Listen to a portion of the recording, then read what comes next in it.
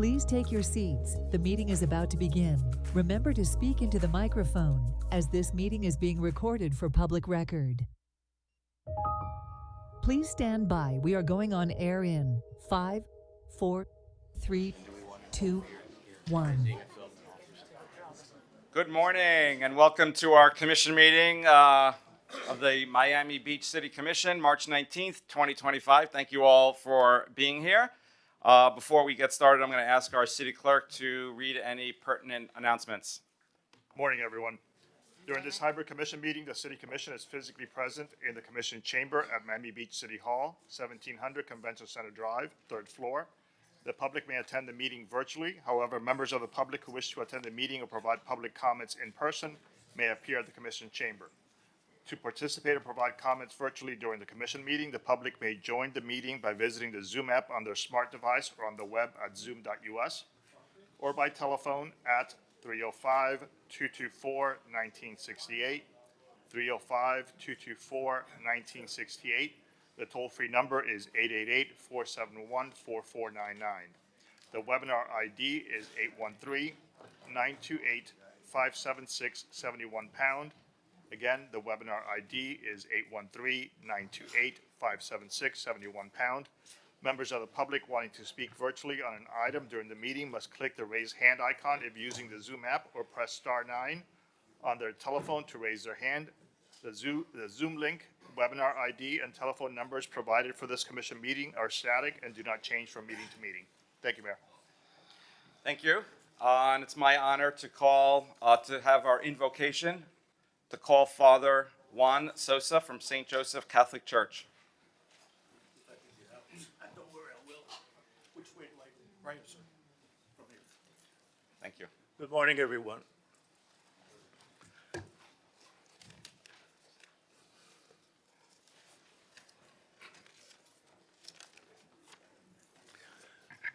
As you all know, springtime is among us, and our Miami Beach sun showers us with light and health and peace. As we go about our business, we must always stop to appreciate God's gift of creation and life. So at the beginning of this meeting, we acknowledge the work of the Commission in providing safety and development to the neighborhoods of the city, and are grateful for the commitment of each of its members to the work entrusted to them by our citizens.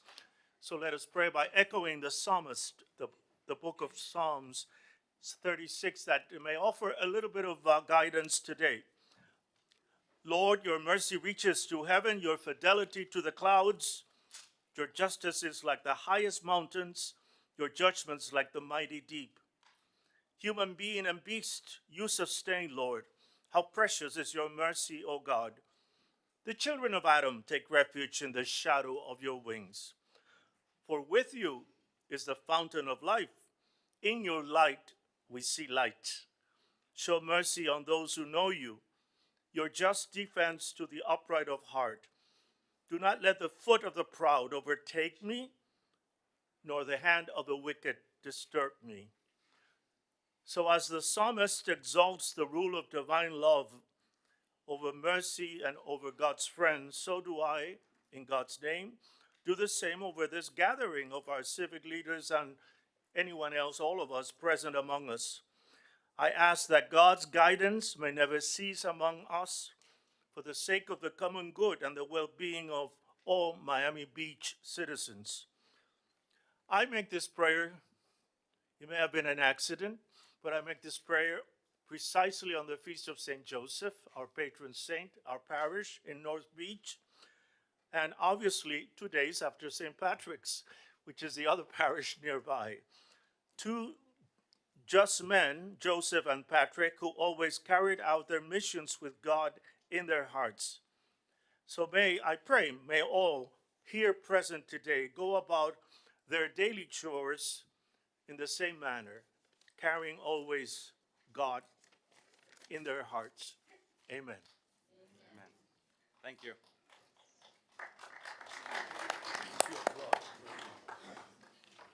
Thank you, Father, for your words of prayer.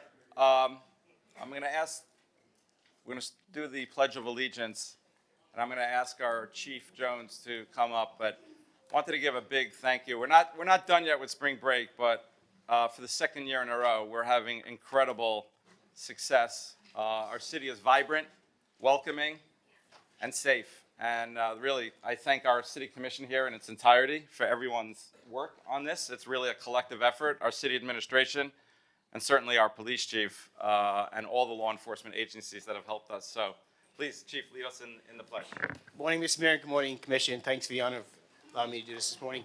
Please place your hand over your heart for me and join me in the pledge. I pledge allegiance to the flag of the United States of America and to the republic for which it stands, one nation, under God, indivisible, with liberty and justice for all. Thank you. So before we start Sutnick Hour, I just wanted to speak briefly to explain my reasoning for bringing this item. I think it's important to know that. And obviously, I want to hear from everybody. We're actually going to extend Sutnick Hour today a bit. We can't do it, and I think based on the number of people here, I think we can hopefully accommodate everyone. I want to hear everyone's voices. We all want to hear everyone's voices. But I will say, this, whatever opinions anyone has, including my own, this is democracy. I'm actually very proud of our country. I'm proud of our city. This is the way it's supposed to work. Things get said, legislation gets put on. Legislation gets put on, and then the public has the opportunity to weigh in, give opinions, disagree. So the background, if you can just bear with me, and you'll have the opportunity to speak. Mr. Mayor, before you even start this, a point of privilege. Normally, when a former mayor passes, we start our meeting with a moment of silence for Mayor Alex Dowd, who passed this past weekend. We still don't know when his funeral services will be, but he was mayor of Miami Beach for 8 years, from 1985 to 1981. He was also the author of Sins of South Beach. Most recently, he had been elected to the Palmview, sorry, I was going to say, Neighborhood Association, and his passing really came as a shock because it just happened out of nowhere. So if we could, right now, just take a moment of silence for Alex Dowd. Rest in peace, Alex.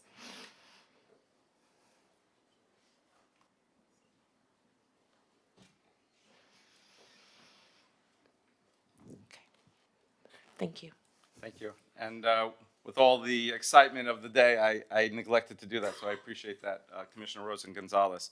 So I do ask just to bear with me for a couple of minutes, and everyone will have the opportunity to be heard. But I think it's important to know what my thinking was, and you may completely disagree with me, but that's okay. That's the beauty of our country. So the genesis of this is I was watching the Academy Awards, and I see that the film No Other Land won the Academy Awards. And but what I was surprised about was the hurtful and what I considered hateful comments made by the producers of the film, and did some research and realized they did something similar at the Berlin Awards, which caused many comments internationally, including from the German government and the city of Berlin. I then started researching a little bit more about the movie, about the facts, and noticed that it was playing in a local theater, O Cinema, which is a government facility, and also received some grant funding. I actually then I was able to watch the movie. I got a copy of it and watched it. So I know a lot of people have asked me, did you actually watch it, Mayor? And the answer is yes. I did watch it in its entirety. I then proceeded to write a letter to O Cinema expressing my concerns about the movie and also the hateful comments made at the Academy Awards, what I deemed hateful. And then I got a letter back from O Cinema, and I don't want to put words what they meant or what they didn't mean, but the answer was, due to concerns of anti-Semitic rhetoric, they would not be showing the film, and reiterated that second time in the letter.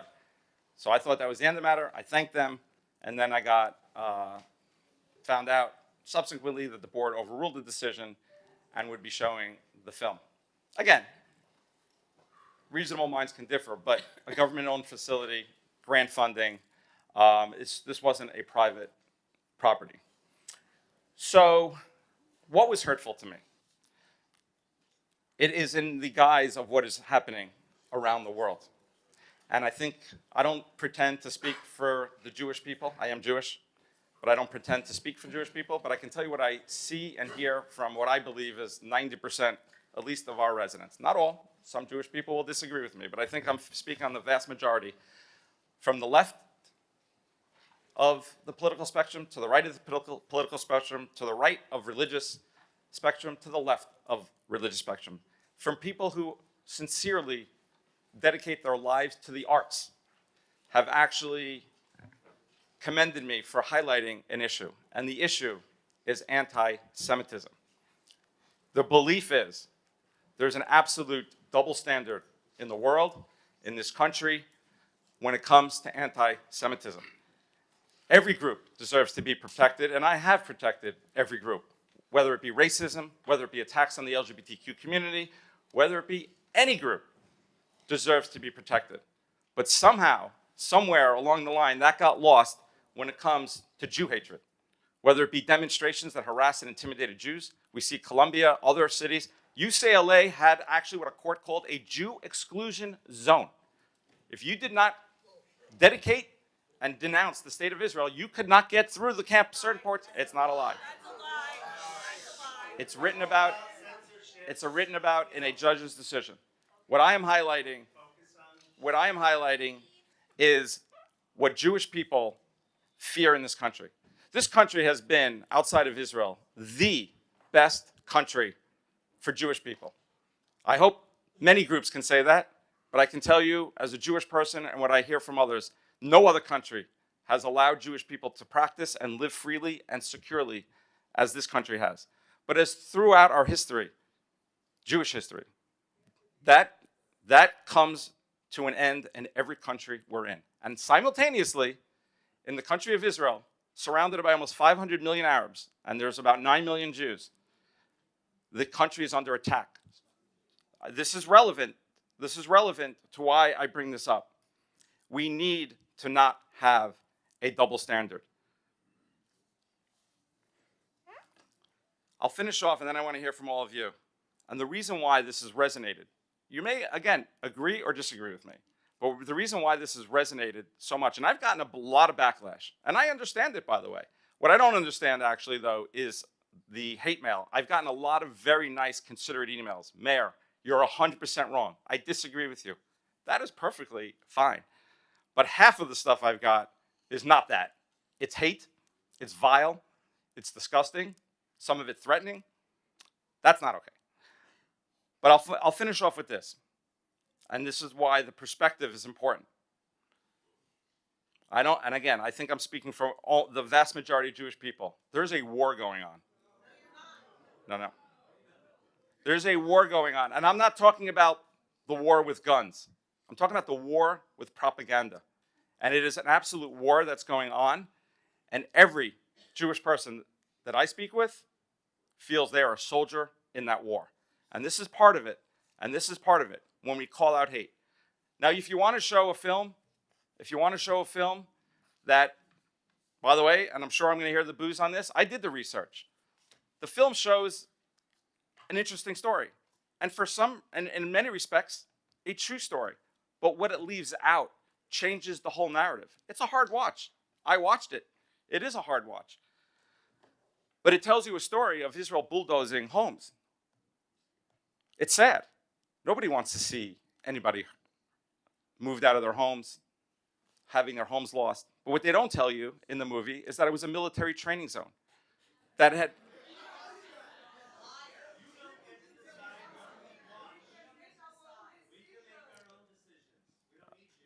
I get that, and I will let you speak. But it was a military training zone. It was empty land for 20 years. Under international Oslo Accords. The movie doesn't show you. The movie doesn't show you. Well, you're censoring me right now. The movie doesn't show any of that history. The movie doesn't show you that this went through the courts for 20 years. The Israeli Supreme Court, which, by the way, often rules against the Israeli army. Often rules against the Israeli army, which is a hot topic of debate in Israel right now. Yes. And what I am saying is that if what's fair is fair. We're in the heart of Miami Beach, a very highly populated Jewish area. If you went into the heart of a black neighborhood and showed a racist film, or if you went into the heart of a Cuban neighborhood and showed a film that glorified Castro and the revolution, or into the heart of a gay community, the LGBT community, and showed attacks on the LGBTQ community, I think someone can expect a response. I think what's fair is fair. And my issues, and by the way, I will say publicly, O-Cinema has been a good partner. This has been an issue, obviously, that has brought, I think, some issues to the forefront, but they've been a good partner. They've shown a lot of films about the Holocaust. What bothered me also is there hasn't been a film that shows the current Israel perspective. If you're going to show the film from a Palestinian perspective, show a fair and balanced film showing this. So what I am doing today is I have put on a resolution, R7G, that encourages a fair and balanced showing, and that's what I am going to bring for a vote after the Sutnick hour.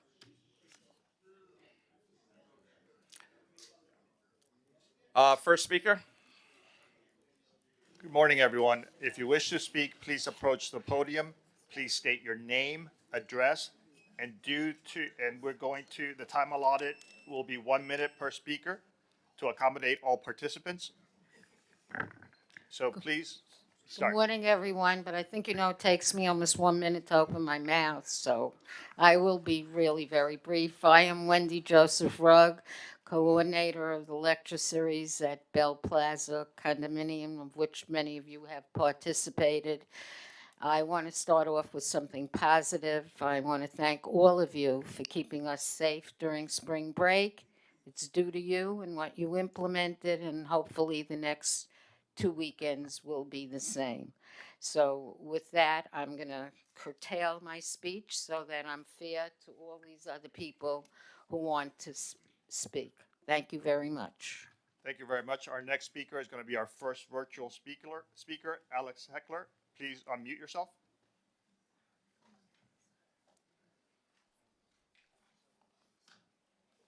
We've lost Mr. Heckler. Our next speaker is Johan Moore.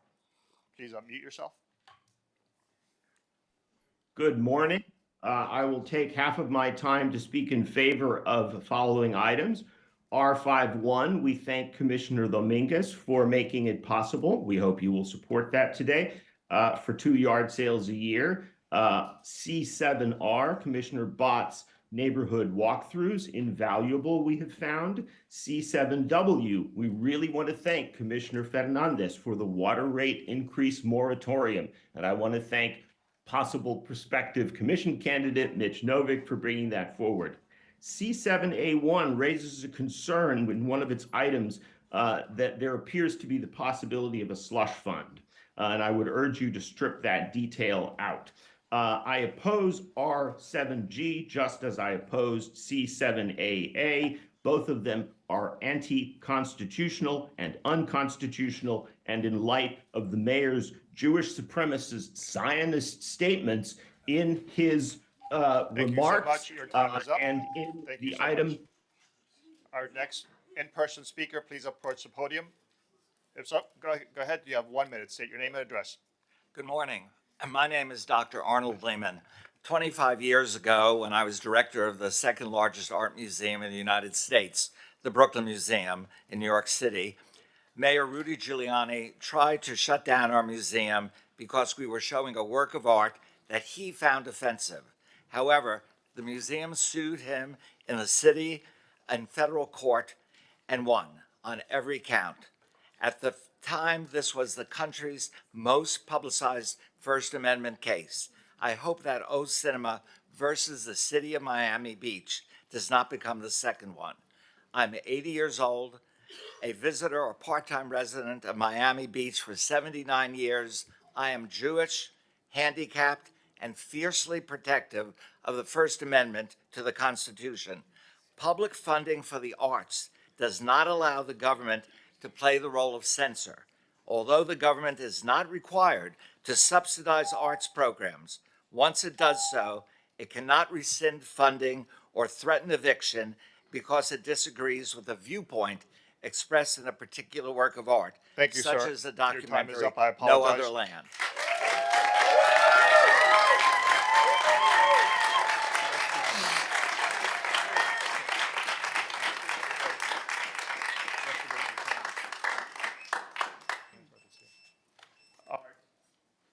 Greetings, everyone. My name is Brenda Jordan, better known as Ima to most of my family and friends, which means mother. I came here as an artist vendor because they're making rules and regulations, and I don't think anyone on the commission here is an artist or have ever worked outside on the street.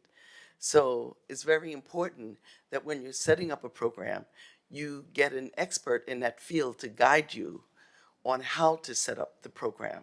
And that wasn't done. And we're going down this road, and none of you, except one, came to visit my table or has taken a stroll out to get this right this time. The first people who set up this program did it without any input from artists. So I think it's very important that you take a stroll out on the street and see what's going on so that we can regulate this together.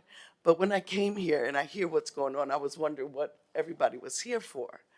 You know, as liberty and justice for all, it's important. Sometimes we are grown with religion and we take that view Thank you so as much. law. We need to open up to all sides. You can't get a balanced society unless you look at all things. So please open your heart, and not just because you're trained in a certain way, you follow that path. Open your Ma'am, heart thank you so much, but and there's a bit mind large to line. humanity. Thank you so much. Thank you. Our next virtual speaker has a screen name of Judas. Please state your name, address. Good morning. I am Judith Smigel of the Flamingo Park neighborhood, and I am a Jew. I was raised in a kosher home that cherished Israel, which gave the remnant of slandered, despised, or canceled European Jews their own homeland. I am very reluctant to have started finding fault with Israel. But you know what? Facts trump beliefs. I love Miami Beach. I've been concerned since the current administration came in with the mayor being very aggressive in these meetings, and even today cut off a resident because apparently he said a word that the mayor didn't like or that the administration didn't like. And specifically for equating criticism of Israel with anti-Semitism. I am very happy with the other speakers that came to talk about opposing the resolutions to defund or control O Cinema. Thank Yes, you so it's much. sharing I to apologize, watch. but your time is up. Next virtual speaker, please go ahead, state your name, address, and you have 1 minute. Good morning. My name is Brandon Heiblum. I am Jewish, and I am a former O Cinema employee speaking in opposition of C7AA. Contrary to the mayor's ransom letter to O Cinema, he does not speak for all Jewish residents of Miami Beach or all Jews at large. Punishing a cultural institution for screening a film about the lives of Palestinians contradicts the Jewish values that I was raised with. The Jewish value of justice commands us to seek truth, not suppress it. The tradition of welcoming strangers invites us to learn from others, not to exclude them. And intellectual freedom is foundational to Jewish life. As many of you on the dais know, we are a people of debate, not censorship. The destruction of a school, the shooting of civilians, the pouring of concrete into a water well. These are not hateful inaccuracies, it's not propaganda, and it's certainly not anti-Semitic to portray it. They are documented realities. Silencing them does not make them untrue, and to invoke the Jewish values in name of repression is to betray our faith. The mayor seeks not to defend the Jewish tradition, but to distort it, and as a Jew, I cannot stand idly by. Thank you.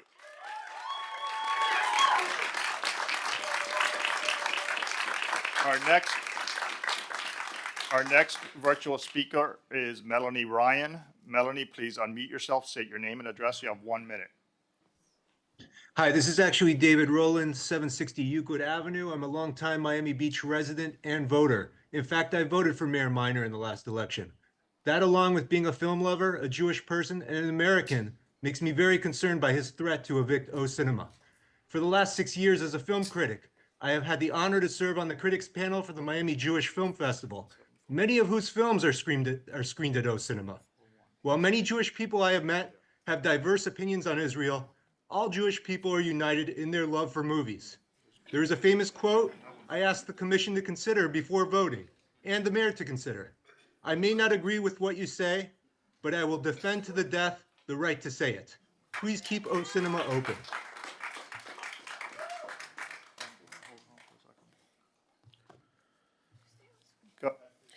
Good morning. My name is Adam Saper, a Jewish resident of Miami Beach at 10th and Lenox, speaking in opposition to C7AA and R7G. It is no worse to censor art than it is to mandate its display.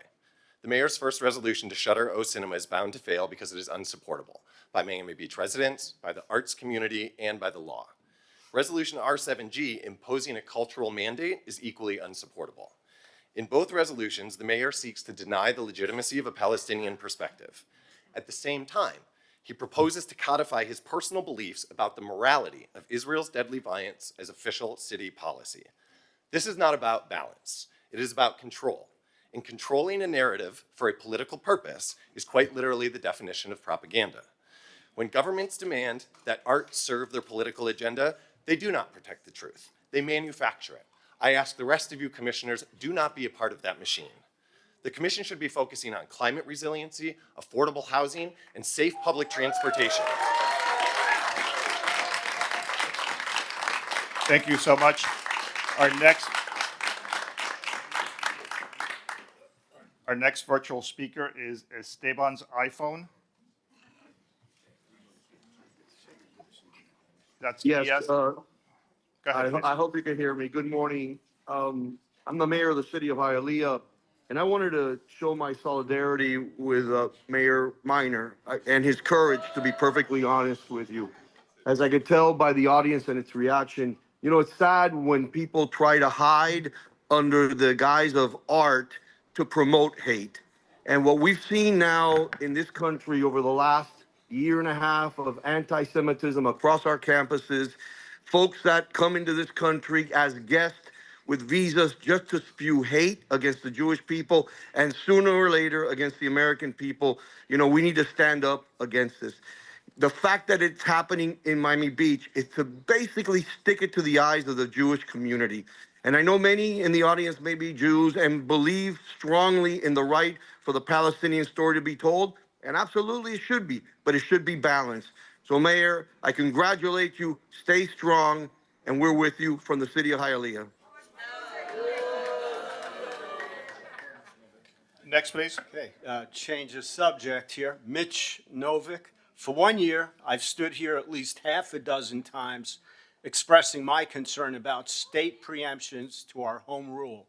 The former city attorney, who is now employed by a prominent pro-development law firm, issued a flawed opinion suggesting Miami Beach not challenge this legislation.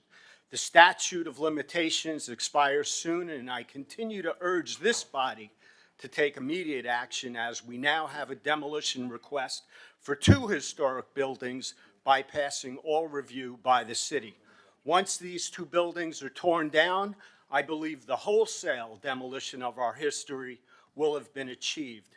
I implore you to treat this as an emergency matter and fulfill your constituents' expectations. To continue doing nothing implies complicity in erasing Miami Beach's rich architectural history.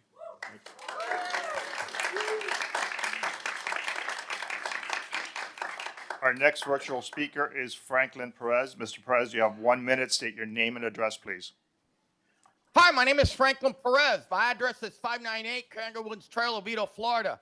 Do not vote for outrageous resolution CAAA, a resolution that would revoke O Cinema's lease for merely exercising O Cinema's First Amendment right in showing the Academy Award-winning documentary No Other Land. This film chronicles and exposes the destruction of a Palestinian community in the occupied West Bank by the Israeli apartheid regime between years 2019 and 2023. Enough. Israel is a Jewish supremacist apartheid state that has been committing ethnic cleansing, human rights abuses, and now genocide against Palestinians for 76 plus years. Stop supporting Israel. Stop giving it weapons. Stop giving it money. And condemn it for what it is, an apartheid and genocidal state that has murdered 186,000 plus Palestinians in Gaza. No on outrageous resolution C7AA. It is nothing but censorship. Thank you.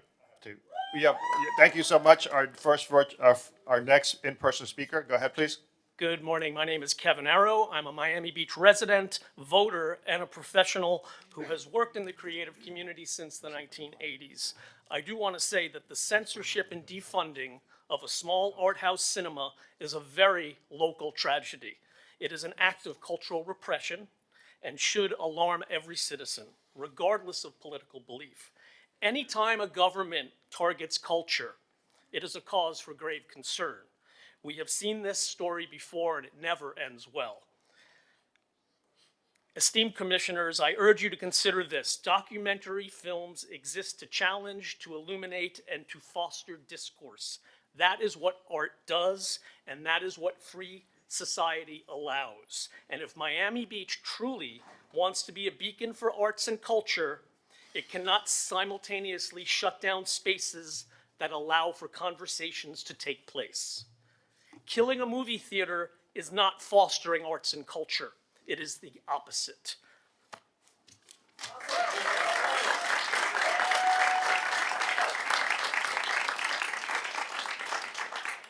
Our next virtual speaker has a phone number that ends in 3342. Please state your name, address.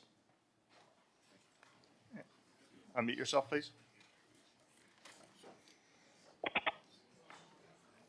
Good morning. This is Mayor Francis Suarez from the city of Miami. Mayor Minor, thank you so much for the opportunity to share my thoughts on this very important item before you. Can you start over? It was a little hard to hear you. Yeah, hopefully you can hear me better now. This is Mayor Francis Suarez from the city of Miami, and I'm appreciative of the opportunity to express my thoughts on this very important item. Just yesterday in the city of Miami on 82nd and Biscayne, we had someone graffiti heinous and disrespectful and anti-Semitic tropes on one of our buildings. This was on private property, not on public property, on private property. We contacted the private property owner and they put it down within an hour. It's imperative for us as a community standing together to be unified on this issue. We believe that in Miami and in Miami, the broader Miami, Miami Beach, Hialeah, and all of the other cities of Dade County, it's the safest place for Jews to live on the planet. And we are completely in solidarity with you, Mayor Minor, in your concerns over what is happening in a public theater. We have public theaters as well. And I believe that anyone who operates a public theater is also a steward of the public trust. And that person should also understand the community that they are producing films and showing films in. And they should be respectful for that community. And so the fact that I'm speaking and people are shouting, the fact that I'm speaking and everyone's shouting, the fact that I'm speaking and everyone is shouting at the time that I'm speaking means that it seems like they want to censor me. So I find it very, very interesting that many of them are making the argument against censorship and are also at the same time trying to shout down someone who's speaking and giving their perspective. So I stand with you, and I would do similarly if it were a similar situation in Miami, offensive to our community. Thank you. All right. Our next in-person speaker, go ahead, please. Good morning, Robert Landsberg, 90 Alton Road. I'm here to speak about spring break measures. Don't come to Miami Beach. It's all over the internet. There's a billboard on I-95 that says, thinking about coming to Miami Beach, don't come here. As early as the 70s, people of color had to leave at sunset. They weren't welcome here. In the 30s, advertisements, always a view, never a Jew. We forced them out again. The unprivileged People that can't afford our upscale lifestyle, not welcome here. Today, military-style blockades, 12, 15 police officers shining lights in your car as you cross over the causeway. If you were a person of color, a youth, would you think it's fair, what we're doing? What is our goal? To stop crime, twerking, a couple of people putting things on social media? I need you to wrap FBI up. crime report says crime has been flat the last 10 years. So what are we doing? Thank you so much.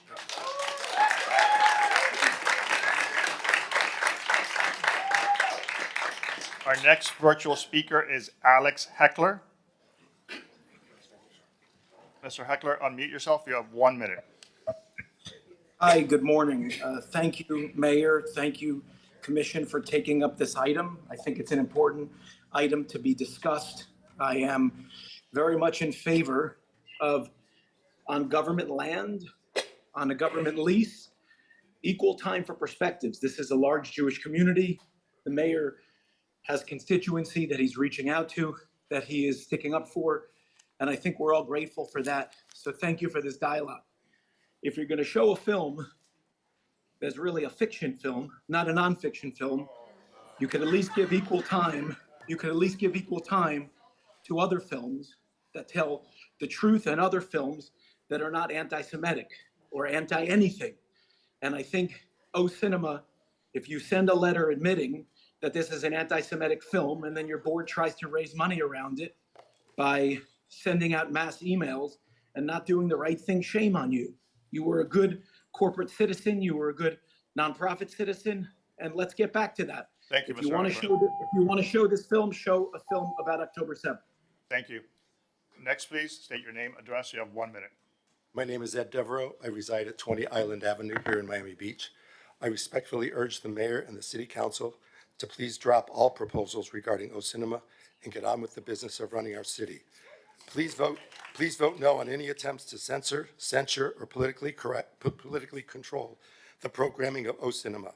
Our city is a diverse, multi-ethnic, multi-religious city, and these proposals are already damaging Miami Beach's well-deserved reputation for openness and diversity. I am here today as a concerned citizen and resident, as a moviegoer, and also as a bookseller who owns Unabridged Bookstore in Chicago, which I started 44 years ago. I am deeply concerned about the recent trends towards censorship, book bannings, and attempts to limit freedom of expression in our country. What movies we see at a local theater should not be decided by the mayor or this city council, period. We value all the arts and cultural institutions we have here in our city that make Miami Beach so much more than just its bars and beaches. Please say no to all forms of censorship and yes to freedom of expression. Please do not inject politics into the decision-making processes of the O Theater. Thank you for your consideration.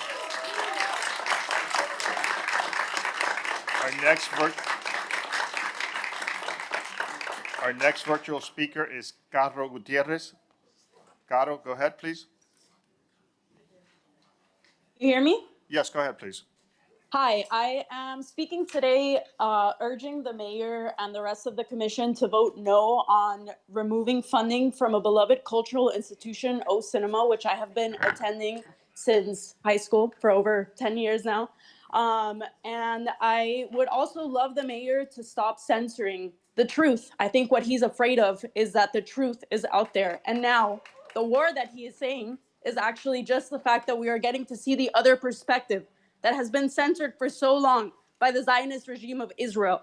Vote no and keep O Cinema open. Thank you. And please state your name, address, and you have 1 minute. Go ahead, ma'am. My name is Charlotte Lieboff. I'm a Miami Beach resident, and I'm Jewish, pro-Israel, a journalist and an author, and none of that is relevant because I'm here to protect our freedom of speech. But last night, Mayor Minor flipped the script and put in a resolution calling for fairness when O Cinema screens films. That's also irrelevant. This isn't the FCC. We don't have a fairness doctrine. We have freedom of speech. And one of the commissioners apparently thought this was reasonable, although I suspect they have changed their mind by now after hearing from their constituents. This issue isn't moot. There is no issue more important than freedom of speech, and we shouldn't move on to other things until this is resolved. There are those who would like to strip us of this freedom, which is why I would like to see the commission go on record, so I know who I'm voting for when I enter the voting booth in November. Thank you so much. Thank you very much.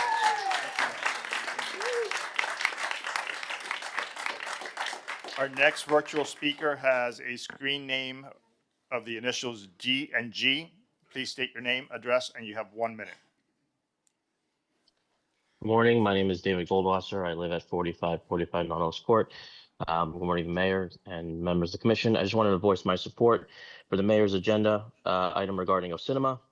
I am Jewish, and I hear and understand the opposition's viewpoint regarding freedom of speech.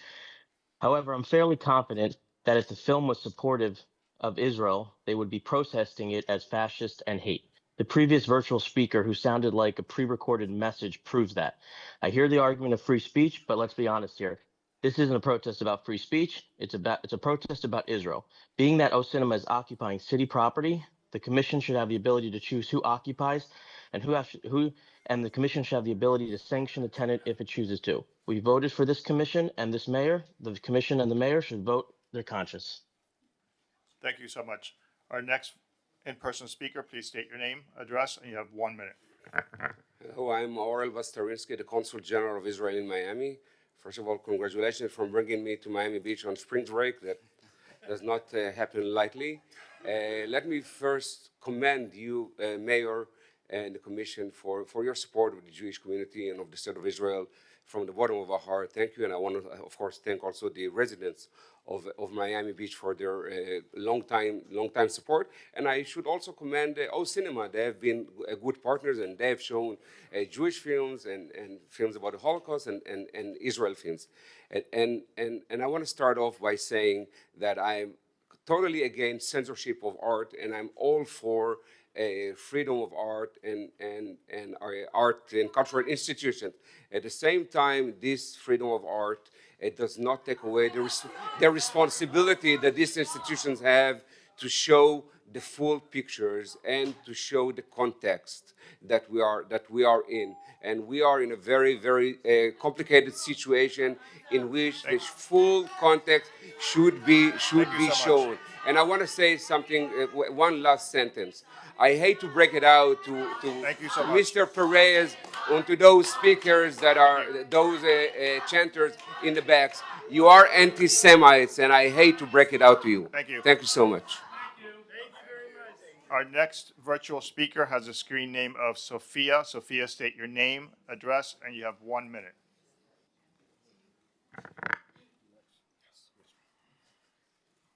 Hi, I am Sophia Tsanos. I live at 650 West Avenue on Miami Beach. I am a artist, photographer, and I am very opposed to Mayor Minor's revoking of O-Cinema's lease. And like Charlotte, the previous speaker, I would say that this is really an issue of freedom of speech, the Bill of Rights. You either stand with that or you oppose that. We live in a country where people have Confederate flags on their lawn, people dress up as KKK members, Proud Boys, and all of that, and it's horrible and horrifying. But to have freedom of speech, you have to face the opposition. And that's what gives us the right to be able to say good things as opposed to bad things. In terms of a documentary is a perspective by the filmmaker. You have spoken of truth, Ma'am, I need you to wrap it up. but you didn't speak about international law regarding Israel and the settlements in Gaza. Thank you so much. If a person... Next, please state your name, address, and you have 1 minute. Johan Munoz, 501 Northeast 14th Avenue. I'm a teacher at Miami-Dade Public Schools. Cultural workers stand in opposition to the resolution to terminate the city's relationship and funding of O-Cinema. Mayor, as an elected official voted with 5,000 votes in a round of election, let us remind you that you assumed a position meant to represent a constituency of over 79,000 people in the city. As an officer of the city and a recipient of public funds, you took an oath to defend free speech and freedom of expression, both protected under the U.S. and Florida state constitutions. This oath also requires you to renounce allegiance to foreign governments. We demand an immediate end to this punitive resolution, as well as any future resolutions that infringe upon all cinemas programming, an end to conflating justice-seeking narratives with anti-Semitism, observance of U.S. and state laws intended to protect free speech, and most importantly, divestment from Israeli bonds, a total of $20 million in taxpayer dollars, as these foreign investments undermine our needs and our trust in your governance.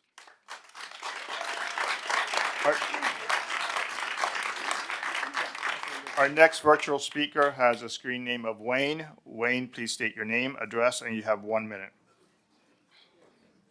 Thank you very much. Good morning, ladies and gentlemen. Anti-Semitism is not new. It's been going on for thousands of years since the Roman Empire threw us out of Israel. And whether it's the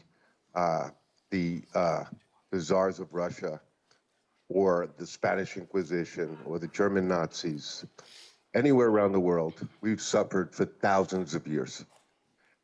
And the Syrians and the Lebanese are also victims of these same monsters called Hamas and Hezbollah. They killed 1 million of the Arabs in those countries, displaced 70% of their population permanently, and they want to do the same to the Jews of Israel. And yes, we should have a alternative view on what's going on in Israel after 5 wars that were instigated by the Arab League. And Iran is taking on the flag, these proxies of Iran. And Thank you so much. Yeah. Sorry. Next, please. Go ahead. Mr. Mayor, Commissioners, my name is Alfred Spellman. I'm a Miami Beach native and lifelong resident of the island. The mayor's proposals regarding the O Cinema have subjected the city and all of you to international humiliation and ridicule. The original resolution the mayor introduced is blatantly unconstitutional. If passed, Miami Beach taxpayers will be on the hook for potentially millions of dollars in legal fees. I'm sure your attorneys can tell you how the city of Miami did in federal court in 1991 when it tried to evict the Cuban Museum of Arts from a city building under nearly identical circumstances. There is a potential solution here. The city could express its values by programming films at venues it already controls, like the Symphony Wallcast or the North Beach Band Shell. You could simply choose to compete in the free marketplace of ideas. One more thing, Mr. Mayor. You seem to forget this historical fact. Us Jews are safest in liberal democracies where civil liberties are cherished and respected. Thank you.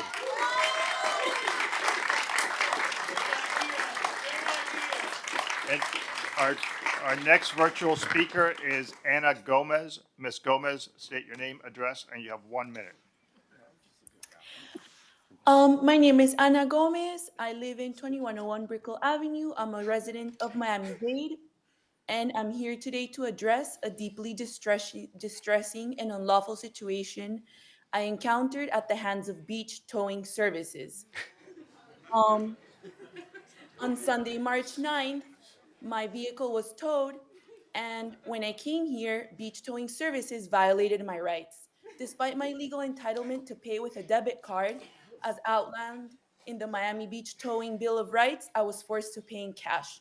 The workers at Beach Towing Services refused to accept any debit card payment, any money orders, and despite charging me nearly $700 in towing and storage fees, they would not even explain what amounted to this total. This lack of transparency and refusal to comply with my legal right was both frustrating and unjust.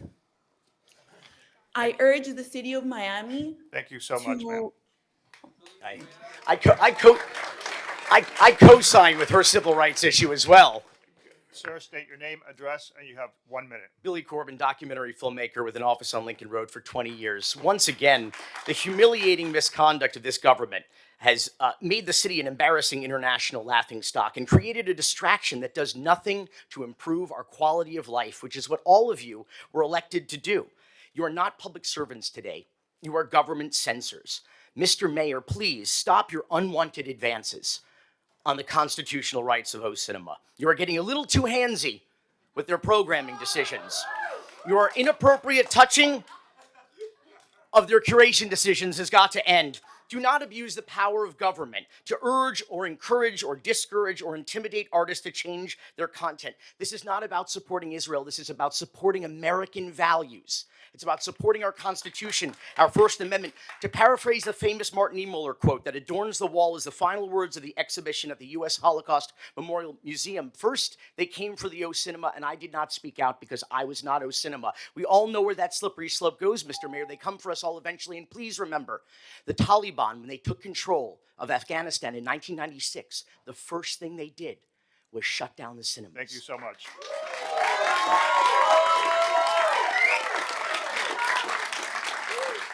Our next virtual speaker has a screen name of Jennifer. Jennifer, go ahead, please. State your name, address, and you have 1 minute.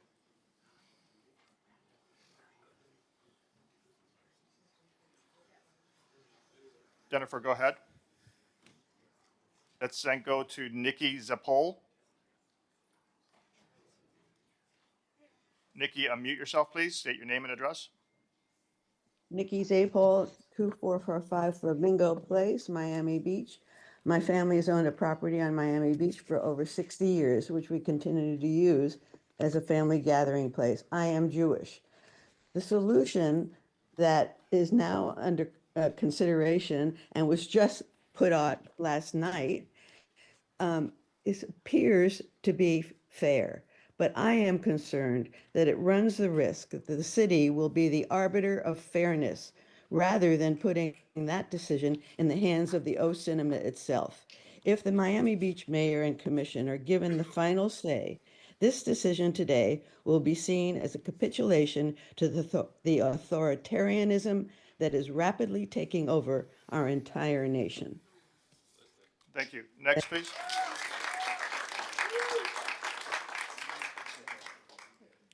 My name is Charlotte El-Sahli, and I've lived in Miami Beach since 2001 with my husband, who is Palestinian, and we have 3 daughters.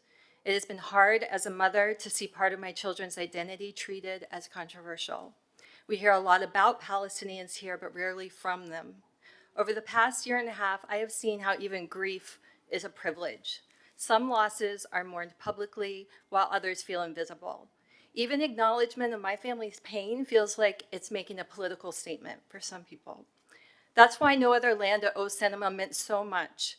This film shows more than the brutality of occupation. It shows Palestinians as people. It shows them not as numbers. It shows them as parents, children, as friends. Censoring this film and threatening to shut down O Cinema not only stifles free speech, it tells families like my own that their stories don't matter. But they do. And this city should not be in the business of erasing them.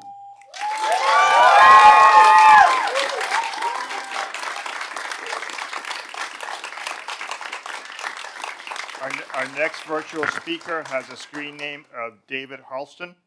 Go ahead, please. David, unmute yourself. PJ, let's go to Brian's iPhone. Hello, my name is Brian Oren. I'm an American Israeli Jew. I used to live at 47th and Pine Tree Drive. First of all, the Consul General doesn't speak for all Israelis. Don't vote to censor O Cinema. You should postpone and rewrite a new resolution that speaks to your earnest aspiration for open dialogue. I'll even help you do it.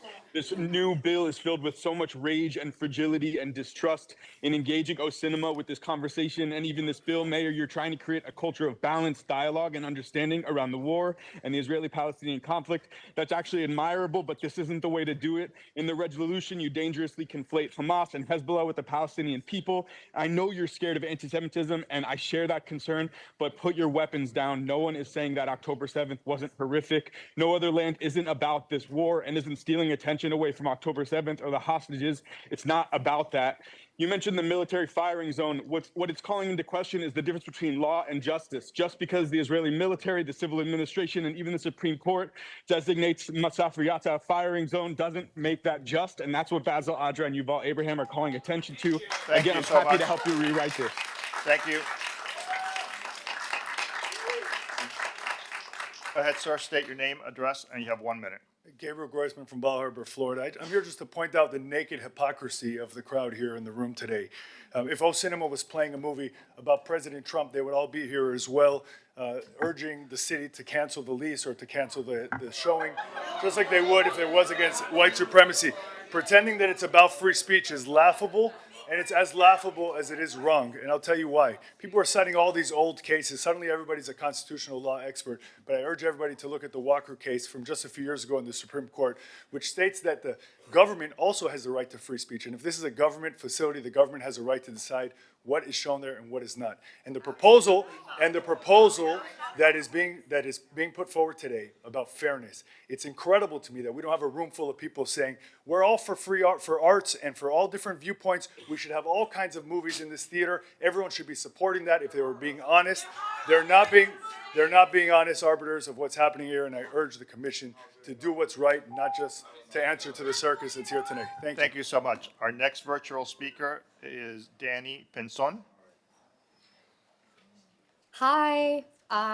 Yes, my name is Danny. I am actually from Hialeah, Miami Gardens. And honestly, just like a long-term lover of Miami Beach and the arts and culture that is there at a constant basis, I just want to remind everybody that Miami Beach isn't just for the residents, it's for everyone that surrounds it. Because I know that in my area, we don't have as much diversity into arts and culture as we do over there.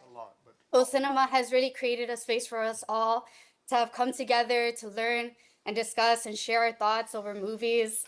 And it's really been a pillar of creativity and connection for so many of us. So I really deeply urge the panel to vote no, and vote no on censorship, and just vote no on, just censoring the freedom of speech. This is really it's really about protecting the freedom to express ourselves no matter what the perspective. And I really think that the mayor's last minute decision on creating like this fairness. Thank you so much. Next, please state your name, address, and you have 1 minute. My name is Donna Neville. I live in Miami Beach. I'm here to speak against both of the mayor's resolutions in relation to O Cinema. I speak as a Jewish woman who grew up in Miami Beach. The mayor calls the film anti-Semitic. Nothing is further from the truth. The mayor is trying to shut down a theater for sharing the stories of Palestinians living under Israel's brutal occupation. It's another one of the mayor's attempts to silence and penalize those who care about the rights of the Palestinian people to live free of violence on their land, in their homes. These false accusations of anti-Semitism also derail the fight against actual anti-Semitism, which we know is coming from white nationalists as part of attacks on so many of our communities. Anti-Semitism must be fought alongside all forms of injustice, including anti-Palestinian racism. The mayor claims that his views represent the views of most Jewish people in our city. They categorically do not.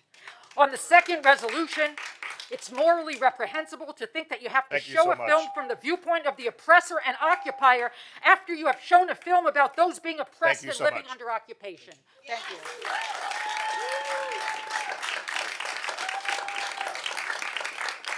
Our next virtual speaker is Liana. Liana, state your name, address, and you have 1 minute.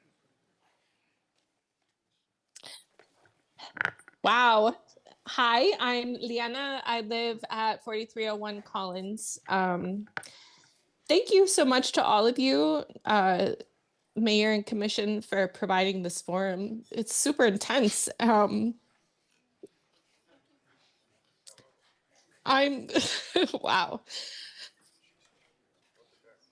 I'm Cuban American. I'm the Shabazz Goy in my building.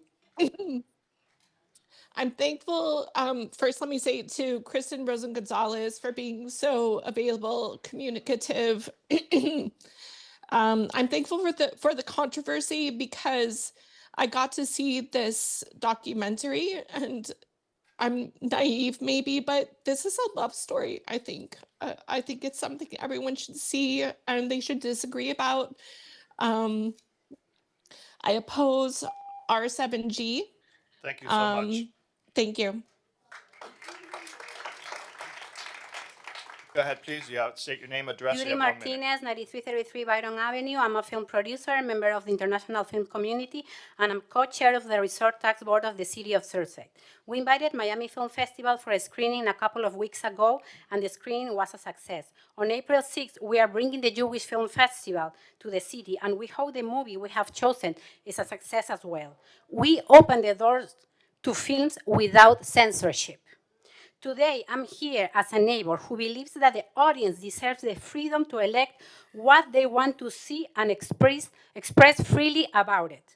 I'm here to support Cinema O, the First Amendment of our Constitution, the Academy Award-winning documentary No Other Land. Cinema O is a gem like no other. Censorship, the way Mayor Maynard is doing, equals dictatorships. We all deserve an apology from you, Mayor, for undermining our freedom of our expression. To finish, I'm going to quote a director I admire. Movies are the memories of our lifetime. They touch our hearts and awaken our vision, changing the way we see things. Cinema is the best medium for understanding how we see the world. Martin Scorsese. Our next virtual speaker is Elio Menendez. Elio, go ahead, please. Hello, can you hear me? Yes, please, go ahead. All right, my name is Elio Menendez. I live in Westchester, Florida, and O Cinema is a place where many films I've been able to watch, and just like many other people here, it has been a place of education. I very strongly am against the censorship and the ending of this place. If you want to end a place for joy, if you want to end a place for education, go ahead. But you are putting yourself in a rut for uneducated people who do not want to ask questions, people who do not want to open their minds and their thoughts. Please keep this place open. I'm not as well verbose as some of the people here, but I feel strongly on it. This place deserves to exist, and we deserve to watch films there, no matter what the film is. So I strongly disagree with your place of getting rid of O Cinema. Thank you so much. Mayor, we have now gone 45 minutes. It is usually 30 minutes. So we recommend that this end at this point, and we go to Sutnick at 1:30. 5 more minutes, okay. Go ahead, sir. State your name, address, and you have 1 minute. Alan Levine, Miami Beach. Mr. Minor, for 18 months, you've done what you can to belittle and to silence those of us who are in this chamber and on the streets of Miami Beach, calling attention to the genocide in Israel. And now, in the same spirit, you propose censoring an award-winning film that also tries to expose Israel's inhumane treatment of the Palestinian people. You call the film hate speech, but it is clear that for you, all talk about Israel's crimes is hate speech. Your original resolution is flatly unconstitutional, so now you've offered a resolution that simply encourages O Cinema to take a fair and balanced approach. The threat to O Cinema cannot be clearer. And what's next? Art Basel? It's in a city-owned building. Are you going to demand that they present exhibits that are fair and balanced? You hold yourself out as an art-welcoming city. These resolutions make a mockery of that welcome. Thank you.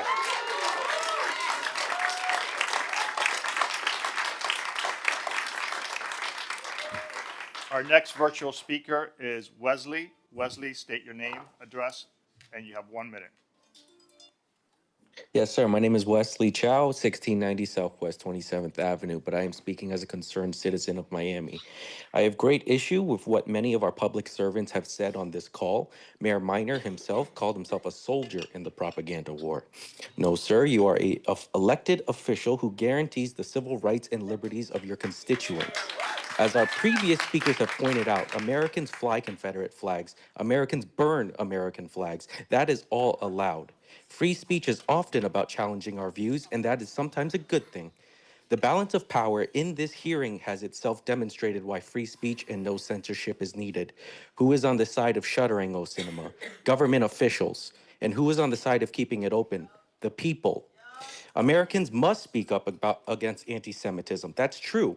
And that's why I expect Mayor Suarez to denounce Elon Musk, who has spent years courting. Sir, go ahead, state your name, address. You have 1 minute. My name is Ken Barnes. I'm Jewish and I live in Miami. Today you are considering a resolution about the O Cinema, the mere fact of which would have a chilling effect on the showing of films at the cinema.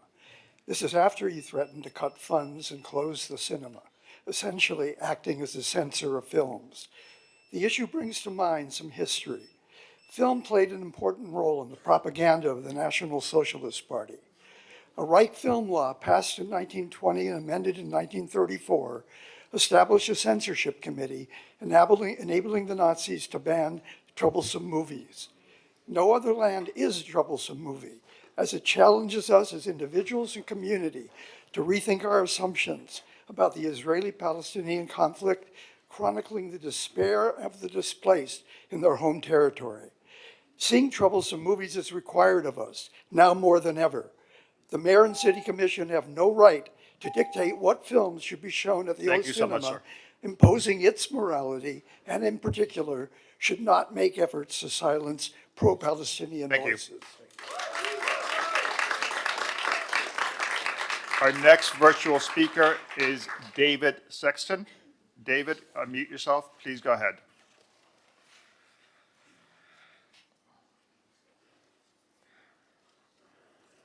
David, go ahead, please. Hi, my name is David Sexton. I'm the chair of the Cultural Arts Council and the 30-year resident of Miami Beach. I'm here to say that I support O Cinema and their ability to do what they've been doing in the community for a long time. I did support the suspension of funding for Schoolyard Arts when they showed the art display that featured the phrase "from the river to the sea." That was an entirely different situation. It was public facing. It was a call for violence. It was not a Jewish artist that put it out there. This is art co-created by Jews that shows a perspective. I wish the mayor had started with the second resolution, which would have gently asked O Cinema to show the other one. But I feel like today we need to step back, pull both of these resolutions, look at some way to work through this situation, and I hope we can come to a peaceful solution. I think O Cinema does amazing work, and I hope they continue to do that.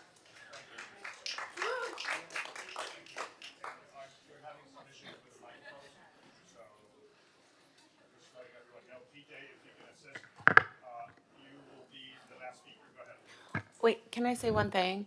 There are a lot of people who came down here to speak, and I think that we should hear them. They're speaking for 1 minute. I have no problem with listening to more people, and Mayor, I would encourage you to allow people who are here to speak. I see one student from Ransom Everglades who he's coming here to speak on something, and now he's going to be sent. Like, it's just not right. Okay, I'm hearing from my commission. Everyone. Who else wants to speak? Let me just go ahead. Our microphones aren't working, so it's a perfect time. We won't interrupt you. Go ahead, ma'am. Go ahead. State your name, address. You have 1 minute. Hello, my name is Geneva Claus, and whether the mayor likes it or not, I'm a member of the Miami Jewish community. And regardless, criticism of Israel or depicting life for Palestinians under Israel's occupation, as the film does, is not anti-Semitic. To the contrary, it's an urgent call for justice for us all.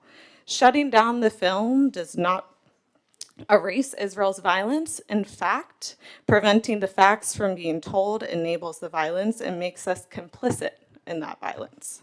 Hundreds of thousands of Jewish people across the globe, together with millions of others, are calling out for justice for the Palestinian people.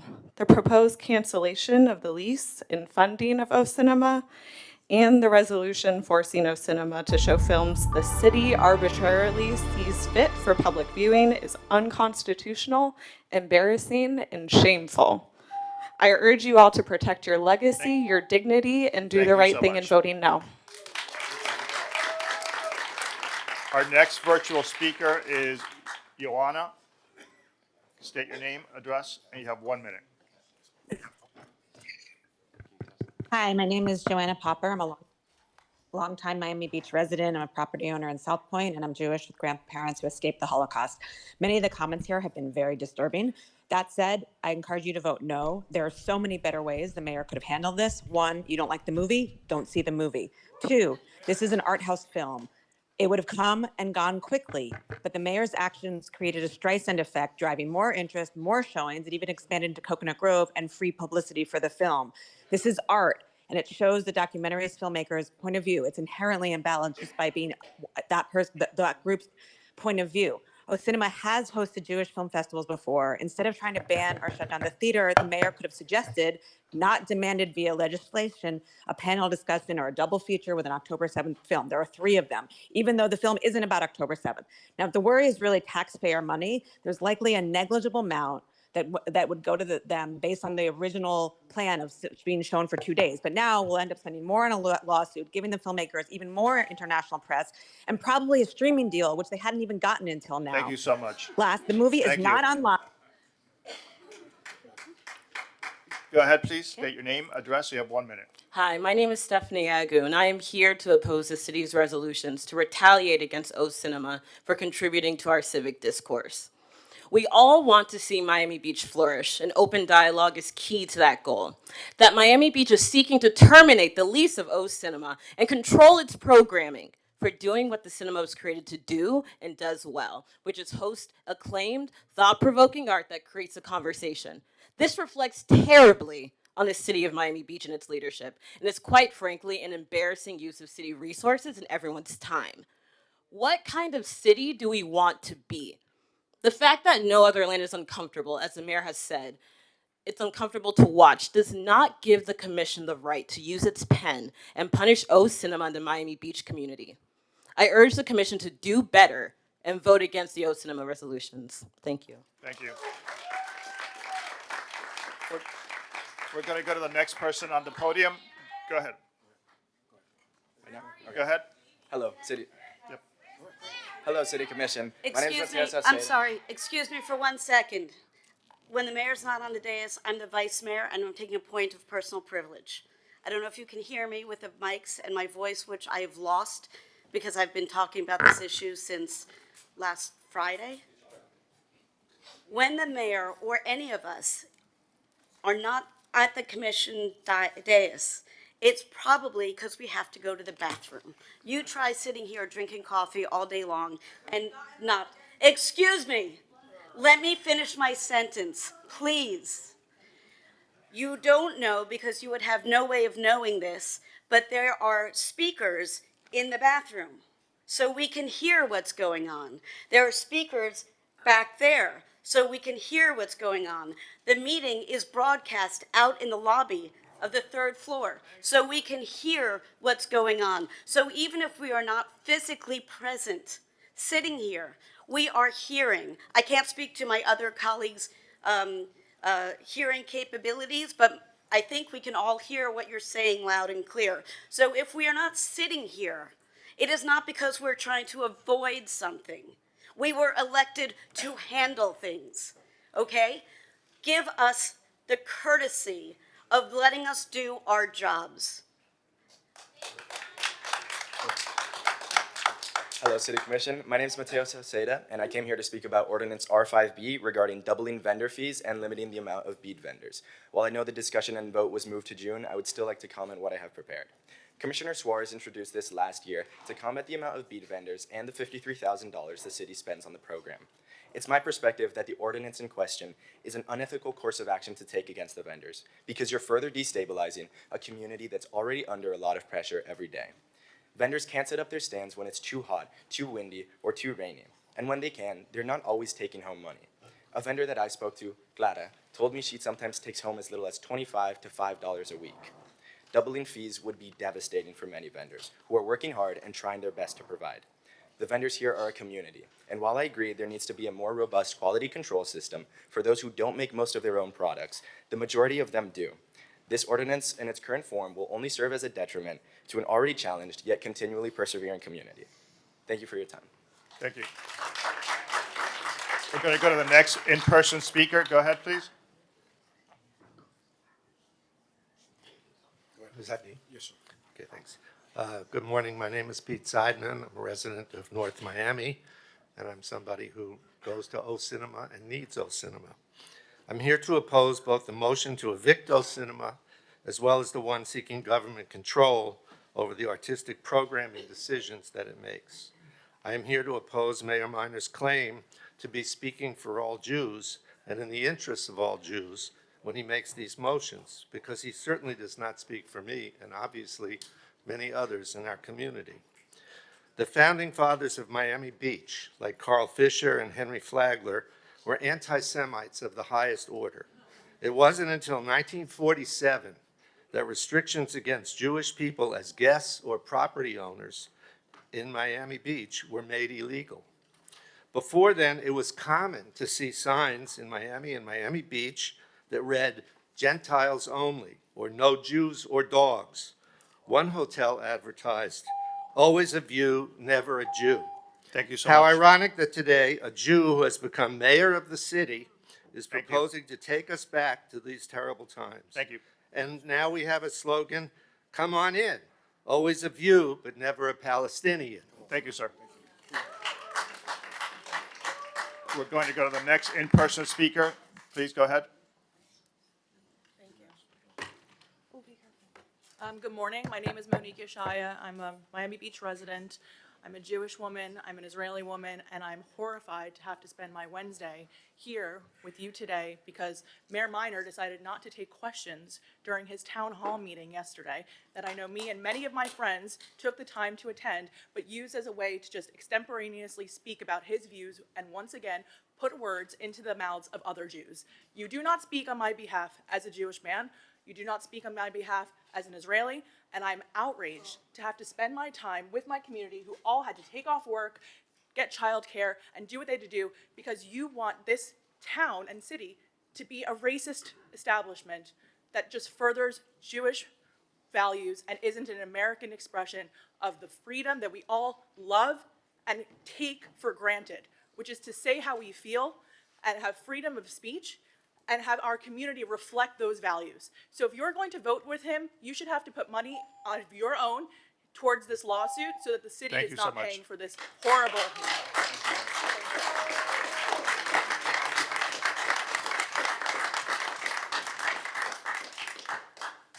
Go ahead, please. Hello, Mayor. Hi, Commissioners. My name is Jessica Lane. I'm a Miami Beach resident at 100 Lincoln Road. I'm a granddaughter of Holocaust survivors that immigrated here after the war. A proud Jew. I come from a proud Zionist family. Zionist only meaning safety and security and self-actualization rights for Jewish people, nothing more. I've spent time in Israel. I've studied in Israel. I know, I agree. I've spent time in Israel. I have my master's degree in international peace and conflict resolution. I have worked my entire life to bring people from all different backgrounds together. I am a dialogue facilitator. I've brought together Arabs, Jews, Muslims, Israelis. And what I can say is that we have to humanize each other, and censoring this documentary is not the way to do it. I understand your concern, absolutely. I'm scared of anti-Semitism, so is my family. We're very worried, but this is not the way to do it. We need freedom of expression. We need dialogue. We need to be open to hearing our stories. So I hope you are too. Thank you. And just for record-keeping purposes, the gentleman with the blue jacket is the last person speaking. Yes, sir. So go ahead, please. Go ahead. Sure. Hi, everybody. Thank you for being here. My name is Noam Yamini. I'm a lifelong resident of Miami Beach. In the spirit of learning from history, there was a movie made in 1915 called Birth of a Nation. It was made by D.W. Griffith. This was in the age of silent films. It was technically advanced, and it was the first movie to have a musical score. It was over 3 hours long, first movie ever. It was also the first movie shown in the White House to President Woodrow Wilson. This movie was made as propaganda against the black population in the United States. It showed black people in a horrible light, made the KKK out to be the saviors of America. This movie revived the KKK. Large-scale distribution of film did not exist at the time, so this movie was taken city to city, like a circus was. A study was done in 2020 by Desmond Eng a professor at Harvard, that shows that in cities where this movie was shown, hate crimes against black people increased 5 times. This single-handedly extended the suffering of black people into the next decades in this country. This is the same situation we're facing now. We should learn from history and not allow racist propaganda footage to be shown against any minority community. Thank you, Mayor.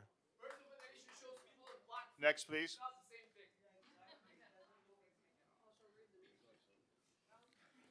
Hello, my name is Chaz Main. I want to thank you for the extra time, Mr. Mayor. I am a filmmaker, I'm a father, and I'm a husband, and I'm also Sephardic. And the reason why I have been able to study with the Breslovers in New York City was because I saw the sorrow and the pity at Au Cinema. Au revoir, les enfants. Mitterrand et Vichy. These were films that needed to be said. I want to recognize the pain that this caused you. I don't think you're the enemy. I think you are reacting to it, and whether or not you have made the decision, I would like to quote the Rabbi Nachman. How very good it is when you awaken your heart and plead until your tears stream from your eyes, as mine. And when you stand like a little child, crying before your Father. Father, please don't let this candle go out. Thank you so much. Thank you. Next, please.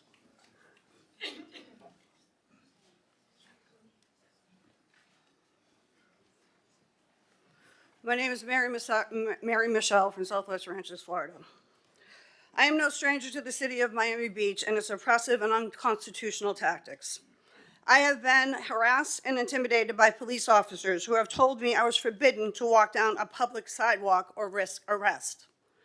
I have seen peaceful protesters attacked by policemen who allow violent Zionists to physically encroach and attack while they stand idly by. In previous meetings, the mayor has repeatedly violated the freedom of speech by shutting off the microphone of anyone who dares to criticize Israel. Now the mayor wants to decide what we can and cannot see. This will not stand. Any politician, law enforcement officer, or member of the armed forces who puts the interest of a foreign nation above the Constitution and laws of this land is nothing more than a traitor. This is still the land of my fathers, and I, for one, will defend the ideals of the Constitution and fight against Zionism. Thank you so much. Israel has invaded our country. Thank you. Our next speaker, please. Good morning to all my esteemed comrades. I thank you for being in the presence, and I thank you for getting us all together in this room. The mayor. Your name. Oh, my name is Gabriel Mercado. I live in Carroll City, Miami Gardens. I came all the way here today. I'm very blessed. And for one, I would just like to say to everyone in this room, let's listen more. And for what I have to say about the mayor, I never had an impression of you until now. It took this outburst, as it seems, for me to get your attention, as the same for the film as well. Just because a film won an Oscar doesn't mean I'm necessarily going to watch it. The film has a very heavy subject matter, and I'm not necessarily willing to watch something like that on a typical night. But now I feel obligated to watch it in the movie theater, to buy a ticket, to bring my friends out to watch it. Not because it's a popcorn flick and an action movie, but because you tried to censor it. Like cave paintings on a wall, we cannot censor it because it is a part of history, whether you believe in it or not. Thank you very much for your time. Jesus died for our sins, and so let us not crucify him the way that the corrupt Romans crucified him. Let us not be a corrupt government. Let us be better. We are the Team USA. Team USA. Please state your name, address, so you have 1 minute. Yes, my name is Hill Blackett, and I live at 1000 West Avenue here on the beach. So I just want to take a slightly different tack than a lot of my friends have been taking, and I want to say thank you to the commissioners, whichever way you vote. On the one hand, if you vote against these resolutions and stand up to this goofball mayor and say that we're not going to evict or censor or control the programming of this, beloved local movie theater. That's a great win for the community. But on the other hand, if you vote with him and you do those things, it shows that, people like me are correct. People who say this is not really a free country, this is not a real democracy, and we need some major changes. So I just want to say thank you whichever way you go. Thanks. Thank you so much.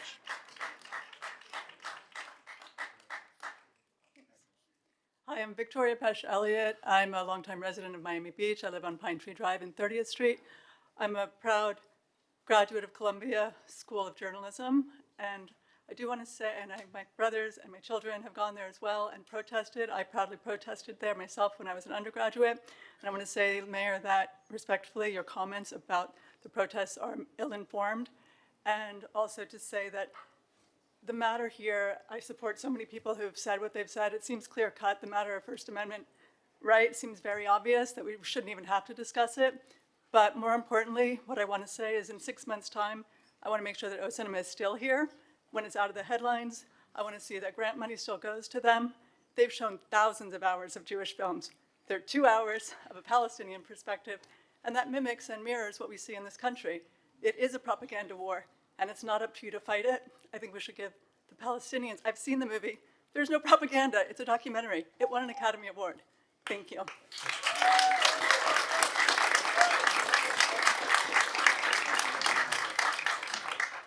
Go ahead, please. Hello, my name is Monica Sorrell. I am a resident of North Miami. I am a filmmaker and proud former O Cinema employee, and I strongly oppose Resolution C7AA. You have called this film anti-Semitic. The Jewish-Israeli filmmaker of No Other Land, Yuval Abraham, has responded to you, saying, when this mayor uses the word anti-Semitism to silence us, Palestinians and Israelis, who proudly oppose occupation apartheid together, fighting for justice and equality for all, he is dangerously emptying it out of meaning. It's interesting and ironic to me that just a few weeks ago, a Jewish man shot Israeli tourists in the name of anti-Semitism. This is the same logic at work. This is the environment Miami Beach has created. This is your Miami Beach. Florida is descending into fascism quickly. I consider your resolution to be a part of that. Precedence matters. Your hurt feelings, your sensitivity to truth, and your misinformed beliefs that are so paper-thin fragile that a film by Israeli and Palestinian filmmakers together can shake you to censorship are not more important than what your community wants and needs. Thank you so much.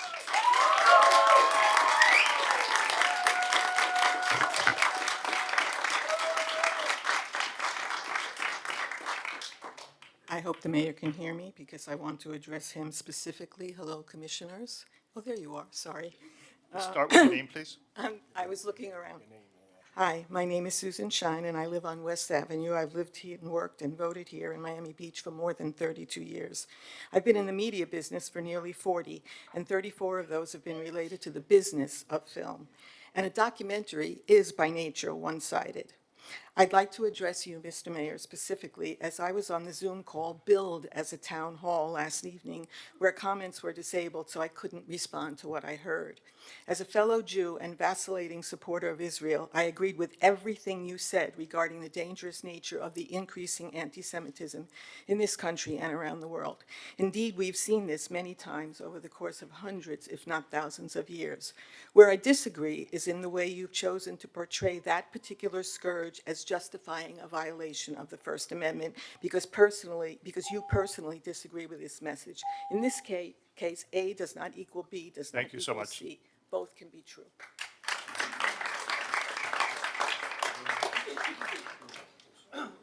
Good morning. My name is Jonathan David Kane. I'm a Jewish American filmmaker and artist born and raised in Miami Beach at 4354 Alton Road. I'm a product of Miami Beach and Miami-Dade County Public Schools. I learned how to use a camera filming bar mitzvahs at Temple Beth Shalom. I'm here today in opposition of Mayor Minor's proposal. Censorship has no place in these halls, in this city, nor in our American Constitution. O Cinema is a pillar of Miami's cinematic arts community. O Cinema has supported the films and careers of countless Miami-based filmmakers and artists. Their programming has always been insightful, educational, and thought-provoking. To shutter their doors is to deeply wound the artists and art lovers of our Miami Beach community.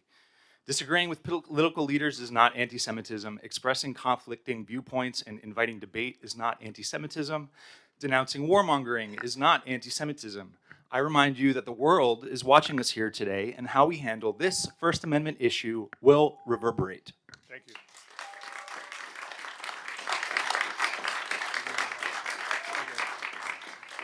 Hi, my name's Gerald Payne. I'm from Broward. I'm a filmmaker in the area. I just wanted to take the time to thank the commission for giving this film more publicity than an Academy Award could ever have. I got up at 6 a.m. to be here. I don't get up at 6 a.m. for anything. A lot of people today have been talking about balance. If it was an Israeli film, there'd be protests. I think that's crazy because Captain America 4 had an Israeli superhero. It's very balanced. This can't even get screened in a theater, and I think it sets a really bad precedent to start censoring things that we don't agree with, because it's very imbalanced. Israel has jets. Gaza doesn't even have ambulances. So when you tell people not to watch something, the first thing they think is, well, why? What's wrong with it? I want to see it immediately. And it says so much more, you silencing the movie, than the movie ever could have on its own. So thank you for your time.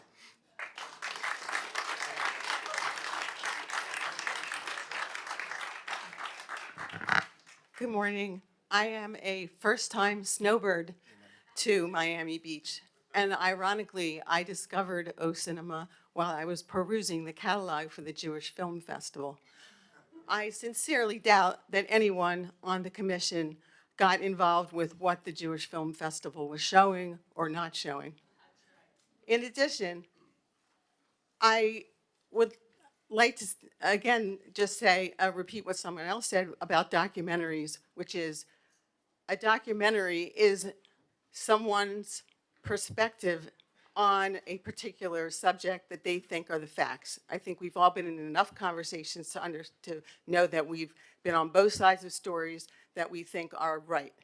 And to censor someone for telling their story, I think sets a bad precedent. Okay, I never really knew what Art Basel was, but I happen to live near the convention center. Thank you. And I just want to say one last thing, which is I would really not like to see the commission or the mayor having a special screening at Art Basel to go through thousands of pieces of artwork to decide which one should not be in a public building. Thank you.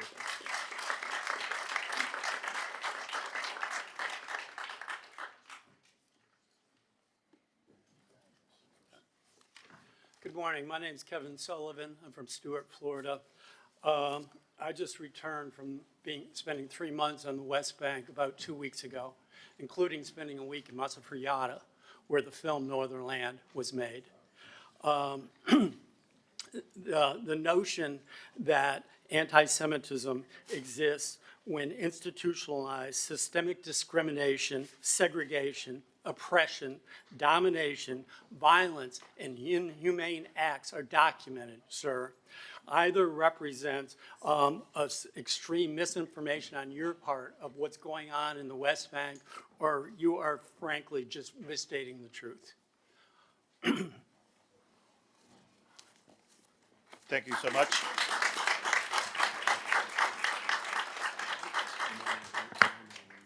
Okay.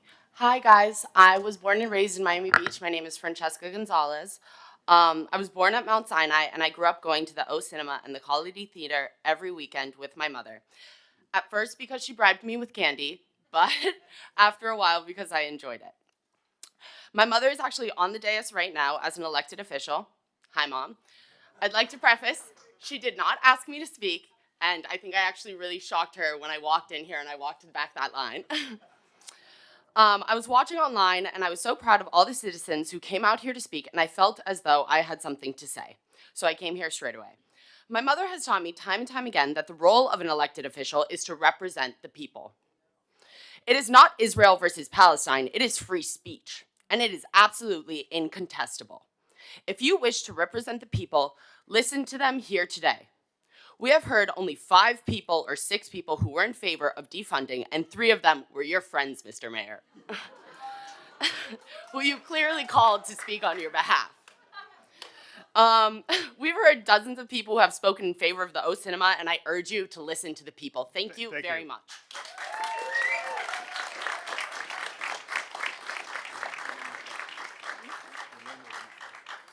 Hi, good morning. This is Melissa. I drove all the way down from Broward. Explains the rollers. Very quickly, I'll keep this brief. I understand some of your concerns that you have, except that this is about freedom of speech. Vivian has done a fabulous job at being a pillar in bringing culture and art to Miami Beach. It is the only reason why I come to Miami Beach anymore, because Miami Beach sucks now, because all of the mom and pop shops are gone, all the individuality is gone, and now they're demolishing all these historical buildings. You guys are not protecting this place. So you may have your own opinions about this, but do not infantilize the rest of us who want to view this film and make our own informed decision about how we feel about the current state of the conflict. Thank you.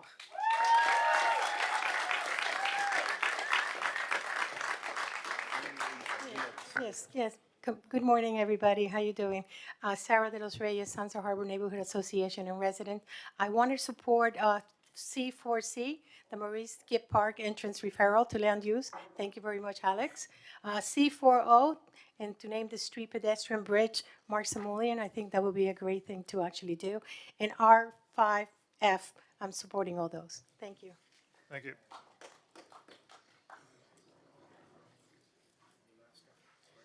Okay. Good morning. Thank you, Mr. Rabbi Daniel Hadar, 1389 Bay Drive. Thank you for all you for the city. Miami Beach does not suck. It's an incredible place. And thank you for all you do to have a great city. And O Cinema is a great place as well. And I really appreciate everything that everybody said today. It's very healthy to have a conversation. I just would like to share one small thing, and that's this. I believe that the mayor and the commission, some of the thought behind this is, as a Jew and as a person who represents a large community, the visceral reaction against the Jewish people since October 7th has been extremely difficult, extremely painful, and extremely tough. And I think that there is just a higher sensitivity right now. And there's an idea of perhaps we should just tamp down a little bit, because there's so much hatred out there, so much. I think it's a good idea to have two sides to it, but that's, I think, the original concept. Let's tamper down things that really bring a lot of upsetness. Thank you, everybody. That is the last speaker. Commissioner Suarez. Thank you, Mr. Mayor. You know, on Sunday, I had the honor of celebrating the 109th birthday of Molly Horowitz, one of the last remaining survivors of the first Holocaust. It was very cute. She had her daughter there, her granddaughter, her grandchildren, her whole family. Sitting with her and talking between broken Yiddish, Spanish, and Hebrew, I felt like I was transported back to my childhood in Sunny Isles. I lived in a very small one-bedroom condo with my mother, and I vividly remember getting into elevators with my elderly neighbors. And I would always see their numbers on their wrists. As a child, I didn't fully understand how or why the Holocaust happened. But now I do. Those numbers were evidence of a genocide, a system that wiped out 6 million Jews in a matter of years. And yet, here we are, nearly 80 years later, watching history try to repeat itself. On October 7th, excuse me, I let you speak. I did not interrupt a single one of you. I expect the same courtesy. Mr. Mayor, if they continue to interrupt, can you please escort them out of the chambers? I agree. He is an elected commissioner. I let everyone speak in this room, went way over time. He is an elected commissioner, and he is going to speak. Please don't make me clear the room. On October 7th, Jews were slaughtered, babies thrown into ovens, women raped in front of their children, entire households burned alive, infants decapitated. Hamas didn't just commit these crimes, they glorified it. They filmed it. They put it on their GoPros. They cheered it. And now in Miami Beach, some want us, the taxpayers, to fund a film that spreads propaganda from Hamas. Let me be clear. I oppose censorship in all forms. But this isn't about free speech. This is about government policy. Miami Beach is one of the most Jewish cities in the world. How it decides to allocate taxpayer dollars is between us. If this film were playing at Regal Cinemas, we wouldn't be talking about this right now. If a private group were screening it outside City Hall, we wouldn't be talking about it. But when it's being shown on taxpayer subsidized government venues with public funds, that's not free speech, it's government policy. This film isn't just another perspective. It's a megaphone for Hamas sympathizers. And what makes me sick is seeing people here who would be the first victims of Hamas. Women, LGBT, excuse me, I'm speaking. Please, we have to have decorum. I will clear the room if he is not allowed to finish, or any of us up here. Please let him finish. No, if you are so concerned about free speech, don't interrupt mine. This film is just another perspective, isn't just another perspective. It's a megaphone for Hamas terrorist propaganda.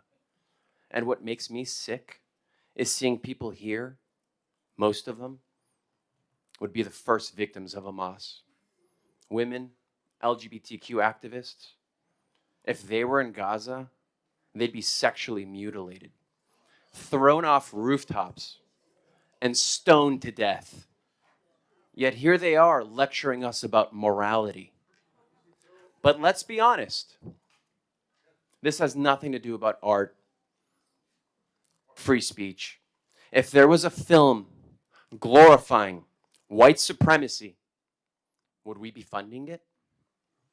If it were a film promoting Charlie Hebdo cartoons depicting the Prophet Muhammad, would we tolerate it?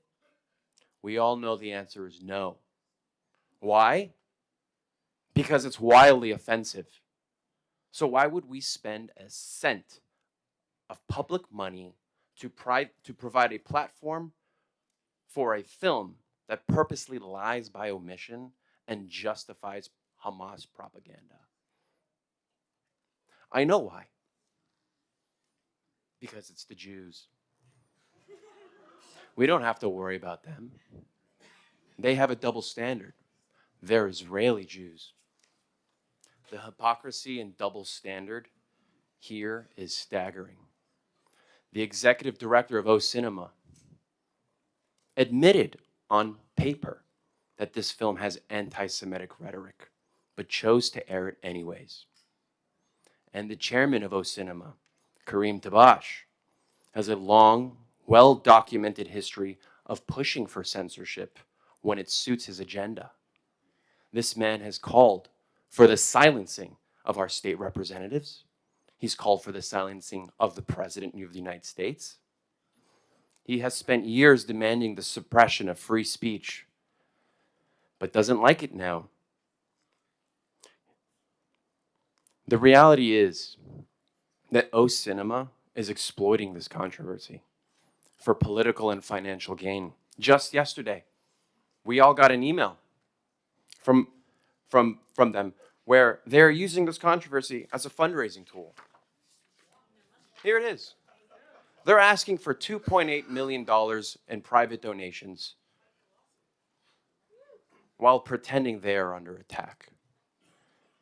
Meanwhile, they receive taxpayer funding, pay next to nothing in rent, and then turn around and demand even more. This is not about free speech. It's about publicly funded institutions using outrage as a business model. And yet, while they refuse to entertain dissenting perspectives, they have no problem directing and glorifying a film about bestiality, where a man rapes a dog, and get this, even a dolphin. The same person at O Cinema Leadership, excuse me, the same person at O Cinema Leadership compared bestiality to interracial sex. Yes, you heard me right. This is what the city of Miami Beach is subsidizing with our taxpayer dollars. Enough is enough. The government has no obligation to fund propaganda, period.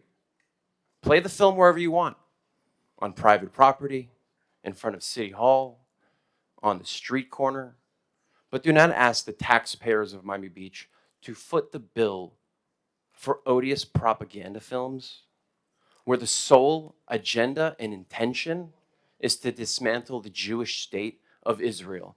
Not here, not on our watch, because when we say never again, we mean it. Thank you, Vice Mayor Bott.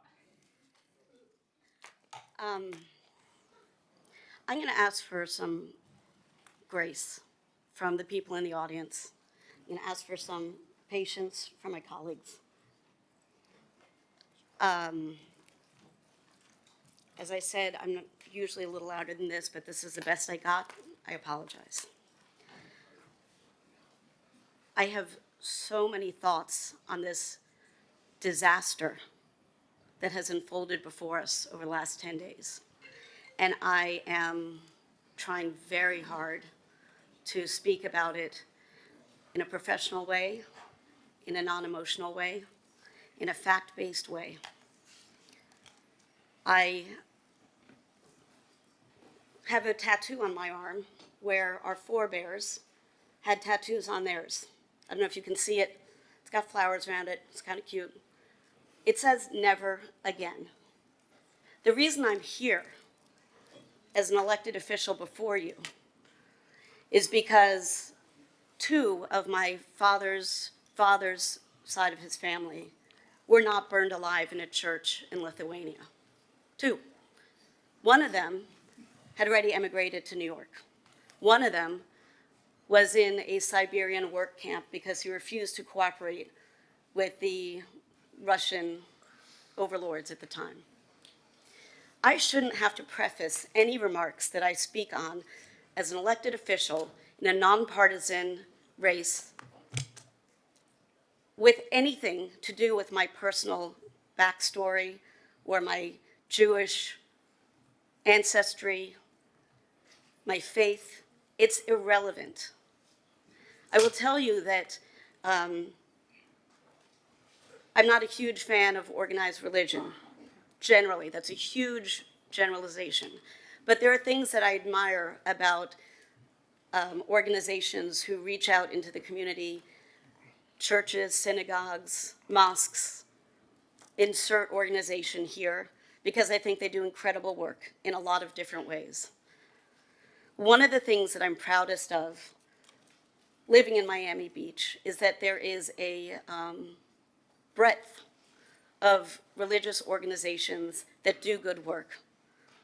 It is immaterial to my work as an elected official, but it makes me proud that we can have so many different faiths living and working together at multiple points along the continuum. I'm not a Hasidic Jew. I mean, a bacon cheeseburger is my favorite food. Some people might not find that funny, but I still think it's funny. Thank you.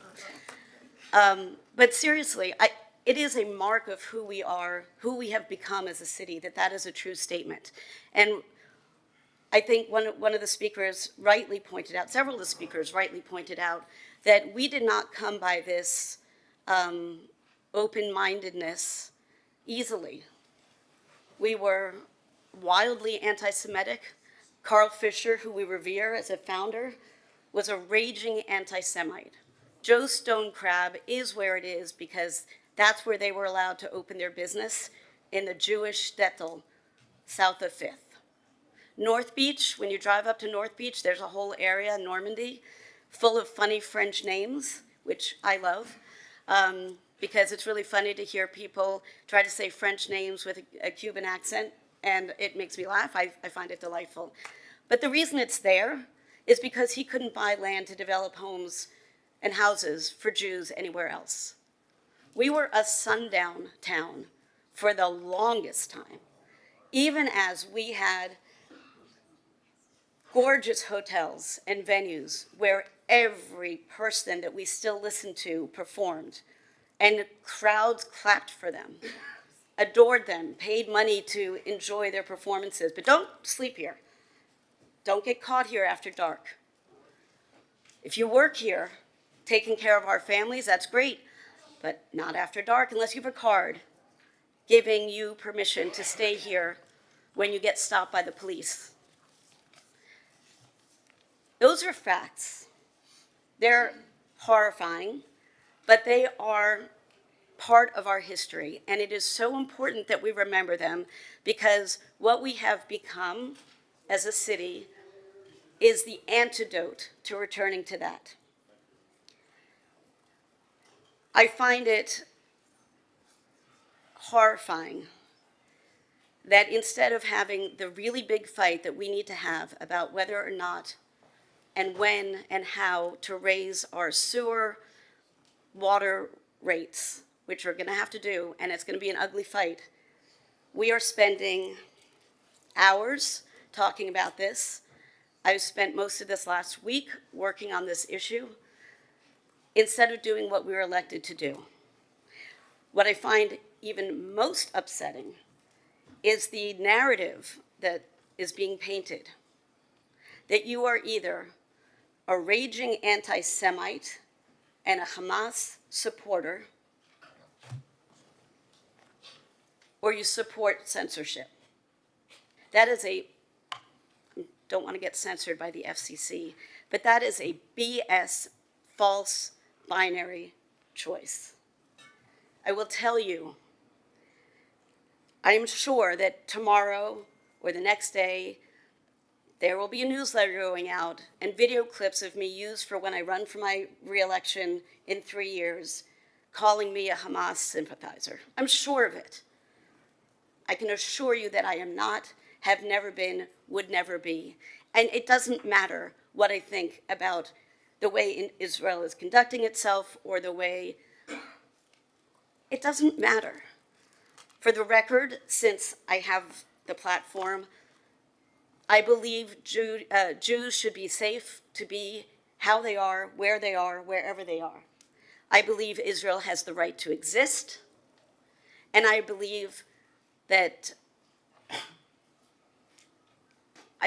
we are supposed to walk among each other, living our best life without trying to subjugate each other. Now,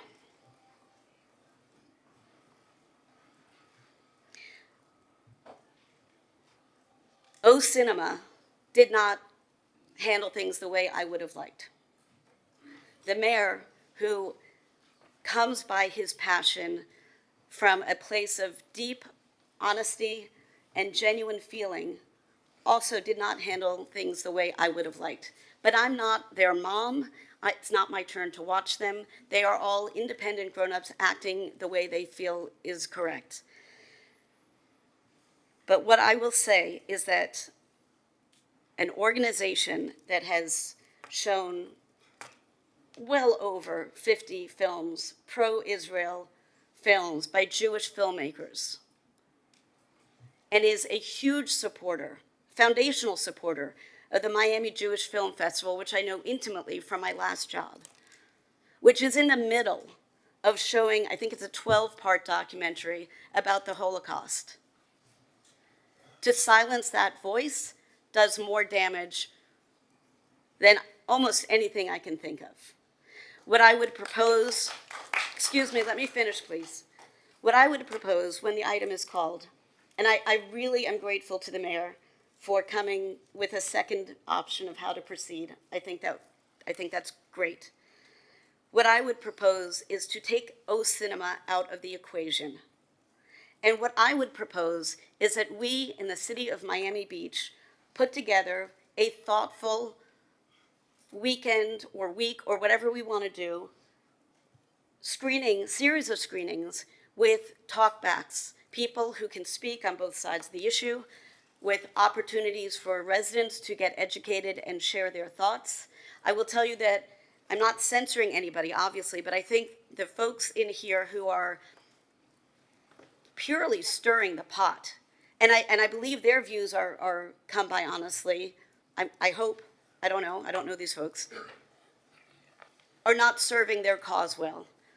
One of the things that I love most about being Jewish, even though a bacon cheeseburger is my favorite food, is the fact that the way we try to resolve most of our issues is by educating ourselves, is by learning more, not to shut down, not to assume that we know the full story. It's something I'm guilty of, less now, but when I was younger, boy, I was sure I was right about everything. Just ask my ex-husband.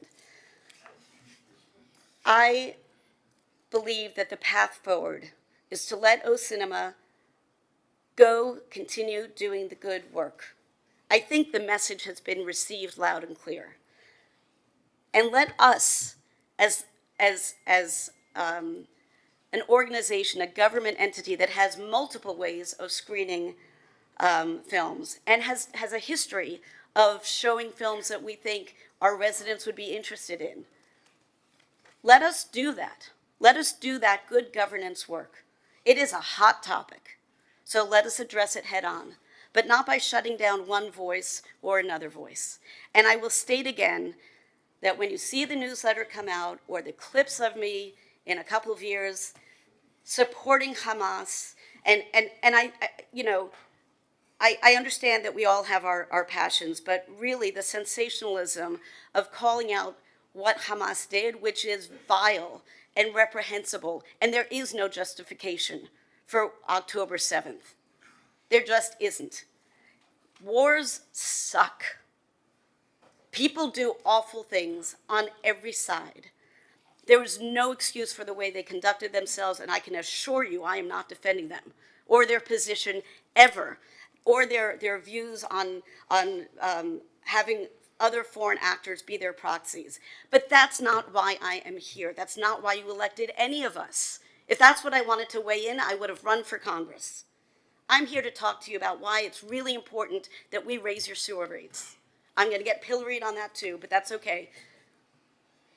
So I am begging my colleagues and the people in this room and anybody listening and anybody reading the newsletters or watching the clips in 3 years to take the rhetoric down, because it does not serve the purpose. It serves to inflame and to promote somebody's particular agenda. Let us find a path forward. It is not safe to be Jewish right now in a lot of places. It is not safe. I used to wear a Star of David around my neck. I haven't worn it in years. Because why give somebody an easy way to target me? I give them plenty of other ways just by walking around, you know? I don't need another one.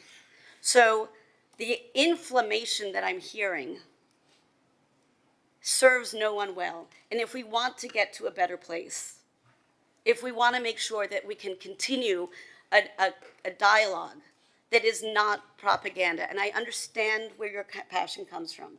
Respectfully, I really do. I saw the film. I had no intention of seeing the film.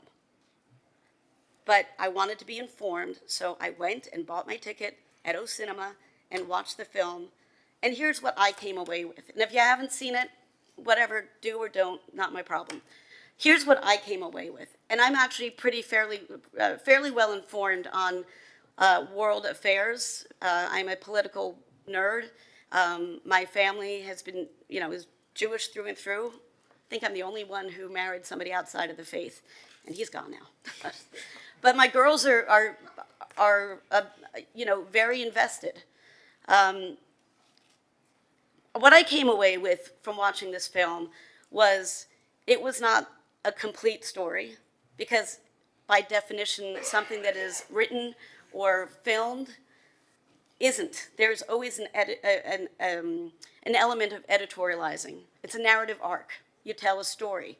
Even if it's a factual story, it's still a story. And you put your spin, not spin, but you have to shape it.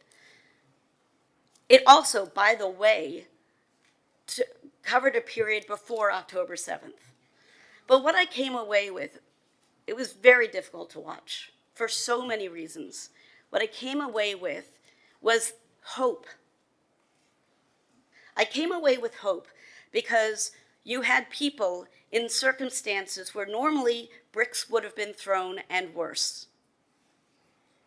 And yet they kept talking. They kept questioning each other. How is this okay? Why are you doing this to us? How do you think this is right? How do we fix this? I went to law school, but I'll never be able to practice law because I don't live in an equal society. How do we fix this? And that is the right question. That is the dialogue that we need to have. It's not comfortable. There are no easy answers. You talk to any foreign policy expert and in the world, and they will say the single most difficult foreign policy situation to try to resolve. It's not nukes, it's not Iran, it's not the Falkland Islands, if anybody remembers that. It is this situation in the Middle East. If it were easy, it would have been done already. So let us continue the dialogue. Let us take down the tone of the rhetoric. Let's turn down the fanning of the flames that will end up in more danger. We had a neighbor in Mid-Beach literally shoot 2 people that he thought looked Palestinian because he thought he was doing the right thing. You know who they were? 2 Israeli tourists. And frankly, it doesn't matter. You shoot somebody because you don't like the way they look. That is a huge public safety problem for the city of Miami Beach. And an elected official, our first job, no matter what our views are on any issue, taxation, demolitions, new affordable housing, insert topic here. The only thing that we are supposed to do as your elected officials is public safety. And I don't think we're delivering on that with this rhetoric that is being inflamed. So I would respectfully urge a friendly amendment when we get to where we're going with your item, to do a bigger problem-solving step forward, to host a film festival. And all the people who've been emailing on both sides, let's find folks from that group who have something productive to say, and let's give them that platform. Thank you.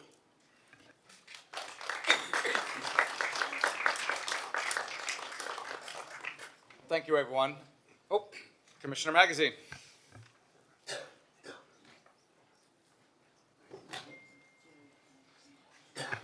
Thank you, Commissioner Bott.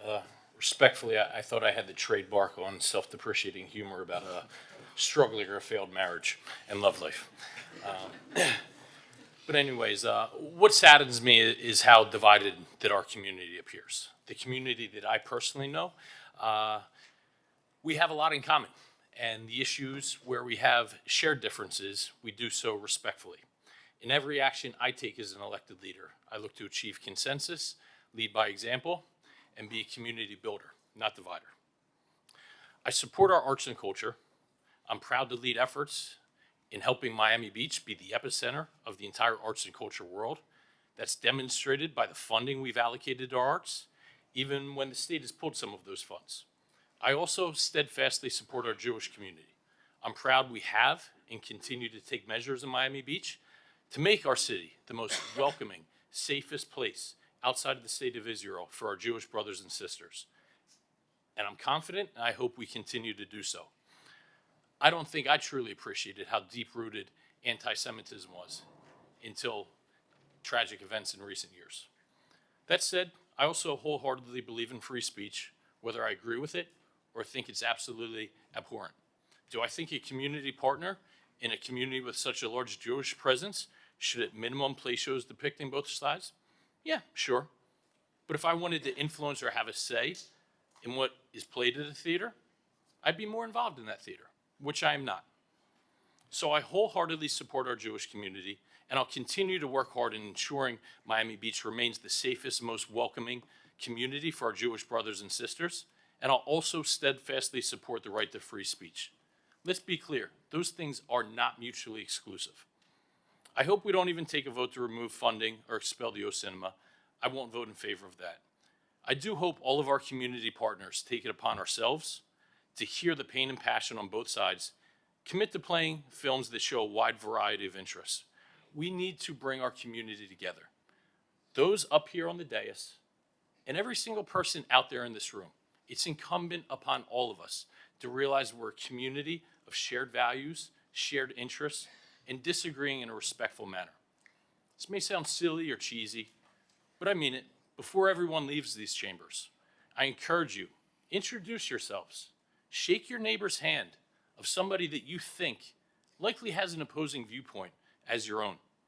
In fact, I don't know if the mayor will allow this, but I also ask for anyone that wishes to show signs of unity. Let's unite with our brothers and sisters. When everybody says what they have to say, let's join together for a picture where we're symbolically saying we respect all viewpoints of our brothers and sisters. And if you want to laugh or mock that, it's not because it's silly or cheesy. Maybe it's because you don't want to share with your brothers and sisters that have differing viewpoints. So in summation, I'll be voting to uphold free speech, but perhaps even more importantly, for our day-to-day lives, I'm calling upon our entire community to come together, to unite, to stand together, not just with those that we agree with, but those that we likely disagree with as well. Thank you.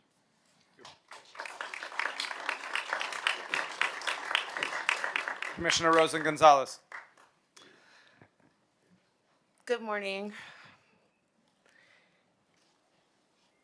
So just to give you some background history about who I am, I was born to a Yiddish-speaking father, and both of my grandparents on my father's side were killed in a pogrom in Belarus. A Christian mother. I married a Hispanic, and believe it or not, my mother married twice, once to a Jewish man, once to a Persian man, so I have 3 Iranian brothers and sisters. So in my family, there's a lot of diversity, a lot of love, a lot of focus on academia and dialogue, and frankly, there are many things that we disagree about. And I found over the past few years that my siblings and I sometimes have terrible fights over the Israeli-Palestinian conflict. But we discuss it, and we have the same mother, and it is what it is, and we encourage those dialogues. As an elected official, I have to put myself into everyone's shoes. I practice empathy as a politician, and I don't think we see that enough in politics. And when I got the mayor's email, which was threatening to defund the O Cinema, I had to put myself in his shoes and say, why did he do this? And obviously, Mayor Minor, you did this because you found that the O Cinema in a city building receiving public funds, of which, by the way, I recently sponsored $75,000 to have this DCP equipment and the screen, and my colleagues unanimously supported that decision to fund and get the O Cinema new equipment. So I think from his side of this equation, showing this movie in what Commissioner Suarez and Commissioner Magazine said is a Jewish community was very offensive. But then the O Cinema's reaction to what, and I think this knee-jerk reaction, Mayor, went a little bit too far, as you can see today. But I also think that the O's reaction to his complaint to add more screenings and, potentially fundraise, I also think that that was antagonistic too. And it really does discourage any kind of open dialogue. And I was very upset about the potential defunding and eviction of the O Cinema, and I absolutely don't support that.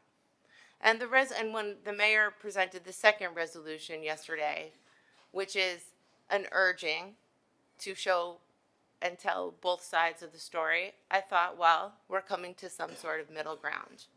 Now, there are many people feel that the mayor is presenting the second resolution because to somehow punish the O in the future. And that is something that I would never like to see happen. Okay?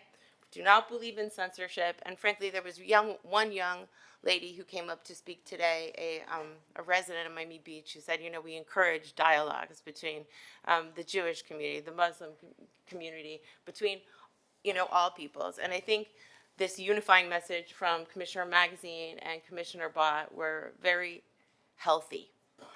This type of division is so unhealthy, Mayor Minor, for our community.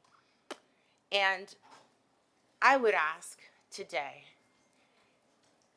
and I would support Commissioner Bott's idea to hold screenings surrounding October 7th, if that is what you're proposing. And I would ask that you just withdraw both of these resolutions, which people find punishing and censoring. And why have this?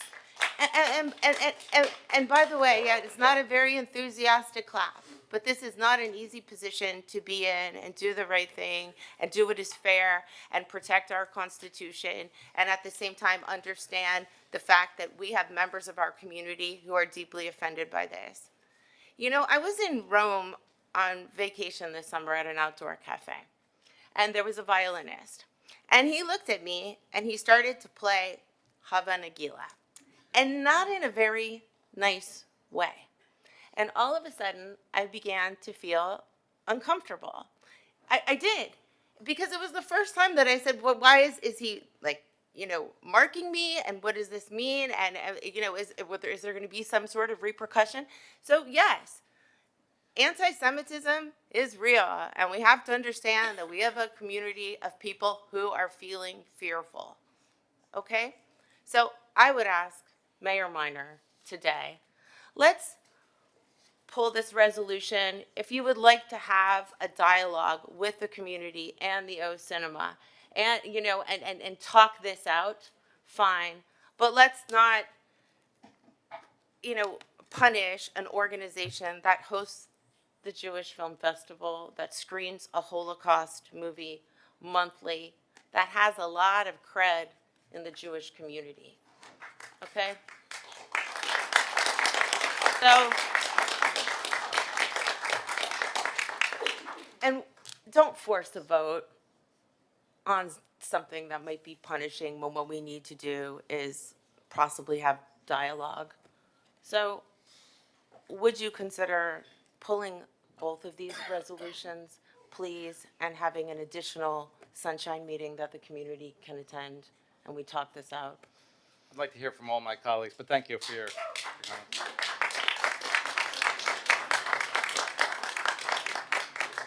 Commissioner Fernandez. Thank you, Mr. Mayor. I firmly believe that our city has always been a city that thrives on artistic expression, where creativity is celebrated and diverse voices have a place to be heard. We are home to a thriving arts and cultural scene, one that has historically uplifted diverse perspectives, including those of our Jewish community.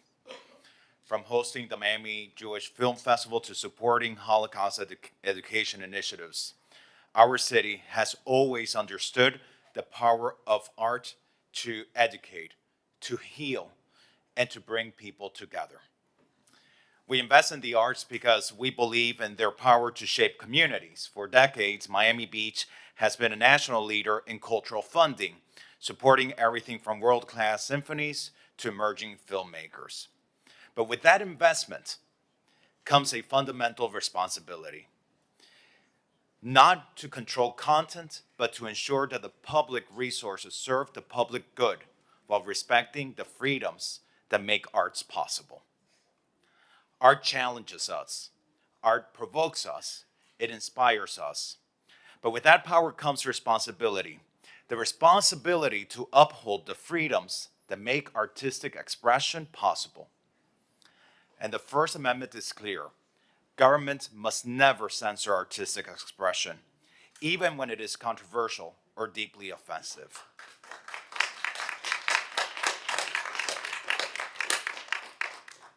At the same time, while freedom of expression is absolute, public funding is not.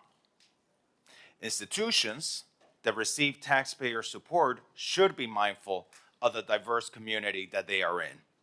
But the answer to speech we find offensive is never censorship. It is more speech. It is stronger speech. It is a commitment to the truth. A true commitment to funding arts is also a commitment to artistic freedom, even when we find the art troubling. In fact, the National Endowment of the Arts affirms this. I'm going to quote directly from them, stating that the freedom of artistic expression is essential to our democracy. The arts should challenge, provoke, and expand our perspectives, while public funds should not be used to dictate artistic content. They must uphold the principle that no art should be censored simply because it is controversial. And I understand the deep concerns raised about this film, and I take them very seriously.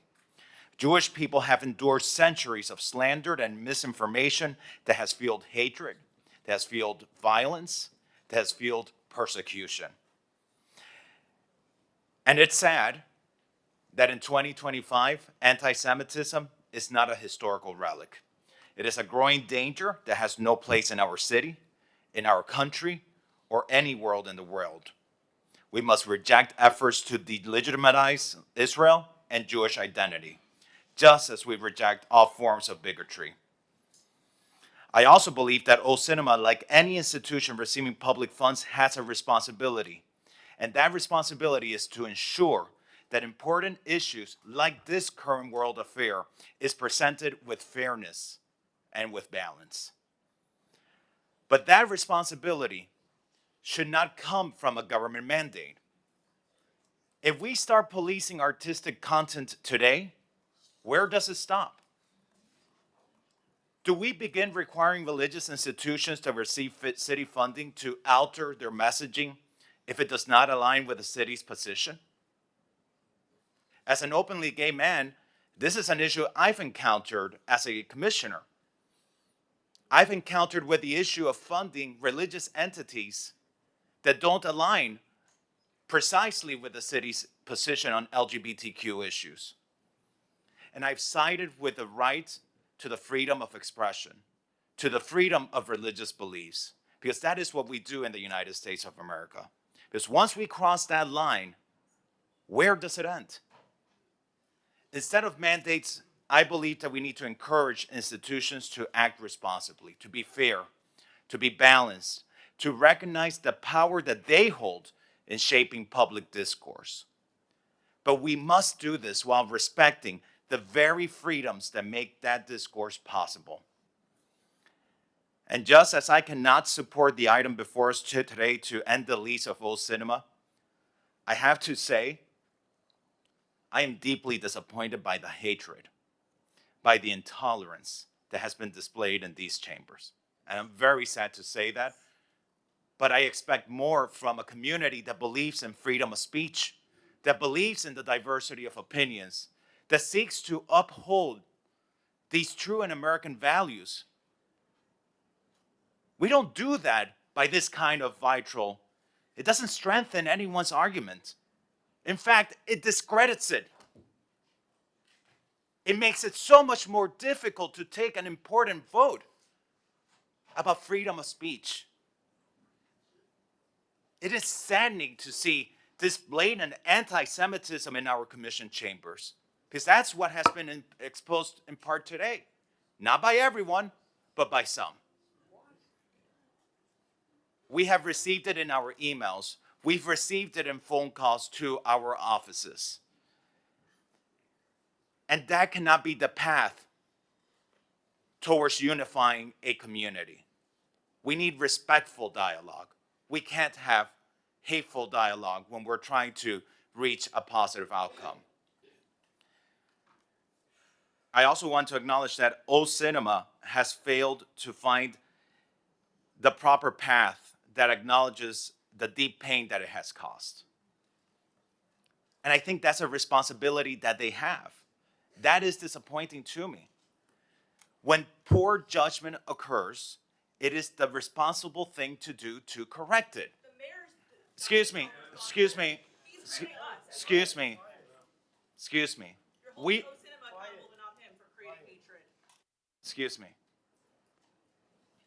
We are all leaders, whether we be elected leaders or cultural leaders or civic leaders. When we make mistakes, we have a responsibility to correct our mistakes.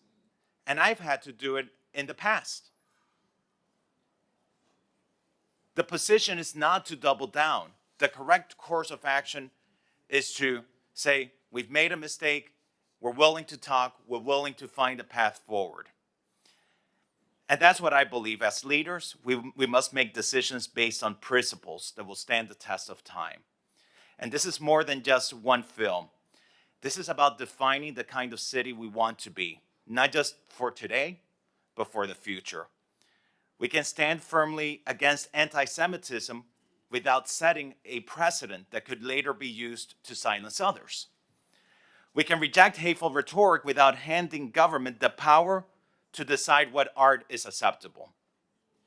We can fight for truth without sacrificing the freedoms that allow truth to flourish. And I firmly believe that government should not be in the business of dictating artistic policy or artistic content. This is a moment to defend freedom of speech and to stand against anti-Semitism and to reaffirm our city's commitment to fairness, to truth, and to responsible public discourse.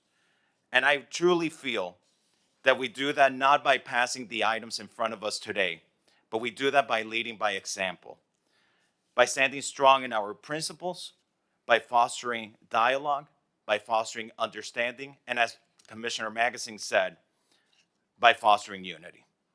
And so that's where I stand on this. I think there's probably been many mistakes made, but I think we are a community and we're trying to find the proper path forward. There's nothing wrong with acknowledging that a mistake was made or that people may perceive this film in a way that is not appetizing, in a way that's hurtful. But the point is, how do we move forward from there? Do we just double down and say, yes, we acknowledge this film was hurtful, and yes, we said we were going to remove it, but we're just going to ignore all of that? Or do we find a common path forward that respects each other as one community? And I think that that's the challenge in front of us today.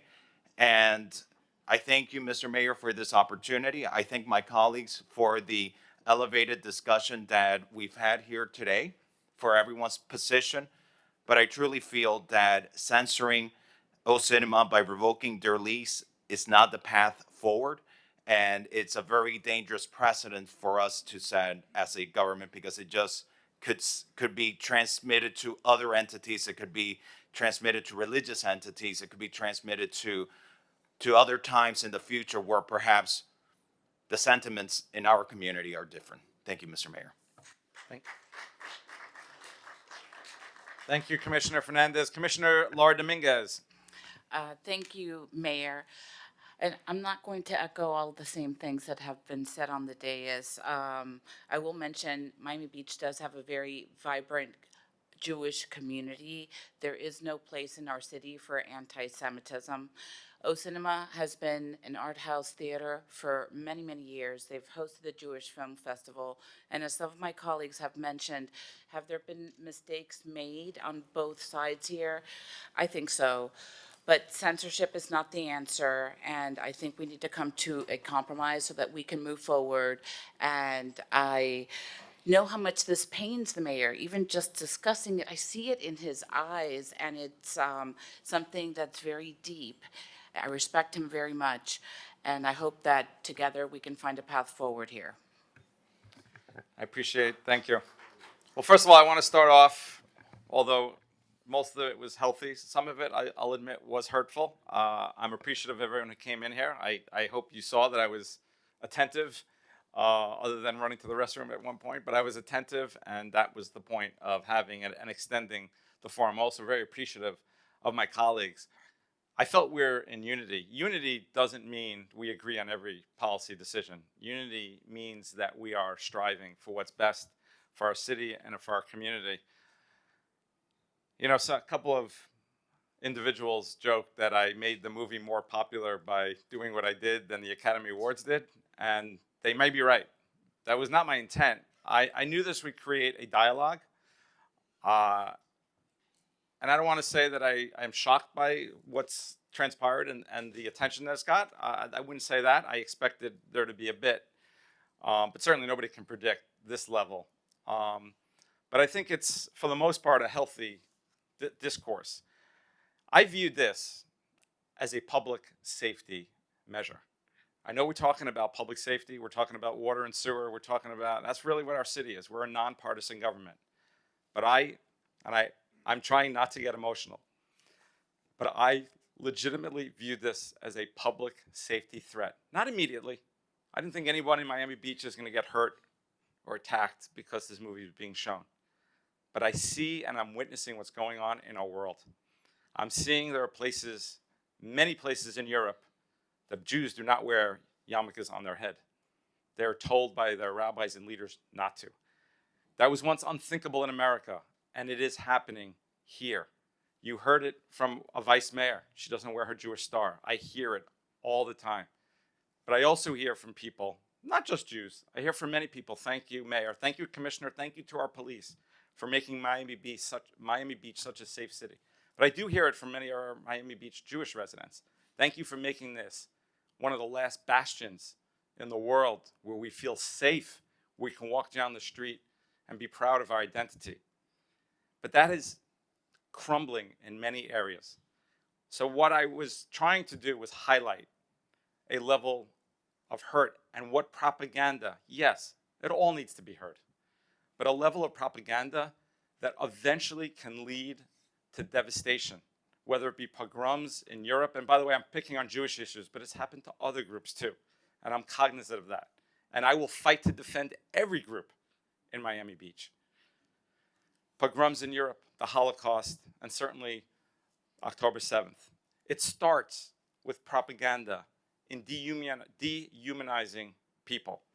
And that's why I brought this to the forefront. Because in my view, it was a public safety issue. And I would implore, this is such an important issue, and I really am appreciative of the passion that we saw today. That's what makes our country great. I mean it wholeheartedly. But I'm also asking people, whether it be the people in this room, people listening, but all people of good conscience, to have that same passion when any group is attacked, when any group is under a threat. And Jews are fearful. I am telling you, I don't speak for Jewish people, but I think we all know it, and I hear it all the time. Jews are afraid.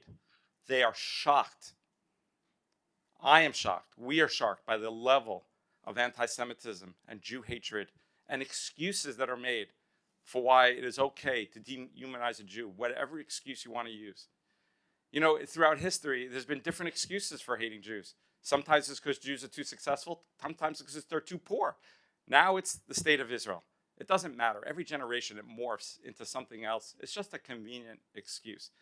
And that's what I was trying to highlight, that we need to be mindful of where hate can go and where it can lead to, and that we should just keep open-minded perspectives. I am going to withdraw C7AA, the revoking of the funding to O Cinema.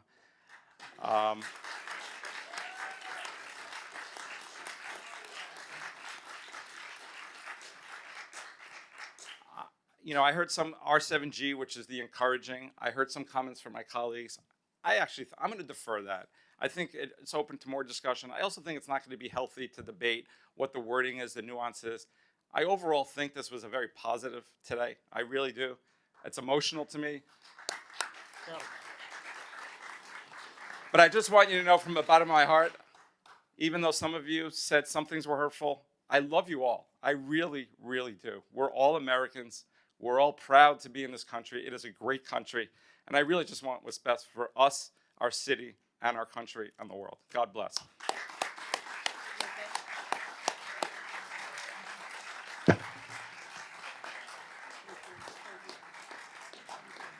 Should we do that group picture? Yeah.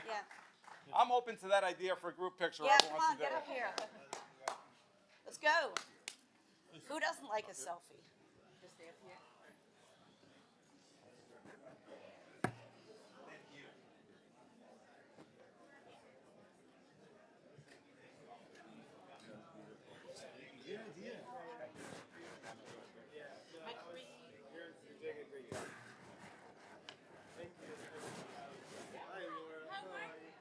By the way.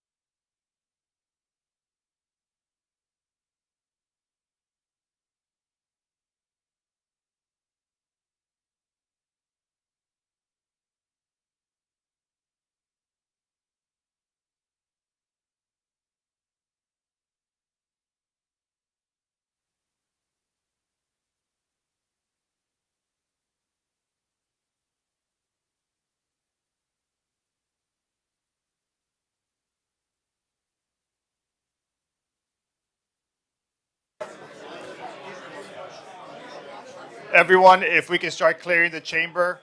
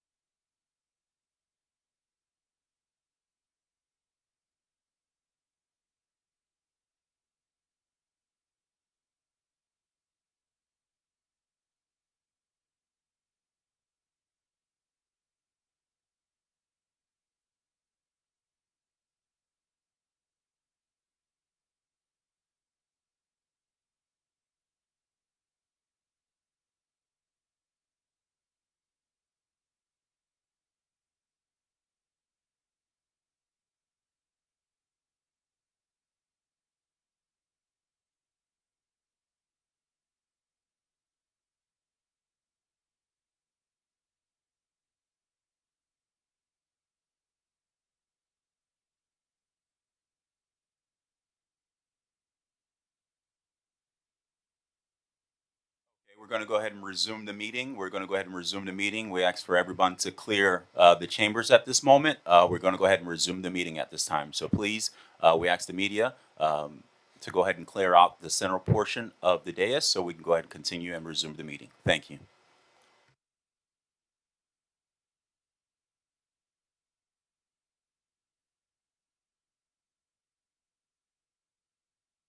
Take your seats. The meeting is about to begin. Remember to speak into the microphone, as this meeting is being recorded for public record.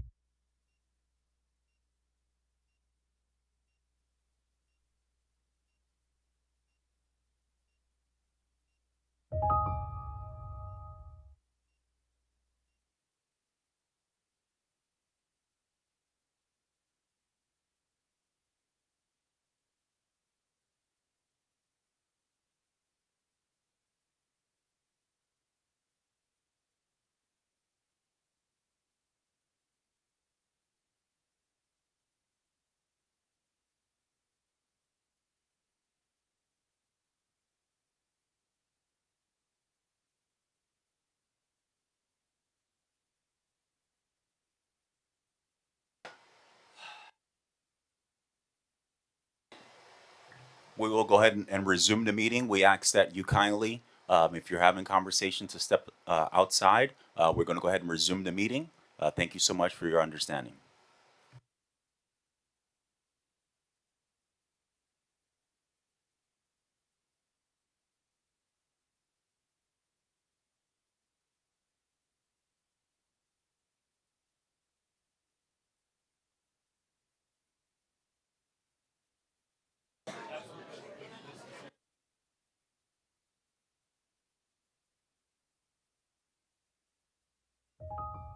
Please take your seats. The meeting is about to begin. Remember to speak into the microphone, as this meeting is being recorded for public record.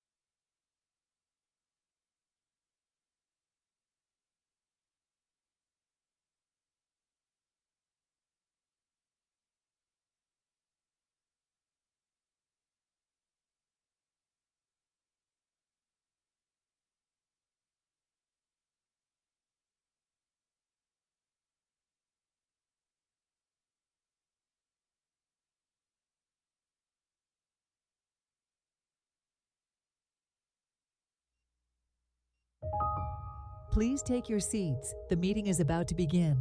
Remember to speak into the microphone, as this meeting is being recorded for public record. Let's put back in order this because I'm not.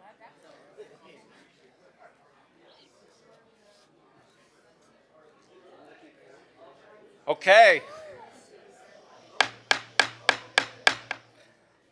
Back to order of business.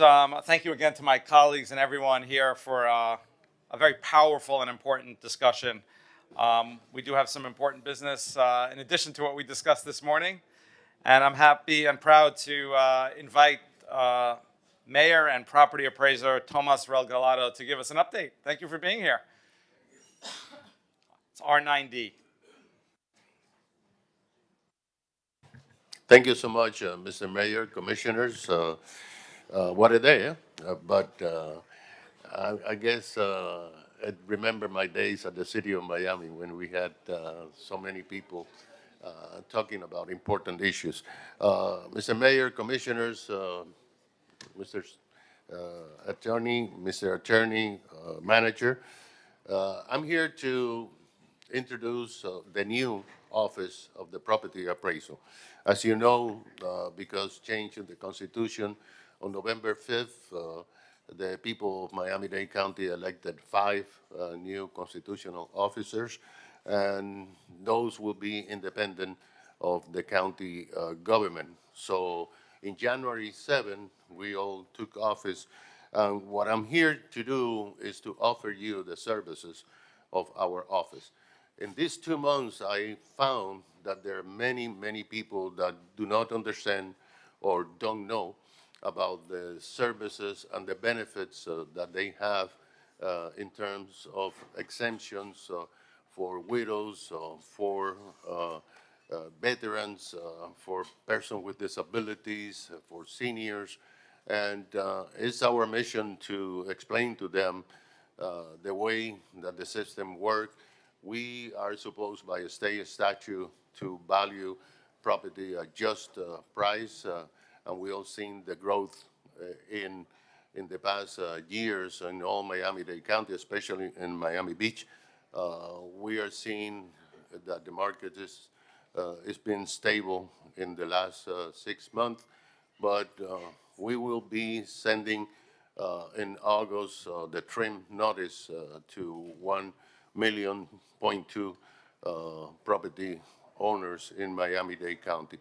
What I want to offer is that what we're doing with other cities now, whenever this commission, the manager, decides we can bring a team to City Hall for a day and bring the residents, and we'll have computers and people that understand the different exemptions and issues, fix problems for your residents.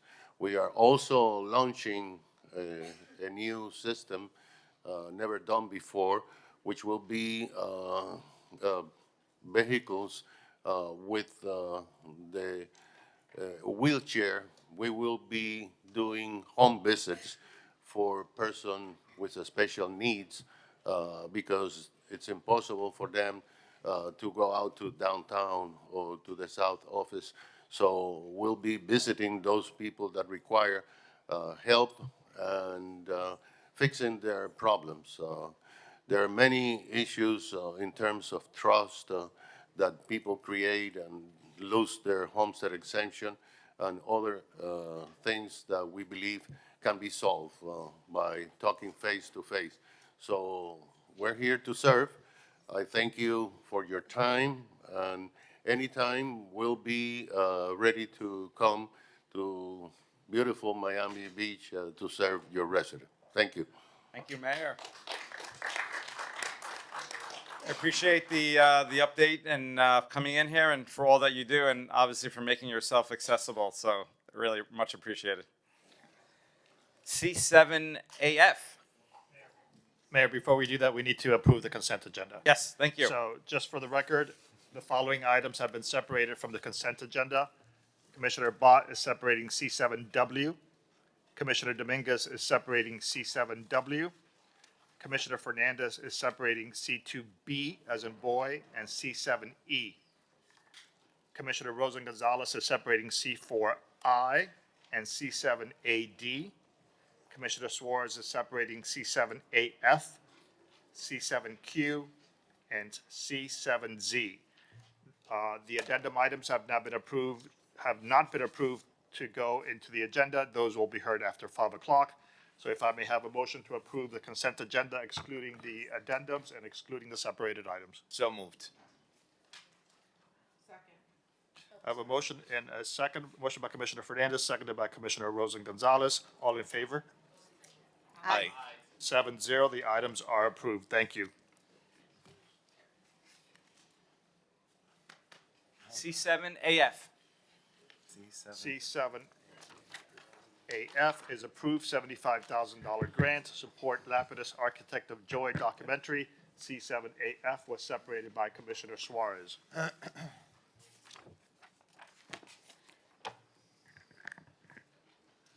Good morning, Commissioners. Did you want us to speak, or do you want us to address comments from Commissioner Suarez? Since Commissioner Suarez pulled it, let's have him give us his thoughts. Thank you, Vice Mayor Bott. When I saw this item, I was a little caught off guard. I don't think generally that spending $75,000 of taxpayer dollars to fund a film is the right approach. And when I got a text message from Commissioner Libben, I simply asked a couple things. I said, what's the 75? That's because it's an odd number. Why $75,000? And he said it was toward the cost of the film. Total budget is $1.3 million. The director or producer will be at the commission meeting on Wednesday. They've applied for a number of grants, and we have met with the Fontainebleau, which we have made a larger request, including both cash and soft costs, as well as other meetings currently being scheduled. The film has begun on some of the interviews. On the film schedule to be completed in June 2026. Can we count on your support? I asked them, well, why are you getting involved in this? And his response was, I was asked to assist in connecting the people and organizations that I know in Miami and surrounding areas. I have registered as a lobbyist for this project and am being compensated $2,000 a month, a small token for the time I'm putting in, as I believe this story needs to be told on the big screen. To me, look, when I'm being lobbied by someone who's getting paid for something for taxpayer dollars, that gives me a little bit of pause. You know, if this is going to go to a film, the film's obviously going to generate some money. I had some concerns where if we did do this, will we be getting back, would taxpayers get back their money? Okay, obviously it's going to go to a box office or it's going to be screened somewhere and there's going to be ticket sales. So I didn't know if there was room to add a refund for taxpayer dollars to be repaid. But generally speaking, I don't know if now is the time between rate hikes of water and sewer, FPL, insurance, affordability, that spending $75,000 for a film creation is the right approach. And that's simply the only reason I pulled the item. And I'd like to hear what my colleagues have to say about that. Commissioner Dominguez. Thank you. So I was approached about this project, and it's about Morris Lapidus, who's one of the most influential architects of Miami Beach's history. He designed some of our most iconic hotels, including the Fontainebleau, the Eden Rock, the Americana Hotel, and when I was approached with, from Jerry and the director asking for help in the film, the budget is $1.3 million. I went to the county to ask for assistance, and they don't look at anything that's under $5 million, so they didn't qualify. I went to the VCA, and in order to qualify for funding from them, they would need to have a specific large room block, which they don't require. Morris Lapidus lived and passed away in Miami Beach. He was Jewish, born in Odessa, Ukraine, our now sister city. And one important note here is that the funding is contingent on the producer's ability to secure at least $1 million in funding. So it wouldn't be a blanket $75,000. They have to show their skin in the game. And given the importance of Morris Lapidus in our city and the excitement around this documentary, I would greatly appreciate the support of my colleagues.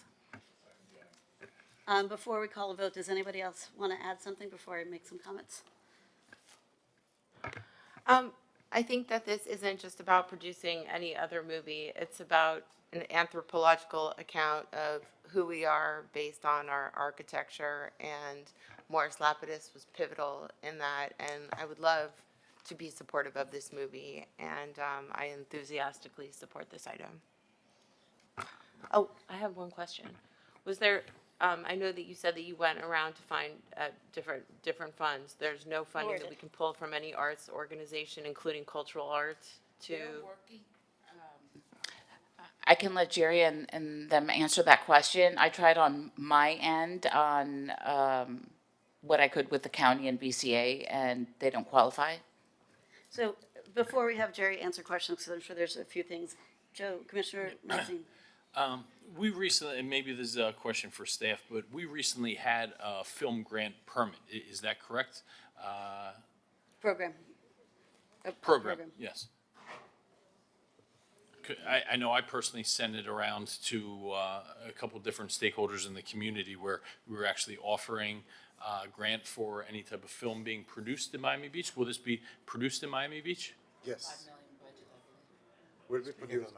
It will be produced in Miami Beach. And where are you expecting to roll this out? Is this going to be streaming? Is it going to be in the box office? So first, we're looking into submitting it to prestigious film festivals around the world, and then to get it on an online platform, yes, and reach hundreds of thousands, if not millions, of viewers who hopefully will come to the city to look into exploring some of the properties and maybe organizing along with the city tours that are specifically about Morris Lapidus's work. So we're really looking into how to benefit Miami Beach from that film that is going to be all about the life and work of Mr. Lapidus, who actually was very highly successful in whatever he created, but never got recognized for his work.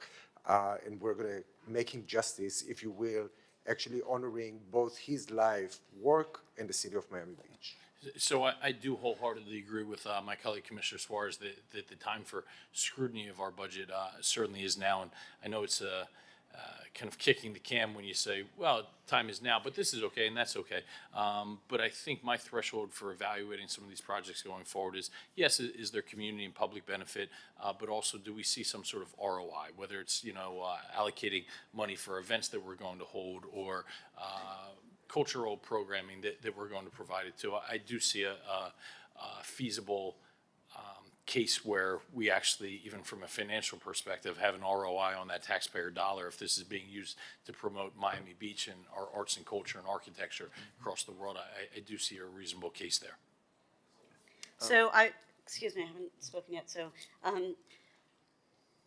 we are under attack by the state of Florida to demolish our architecture. We just saved the South Shore Community Center, which is an unpopular Morris Lapidus piece of architecture. But it is a huge win. One of the best movies of the year, God help me if this is polarizing, is The Brutalist, right? And it's a story of a Jewish refugee, a fictional character, but, brutalist architecture, Jewish refugee. So I think now is the time to do this because beyond just what it does for the city of Miami Beach, I think this, if this film is done well, no pressure, I'm just saying, it could be a commercial success as well. I share my colleagues' concern about finances. You know, we're fine for this year, but next year is going to be a disaster because $7 million is coming right off the top, thanks to, you know, our new DMVs apparently, and who knows what's happening in other areas. So I'm not a big fan of horse trading from the dais, but I would suggest that we grant this, and I'd actually make a motion to defer until we figure out how to do this. But we grant this and either get repaid once you make your money back, or have a financial interest in the success of the film, so that if we... Vice Mayor, I'm sorry to cut you, but I just want to answer your question. Several raised it. I just conferred with my client, and he's willing to reimburse the city of Miami Beach after he's covered the costs of, you know. Okay, so this is why I don't want to negotiate from the dais, but that is great. So I think that allays your concerns, Commissioner Suarez. I think it is a tremendous, you know, useful film, tremendously useful film for our city, and incredibly interesting nationally. And I think it is a great counterpoint to some of the other things that have been swirling around. So I would like to defer it because I want to have a conversation. If it makes more sense to make a deal where we get reimbursed, which is great and safe, or if we want to do that, or maybe take a bet on the film and see if we get some ownership. But I think that this is a great thing to do. Commissioner Rosa Gonzalez. I don't think we need to be reimbursed as long as we're mentioned. Put us in the credits somewhere. Give us a little for shout sure out you'd in be the credits. The city of Miami Beach, you'll see that municipalities and government organizations always, you know, support certain films. This is almost like paying for positive PR. You know, and I've seen us fund so many other things that will not be a lasting part of our culture, but this film will always be there. And when people Google Morris Lapidus, they'll be able to see this film. They'll be able to rent it. That, you know, it's wonderful public relations. Maybe what we can do is get the GMCBB to allocate some of our GMCBB funding for it, if that would allay your concerns. But I would rather be a sponsor and have our name someplace on it in the credits than request. Number one, I don't think, you know, $75,000 in a movie that, what's your total budget? 1.3. 1.3. I mean, you really want to have that percentage given back of the credits. So- This type of movie is not, I mean, I'm not saying that it's not going to make money. People, sometimes films are made, you know, commercially, but this is the type of film that's an educational film. It's a film that we can show in our schools if we wanted to. We could, you know, it's going to be purchased by institutions, libraries.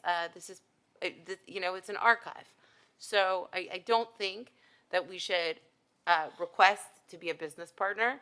I think that the only thing that we might need is, you know, as part of the city of Miami Beach, just in the credits with our little logo. If I may respond. You may respond, and then Commissioner Fernandez, then Commissioner Suarez. So we will obviously get credit for being the city of Miami Beach because we are where this is all happening. I know what we've done in the past. We have given grants, we've given funding, and that is great. And I am not against doing that. I've been talking to staff colleagues about how we need to think about things moving forward. And what we have done in the past is, I don't think, is going to serve us well if we don't think about it in a more fiscally responsible way, looking ahead at the reality of what we're dealing with. And so I'm not trying to be punitive. I want to get this film made. And once you cover your costs, that means everybody is paid, then we get reimbursed, or we do something else. But that's why I want to defer to have this conversation. It is a lasting legacy. It will be shown everywhere. We can use it. That is why I'm supporting this.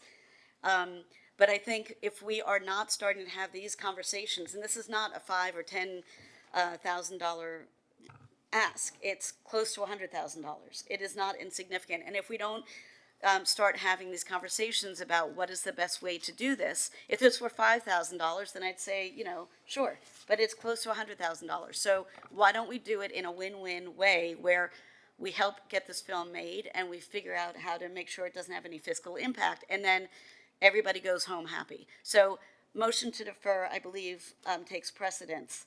Who else? I'll second. Okay, so I'll let everyone just state their piece, but then, and then Jerry will get to you. Commissioner Fernandez. Thank you, Madam Vice Mayor. So, you know, today we have an opportunity to do more than just fund a documentary. We have an opportunity to defend the very soul of Miami Beach. Morris Lapidus, his visionary work shaped our skyline, shaped our identity. His architecture is not just part of our history, it's a cornerstone of our tourism economy and our cultural heritage. You know, we have been facing so many preemptions from Tallahassee that threaten our ability to protect that very history, that very identity. And I think supporting this documentary, we are making a clear statement that we as a city value its architectural legacy, and we will invest and we will fight to preserve it. I think this project will educate, it will inspire, it will reinforce the economic and cultural importance of historic preservation. I think it arms us with a powerful tool in our advocacy efforts, ensuring that other elected officials, that other jurisdictions, that future generations even understand why protecting our historic buildings isn't just about nostalgia. It's about safeguarding what makes this city unique from so many other cities in Florida and unique from so many other beach destinations and cultural destinations. And now, as Jerry mentioned, with the producer's commitment to reimburse the city for this grant, I think it becomes an even better investment. I don't think we need to negotiate that further. I mean, Jerry just stated it at the podium. So we're not only supporting an important cultural project, but doing so in a way that comes ultimately at no cost to the taxpayers. And so I don't think there's a need to defer this. I won't support the deferral because it seems like we're providing $75,000, but that $75,000 will eventually come back to us. So I urge all of us to support this grant and to stand in defending our city's history, its identity, and its future. Thank you, Mr. Mayor. Thank you. Who else? Commissioner Suarez. Thank you, Vice Mayor. Guys, we just heard that they're willing to repay us. This is not our money. This is taxpayer money. But Jerry Libben, Commissioner Libben, is getting paid $2,000 a month for this. There is a, I mean, if that is not caution for pause, I mean, if this film is a total success, why not repay the taxpayer money to the residents? I think it's good governance to, especially if they're willing right here on the record to do that. I mean, this isn't monopoly money. We're not just going to just hand out $75,000 whoever wants to make a film about a project that's great about Miami Beach. I think given this time right now, given all the rate hikes, we should be very, very cautious on how we spend our money. It's not, when I say our money, I mean the taxpayers' money, who we represent. So if we have someone right here willing to say, like, look, we're willing to pay you back after all the cost has been incurred, why not take that? I mean, it's so, and I understand Vice Mayor Bott proposal to defer. That way we can just work out the terms of the agreement. I think that's prudent. I think that's a smart moving forward, because this is not going to be the only time that someone is going to come to us asking for money. And I think it's important to set the message that in this current financial market, that we're going to scrutinize every single dollar of taxpayer money. Thank you. Mr. Mayor. If we're going to bring it back, how about a referral to the Finance Committee and just hammer the details out there so we can bring it back to commission. Commission. Vice Mayor Bott, I think what I would recommend, they've offered it up. I think we're largely in agreement. Yep. We'll leave it to staff to negotiate what that looks like. Essentially, I'll make a motion. I know there's a deferral on the table, but make a motion to move forward with approval of this with the expectation and understanding that our staff will work out the terms that will be at the top of the waterfall structure upon repayment. Oh, you and your fancy finance terms.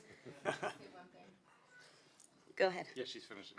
Oh, just to close the loop on this, and I support both the Morris Lapidus funding, but I would like to call out Commissioner Suarez, who said that we have to scrutinize funding. He put forward a $50,000 item for anti-Semitic training, which I enthusiastically supported also, but there is a double standard when if it's your item, it's okay, but it's somebody else's item, and then all of a sudden it isn't okay. So I would like to just point out some of the hypocrisy.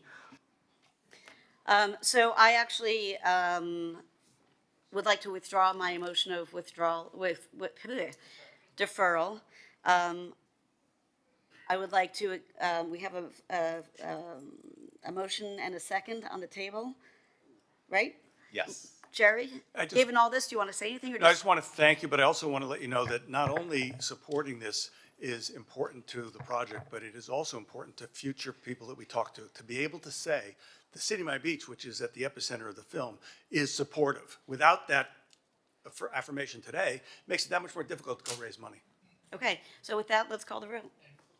Commissioner Libin, can you introduce the gentleman? I didn't catch his name. I'm sorry, I'd like Omer to- Barsadeh. Omer Barsadeh. He is the director and producer. Sorry. Director and producer. Omer Barsadeh. I was going sorry, to read some Commissioners. information Yes, about him. thank you. I'd just like to respond to Commissioner Rosen Gonzalez. You know, my item to fund anti-Semitism was not a commercial movie, okay? And to conflate the two, I think is really disingenuous. Whenever I spend taxpayer dollars, it's for the direct benefit to Miami Beach residents, whether it's their safety, well-being, and cleanliness of the city. So I think I find that highly offensive to compare the two and then bring in some sort of personal bias with this. I'm certainly not calling out many of the ridiculous items that have been put before by Commissioner Rose and Gonzalez. Okay. And I don't plan on doing so. So I would appreciate that you keep your personal opinions and biases to yourself. I'm just saying, let me just respond to sorry. this, please, No. Commissioner Bott. I would No, like to can I- respond, because he cannot say that he is a steward of taxpayer dollars if it does not apply to him, but it applies to everyone else. So let's call a spade a spade. If it's his item and he wants $50,000, he gets it, there is no payback, and that's an educational item. This film is also an educational item, only it's not your item, so all of a sudden, we're not being good stewards of taxpayer dollars. So this attack, and these continued attacks on other colleagues' funding items when we vote for your items and we support your items is just unwarranted, and frankly, it's divisive, and it's not the kind of leadership that we need. Okay, so we have a motion before us that has been seconded. I will just add, I don't think the concern is that anybody is funding more anti-Semitism education, because in my view, you can't have enough of that. I think the thing that caused a little bit of consternation, at least with me, is that we funded a program that Mount Sinai was already funding, fully funding. And so that was, I think, the frustrating thing. Mind you, it was still passed unanimously. So let us put that behind us, because it is a vote and that was taken. I don't believe anybody is calling a motion to reconsider that vote. So let's move on. If anybody wants to duke it out off the dais, feel free, but not on our watch. So we have a motion before us that has been properly seconded. Mr. Clerk, would you please call the vote? Vice Mayor, we have a motion by Commissioner Magazine, seconded by Commissioner Fernandez to approve C7AF as amended. All in favor, please say aye. Aye. Anyone opposed? Hearing none, the item is approved as amended 7-0. Thank you, Mayor and Commissioners. We appreciate your support. Thank you. So much, we appreciate Good that. luck. Thank you. Looking forward to watching it. Yes, yes. June 2026 is supposed to be the premiere, hopefully. Yeah. Thank you all. Thank We'll be there. Let's do some second reading items to try to get through that before we break for lunch. R5A. R5A is breakfast, the two. R5A is an ordinance of the Mayor and City Commission of the City of Miami Beach, Florida, amending Chapter 12 of the City of Miami Beach Code entitled Arts, Culture, and Entertainment by amending Article 2 entitled Special Events by creating Section 12-5.2 thereof entitled Special Event Permit Required for Large-Scale Residential Parties and Events, and providing for repealer, severability, codification, and effective date. This is a second reading public hearing. It is item R5A. Commissioner Fernandez, co-sponsored by Commissioner Dominguez, Bott, Magazine, and me. Thank you, Mr. Mayor. And if I could just, there's a lot of love in the chambers today. In these chambers or somebody else's? So at the November City Commission meeting, we all approved new regulations for special event permits during Art Week to address the large-scale commercial parties in Palm, Hibiscus, and Star Islands to protect residential areas and maintain public safety. That was a pilot program that I sponsored, which I think was highly successful. It limited large house parties and addressed issues such as noise coming from these parties, building permit violations, though enforcement was challenging once the parties began. The program was upheld as lawful by the U.S. District Court of the Southern District of Florida in a kind of high-profile case that we even made it on page 6, by the way, which I never thought that would happen. But anyways, thanks to city staff and the city attorney's office, we were able to implement this program last year. And the success of the initiative laid the foundation for stronger and broader protections. The goal was to make these protections permanent and citywide.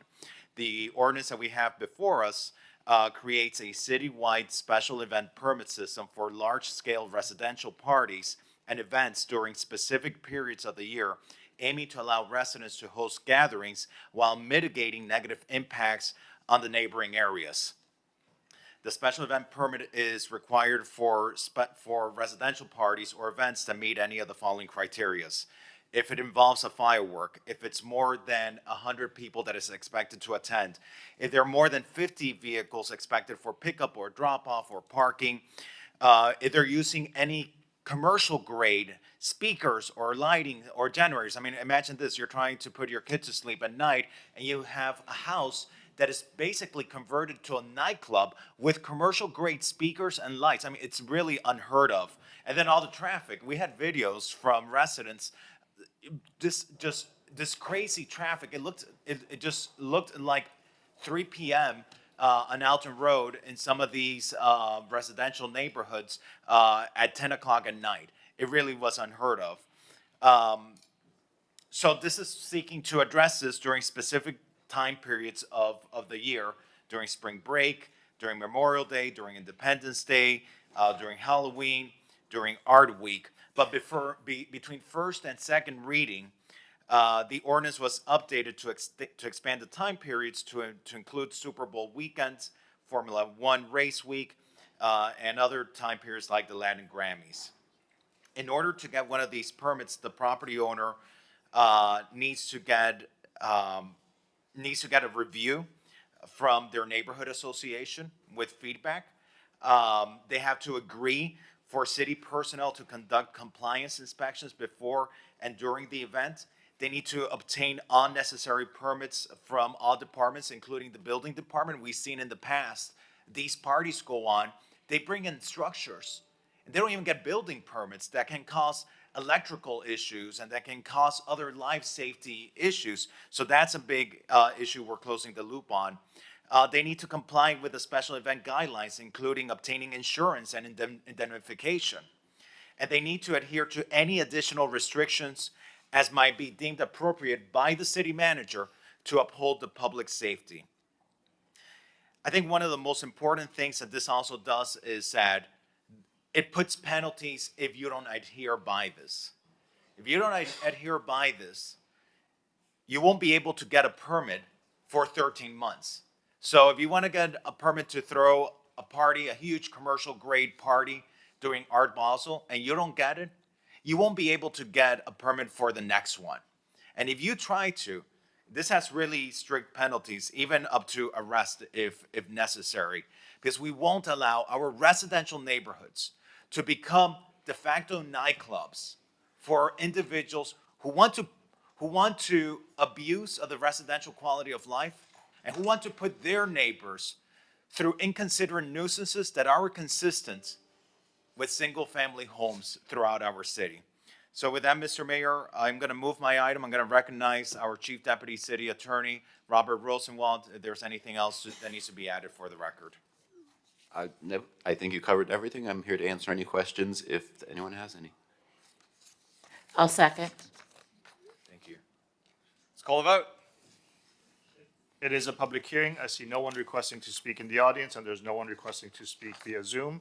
I have a motion by Commissioner Fernandez, seconded by. We have Amy. Oh, go ahead. Hi there, I'm Amy De Saint Sen. I'm Executive Director of the Palm Hibiscus Star Islands Association. I'm here on behalf of the board of the association, and absolutely yes to everything you've said. I'd like to add the public safety issue. Many times for these numerous large-scale events, emergency vehicles would not be able to access the area at all due to the traffic backup.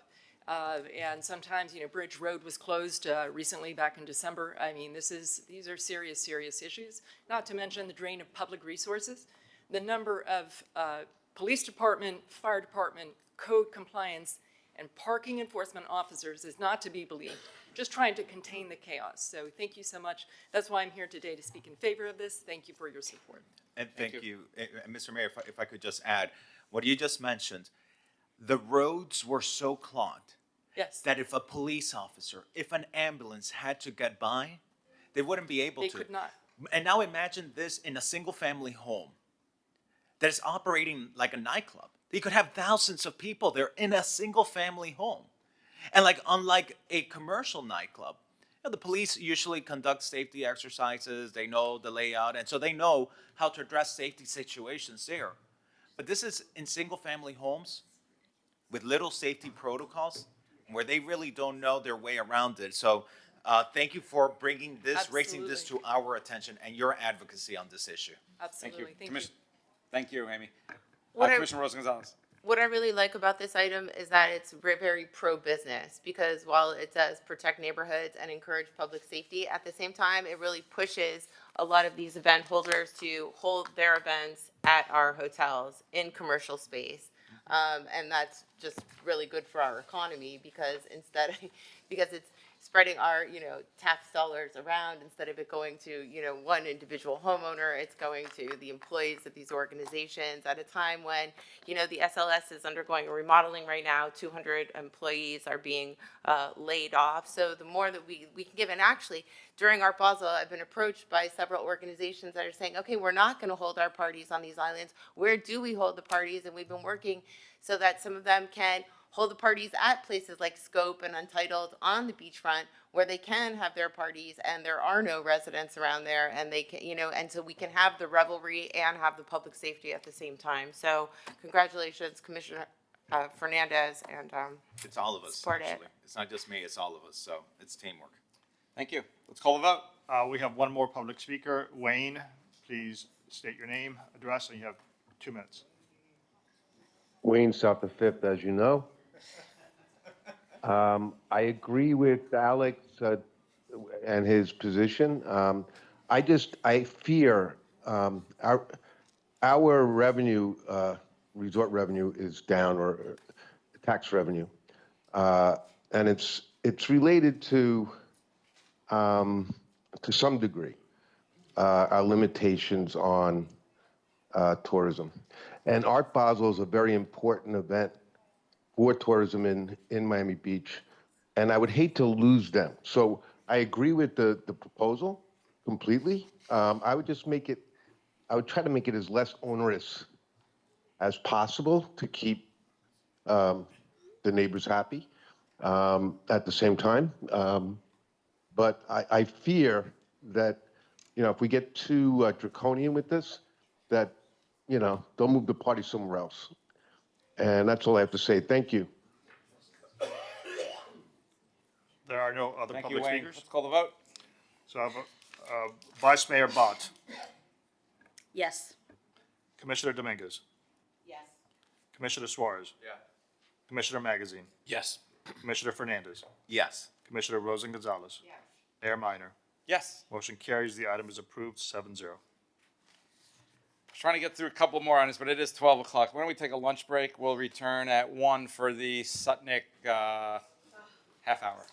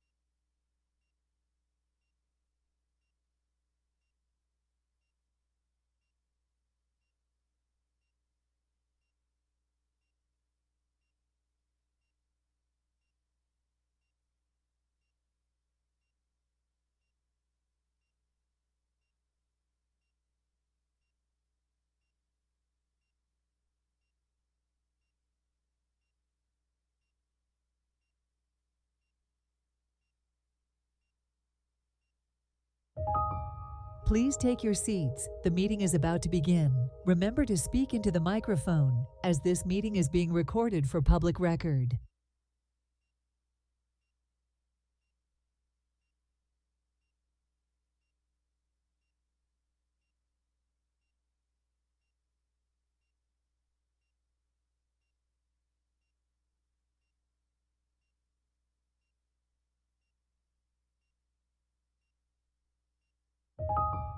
Please stand by. We are going on air in 5, 4, 3, 2, 1. Well, welcome back to our afternoon session of the commission meeting. We'll start it right up with our Sutnick hour. If anyone wants to speak. If anyone wants to speak, please approach the podium. Please state your name, address, and you have 2 minutes. Yes. Okay. Good afternoon. I'm Dave Weisberger. I live at 6620 Indian Creek Drive in North Beach, right across from where the Deauville is going. When I saw the plans at the last meeting with the open, where they showed the model, having come here 4 years ago from Tribeca and being happy in Miami Beach, I was struck by the fact that what they were actually doing is no different than the knockoffs we see in Tribeca of Coach bags and Louis V bags. The notion that somehow it's historical preservation to make a replica sandwiched in between what's going to be a big hotel and 2 large condo towers is frankly false. It won't look or preserve the character of the building, of the neighborhood. When you contrast the 2 plans, the one that was voted down by the voters because of the height of the buildings with this plan, it's clearly inferior. In fact, almost everyone I talked to agreed with the same reason. Think of it this way. Instead of having a hotel with around 300 some odd rooms and condos with how many ever units that was going to be, which would support local businesses, you'll have a 140-room boutique hotel and 100 units, which my math tells me will be averaging over $10 million a unit. That's not going to be the kind of people that are going to be, frequenting local restaurants in that neighborhood. In fact, it's quite out of character for the neighborhood. There is one clear benefit, and I clearly admit that as an owner, it benefits me as well, which is real estate developers are going to love it because it's going to increase the amount of value per property average just by putting 100 units that are that expensive into it. But when you look at it from a land use perspective, it's also stark. The plan that currently being trumpeted has 2 beach accesses. One forces you up a flight of stairs to go through a full retail plaza, which no one's bringing, babies or dogs or through. And the other is a small walkway. What we were going to get before was 45% land use and a public park. Now the public area is really just for the residents. To me, it's a hard pass. Thank you. Thank you. Our first virtual speaker is Omar Jimenez. Please state your name, address, and you have 2 minutes, please. Good afternoon. My name is Omar Jimenez. I'm the president and founder of the Parkview Island Sustainable Association. As we recently found out in the 2nd phase of the UN Parkview Canal study, a new bacteria hotspot has been found at Biscayne Beach Elementary. The outfall sampled at the site confirmed bacteria levels found 2,800 times over the FDOH standard. We are outraged that the city has spent years and millions of city tax dollars to remediate this canal pollution, to now find the source for the high levels of bacteria over the past years could have been the elementary school all along. We were in full support of Biscayne Beach community playgrounds expansion item on the agenda, using 600,000 city funds for construction and completion of the project before this alarming news came to light. We began sounding the alarm about the worrying conditions to public safety in the Tatum Waterway walkway where the hotspot was found, which runs directly adjacent to the school almost a year and a half ago. At the end of the day, regardless of how many more studies we do, the source is still going to come from birds, human, dogs, and all other contributors cited in the study. It all flushes down the stormwater drains and into the canal as Enterococcus bacteria. The only real solution to this pollution issue is to retrofit a buffer system and filters to the drains and outfalls in the affected 81-acre area to minimize sediments and hydrocarbons from entering the storm system, while also having the ability to remove bacteria and nutrients from the storm water before it enters the Parkview Canal. None of the near-term solutions before 2028 include any type of filtering for bacteria and nutrients. This is really the real issue at hand here that is not being addressed. We strongly support and commend this Commission's efforts to improve water quality in the waterways by launching Operation Clean Water North Beach. Tackling our stormwater runoff issues requires a multi-pronged approach that needs to be constantly Thank you, sir. addressed and improved. Go ahead, please. State your name, address, and 2 minutes, please. Hi, Daniel Serraldo on behalf of Miami Design Preservation League, P.O. Box 190180, Miami Beach, Florida. I'm speaking on behalf of MDPL to urge the Commission to deny the demolition permit for 3611 and 3621 Collins Avenue and to challenge the constitutionality of SB 1526 that was passed at the State of Florida Legislature last year. These two National Register listed historic buildings contribute to the Collins Waterfront Historic District, both nationally and locally. Yet under SB 1526, developers can bypass local preservation laws, forcing demolition without public input or oversight. This law is arbitrary, it undermines home rule, and it prioritizes private developers over our city's historic character. And so we asked the City Commission, because we're aware that an LTC was recently issued that a demolition permit has been applied for. And so we asked the City Administration to consider delaying or denying that permit until we can check to ensure the validity of SB 1526. We all know a lot of laws are passed in this country, but there's also mechanisms to ensure that our laws are compliant. And we also would like you to consider joining or supporting a legal challenge, as this law directly undermines Miami Beach's home rule authority. And we also ask that you publicly commit to protecting our architectural heritage from unjust state overreach. Miami Beach has led the nation in historic preservation, and we cannot allow an unconstitutional law to erase our past. We urge you to act now to defend our city's legacy, and I'll be reaching out to you all individually in the coming days and weeks, and hopefully we can work together. Thank you. Thank you, Mayor. Commissioner Fernandez. Thank you. I'd like to ask the City Attorney's Office to follow up on the issue of the lawsuit on the state preemption. You know, I really feel very strongly about our local control, about our home rule authority, and this bill that was passed, you know, while it's not as bad as it could have been, it is still catastrophic to our historic districts and to our historic skyline. And so I think we should explore avenues for possible lawsuit in that regard. Of course. Our next one. Who is the, Commissioner Rosa Gonzalez. the sponsor of the legislation is who? That was, well, it was Senator Avila. And then there was, I can't remember the guy from Naples. Roach. Representative. Again? He was the first time around. He was the first time around. They found a different sponsor for the second time around.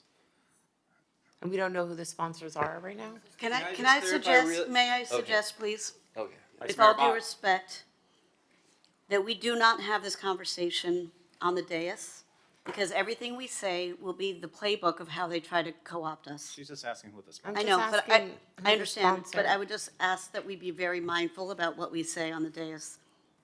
Okay, so my question was who the sponsors were, and that's all I have to say. If I just could say for 5 seconds, this was about the bill passed last year. It's just that right now are the first two buildings coming for demolition under that bill. That's why. Happy to meet with you to discuss further. Thank you. Our next virtual speaker is by Mal's iPhone. Please state your name, address, and you have 2 minutes.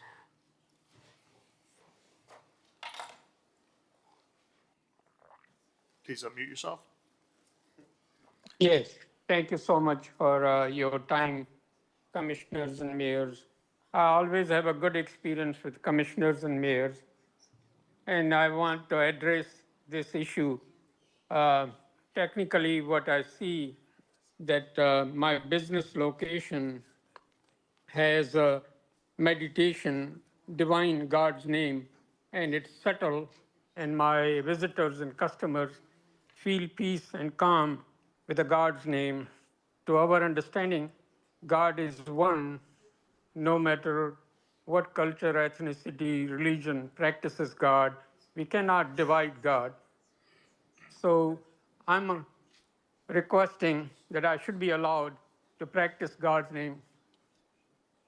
I should be allowed to practice God's name at my business location, which is not a noise violation. City has concluded that it's not noise violation. It's not going inside the building. My practice of God's name, which is my First Amendment right also, should be restored. If Commissioner or Mayor has any question, I can answer. Thank you, sir. Next, please. Name, address, and you have 2 minutes, please. Hi, Polly Weisberger. I live at 67th and Indian Creek. I'm here to talk about the Deauville, and I feel like 67th Street is suddenly like the unpopular cousin because, you know, we're told, oh, you don't get to have beach access. You get a little walkway with stairs so I can trip on, and then on the other side is small narrow. The people of town voted down the Ross plan, which was going to actually give us a park and access to the beach and a beautiful walkway. Now we're getting a sidewalkway and 2 towers taller than what they voted down, and a 3rd building that's going to be like a faux replica, I guess, of the Deauville, but not really. And what's going to happen to businesses that are already there? Is it going to compete with them? Is it going to help them? Probably not. As it is now, Miami Beach won't even allow on Indian Creek. There's this little group of businesses that are down like a little alley. I want to call it an alley, and they won't even put a sign on the building saying these businesses are here. So if you're not supporting businesses that are already there, how are you going to help the businesses that you're supposedly going to be putting in? Number one. And number two, where's 67th Street's access to the beach and public access? And number three, why are we getting something that's taller than everybody voted down already? It seems like it's a money grab. It seems like the realtors really want it because they're going to sell, and it's going to make property values go up. But so what? Property values go up only help people that are leaving, not people that want to stay here and make Miami Beach their home. That's it. Thank you. Thank you, Commissioner. Thank you, Mayor. Thank you. Our next virtual speaker is Philip Stillman. Please state your name, address, and you have 2 minutes. Good afternoon. My name is Philip Stillman. I live at 3015 North Bay Road, and I'm here to speak about the lack of transparency in the remediation efforts to remediate the severe traffic problem that we're having on North Bay Road as it's being used as a shortcut from to avoid Alton to get to the 195. And for those of you who aren't aware of that problem, it is we have backup all the way down to North Bay Road, beginning about 3 o'clock and ending between 6:30 and 7 o'clock.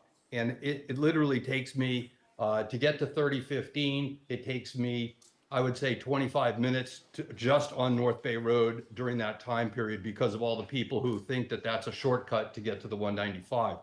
We spoke at length with some of you, and a pilot project was proposed where surveys would go out, and there was a proposal to explore the possibility of no through traffic signs limited in time to that 3 to 7 p.m. time period on Monday through Friday, or no left turns from Alton Road. And that was, we were waiting for our surveys. We were sure that they were going out. And then all of a sudden we found out that the project, that whatever this project was no longer being pursued. And none of the residents on North Bay Road have been consulted about this. And we really need to be consulted and included in the discussions on how to solve this problem. I mean, it's a problem that we face every single day of the week during the weekdays. It's people are now using the other southbound lane of North Bay Road in order to cut through the traffic on the northbound side. And so you're getting, you're jeopardizing people on bicycles, on scooters, on, skateboards. Thank you so much, sir. Please, Hi, thank you. Go ahead, please. Good afternoon, Mitch Novick. Taxpayers spent $650,000 for Ziskovich and Associates to present an estimated $100 million boondoggle plan for Lummis Park, which entails relocating Ocean Drive into the park, destroying the vestiges of the original 1870s coconut plantation, which remain today. In light of the county charter's explicit prohibition on placing public roadways within parks, my question is, has malpractice occurred? Shouldn't this commission, on behalf of taxpayers, demand a refund for this flawed plan? On another matter, I urge you to reject the proposed utility billing rate hikes and focus on reducing our massive $1 billion budget. This comes after over a dozen of automatic and annual rate increases over the past dozen years, including new fees such as the monthly fire sprinkler fee. Our city budget has doubled in that time as well. We've added 500 municipal employees, and our infrastructure, by all means, should have been gold-plated by now. Instead, we're left dealing with the consequences of past mismanagement and diminished public safety and quality of life. Again, please stop gouging the residents and businesses of the city. All this has led to housing unaffordability and an exodus of residents. Thank you. Thank you so much. Our next virtual speaker is Paula King. Paula, please unmute yourself. You have 2 minutes.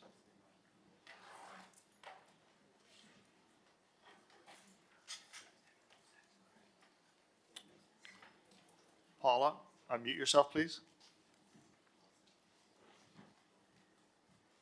PJ, let's go to the phone number 6222. Please state your name, address, and you have 2 minutes.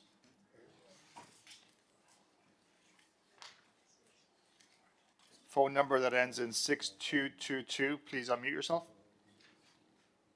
Hello? Go ahead. Hi, my name is Jose Valadares. Can you start again? I'm sorry. Hello, my name is Jose Valadares. I live at 17 Calais Drive, Normandy Isle. I'm a born and raised second-generation builder contractor resident of North Beach. My father was also a contractor developer. I would like to say that North Beach is underwater. The most important thing we need to do is tackle flooding.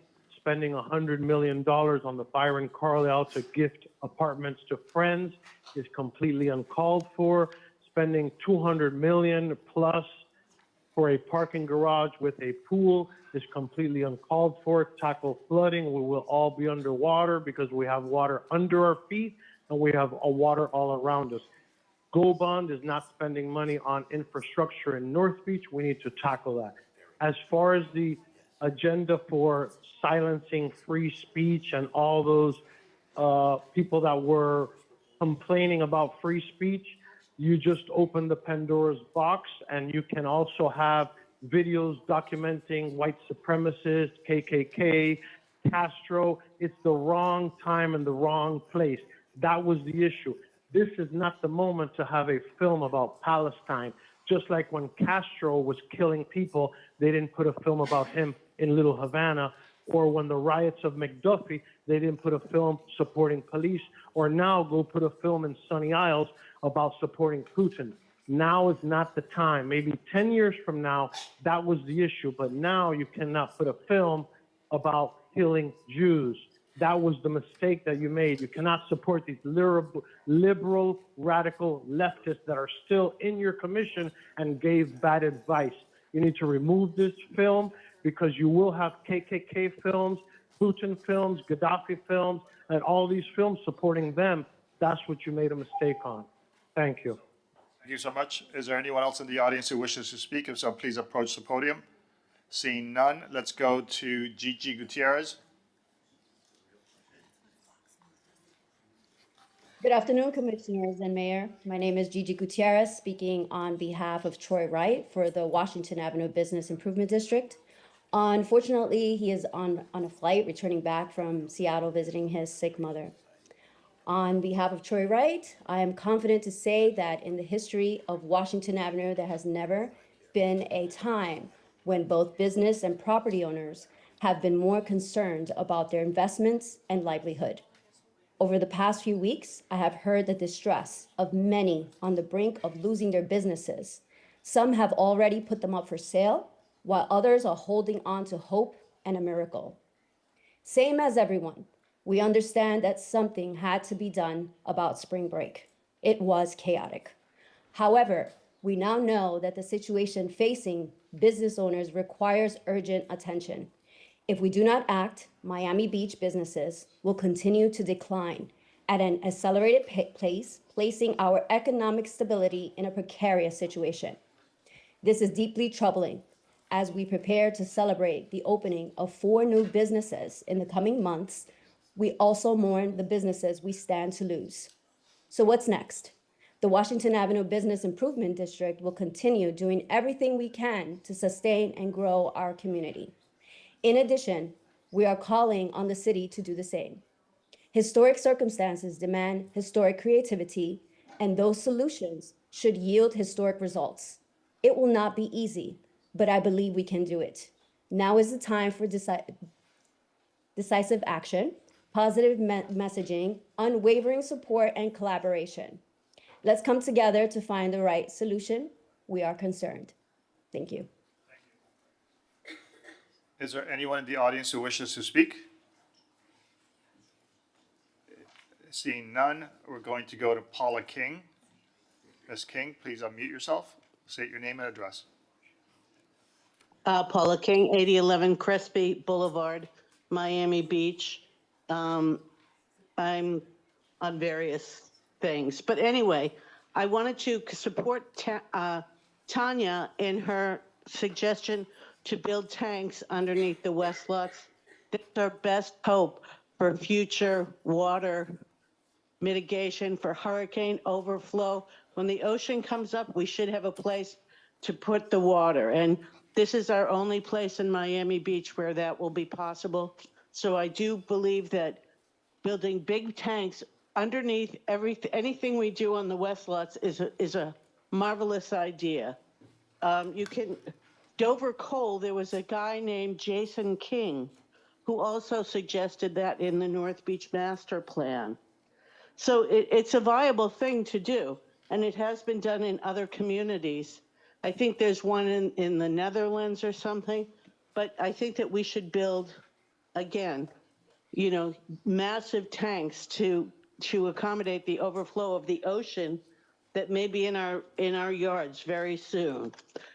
Secondly, I want to say that I'm really against any form of censorship in our cinemas, in our bookstores, or anything else. And, it's just not the right thing to do for Americans. I'm going to see this film on Thursday night because I feel it's my duty as an American to stand against censorship. That's it for me today. Thank you. Thank you. There is no other speaker on Zoom. I see no one else in the audience. Mayor, Sutnick has concluded. Okay. Thank you, everyone who called in. Let's continue with the agenda. Let's call R5C. R5C is notice of the Mayor, City Commission of the City of Miami Beach, Florida, amending Chapter 2 of the Miami Beach City Code entitled Administration by amending Article 4, entitled Officers and Employee by amending Division 5 thereof, entitled Office of the Inspector General by amending Section 2-256 thereof, entitled Office of the Inspector General to authorize red flag review by the Office of the Inspector General or of proposed or impending city action and providing for repeal or subrogability codification and an effective date. This is a second reading public hearing. It is item R5C. Commissioner Fernandez. Thank you, Mr. Mayor. This is an ordinance I brought forward to help maximize the tool that we have in the Office of the Inspector General. It creates a red flag review which authorizes the OIG to review proposed or impending city action that could violate city's policies, rules, or laws, or perhaps more concerningly, result in waste, in fraud, in abuse, or inefficiency. You see, whenever we have city commission meetings, we get these volumes of books with thousands of pages. This agenda for this meeting, and this is a small agenda, has over 1,100 pages. all right, over 1,100 pages that we have to review in a very short amount of time. And it's impossible for us to identify every instance of waste, every instance of fraud, every instance of abuse, every instance of inefficiency. And I think that's part of the spirit of the reason why the electorate exercised this wisdom to create this office. And if the OIG finds an occurrence of something of this nature, the office would give or would notify the city commission and or the administration of such concerns. The OIG finds that a proposed city action will violate policies or laws, will have to notify the city commission or the city manager, unless, of course, it would interfere with an investigation, which certainly we wouldn't want to do that.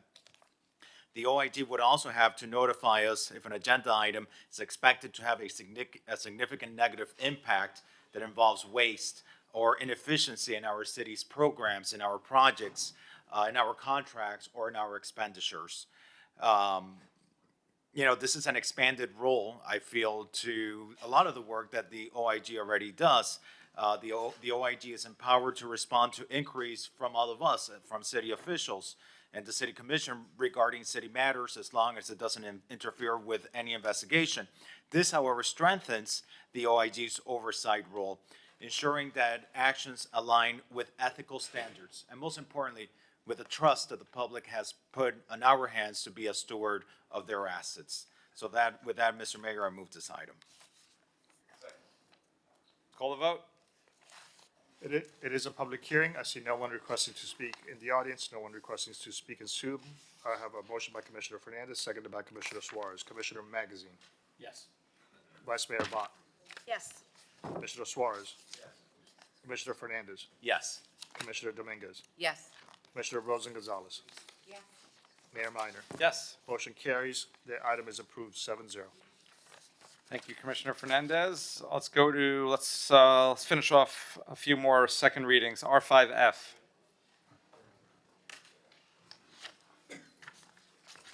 R5F is an ordinance of the Mayor and City Commission of the City of Miami Beach, Florida, amending Chapter 70 of the City Code entitled Miscellaneous Offenses by amending Article 2 entitled Public Places by amending Division 2 entitled Bicycling, Skateboarding, Roller Skating, Inline Skating, Motorized Means of Transportation, Electric Bicycles, Mopeds, Motorcycles, Motorized Bicycles, and Motorized Scooters by amending Section 70-66 entitled Definitions by conforming the definition of motorized scooters to state law, and by amending Section 70-67 entitled Prohibited Activities by prohibiting motorized means of transportation, bicycling, inline skating, roller skating, and skateboarding on the Baywalk, and providing for repeater servability codification and effective date. This is a second reading public hearing. It is item R5F. Commissioner Dominguez, co-sponsored by Vice Mayor Bach. Thank you. This item was meant to cover a very narrow area at the Baywalk behind West Avenue and Bay Road. Some parts of that area are 5 feet wide. There's no railing, and pedestrians that were walking were getting bulldozed by bikes, e-bike scooters, motorcycles, mopeds, things that didn't belong in that area. And it's second reading. With that, I move the item. Second. Let's call the vote. It is a public. Yes, sir. You're it. I ride a skateboard, I inline skate. Mitch, start with your name. I'm sorry. Mitch Novick, Sherbrooke Hotel. I ride a skateboard, I inline skate. I also ride a stand-up scooter and a bicycle. Laura, are skateboards and inline skates included in the language of this ordinance? So Mark Fishman will be able to speak, and just so that, to clarify, it's from 5th to 15th on the Bay Walk. So okay. it's not South Point Park, it's not Marina I Park. get it. My question is, how about just inline skates? I wouldn't ride my skateboard. I think it is prohibited, but Mark Fishman, our city attorney. No, Commissioner, you are correct. It's bicycling, roller skating, inline skating, skateboarding, as well as obviously motorized means of transportation. They are all prohibited on that portion of the Baywalk north of the MacArthur Causeway, 5th Street. So is that your intent, Laura, to prohibit inline skating on that small section of Bay Walk, which I don't know if it has yet opened? Have you been there? No. Okay. so it doesn't look like it will affect you, but it's very narrow there. There's Okay. hardly any room to walk, much less do other But activities. South Point Park is You're still good. safe. for- You're good. I also want to give a special shout out to Henry Stoller. He gave a lot of input to me and also to the city attorney's office, and gave great recommendations, and we took their feedback. And the same with Gail Durham, who also spent time and gave us some valuable feedback. Thank you. Seeing no one else requesting to speak, we'll call the roll. Vice Mayor Bott is absent. Commissioner Magazine. Yes. Commissioner Suarez.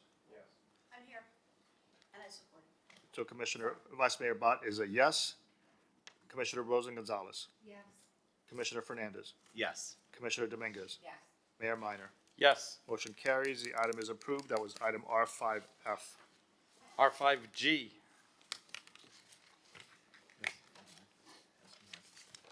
R5G is an ordinance of the mayor and city commission of the city of Miami Beach, Florida, amending chapter 106 of the city code entitled Traffic and Vehicles by amending Article 3 entitled Off-Street Parking Lots and Facilities by creating section 106-119 thereof, entitled Requirements for Private Properties Used for Motor Vehicle Parking Penalties by requiring owners and operators of private properties that are open to the public for motor vehicle parking to place certain signage in such private parking lots and facilities by imposing certain requirements for the issuance of private parking invoices, by requiring specified appeal procedures for private parking invoices, by requiring a 15-minute grace period of private parking lots and facilities, and by prohibiting private parking lots and facilities from selling, offering to sell, or transferring any personal information obtained from a party using the private property for parking services, by providing civil penalties for violation and providing for repealer, servability, codification, and an effective date. This is a second reading public hearing. It is item R5G. Commissioner Suarez. Second.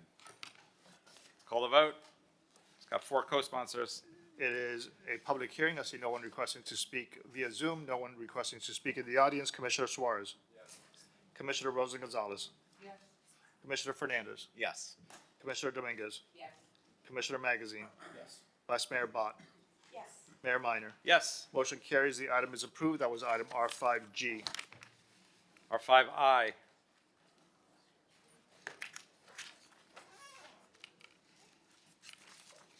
R5I is an ordinance of the mayor and city commission of the city of Miami Beach, Florida, amending chapter 86 of the Miami Beach City Code entitled Sales by amending Article 2 entitled Garage Sales by amending section 86-58 entitled Conditions for Issuance by amending subsection A to provide that a garage sale permit as required by section 86-56 shall be issued for a garage sale located in any single-family residence or multifamily building on no more than 2 occasions during any 12-month period, and providing for a repealer, servability, codification, and effective date. This is a second reading public hearing. It is item R5I. Hello. Commissioner Dominguez. So I was approached by members of Flamingo Park neighborhood and the multifamily buildings. They wanted to have 2 garage sales per year, and we crafted language so that it was pretty strict, where a building would have to have approved 2 for their building, so it's not blanket that every person in the building gets 2. So I think it's drafted narrowly enough and will be good for the community. And anything else to add? I think that's it. 2 per Okay, year. I move the item. Second. Let's call the vote. It is a public hearing. I see no one in Zoom, no one in the audience requesting to speak. I have a motion by Commissioner Dominguez, seconded by Commissioner Fernandez. Commissioner Magazine. Yes. Commissioner Suarez. Yes. Commissioner Dominguez. Yes. Vice Mayor Bott. Yes. Commissioner Fernandez. Yes. Commissioner Rosen Gonzalez. Yes. Mayor Minor. Yes. Motion carries. The item is approved. That was item R5I. R5J.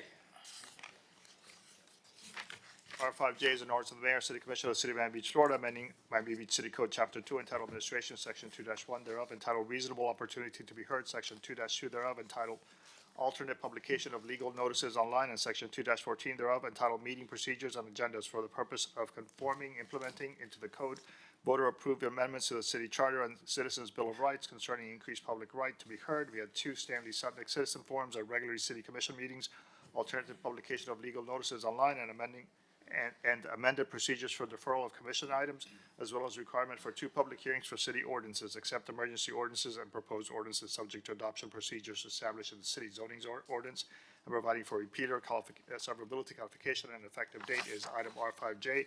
It is a second reading public hearing.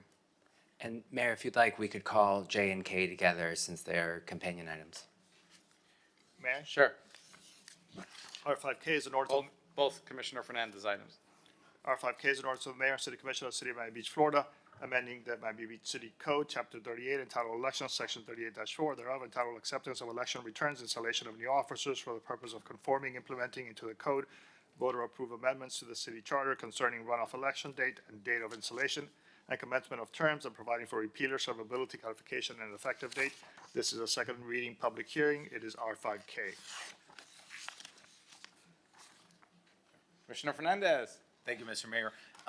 This item basically amends the city code to implement the charter review amendments that were approved by the voters last November. The first item, R5J, amends the code to require 2 Sutnick forums to be attended by a quorum of us, of the commission, during each meeting.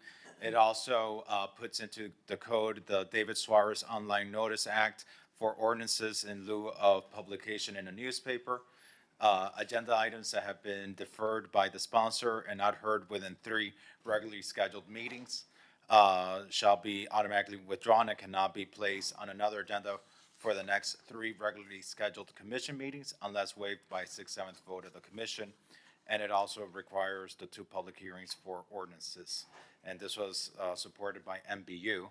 And of course, it was drafted with the support of our Charter Review Task Force. The second item, R5K, it addresses and codifies a runoff election date, now the second Tuesday in December. It talks to the date of installation for new commission members, which will be now the Monday following the second Tuesday in December. And it addresses the commencement of terms on the date of installation, which is the Monday following the second Tuesday in December. Nick, I don't know if there's anything else to be added? No, Commissioner, you covered everything. Thank you. With that, Mr. Mayor, I move the item. We have a motion and a second. Let's call the vote. This is a public hearing on items R5J and K. I see no one in Zoom requesting to speak. I see no one in the audience requesting to speak. Commissioner Suarez? Yes. Vice Mayor Bott? Yes. Commissioner Magazine? Yes. Commissioner Fernandez? Yes. Commissioner Rosen Gonzalez? Yes. Commissioner Dominguez? Yes. Mayor Minor? Yes. The items are approved. That was R5J and R5K. Let's go to RDA 1. We are recessing as the city commission meeting and convening as the RDA. RDA 1 is adopt second amendment to the city center RDA operating budget for fiscal year 2025. And for the record, Commissioner Higgins is absent. Welcome, Jason. Thank you, Mayor. Jason Green, CFO. The item we have before you is a budget amendment for the RDA. This would complete the city's portion of the Sixth Amendment of the RDA agreement, which would be the one-time $10 million payment to Miami-Dade County for homeless type services due this March 31st. I move the item. I heard a motion by Vice Mayor Bott. I believe I heard Commissioner Fernandez second. Magazine? I'll take Magazine. If there's no discussion, this is not a public hearing. Call the vote. All in favor of RDA 1, please say aye. Aye. Anyone opposed? Hearing none, the item is approved 7-0. Thank RDA you. 1. To reconvene as the Miami Beach City Commission. So done.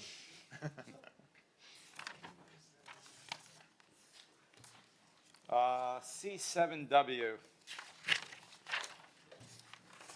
C7W is in post-moratorium on water, sewer, and storm rate increases that was separated by 2 commissioners.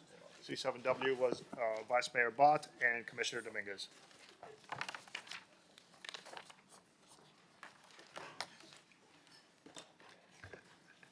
Unless you want to address, I'm happy to. Yeah. We're gonna be on opposite sides, I think. Yeah. What was Commissioner Dominguez. Thank you. So I'm one of the co-sponsors, but the reason why I wanted to separate it is when I've had discussions with different city staff, the feeling is that if this item were to pass, it could severely hurt us for a long time. So I want to figure out what language within this area would be helpful so that we're not hurt years into the future. Somebody from the city administration can help. Can I just ask a follow-up question on that? Because my understanding was it all depends on the speed on which an assistance program is created. So, I apologize, I didn't hear the specific question, but I think the question was related to the increases related to the rates were ultimately. So the moratorium, the way this is worded, could really shut us out for years in the future. So if there's a friendly amendment that we can make to this item, I'd like to do so now. Madam Vice Mayor? Yes, sorry, go ahead, Commissioner Magazine. Maybe a friendly amendment, as I understand it, but I also do want to talk about this, just to see where everybody's at. I think collectively, all, if not, most of us, if not all, have committed to resiliency and moving forward, understand wanting to work this out for people that are cost burdened. If I understand it, and perhaps legal can clarify this, there's not a way to bifurcate in terms of rates. We can't charge different rates to different people, whether that be income-based. So that's a state statute, is that correct? That is correct. So that's where I think we would actually behoove ourselves to have separate legislation, and we would vote on that as a standalone. But while that works its way out, perhaps a friendly amendment is to essentially allow this to travel forward, because it's my understanding these rates aren't going to be implemented until October. Is that correct? That is my understanding. That was the direction coming out of it. Right, so we can keep this on track and on pace, give staff, we could say until next month to come back, but we don't essentially implement any type of pause or moratorium, because, you know, it could be misleading. I think we still have ample time to sit here, and if we decide legislatively that that is a priority to ease the cost and rate impact on a certain segment of people. And I think we need to define what that actually is. Will it be income tested? Will it be fixed? You know, want to see where people want to go with that, but I think our staff still has time to essentially come up with those solutions without voting on some type of moratorium, given that those rate increases won't go into effect until October. Commissioner Rosa Gonzalez and then Vice Mayor Bott. I mean, I would like a moratorium for a few years until the state works out its issues with condo reserves and assessments and all of the legislation following, you know, what was the building called? I can't remember. In Surfside, whatever the collapse was, following the building collapse in Surfside. I don't think it's a great time to press our residents with any extra expenses. I think when you add inflation, the fact that next year the governor would like us to no longer have property taxes and have some sort of 25% consumer tax. We know right now that there's additional tariffs being added, which is going to add to the cost of living. I really think that if Miami Beach does not have to, right now, that we can just at least hold this off, for a couple of years while until the legislation, I meant Champlain Towers earlier, it finally came to me. I understand resiliency and I understand water and sewer fees, but I'm asking you, I have people in my office asking for rental assistance, for some people $150 just so that they can stay in their apartment. This is any increase that we impose right now. I just think across the board is not a great thing for our residents. And by the way, I would add that we had a 9% appreciation, okay, in property values last year, and that could have gone to the increase. Instead, that stayed as part of our management budget. So we already did raise taxes in essence by 9 points, okay, and to cover full in budget. So I think it should come out of the 9% property increases that we had last year, or find the difference that this would be, whatever the property appraised value is in the incoming year. But I do think that this should be something that does not happen year over year, that the commission has a right to vote on this. And I'm completely against raising these fees right now. Vice Mayor Bott. So, you know, nobody wants to pay more money. Many people don't have enough of it to make ends meet. It's a choice between medicine and rent, and that is not a liberal talking point, that is a fact. And I'm not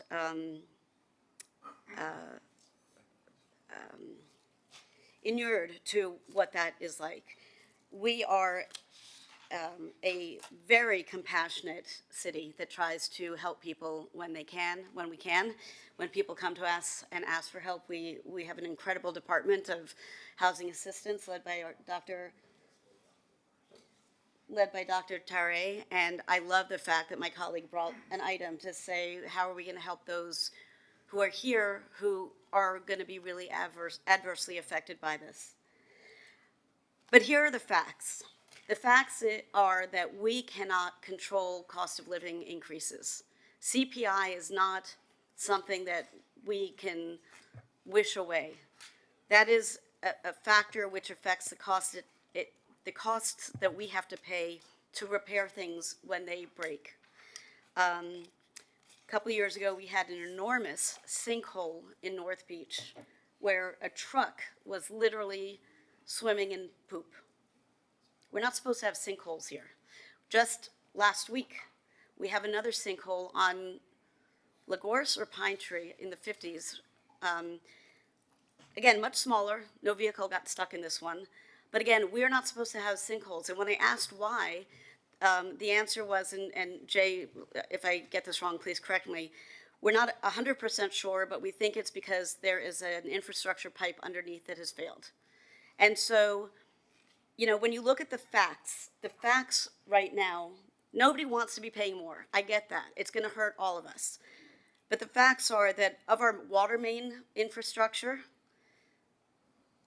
24% are less than 50 years old. That means 75% are over 50 years old. Sewer mains, 80% are over 50 years. The vast majority. Stormwater pipes, 76% are younger than 50 years old. So, yeah, it sucks to pay to fix that. But what's going to suck more, sorry, that's not the professional way to put it. I apologize. I'm really tired. I apologize. What's going to be a harder and more painful way to proceed is when something ruptures and we have an emergency situation and it affects homeowners and it affects transit and we have to pay whatever we have to pay to fix something on an emergency basis. And it's not a question of it might happen sometime in the future. It's a question of how soon is it going to happen, in which neighborhood first, because it's not relegated to one neighborhood or another. We are already 60% design with one project, and I forget the percent design with the second project. So if we put this on pause now, that means that when we go back to restart this, not only do we have to pay to redesign because conditions change, but it's going to be more expensive to pay for the work that is already planned because inflation goes up. As much as we don't like it and as much as we wish we could control it, that is the fact. And I agree, Commissioner Rosen-Gonzalez, it would be amazing if our state legislature could address some of the issues that are causing incredible risk and uncertainty and heartache and pain for almost everybody who lives in the city, one way or the other. But I'm not holding my breath for that because they've had an ample chance to have those conversations and maybe not find a resolution, but at least have the conversations. And to my knowledge, I don't think that's happened yet. So I'm not prepared to wait for that. I would love to be pleasantly surprised and have them come after this legislative session, say, we got it sorted out, that would be great. But I am not waiting to do what's best for the residents and the businesses of this city. Again, our job, the most important job we have, is public safety. And public safety includes being able to drink the water that comes out of your sink. It includes not being concerned that your toilet is going to back up some random day through no fault of your own. It includes not being concerned that the street that you drive over is going to have a sinkhole that breaks an axle. And it sounds far-fetched, but with the numbers I quoted, and these come from Public Works, this is not me making this up, this is a survey of what is currently existing in our city. We're a young city. We haven't invested in the replacement of our infrastructure, and we have, I don't know what the number is, but I can tell you it's a lot more people living here now than there were 80,000 people, 80 years ago. And if we do not do the right thing sooner rather than later, which includes finding a way to help those who are going to need help, we are all going to be paying the price, literally and figuratively, in very short order. So I don't want to put a moratorium, and I do want to challenge our colleagues on staff to find a way between now and October, which is plenty of time, to find a solution to help the people who are going to need the most help. Commissioner Fernandez. Thank you, Mr. Mayor. It's not lost in me that resiliency is not just about upgrading pipes or reinforcing our infrastructure or improving the stormwater system. Resiliency, true resiliency, is about ensuring that the people who call Miami Beach home can continue to live here. And that's why this moratorium on the water and sewer and stormwater rate increases is not just necessary, it's urgent. I've heard how far advanced we are with the planning of certain projects. Well, how far advanced are we in the plan to protect those on fixed incomes? Other major cities have financial assistance programs that were put in place before raising their essential utility rates. I'd encourage us to look at New York, San Francisco, and Chicago, who have all done it.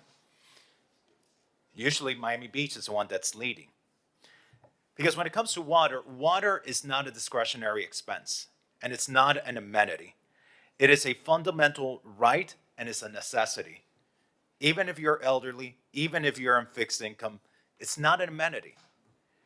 And making it unaffordable forces people out from Miami Beach.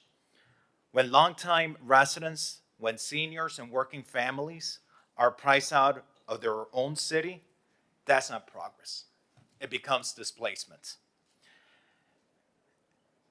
And when all of this has been discussed, I was thinking 10 years ago when I worked at the county, and I worked with Commissioner Sosa at the time, and we worked on bringing the Rockefeller 100 Resilient Cities program to our region. And one of the most important lessons I learned from the Resilient Cities program is that true resiliency is not just about infrastructure. It's about people. A city cannot be resilient if it loses the very residents who give it life. And that program challenged us to adopt a broader view of resilience, one that goes beyond responding to climate change and addresses the economic and social pressures that make communities vulnerable. Resilience is not just about preparing for storms and sea level rise. It means tackling ongoing stressors like poverty, like inequality, and access to basic services like water, and being able to afford that water when you turn on the faucet. I'm proud that Miami Beach was a part of that program, but we cannot forget the lessons that we learned. We cannot claim to be a resilient city if our policies ignore the economic realities of our residents. Resilience means preparing for the future while protecting the people who live in Miami Beach today. If we leave behind those who cannot afford rising costs, then I'm sorry, we are failing at the very mission of resilience. And so yes, I want us to invest in stormwater improvements and climate adaptation. And yes, we must ensure our water and sewer systems remain strong for future generations. But I don't want to lose the residents who live here. I don't want to lose the elderly who won't be able to afford that. And let's make no secret about it, gentrification is not just caused by development. It's about rising costs that forces people out. When essential services become unaffordable, what follows is displacement. And we must ensure that protecting our infrastructure does not come at the cost of displacing the very people and the very communities we are trying to protect. So let's put that into numbers. Because when you look at the national and international standards, it's recommended that a water bill should not exceed 3% of a household income. And based on that metric, and let me just ask, Mr. Manager, the average water bill Miami Beach, I think the memo said was about $130 at the moment, approximately? That's about right. Okay. So 3%, all right? To afford today's average Miami Beach water bill of $130 per month, a resident would need to earn at least $4,333 per month, the equivalent to a salary of $52,000. But if we increase the bills eventually to $200 per month, which is what it ultimately would lead up to, is that correct? I see our Public Works Director nodding his head yes. Okay. Residents would need to earn at least $6,667 per month, the equivalent to approximately $80,000 per year. For many in our community, for residents who I represent, for residents who don't have a loud voice or a large platform or on social media, or who can't afford to be here, or seniors on fixed incomes, or single parents, or hospitality and service workers on fixed incomes, that is simply not a reality. And when residents can no longer afford to live here, we don't just lose people, we lose the very fabric of Miami Beach. So, I want it to be very clear. I support the stormwater and infrastructure programs. I support our long-term planning for a resilient Miami Beach, but we cannot pursue these initiatives blindly without a plan to protect our residents from the unintended financial hardship that they will inevitably won't be able to escape it. They will have to pay up or move out. And so that's why this moratorium is critical. It does not halt progress. It ensures that progress does not come at the expense of our most vulnerable residents. It provides the time necessary to develop a financial assistance program that ensures that no one has to choose between paying their water bill and putting food on the table or buying medication. And let's be clear, a resilient city is not just one that can stand a storm or avoid a flooding. It is one that protects the people who live in it. That's why we invest in infrastructure. It is to protect people. And that cannot come at the expense of pushing those very same people out. Thank you, Mr. Mayor. Thank you, Commissioner Fernandez, Commissioner Bott, Vice Mayor Bott, and then Commissioner Suarez. So I agree with absolutely everything you said, Commissioner Fernandez. And I have, I wish this item were called with the accompanying underlying rate increase discussion, because we're talking about things a little bit in a vacuum, and I don't think that's super constructive. One of the conversations that I've had with staff is, can you go back and take a look at the numbers and see if there's a way to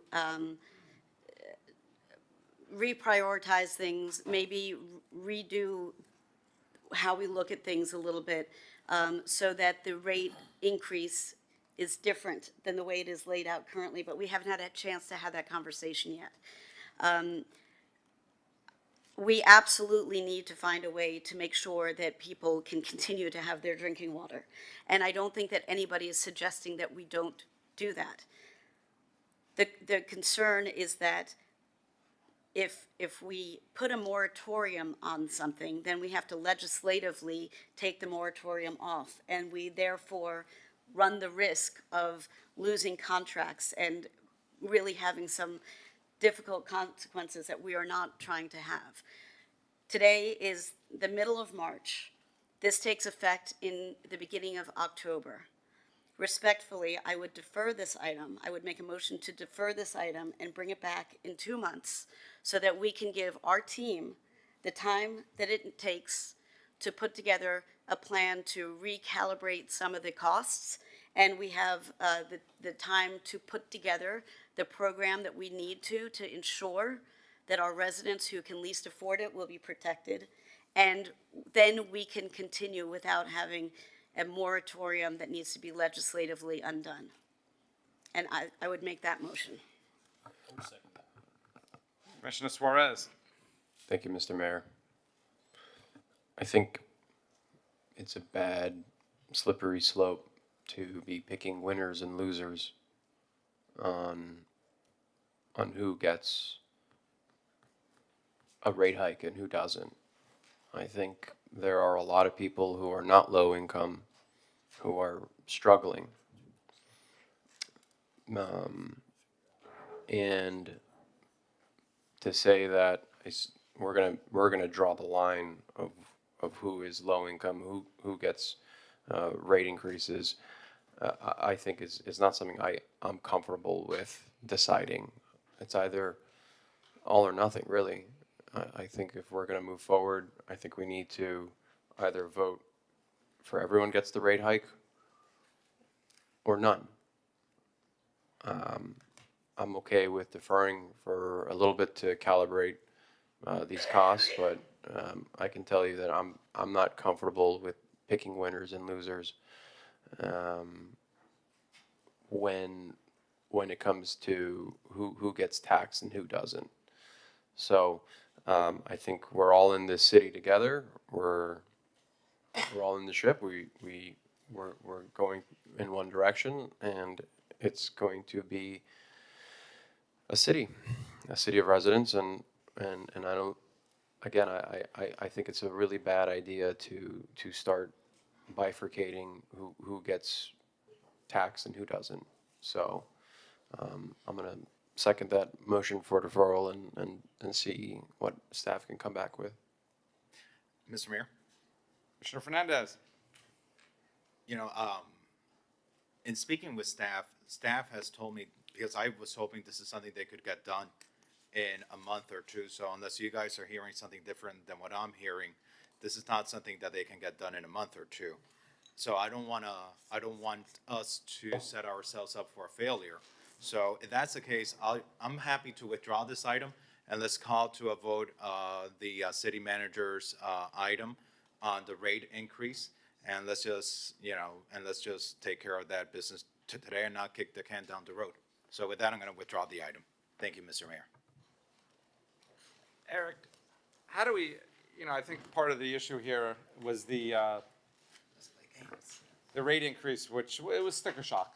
How do we get to a point where it's a gradual, maybe consumer price index increase that's something that's more in line with what I think would be acceptable and comfortable to our residents and us?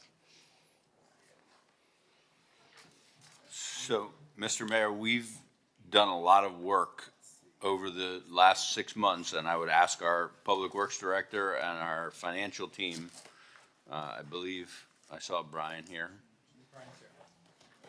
to step forward to the podium, and they've looked at the capital program over the next basically 10 years. Correct. And this is the dollar figures that would be required to allocate the funds to fill that capital gap.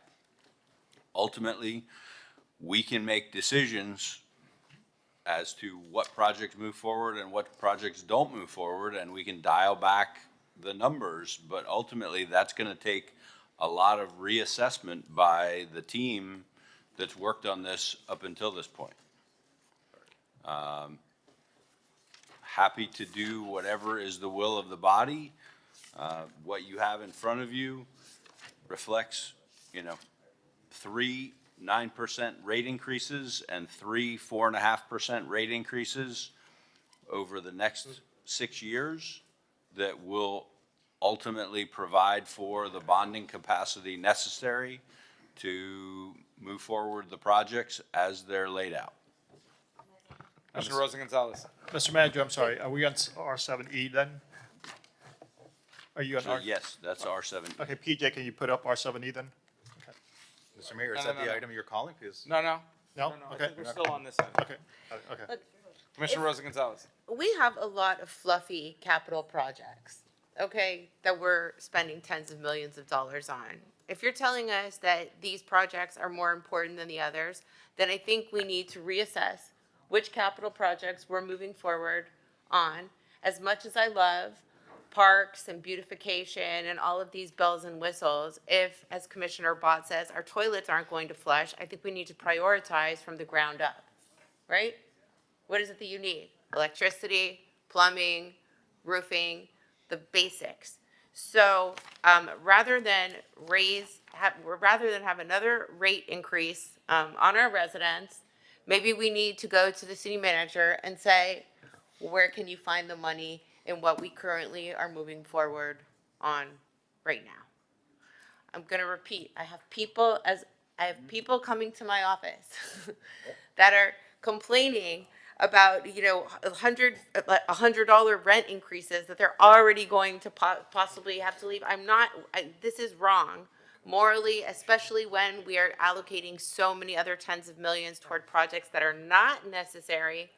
They are projects that we choose to do because we wanted to. Everybody loves more parks, and everybody loves beautification of who knows, the pool on top of the garage. But if our toilets aren't going to flush, then we have monies there, and we need to figure out how you can allocate monies from specific projects to fixing, to addressing these hotspots.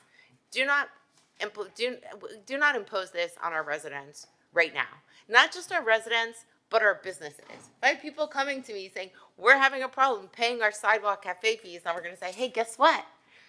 10% on your water bill, 9% over the next 3 years. No, this is not the time to impose more fees and increases. Commissioner Bott, I appreciate, your sense of, fiscal, responsibility. But then again, all of these requests, whether it's the film request today for Morris Lapidus or the educational training for Mount Sinai, then all of these should be removed and we pay for our toilets flushing. But I do not want to raise prices on individual residents when we well know we have the money. So Jason, where can you find the money apart from these increases on individual residents? I'm going to be a very vocal no. I'm very upset about this. The budget has swollen. Over the past, last year we had a 9% rate increase, and we just kept spending the money. The year prior, what was it, 14%? Every single year, our budget has nearly doubled. In the past, you know what we did? We returned money to residents, and we didn't increase fees. Why don't we increase fees? Why do we subsidize the residents of Miami Beach? Guess what? Because we host a party every single day, and we sit in traffic, okay? And tourism dollars are supposed to subsidize our lives here. So you're taxing us on both ends. And don't say that you didn't raise taxes last year by 9%, because we did, okay? So there has to be a better way to find the money. This is really wrong. Vice Mayor Bott, then Commissioner Magazine. So there are a couple things. My understanding, and I'm not a bond finance expert by any stretch. There are many things I'm not, but that especially one that I'm not. My understanding is that if we move forward as planned, that would enable us to get bond money to pay for the work. It's not that these increases would pay for the work directly. Is that a correct understanding, or am I misunderstanding? Correct. It's standard that most enterprise funds, being water, sewer, and stormwater around the country, are funded through the issuance of revenue bonds, because we're talking about large capital programs here. And this program, I think, is around $680 million of projects, actually of new funding for projects over the next 10 years. Okay, so hypothetically speaking, everyone, just let's play this out. If we pass this going forward, and we get the bond money we need. And in the budget process, because I think we've been talking about it on the dais today, and some of us even over the last couple of months, we are going to have very difficult conversations about what the budget covers for our city over the next few years. And so, and we make a decision as a body that we are going to dial back where we can on some of the softer things that we love, because we need to make sure that the less fun things like sewer lines are properly funded. And we find that we can actually change that balance of what the rate hike is. Does that affect our ability to get bonds? Well, there's really two different things. Talk about the property taxes. That's the city's general fund, which this being the our enterprise water, sewer, stormwater are completely separate. So we couldn't take from the general fund. Theoretically, there could be a transfer from the general fund into a water, sewer, stormwater to partially fund the projects. But I would tell you, we kind of already do that on these large neighborhood improvement projects. West Avenue Phase 2 is under construction. This program here is West Avenue Phase 3, First Street, Normandy Isles, North Shore D, Flamingo. There's a number of the big neighborhood improvement projects. And in there, the above ground portion, which is about 10% of that massive bill, comes from usually the general fund being the PAYGO. And I know we've talked about this at length on several times with the city's infrastructure. Most of our infrastructure expenditures come from our enterprise funds, not from our general fund. We have our capital road replacement and our PAYGO millages, which bring in only a few $1 million per year. And most of our general fund type infrastructure, as the commissioner was stating, parks and sidewalks and asphalt, are actually funded through the general obligation bonds that the voters voted to impose upon themselves. So even a third source at the end of the day. But if I could, I just wanted to kind of explain why we're here today. And why we're here today is actually via commission direction. So back in March of 2020 by resolution, the commission approved the water and sewer master plan, including the project prioritization of what should be done when, and with the 10-year critical needs program. In July of 2020, the commission approved the neighborhood improvement program, including the prioritization of 40 or 50 different projects, and directed the administration to move forward, which is why we are, as Commissioner Bott mentioned, West Avenue, I think, is around 60% design, and First Street's at 90%. So all will probably need big construction dollars in the next year or two. In March of 2024, only 1 year ago, the commission approved the Stormwater Master Plan, including the 10-year prioritization of critical needs, and directed the administration to commence a rate study to pay for this massive program. In June of 2024, the commission approved the First Street Neighborhood Improvement Project and directed the administration to move forward completing design and do construction. And as we all know, First Street was a long and winding road, but we finally got to the end, or we're almost at the end. And then just this September of 2024, the commission approved the West Avenue Improvement Project Phase 3 and directed the administration to proceed. So once we had all of that together, the Public Works with their consultant Brian here put together that whole team, that whole prioritization, all of the commission directions over the past few years, laid out the projects as commission has already approved them, and we're now at that time really to approve a set of rate increases to fund these projects. We had this discussion. This isn't new. I know I've been kind of parroting this for the 2 years I've been your CFO, and we talked about this at length about a year or so ago when the commission approved the $85 million declaration of intent to issue for water and sewer, which was just to fund really this year's capital program for water and sewer, saying we have to come back with that rate study. This is the last dollars that will let us be a AA rated utility, which is where we want to be. So that's just the history of where, and just to know that this program ties in about $77 million in state and federal grants. So this isn't the going on our own at the end of the day. So it's important to note there's a lot of grant dollars that are put in there. And I think one last thing I just want to state is just speaking about the the utility rate increases, which we went through in detail at FERC, and I know that's not this item technically, but just a reminder, because it was a point that was discussed by the three members that were at FERC a lot, was this very similar discussion appears to happen back in 2017, where there was interest in moving forward but didn't want to pay for it. And at the time, the administration recommended a 22.5% increase in stormwater fees to move forward all those projects, and then a series of smaller increases. But at the end, the commission approved only a 3.5%, which obviously delayed many projects, and kind of that was the pause, I think, that many people were speaking about. So between that and the rates that were approved by the commissioner of that 5-year plan, not doing the 22.5 and they're doing smaller, actually, if just sticking to inflation and not the dictated numbers by the commission, we actually lost out 10% more to just inflation based on the below inflation rates that we've been increasing. So to that point, Jason, thank you for illuminating the history. The longer we wait, the more expensive it gets. Point number one. If we put a pause on this now, we will likely lose almost $70 million in grant funds that we're counting on. I don't know how long, you know, we have had these grants for a number of years. At a certain point, there's an expiration. We continue to ask for extensions, so I don't want to state that if today you don't do something, but we're at risk. We're at risk of losing possibly up to $70 million. We want to take action, and I can't go to markets either until the Public Works Director told me no the other day. So is it yes or is it no? Because I'm getting conflicting information. So I need clarity from our staff. I need clarity from our staff, because the one thing I do not like is getting conflicting information. And I'm getting conflicting information. It seems like my colleague is getting one source of information, and I feel like I'm getting a different set of information. I was told this doesn't jeopardize. Now I'm hearing it does jeopardize. So which one is it? We need clarity. If I can, what I'd say was I cannot definitely say that today, if we don't take an action today, there would be a risk of losing those grants. But at some point, if we're going to move forward on the program, obviously, we will have clarity if we're going to move forward. That doesn't have to happen today. I have a question. And so if I wanted to just finish because I had a third question for you.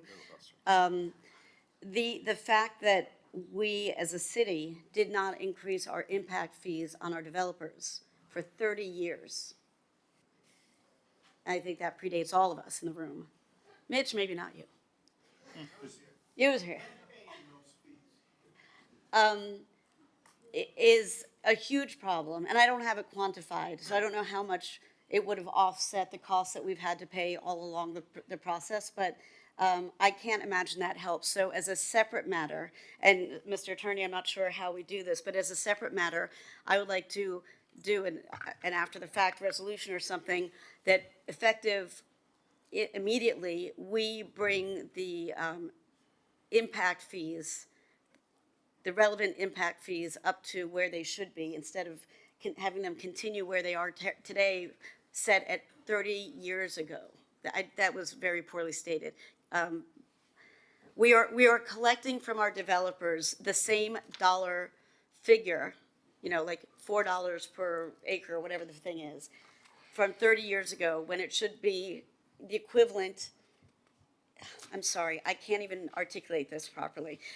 They are paying what they paid 30 years ago today, and that has not gone up with the rate of inflation. That has not gone up with anything. It has not been adjusted one single time in 3 decades. So as a separate motion, I would like to make the motion that we reset our impact fees to be set as to what they should be currently. It's not going to fix this whole issue, but it's going to help. And so I don't know what the proper thing is on how to do that. I'll second that, but I have a question right here.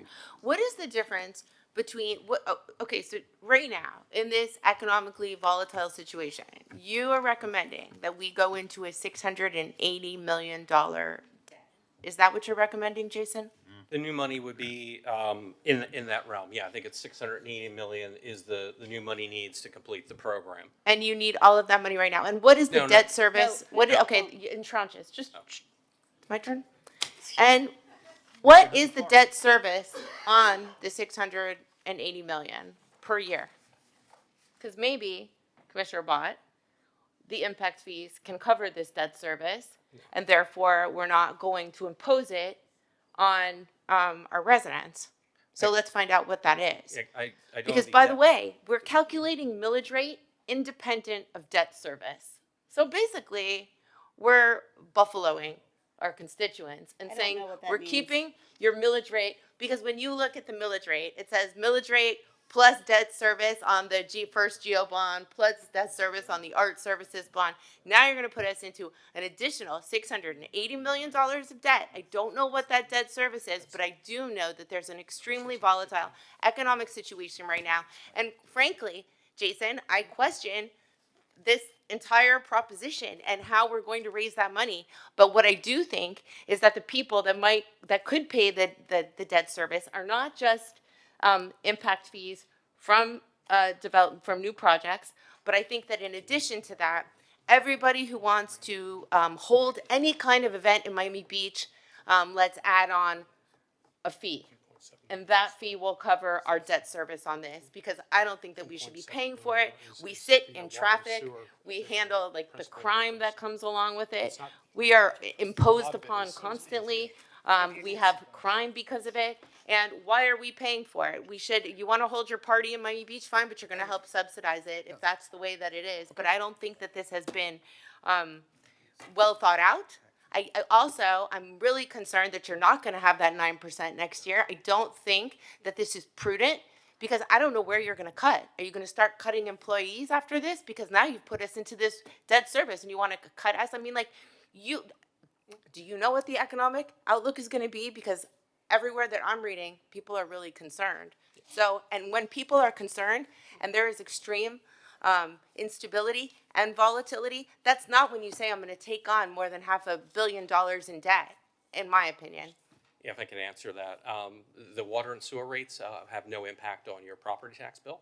So your millage rate is not at all affected by your water and sewer bill. It's a user rate, much like electricity or gas or things like that. So it would have no effect on that, nor the voter-approved GO bond debt service. But the GO bond debt services are part of the millage rate. Excuse me, Commissioner Suarez, I heard you laughing at me. But at least I'm bringing to light what's really taking place here, instead of trying to bury it. And I'm trying to find a solution so that we don't raise taxes and fees on our residents.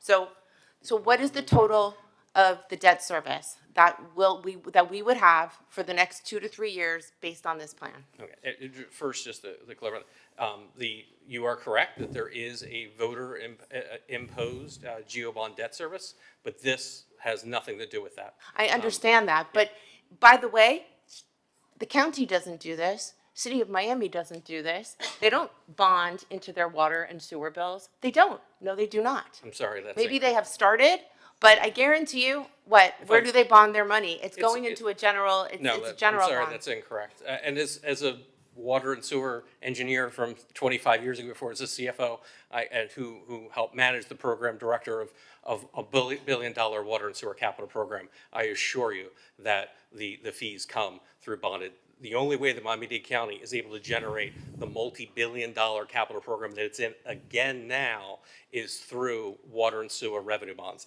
This is the standard way that all municipal governments raise dollars to build their water, sewer, and stormwater infrastructure. Mr. Mayor, may I ask a few Wait, questions? I'm trying to get the debt service number, I just have Commissioner Suarez. I just have a few That's- questions, if it's okay. Well, first, let's find out what we're going to be responsible for. Well, in the meantime, they can look it up, but I just have a few questions for our CFO.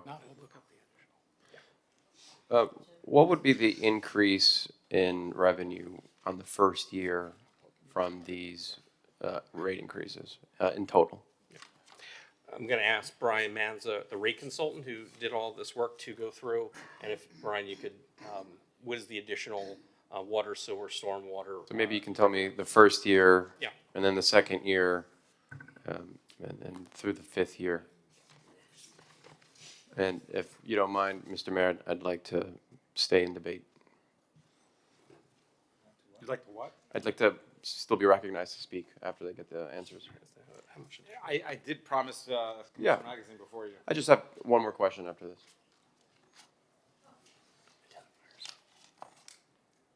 Yeah, he's just looking at it.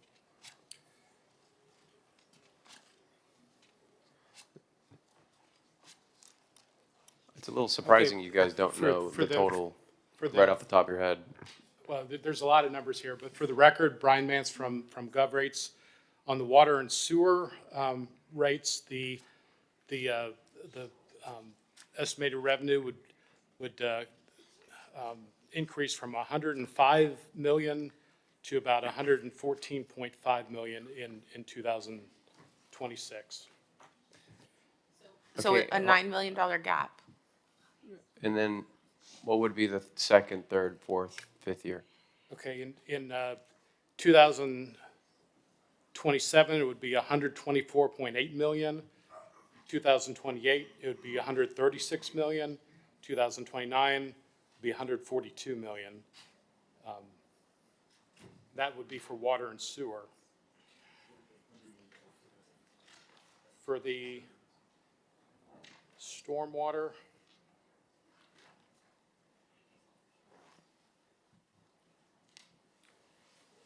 it would go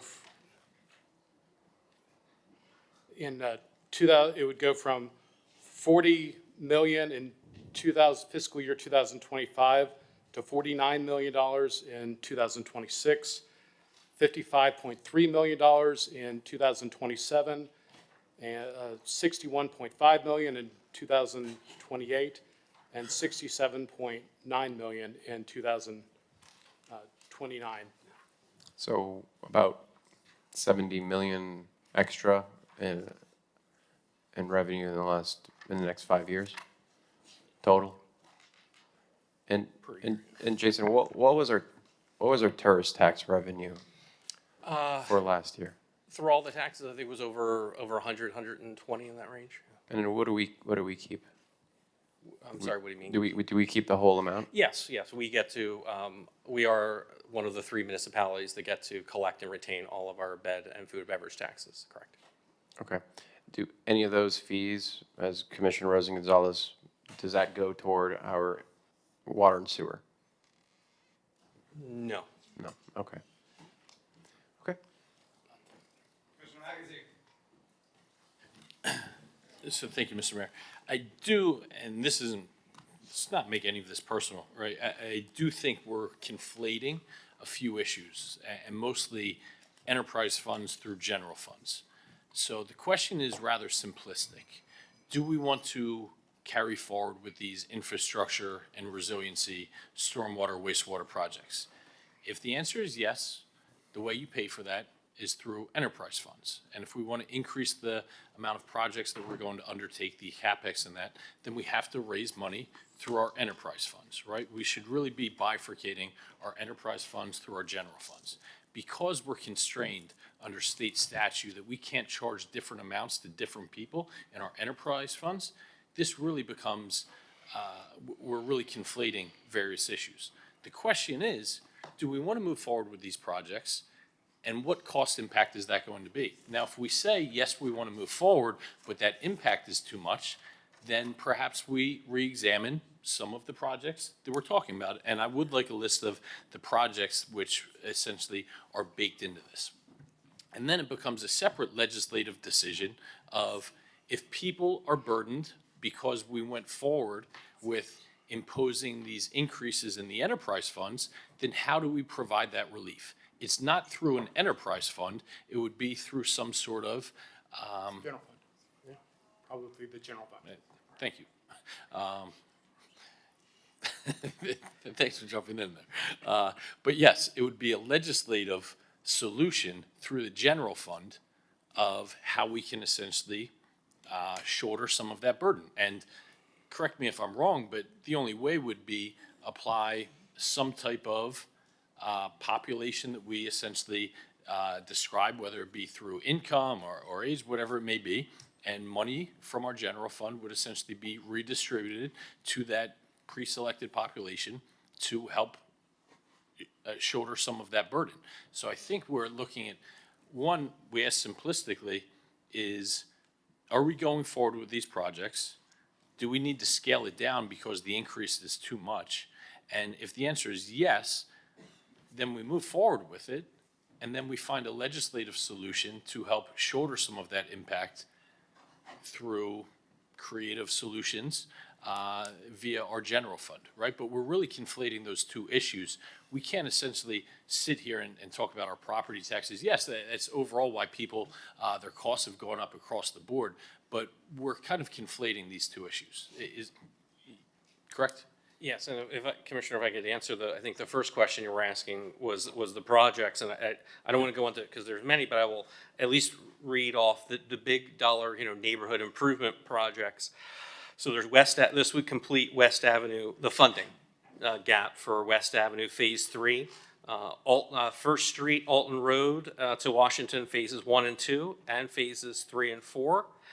This would also fund the North Shore D Phase 1, the North Shore Phase 2, and correct me if I'm wrong here, Normandy Isles Phase 1, Normandy Isles Phase 2 design, Flamingo Loomis Phase 1 design, and then what looks like around 400 million or so in water, sewer, mains and rehab, pump stations and improvements, North Bay Road, Lakeview sewer collection upgrades. There are Durham and EPA consent decree required dollars, and of course the FDOT Alton Road dollars. That's the Alton Road improvements that need to be done for the drainage and the water and sewer issues we have in there. It's a DOT project, but we have to fund our underground items on that. So that's the list of that. And you are correct, Commissioner. Like I said at the beginning, we are here because the commission approved these projects in this prioritization and at this timeline. And at the end of the day, if there was an interest in lowering that rating impact, obviously projects would have to come off that list, and we'd have to relook at our stormwater master plan, our water and sewer master plan, our water and sewer critical needs and stormwater critical needs, and then if we are some of those big dollars, as you know, in our neighborhood improvement program projects. Got it. And I know I'm asking you to quantify in a unquantifiable science here, but I don't want to say wishy-washy on the grants, but try and come in on, are we in code yellow, code red, about the danger of losing some of these grants? I don't think that there's any issue, assuming that we're moving forward at some point in the next months or before the end of the calendar year, somewhere in that time frame. So it isn't about today. As Commissioner Fernandez was very correct in that statement, this isn't about an action that has to happen today, because as that item that came out of FERC, these rate increases are projected to be put into place October 1st. But we have time to settle this issue, but obviously we want to get it settled so we can begin planning to move these dollars forward. At some point in the next 6 to 9 months or year, we'll be ready for construction on a number of these. So finally, do you have a leg up or an idea on what some of these possible solutions would be? You don't have to be tied to them, but do you have, you've essentially going to get the instructive to find ways to help our most vulnerable shoulder some of these burdens. The staff, and maybe it's not this is open-ended to staff, whether it be the city manager, CFO, or public works director.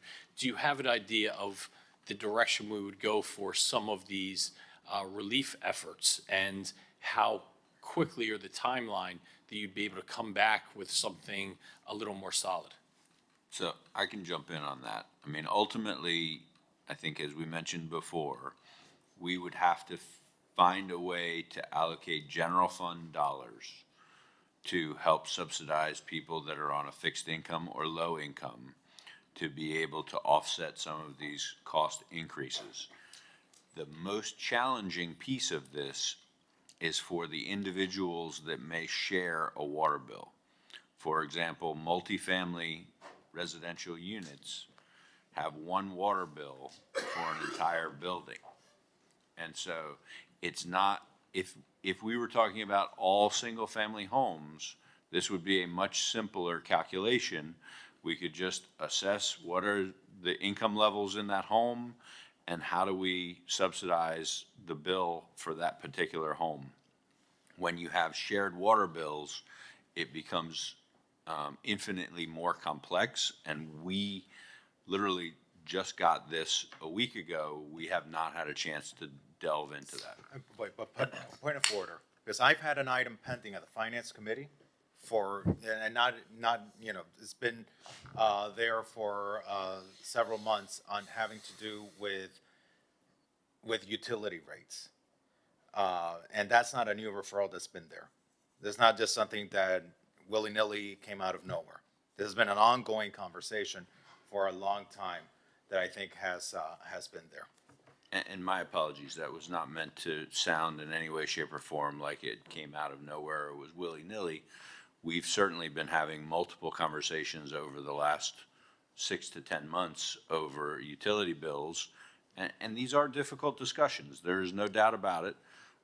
And I am very aware of the fact that we do have individuals within the city that are going to be significantly impacted by these type of rate increases that we're talking about. And so trying to find a way to split the baby, so to speak, is really where I think that this is going to either succeed or fail, in my humble opinion. Vice Mayor Bott, then Commissioner Rosen Gonzalez, and then Commissioner Suarez. So Eric, if you could just clarify, or maybe it's a Brad question, I'm not sure, but is there a reason why we can't have water meters for each unit in a multifamily home? Because, for instance, on Parkview Island, I lived in a townhouse, and there were 8 of us contiguously attached. And all the water meters, and obviously the pipes come into a different place, but all the water meters came in, like, were in one place. So wouldn't there be a way to, wouldn't it be possible to assign usage for, as it's metered, as it's being used? I don't know. I mean, maybe you can't, but is it technically impossible? Is it legally impossible? Is it possible, but we've never done it? It's not a separate service, it's by the building right now, so. No, I know it's not right now, but is there a reason it can't be done? If I can, it might be, you know, my condo building has 365 units, you know, I live in Miami Beach, and that would be, I would think, 365 individual pipes running through the building to 365 individual meters somewhere on the building. Okay, so, but maybe for a small multifamily, it's a different thing. You know, like an 8-unit.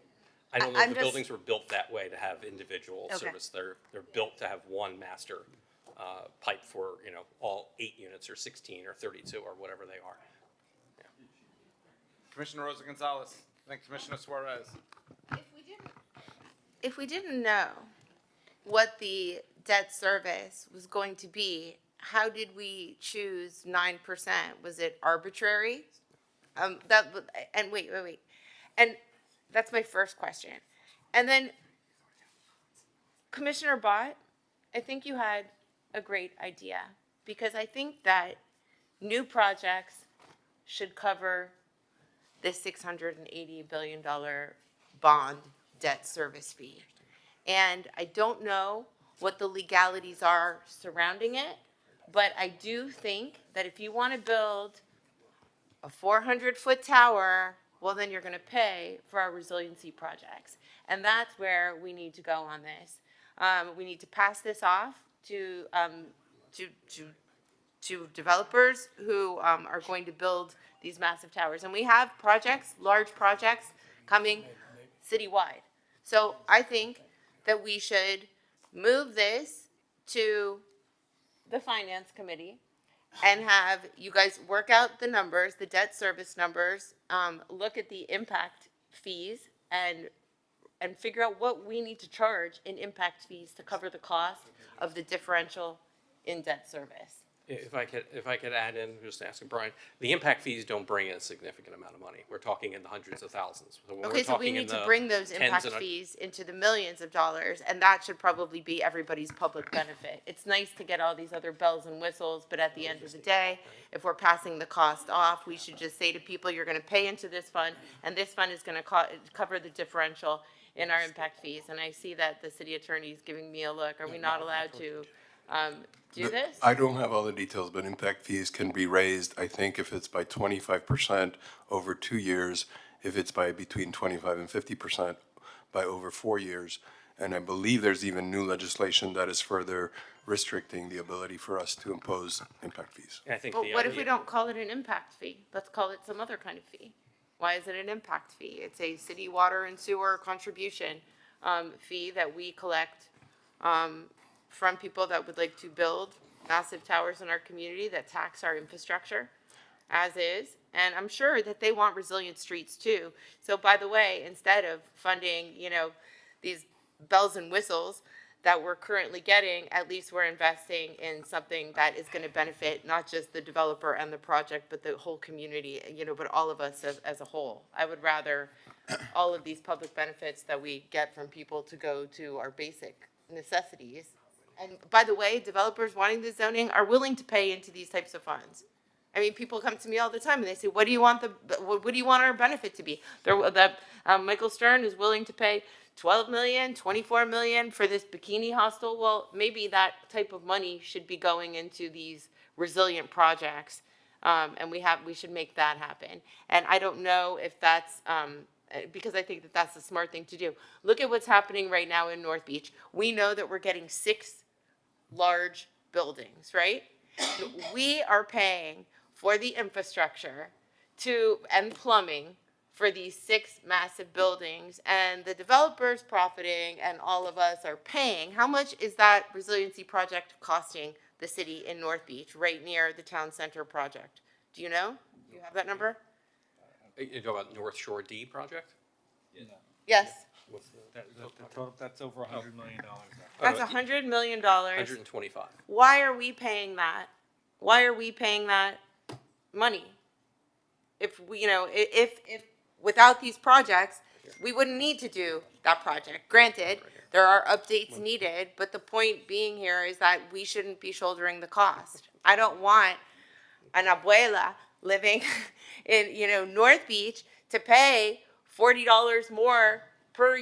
It's a lot of money for people. You don't understand it. It's hard sometimes to put yourself in other people's shoes, but I don't want to pass this cost off, because if you were to ask our residents, do they want these larger buildings? Really, they don't. They really don't. But we're trying to be accommodating to the development community. So I think that we need to make these, I think that this is the direction we should go in. And we should start actually with the Deauville. For example, if we approve the Deauville, we can say to the public benefits, what's the first amount that we needed? $9 million. I don't know what all the public benefits are for the Deauville, but let's have that first year. Let's have him pay into a fund instead of everything else that he promised to do. Then you have the West Avenue project. You have so many different projects coming up. In addition to raising the impact fees to what they should be, let's start subsidizing our infrastructure and helping our residents. Mr. Mayor? Thank you. Well, Commissioner Suarez is next, then Commissioner Fournette. But we got to bring this home for a landing. Let's start taking some votes. I think we're pretty much staked our positions, and then I'll let you speak as well. Let me hear from Commissioner Suarez. Thank you. You know, with that line of logic where we would have developers pay for infrastructure, that means we would always need development, right? We would always need to be building all the time to fund our water and sewer. I think that's ridiculous. I mean, that is literally overdevelopment, where we're going to, the only way we're going to fund our water and sewer is to get more development in my beach. And I think, I don't know, I've knocked on thousands of doors lately and people are not happy about development. So I think that's a very narrow-minded way to solve a problem.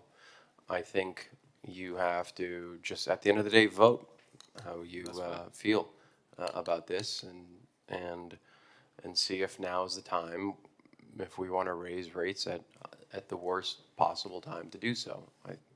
In 2020, when this was a commission objective, I think we were in a very different spot, and of a different spot financially, and you know, things were a little bit different then. So I don't know how I'm going to vote yet, but if it's called for a vote, I'm going to vote on it. Mr. Mayor. And then yeah, let's bring this home for a landing, and let me know whether you're withdrawing the item. And go ahead. Well, I'm just going to make a few points. Again, from my perspective, resiliency, it's not just about pipes, it's not just about pumps, it's not just about roads. Resiliency is about the people who are supposed to benefit from all of that. We can build a dry city, but if we push out our people, then we're only, frankly, literally, taking their own money to push them out. And if we push out our residents in order to fund infrastructure, then we have failed at every definition of resilience. PJ, pull up page 5 of the attachment I sent you, please. I find it quite rich that I have people stand in front of me and tell me that it's a complicated thing to figure out how are we going to handle multifamily properties and all that. We've had September, October, November, December, January, February, March, 7 months to figure out the creation of a utility cost relief program to incentivize landlords to absorb increased utility fees, protecting low-income tenants, and supporting homesteaded owners and rising utility rates. And I want to thank the chair. It was going to be heard, I think, in March. I requested a deferral from our March meeting because I'm going to be out of town. But we've had 7 months. 7 months. This is not something new, and thank you, PJ, for that. This is not something new. This is not a new discussion. This is not a new concern. But we forget about the poor. They're not present in our mind because they don't have a loud voice, because they don't have a lobbyist, because they don't have an online platform, because they're working and they can't be seated in these commission chambers to tell us that they're going to be pushed out. So this is where the rubber hits the road. Do we care about the impact that our decisions have on the residents of our city and their affordability to live in our city? Are we going to be mindful of that? And so I'm going to withdraw my item. I'm going to encourage the mayor to take up item R7E, and let's take a vote on that. And if it fails, then it fails. And, maybe then the administration will come back with a plan that takes into account the people in our city who we are entrusted to protect, not just our infrastructure. Of course, the infrastructure is a priority. This has been the most unified commission to advance on infrastructure that we have seen in a long time. We have done that, but we have done that because we have won the public's trust, and the public has trusted us to advance on that agenda. But we don't keep that trust if we don't protect those who are going to be pushed out. We need to do it responsibly. So I'm going to withdraw my item. I encourage you, Mr. Mayor, it's your prerogative. You're the presiding officer, but I would encourage you to call R7E. I'm making it very clear. In the absence of the plan that I've been asking for 7 months, and that I'm asking through this moratorium, in the absence of that plan, I'm not going to subject our residents to be subject to being priced out. Will the rich ones be priced out? No, the rich residents won't be priced out. They'll be upset. They won't like it. They're not the ones that are going to be hurting the most. It's going to be people who don't even know how to communicate with us, who don't even know that this is happening, who aren't aware of it. They're the ones that are going to suffer the most from this decision. The people paying everyone's salary in this room, they're the ones who we're going to be hurting. So with that, I withdraw this item and let it be what it is. Thank you, Commissioner. The item is withdrawn. Can I call R7E, or do we have a pending motion? No, you can call R7E because that motion should be made in the next item. R7E. Oh, you had a comment. Right. Brian Nance from GovRates again. First of all, I wanted to comment on the impact fee legislation. There is a section in the Florida Impact Fee Act that does say this doesn't apply to water and sewer connection fees, and a lot of legal interpretations have been that the connection fees are essentially doesn't apply to water and sewer impact fees. So it just depends on whether the city attorney would support it, but I don't think there are any limitations to right sizing the impact fees. The second comment I wanted to make is that it's cost prohibitive to complete these projects without bond financing. And until the city has a multi-year schedule of rates adopted, there really is, it's not in the city's best interest to move forward with any bond financing for the water, sewer, and stormwater infrastructure.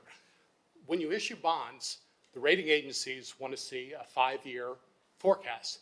And one of the key considerations in the rating is, do the city leaders raise rates when needed?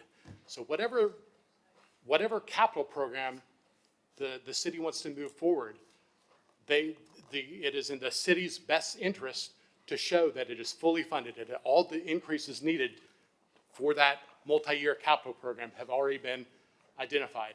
If not, it is possible that the city could lose its bond rating, and the implication of that is that the city would have to pay millions of dollars of extra interest rates and issuance costs. So again, until some action is taken on adopting a multi-year schedule of rates to fund the capital program over the next several years, it doesn't make any, it's not in the city's best interest to do any kind of bond financing. And like I said, you just don't have the cash to fund all these hundreds of millions of dollars. Thank you. R7E. R7E is R7E, accept the recommendation, proceed with water, sewer, and stormwater rate ordinance marketing plan. May I ask a quick question, Mr. Mayor? All right. Go ahead, and then Vice Mayor Bott. So we're talking about an average increase of about what, $18 for the average person? It's about $15 for Per water, month. sewer, and stormwater. Yeah. Combined. So if we would reevaluate some of these projects that we're moving forward with, right, and still go forward with maybe the bulk of them, right, but perhaps reevaluate if there's ones that we say, yes, this is important, but it's more important for us to provide resiliency in other ways in our city, as my friend and colleague Commissioner Fernandez highlighted. And we defer or get rid of a handful of those other projects that perhaps we decide aren't as much up the priority list. What type of impact could that make in terms of the rates that we would be passing on? Could we essentially get away with a $5 increase? Would it be an $8 increase, $10 increase, right? I know what you're going to say is, well, it depends what projects you get rid of. But if we would keep the top, I don't know, how many projects are we looking at in summation? There are about a dozen or maybe about 8 neighborhood improvement program projects, which are, and just the dollars that are needed to complete funding between West Avenue Phase 3, First Street, and North Shore D, $222 million. It's almost a third are just in those 3 projects. But I don't even know the exact number that are in the critical needs, water, sewer, stormwater mains and rehab, and pump station improvement programs and water station improvement programs. There's about 350 million or more in there, but those are made up of literally dozens and dozens and dozens And I of guess, projects. Brad, I know you're not a policymaker, but from your viewpoint, yes, everything's important. But are there some in there, a handful that we could live without over the next 5 to 10 years and defer that to essentially help soften some of the rate increases that we would see in the immediate and near term? If I could, before Brad jumps in, when we look at capital improvement program project best practices on a national level, when you talk about prioritization, one of the things you really look at is funding the projects that you've already started. So, part of the equation might be which projects are in design that you need to construct. And that would fall into place some big dollar ones like West Avenue Phase 3. What's the aggregate of what's the aggregate dollar amount? West Avenue Phase 3 and First Street combined are about $110 million in needed funding for those 2 projects. Those are in design, but a big dollar, anyone that hasn't started design could be paused indefinitely until we wanted to start those up. So those would include things such as North Shore D, which the commission, I believe, just gave consent to begin negotiating the design fee. We could pause that. That's $111 million in funding needs right there. And then the Normandy Isle, all the ones that haven't started design in the neighborhood improvement projects. The only ones that have started design that are really far down the road are Phase 3 of West Avenue and First Street. If you wanted to defer or cancel all the rest of the neighborhood improvement projects, obviously that would bring down the scale of the 10-year program. And what is the cost to go to the bond market for us? And where I'm going with this is essentially, if we would sit here and say, we're going to go to the bond market now with these utility rate increases for these projects that are already a design of $120 million, perhaps that only leads to a rate increase of backing into the number $3 or $4 per month per resident, which I think is certainly manageable and something that we could all get behind, not putting words in anybody's mouth. Then we essentially sit there and say, well, are the projects in tier 2 and possibly tier 3, we'll reevaluate those in 2 years when maybe our financial picture and economic situation clarifies a bit or hopefully softens. Would it be silly then to sit there and say, well, we'll go to the bond market again? Are we talking it takes us $1 million to go to the bond market or $5 million? Usually the issuance costs are around 1% of the principal. Oh, so it's actually commensurate with the amount. So it's not like some large absolute number up front. It's going to be commensurate on a percentage basis. It's, between 1 and 2%. Yeah, if I can add, our first issuance will be at least $85 million. The commission has already given direction on a declaration of intent to issue based on an existing rate structure to keep us in the AA rating. But obviously, I don't want to go to market to tap out the last $85 million in our financial plan, because all the questions will be about the future and what our future is. So unless we downsize dramatically, which may be what we're talking about, and stopping all projects that haven't started design yet and putting them on pause or cold storage and only moving forward on those both in critical needs. And we couldn't just say, you know what, we're actually going to take a laddered approach. Right, so the one we're going to go to the bond market now for the ones that are already in design phase to move forward with that. It would just be restructuring our capital program to not be what was commission approved with our 4 sets of prioritizations the commissioner approved. Is we would come back, I guess, with a new prioritization plan that we would obviously want to prioritize those projects that are already in design. And I guess I asked my colleagues to consider something like that where we move forward at a reduced amount with the projects that are already in the design phase. That way we're moving forward. It's a much, much more manageable rate. I don't know if you can back into that off the top of your head, but we're talking probably in the $6 to $7 per month range. And then we would take a laddered approach where we still remain committed to moving forward with those other projects, but essentially in a deferred manner. That would be a bit of a haul, but we can do that if that is the direction of the commission to reprioritize our program, I think, manager. Eric. So I think we've gotten a lot of good feedback today. I think we've been challenged with trying to come up with some creative outside the box solutions. I also have some ideas that maybe we can adjust the increases on the base rates and maybe push more of the increases onto the consumption rates.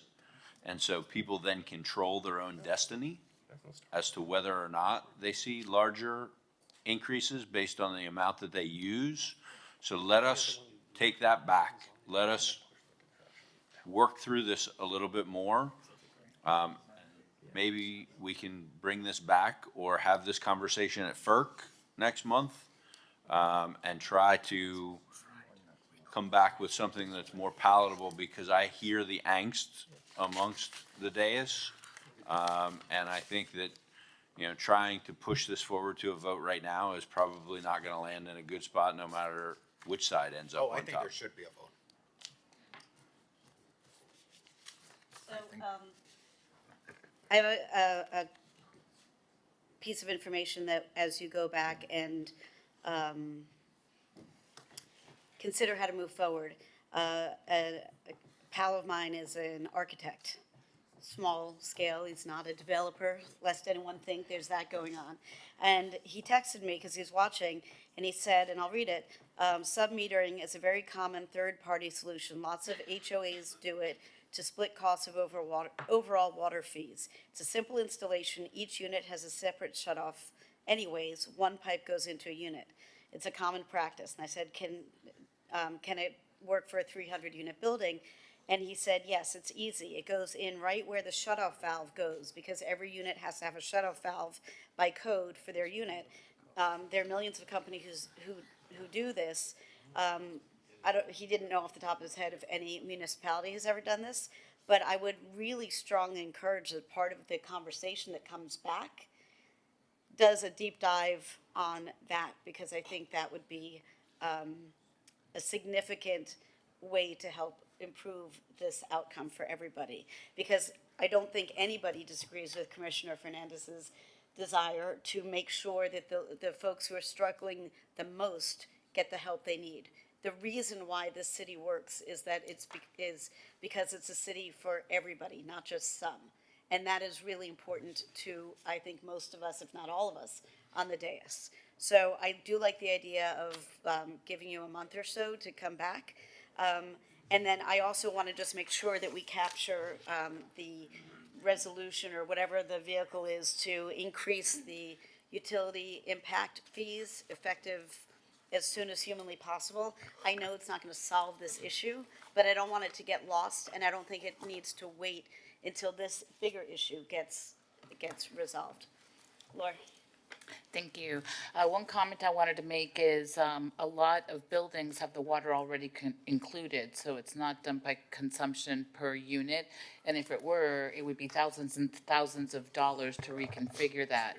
Also, if there's a property owner that owns the entire building and they are renting out the units, the water is likely included as well. So it would be a tremendous impact to the landowner and not necessarily an impact to the renter if their yearly lease isn't up at that time. So keep that in mind. Just thinking that you can adjust the price individually may not solve the problem. Okay, let's wrap this up. Are we moving this to Finance Committee? We discussed that? I think we And need a then motion. And then I would like to vote on this item as well. Yeah, I just, if I can, PJ, if you have what I just sent to you. All right, this is from a resident that just texted me. I work and earn a modest salary. I cannot work and live here even though, I cannot now work and live here even though I should be retired at this age of 71.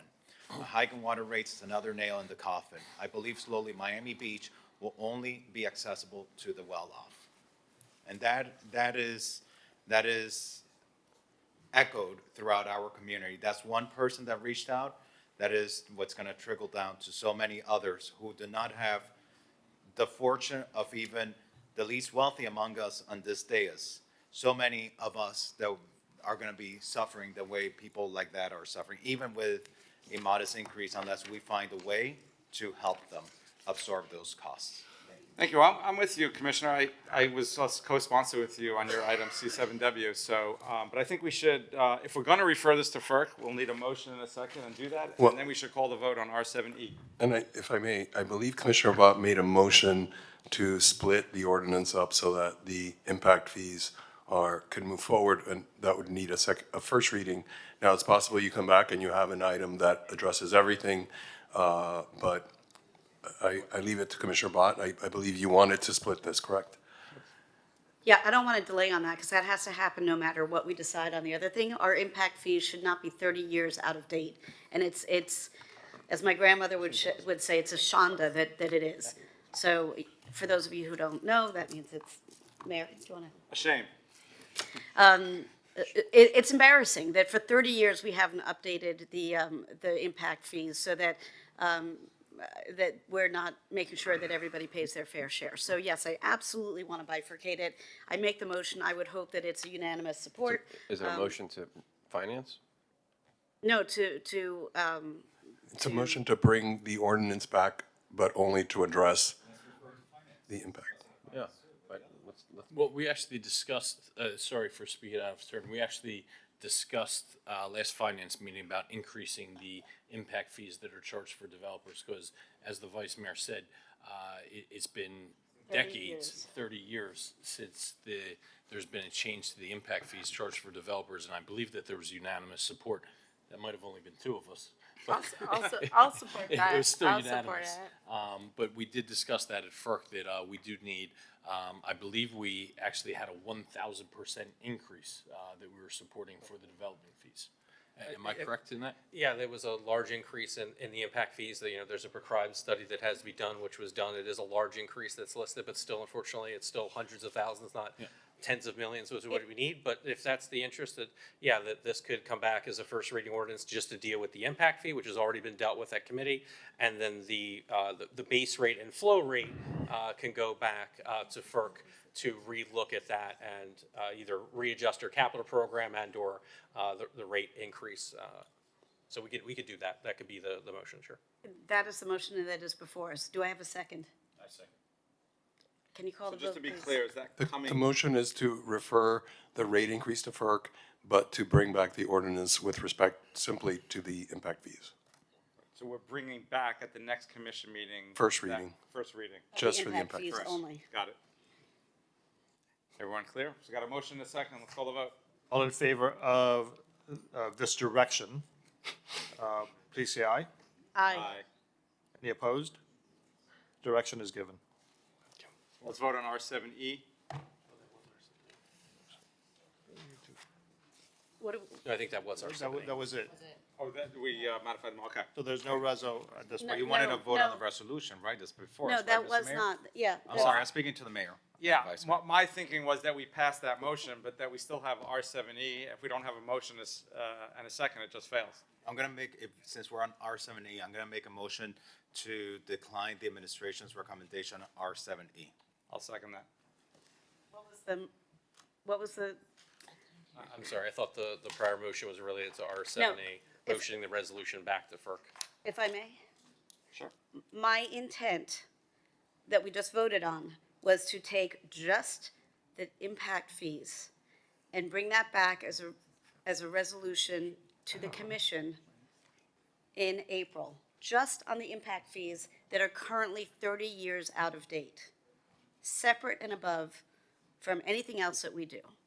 Because you wanted to separate that out from the referral to the finance committee. Because the fact that we're even talking about the fact that our impact fees haven't been updated in 30 years is offensive to my core. No, And I would like to fix it as quickly as possible. And regardless of where we net out on the rate increase on anything else, that should be rectified yesterday. But that passed, and you're getting that ordinance is coming back at the April meeting. We also included in that motion that it's going to be referred to finance. So there's two separate items in that motion. You're getting what you want, it's just Okay. included with something else. Okay. If I may suggest, because it might be complicated, if Commissioner Fernandez wishes to go on the record that there is a rejection of the administration's recommendation, but that there is a direction to send rates to finance and to bring back the ordinance, we can reopen the motion. So we only have two competing motions that are a little bit conflicting. I didn't view them as competing Yeah, because they're I not feel like on competing the one motions. hand, we're asking the city administration to come up with a different plan, and here we're actually just specifically rejecting This plan. this plan. Yeah. Only because this plan also included the rate increase or impact fees. So you could reject it as to the rates, I guess, if you want to do that. We're just rejecting it. We're just, come back with something different, find a different recurring Okay. revenue source. Okay. Vice Mayor Bott's item is still coming back the next meeting. We're still referring it to FERC. Referring what to FERC? An administration The plan. impact fees. Well, more than just. No. Basically, it's R7E. It's coming up with a different plan than the one proposed regarding water, sewer, and stormwater rates. That's the referral to FERC. Well, let's position ourselves carefully, okay? How about let's bifurcate the two. I think that's, because right now this is very confusing. I can only imagine the staff is very confused. Let's have a vote to bring back the ordinance for impact fees. It's separate and a whole from anything else. Yep. Okay, and then what are we gonna do about R7E? Are we going to, do I need to make a motion to vote on it? I already made a motion to decline it. But that's a motion, right? Okay. R7E.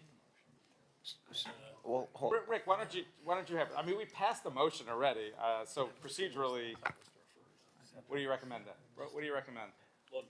Well, I just want to make sure that there's clarity that the direction is to bring back the ordinance, that everybody's in agreement with that for the impact fees.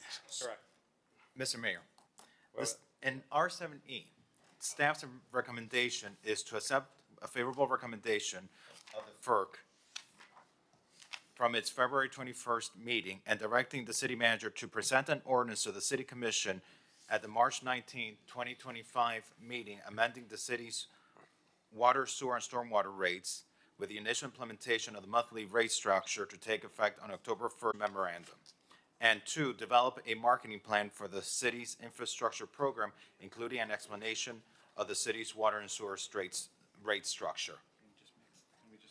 That recommendation from the city administration, I want to make a motion to reject that recommendation. And that's the motion we made on the table that the mayor has seconded. To reject the entirety, because we had a motion that was accepted to come back with an ordinance for the impact fee. Okay, so you can take out the part of the impact fee. That was the inconsistency, So- thank you. So as amended, to take out the impact fee. Okay, we have a motion and a second, let's call the vote. All in favor? Yeah, I'm sorry, Mr. Mayor. The ordinance was already voted on, approved. I understand that there's going to be a motion to vote on R7E, correct? Let's vote on R7E. I second that motion to vote on R7E. And let's call the roll through the mayor. So, Yeah, I have no idea. Rick, bring us home for a landing. Okay. R7E is rejected except insofar as the impact fees. I believe that is what I'm hearing. No, this is saying no to the current rate increase proposition We're just that is voting on it. before us. Yeah, we're So just we're voting just on- voting Yeah. on R7E independent of the impact fees. We already There's did two, the impact. R7E includes both. That may be the confusion. R7E includes rate increase and impact fee increase. Right, so what Commissioner Fernandez's motion proposes is that we take a vote rejecting R7E, excluding the impact fees that we have already. That is correct. That's correct. Everyone clear? And then another vote referring. Well, that's been done already. That already- We referred it already. Now we're just literally, We don't need to vote on that. your impact fees is coming back in April. We're referring to finance. Commissioner Fernandez's motion is just to reject everything in R7E except for the impact fees. Okay. Clear as water. I am. Our water, and go forward with this. Okay? Let's call the vote. So to reject R7E, except for the impact fees, all in favor? Aye. Aye. Any opposed?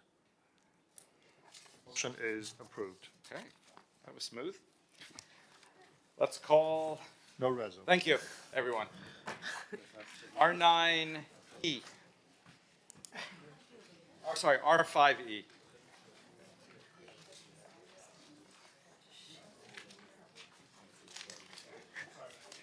R5E. R5E is an ordinance of the mayor and city commission of the city of Miami Beach, Florida, amending the code of the city of Miami Beach, so Part B entitled Miami Beach Resiliency Code by amending Chapter 2 entitled Administration and Review Procedures, Article 2 entitled General Development Application and Hearing Procedures, Section 2.2.3 entitled Development Application Submission and Review by amending Section 2.2.3.5 entitled Fees for the Administration of Land Development Regulations to provide a fee waiver for certificate of appropriateness applications in single-family zoning districts and providing for repealer qualifications, severability, and effective date. This is a first reading, public hearing. Item requires 5/7 vote. It is item R5E. Yeah, the fees to go before the HPV are quite expensive.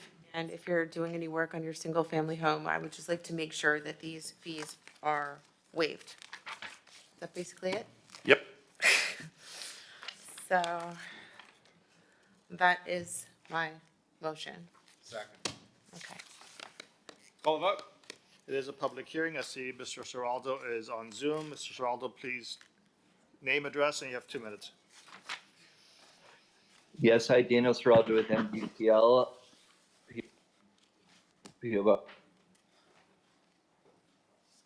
Daniel, you're muted yourself. Okay, can you hear me now? Yes. Okay, thank you. Wanted to thank the commission for this item. One thing I did want to mention, though, is the vast majority of single-family home renovations are done administratively. A certificate of appropriateness is usually for major demolition work. I don't think that's the intent, to make that more easy for total demolition, but I do appreciate this bill for simplifying and streamlining processes, which is part of the city's overall vision. Thank you. Thank you so much. Is there anyone else who wishes to speak? Seeing none, public hearing is closed, Mayor. Good. We have a motion, second. I have a motion. May I call the roll? Commissioner Fernandez. Yes. Commissioner Magazine. Yes. Vice Mayor Bott. Yes. Commissioner Dominguez. Yes. Commissioner Suarez. Commissioner Rosa Gonzalez. Yes. Mayor Minor. Yes. Motion carries. The second reading public hearing is scheduled for April 23rd. R5H. R5H is an ordinance of the Mayor and City Commission of the City of Miami Beach, Florida, amending Chapter 82 of the Code of the City of Miami Beach entitled Public Property by amending Article 6 entitled Naming of Public Facilities and Establishment of Monuments or Memorials by amending Section 82-503 thereof entitled Naming of Public Facilities, Co-naming and Renaming of Streets by amending subsection C1A and C2A to provide additional criteria and procedures for the co-naming of streets in honor of an individual who has made lasting and significant contributions to the City of Miami Beach community through healthcare, philanthropy, and arts and culture, providing sunset provisions thereof, providing for repealer servability, codification, and effective date. This is first reading public hearing. It is item R5H. I move the item. Call the vote. It is a public hearing. I see no one on Zoom. I see no one in the audience. Commissioner Rosa Gonzalez. Yes. Commissioner Fernandez. Yes. Vice Mayor Bott. Yes. Commissioner Magazine. Yes. Commissioner Dominguez. Yes. Commissioner Suarez. Mayor Minor. Yes. Motion carries. The item is approved. Second reading public hearing is scheduled for April 23rd. That was R5H. R5L. R5L is an ordinance of the Mayor and City Commission of the City of Miami Beach, Florida, amending Chapter 2 of the Code of the City of Miami Beach entitled Administration by amending Article 2 entitled City Commission by amending Section 2-14 thereof entitled Meeting Procedures and Agendas to require that any resolution placed on a City Commission agenda with a fiscal impact of greater than $75,000 and seeking a waiver of the required review by the Finance and Economic Resiliency Committee by 5/7 of the vote by the City Commission may not be placed on the consent agenda and shall be instead be heard as a regular agenda item, providing for repealer, severability, codification, and an effective date. This is a first reading public hearing. It is item R5L. Commissioner Suarez.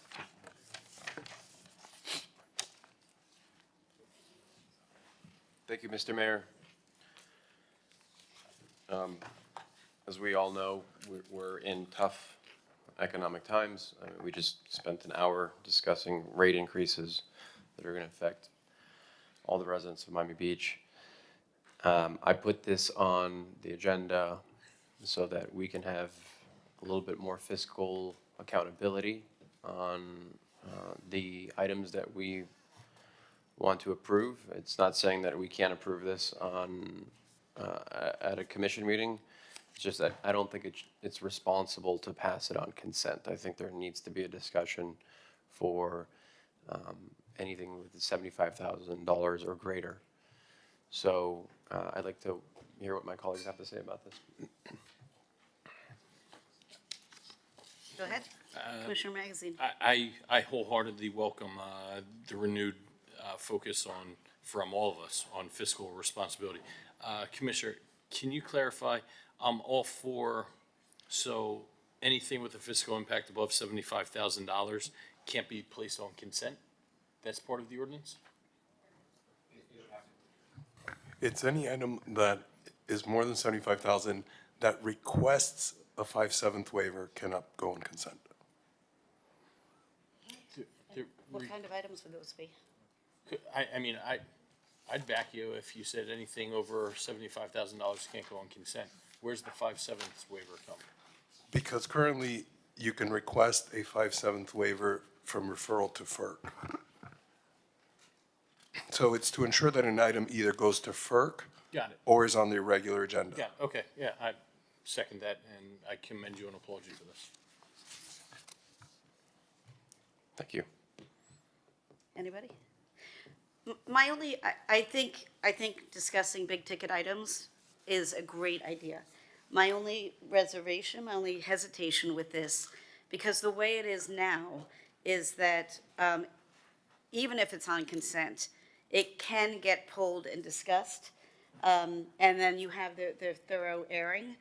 The concern, and it's a small one, but it's a concern, is that if it is an item that doesn't get called as part of the regular agenda, and let's say it's something that's more time sensitive, like if it's, and maybe I'm not understanding the Roberts rules, but I think that if it's on consent and somebody pulls it, it has to get heard that meeting. Is that right?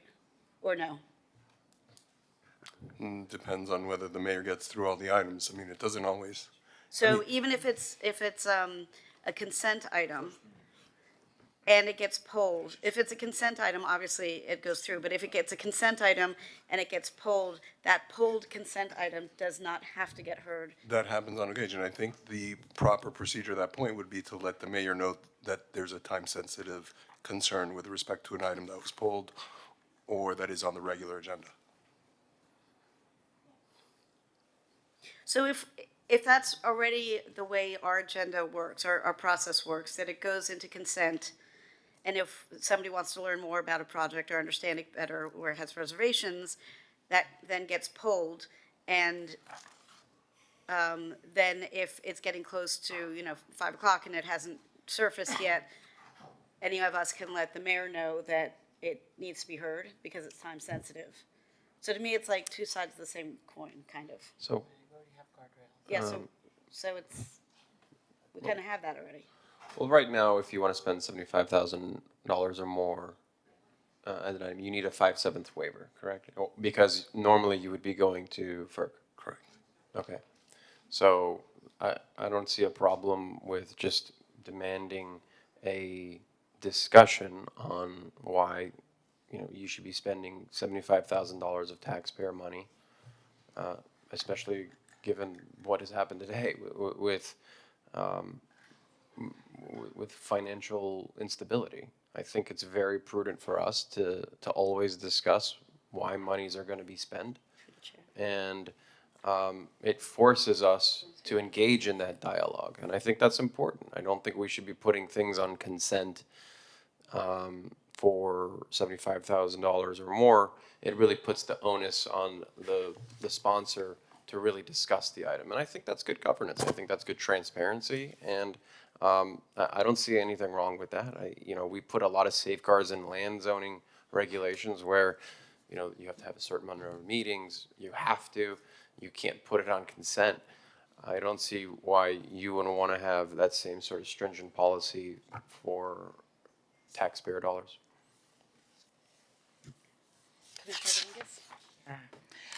I agree with Vice Mayor Bott. We have the guardrails in place already, and there are, you can't say that there's no transparency. I mean, we have details in these books. They're available online. Everyone has access to an agenda review. Everything has gone through thoroughly. So there's nothing hidden or secret when it's on consent. And if anybody on the dais has an issue with it, they can pull it and there will be a robust discussion. But I think the guardrails are there. Vice Mayor, you nailed it. Colleagues? I think this is good. If we want to spend $75,000, I think we're upfront, make the case, and that's that. So I'll make a motion approving this. Second. I'm sorry, motion to do what? Motion to approve. I already had one by Commissioner Suarez, and you seconded. Yep. So there's no one on Zoom, and there's no one in the audience requesting to speak. May I call the roll?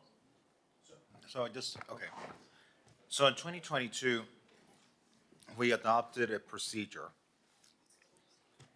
that requires that any ordinance or resolution with a fiscal impact greater than 75,000 first be reviewed and recommended by a committee. Is that correct? Yes, and that was recently amended so that it goes to the Finance Committee. To the Finance Committee, okay. And then, but then it was, unless it's waived by a 5/7 vote. That is correct. Okay, and what is the difference with this? What does this do now? If you are seeking not to go to committee, in other words, you are seeking the 5/7 waiver, this item would require that item to be placed on the regular agenda and not on the consent agenda. So that it must be discussed, because in the other case, it would only be discussed if it's pulled. So why wouldn't we just pull it? Like today, there was an item it got pulled. I mean, I think you're asking me the question. Yeah, I sponsor, think, I'm sorry. Yeah, of Yes. course. I think everything as far as money being spent, at least $75,000 or more, deserves a discussion. I think, we have a unified commission here now, but what's to say in future commissions that they decide to have no discussion and move forward with reckless spending? I think it also puts the onus on the sponsor to really have a discussion ready to talk about the item. It forces us to be very fiscally responsible and accountable for what we want to spend taxpayer dollars on. I think it's almost like a loophole, putting on consent. There may be an issue where you don't want to offend one of your colleagues for pulling this item because you have another item.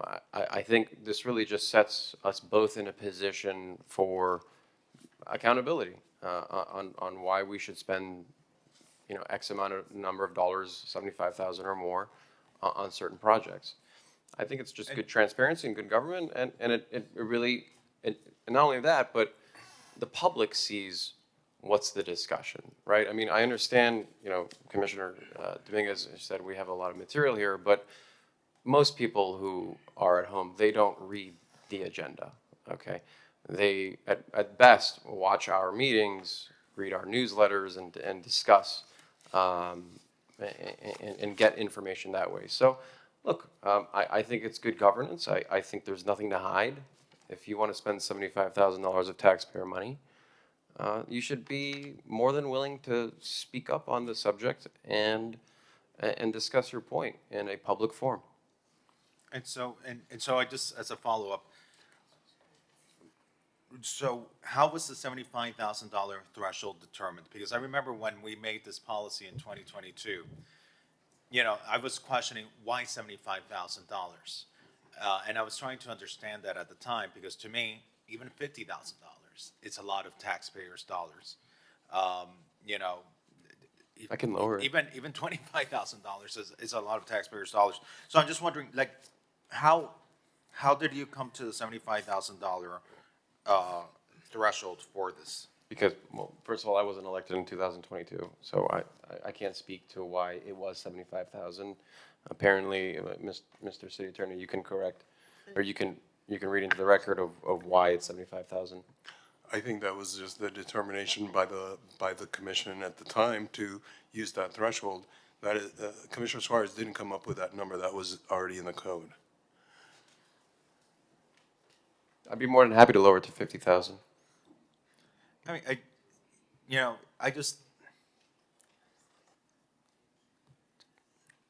don't know. I don't think it's necessary because I think the mechanism is already there. The mechanism was shown today. There was an item for 75,000. It was pulled.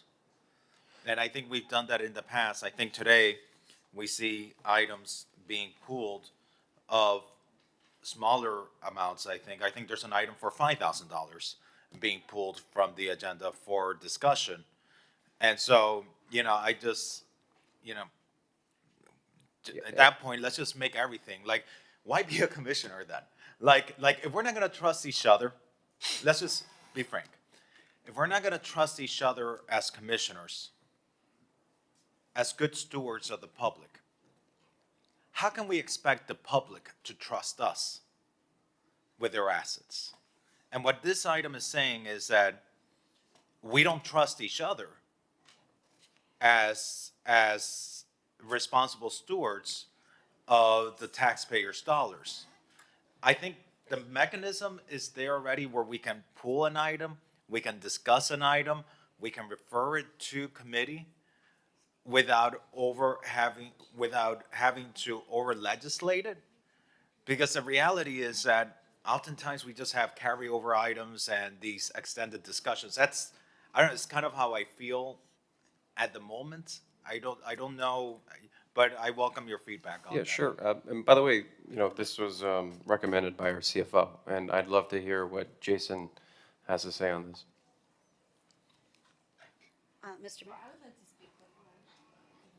Well, I want to know what the CFO's thinking was in recommending this policy.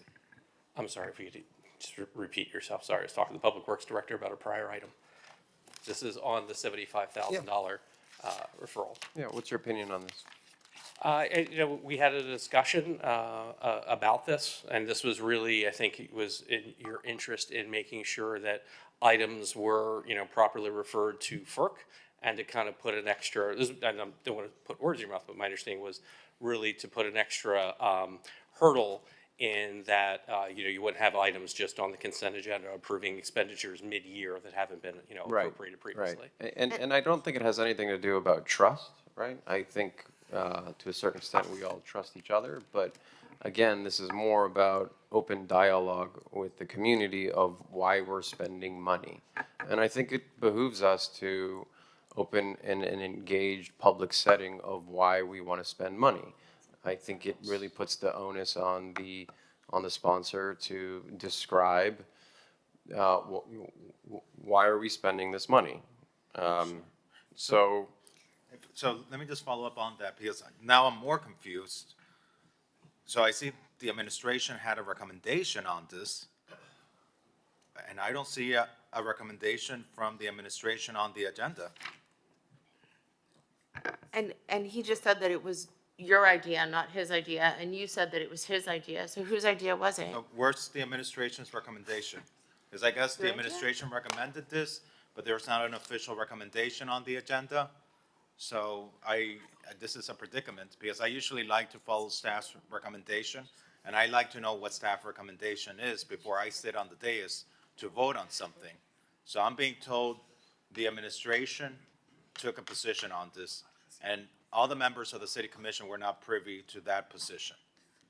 If I may, this was a discussion that the commissioner requested to have in his office, that we sat and had a discussion overall about the city's budget, it increasing, and what, the commissioner has, I think, other items that have been on the agenda or being referred related to trying their best to keep the trajectory of the budget increasing.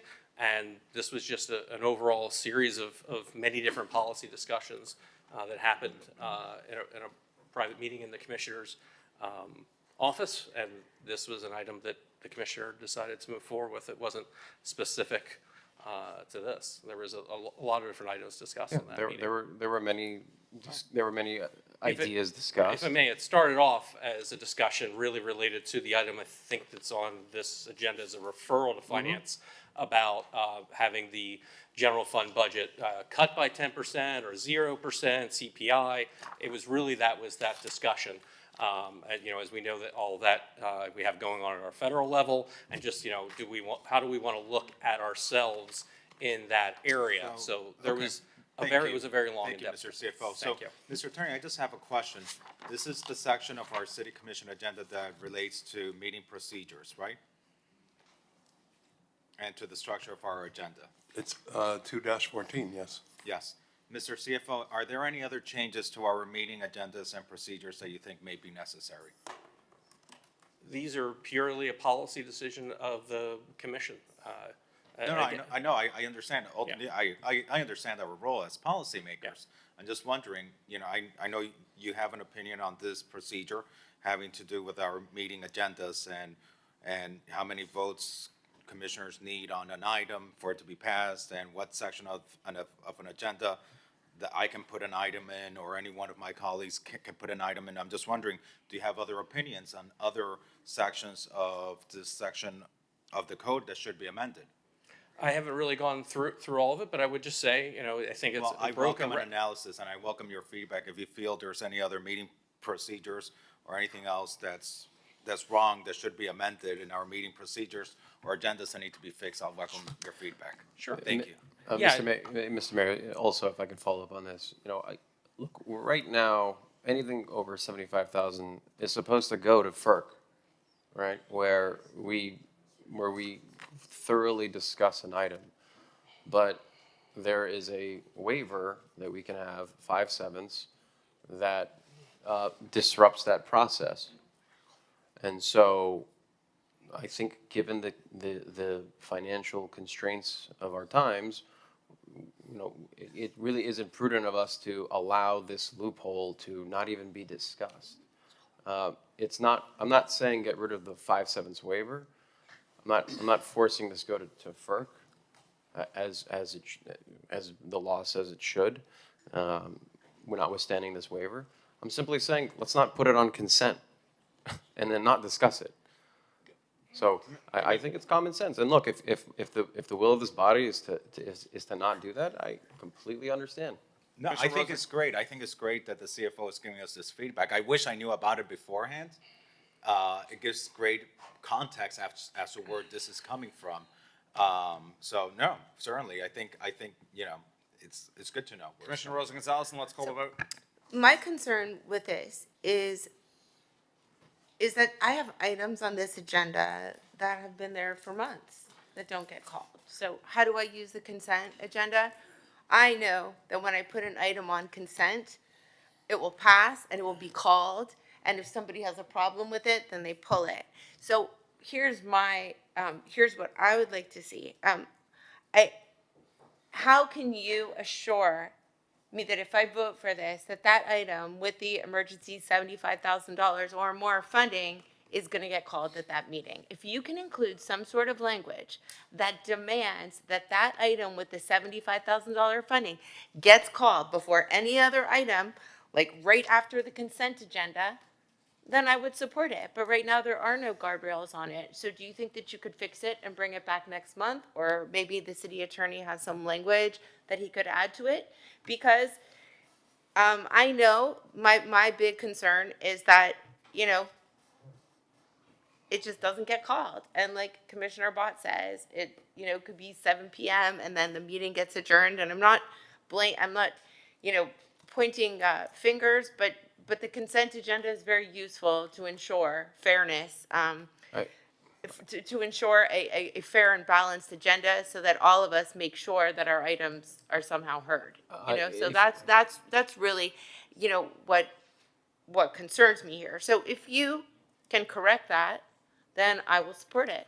I would look at the city attorney, and as I understand it, if there is an item on the agenda that hasn't been called, or you would like to be called, someone can make a motion, discuss that item, and as long as there is a majority of the commission that votes to discuss that item.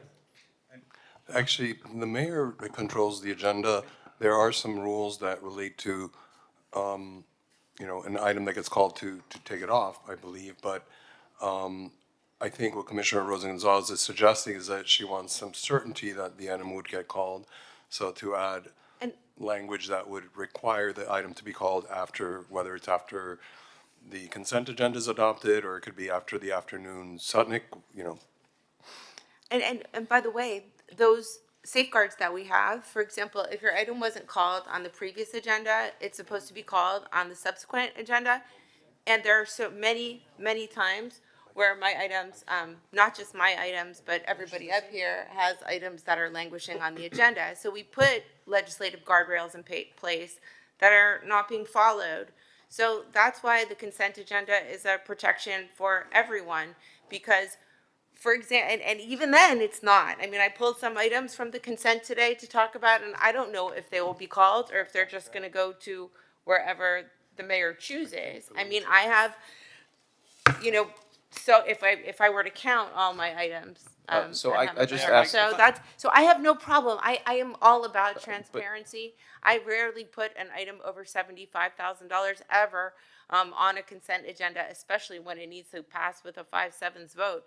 My problem is that I don't think here in Miami Beach right now this body gets equal opportunities to be heard. In the past, I've seen mayors that fairly go through an agenda, one item after another after another. But when you skip around the agenda and you cherry pick, your friend's item or your buddy's item or some special, whomever it is, then it becomes a problem. And that's why I use the consent agenda. And I'm not saying it's just you. I've just seen different mayors and how it works. And I've seen mayors that go through the agenda one by one. That to me seems the fairest way, depending on how commissioners submit items. The quicker you get your item in, the further up on the agenda it should be. And that's really how it was when I first started here. We didn't hop around the agenda like this. Everybody got a fair shot. Wait, because there's something to be said about going in ordinal, order and just having everybody's items heard. And Okay, so I Wait, just, let me- so that's and I'm not saying it's just you. Under the former mayor there were several times, but I will say that prior to that, my items always got heard because we had a fair system. And that's really how the mayor should call the items, fairly for everybody, depending on when they're submitted. 1, 2, 3, 4, 5, straight down the agenda. That way, people are not sitting here waiting for their item to be heard. If the mayor doesn't like the item, he doesn't have the choice of, making people wait or not. So that's my problem with this item. Mr. Mayor. Yeah, no, so, first of all, there's more items than we could possibly hear because the rules that this body had passed about limiting the amount of times we can speak, I actually have not been enforcing that. And maybe I probably should because we're really supposed to be limited to twice and we're going 4, 5, 6 times. So we're spending a lot of times on items. Also, I pulled, Commissioner, in past meetings, you have, in most meetings, have had either the most or the second most items called of any commissioner. And I can show you those statistics, so we've pulled that because you've made this comment before. So your items are called, and I've always told everyone, and I don't want to say I've never not followed it, but if you tell me there's an item you want to hear, I will call it. But there is way more items on these agendas than we are getting through. So doing the best we can. I'm trying to hit items of importance. Certain things have to be heard because they're time sensitive, and I'll continue to try doing that. Commissioner Suarez. I just, and to Kristen's point, there already is apparently I'm waiting to get confirmation as to that. as far as I know, I'm not a parliamentary expert, but if there is an item, I believe you can have a 5/7 vote to hear that item, which exactly is the same amount of threshold for this waiver. So if this waiver, if the item is pressing to the supermajority of this commission, then there's no reason why there couldn't be a vote for a discussion on the item. Mr. Mayor? Let's call the vote. Wait, Commissioner Suarez, I just want to say, if we're going to do this, and again, having listened to the wisdom of our CFO, and just for my colleagues to know, the CFO's wisdom is what's influencing my vote here today. So, thank you for letting us know about your recommendation on this. Not your colleague? Huh? Is it not your colleague? Well, no, because we want the guidance of our professional staff. Frankly, what I would do is anything that hasn't gone to finance, hasn't been vetted at finance, let's just review it here. Let's just discuss it. Let's just review it here. It's the taxpayers' money. We're in a public setting. It's not our money. Let's just any amount that hasn't received a FERC recommendation, let's just place it on a regular agenda and let's have a 5/7 vote on it, and let's just do that. Because ultimately that's where we're heading to anyways. And frankly, it should be a high threshold. It's not my money. It's not any of ours monies here. It's the taxpayers' money. And, they should know where their money is going to when we have, our budget hearings. We have public hearings after 5 o'clock. We have various hearings of it. We send mail notices. The public is able to chime in. And these are out of budget, out of cycle allocations of the public's money. Right. And so, and so let's just say of any amount, place it on the regular agenda, no more consent agenda for these budget allocations, and let's get that 5/7 vote. We have a lot of items on the agenda today. Let's call a vote. And so I don't know if you I accept have, that. wait, I would like to point something out. I would want to know if the sponsor accepts that amendment. Wait, I'm okay with that, okay, wait. as, I would like- as amended. I think we're ready to call the vote. Okay, but I would like to point something out. Raphael, my item R9E, how long has that been on the agenda? R9E? I don't think that's applicable to this. No, Is the I vote do being think, called? I do think it is, because I don't I think- want This is to why we list- don't get through the agenda. No, it's not, it's not. It's because, I just want to point some things out. Commissioner Rosen Gonzalez, for once, please, let's I would not like make to this know about you. I'm just trying to make this about the R9E taxpayers. has not been called for easily, like, how long? I would just like to know. My R9N, R90, discuss and update the Roosevelt Theater. That doesn't get called ever. Discuss the FERC 6/7 last month. vote threshold, What did LDR you say, amendment. Commissioner Magazine? We heard the Roosevelt Theater FERC last month. Okay, that's but where- I and that's have it where- on the agenda here, and it just doesn't get, my item doesn't get called. Okay, but you know, the double standard is that if the mayor puts his item on the agenda, he's for sure gonna call it. No, So his when are you items gonna have call not our been called. items? His items I have would not like to been have called all my either. items called today. I have items that have been on here for 6 to 9 months. But in fairness, I'm his done. items have not been called either, because I know for example, the one about 41st Street hasn't been called, and the one about the peak hours traffic, that hasn't been called, and that's really old. And he has the one about the Alton Road construction project, that one's really old, and he hasn't called that one either. So like, I think we have backlog of items in the discussion items that haven't been called, and I just want to be fair about it. I even have ordinances that don't get called, but like my R9R, discuss 6/7 vote threshold on height. Maybe this commission is going to say they don't want to do it, but obviously the mayor doesn't call it because he doesn't like the item, but that's not the mayor's prerogative, because this is a good idea that needs to be discussed. And, well, I know, but I think that those items need to get called, so everybody's items need to get called. So that's why I'm concerned about the consent agenda. So, That's why I Suarez. use the consent, because there's no fair treatment here in terms of how our items, and I think you're getting, I think you get better if you kind of like the item, but it's not your job to, whether you like the item or not. You just have to be fair, and that's really not happening. I'll show you the stats. You actually have I call way more of your items than my items are Because called. you probably like my items. Commissioner Suarez. Look, Commissioner Rosa Gonzalez, I think it's rich that you're pushing for a 6/7 vote on height, but you're unwilling to have just a basic discussion on taxpayer funds, and you don't want to have a discussion about that. I think that's mind-boggling to me. Oh, so we're campaigning again. Is that what we're doing, Commissioner Suarez? I'm I here think for that the you're next boxing 3 years. people I have in, not. I'm trying not to running find for things mayor. that are unfair, so you send out an email tomorrow, and by the way, it's Please let disingenuous. Commissioner Suarez finish. Because last time, Are you- there was the item about the poll that we had to spend the $80,000 to allocate it in an art fund, and he acted like we took money from the general funds for $80,000. Their whole story wasn't told. When you tell the whole story, that's authenticity.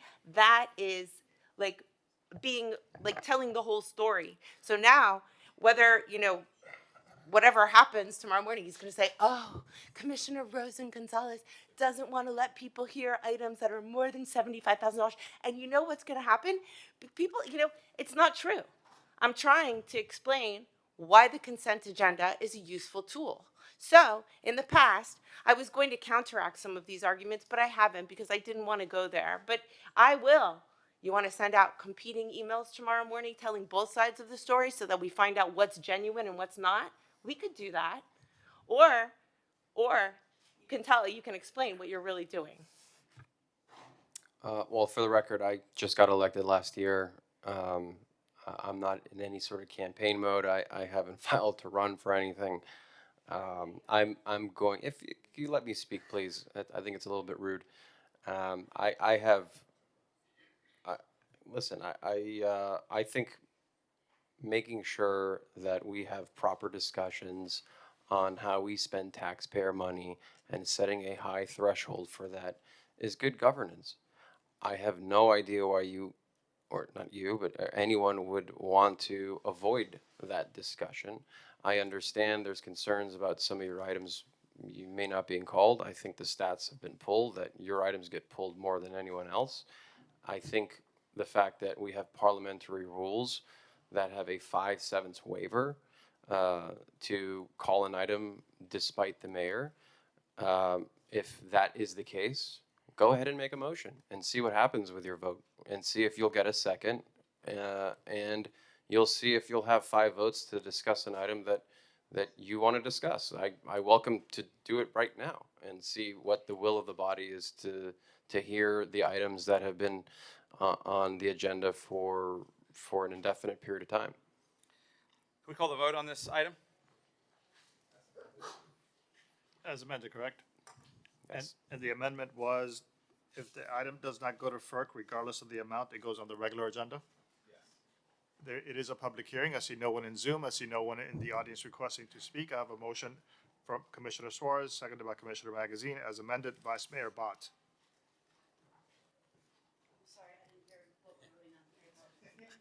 If an item does not go to FERC and involves any expenditure that is not in the budget, it is heard here as a regular agenda item.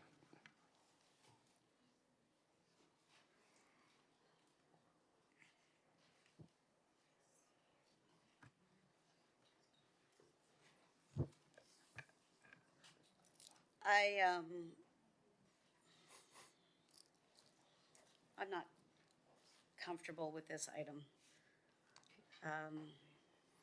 I think we already have the guardrails in place. So I'm going to say no.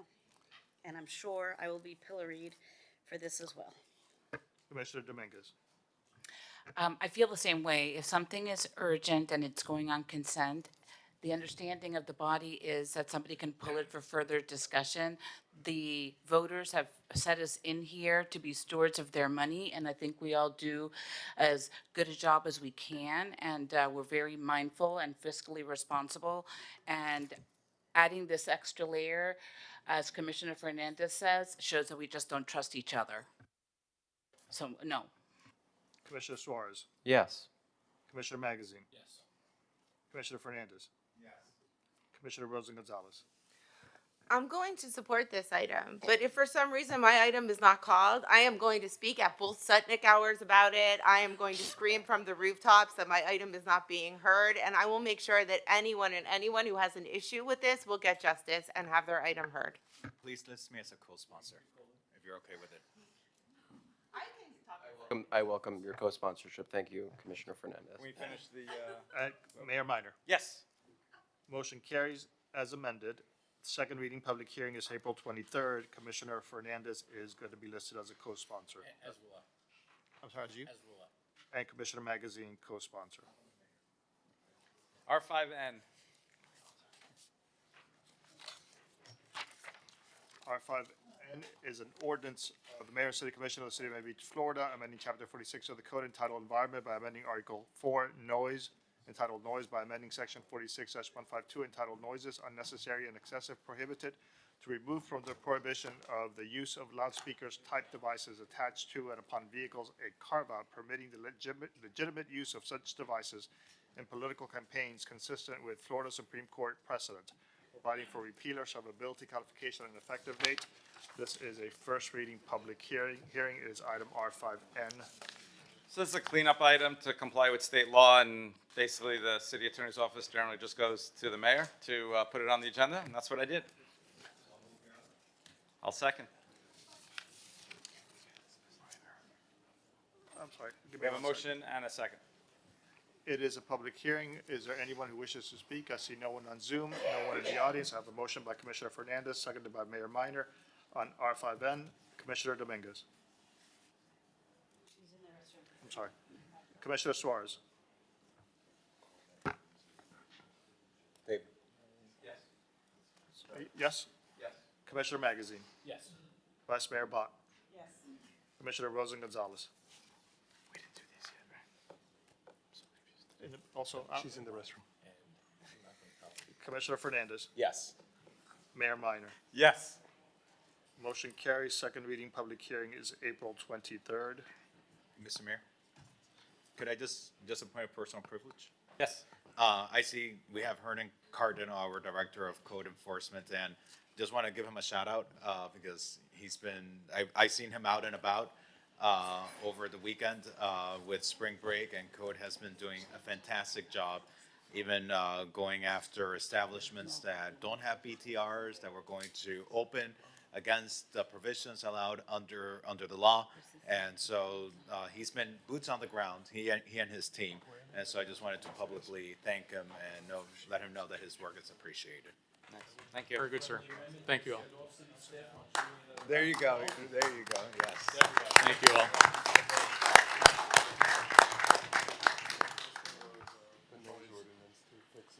all. Let's do some budget items. R7A, should we call R7A and B?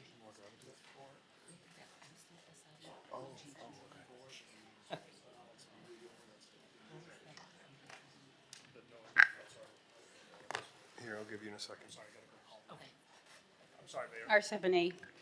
R7A. Give me 1 second, I apologize. R7A is adopt Fourth Amendment fiscal year 2025 operating budget. Tamika, just before you go, Commissioner Dominguez was a yes on R5N. So go ahead, please. All right, good afternoon. Tamika Stewart, Budget Director. This is the Fourth Amendment to the operating budget. It contains 4 items. It recommends an overall increase of $144,000 to the general fund budget. And all 4 items were approved by the City Commission at the February 26th Commission meeting. The first item is a grant match for the Pear Park Pedestrian Safety and Street Improvements Project. That total amount approved was $250,000. We do have some available capital dollars, so all we need from the general fund to fully fund this is $84,000. The second item is for anti-Semitism sensitivity training program at Mount Sinai. This recommends an appropriation of $50,000 as approved by the commission.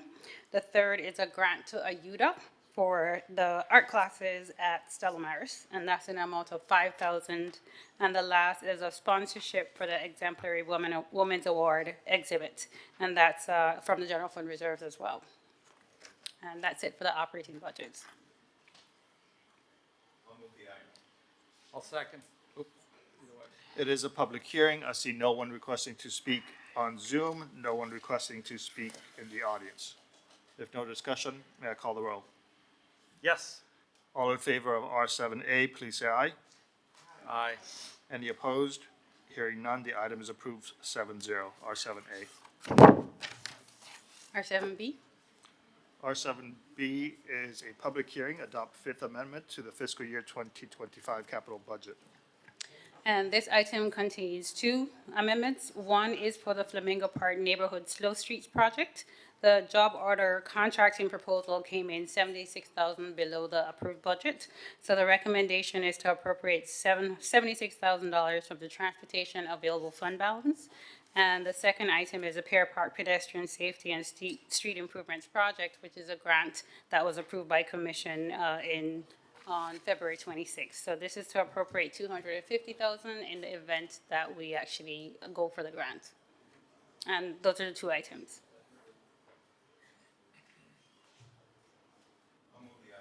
I'll second. It is a public hearing. I see no one requesting to speak in the audience, no one requesting to speak in Zoom. If no discussion, may I call the roll? Yes. On R7B, all in favor, please say aye. Aye. Any opposed? Hearing none, the item is approved 7-0.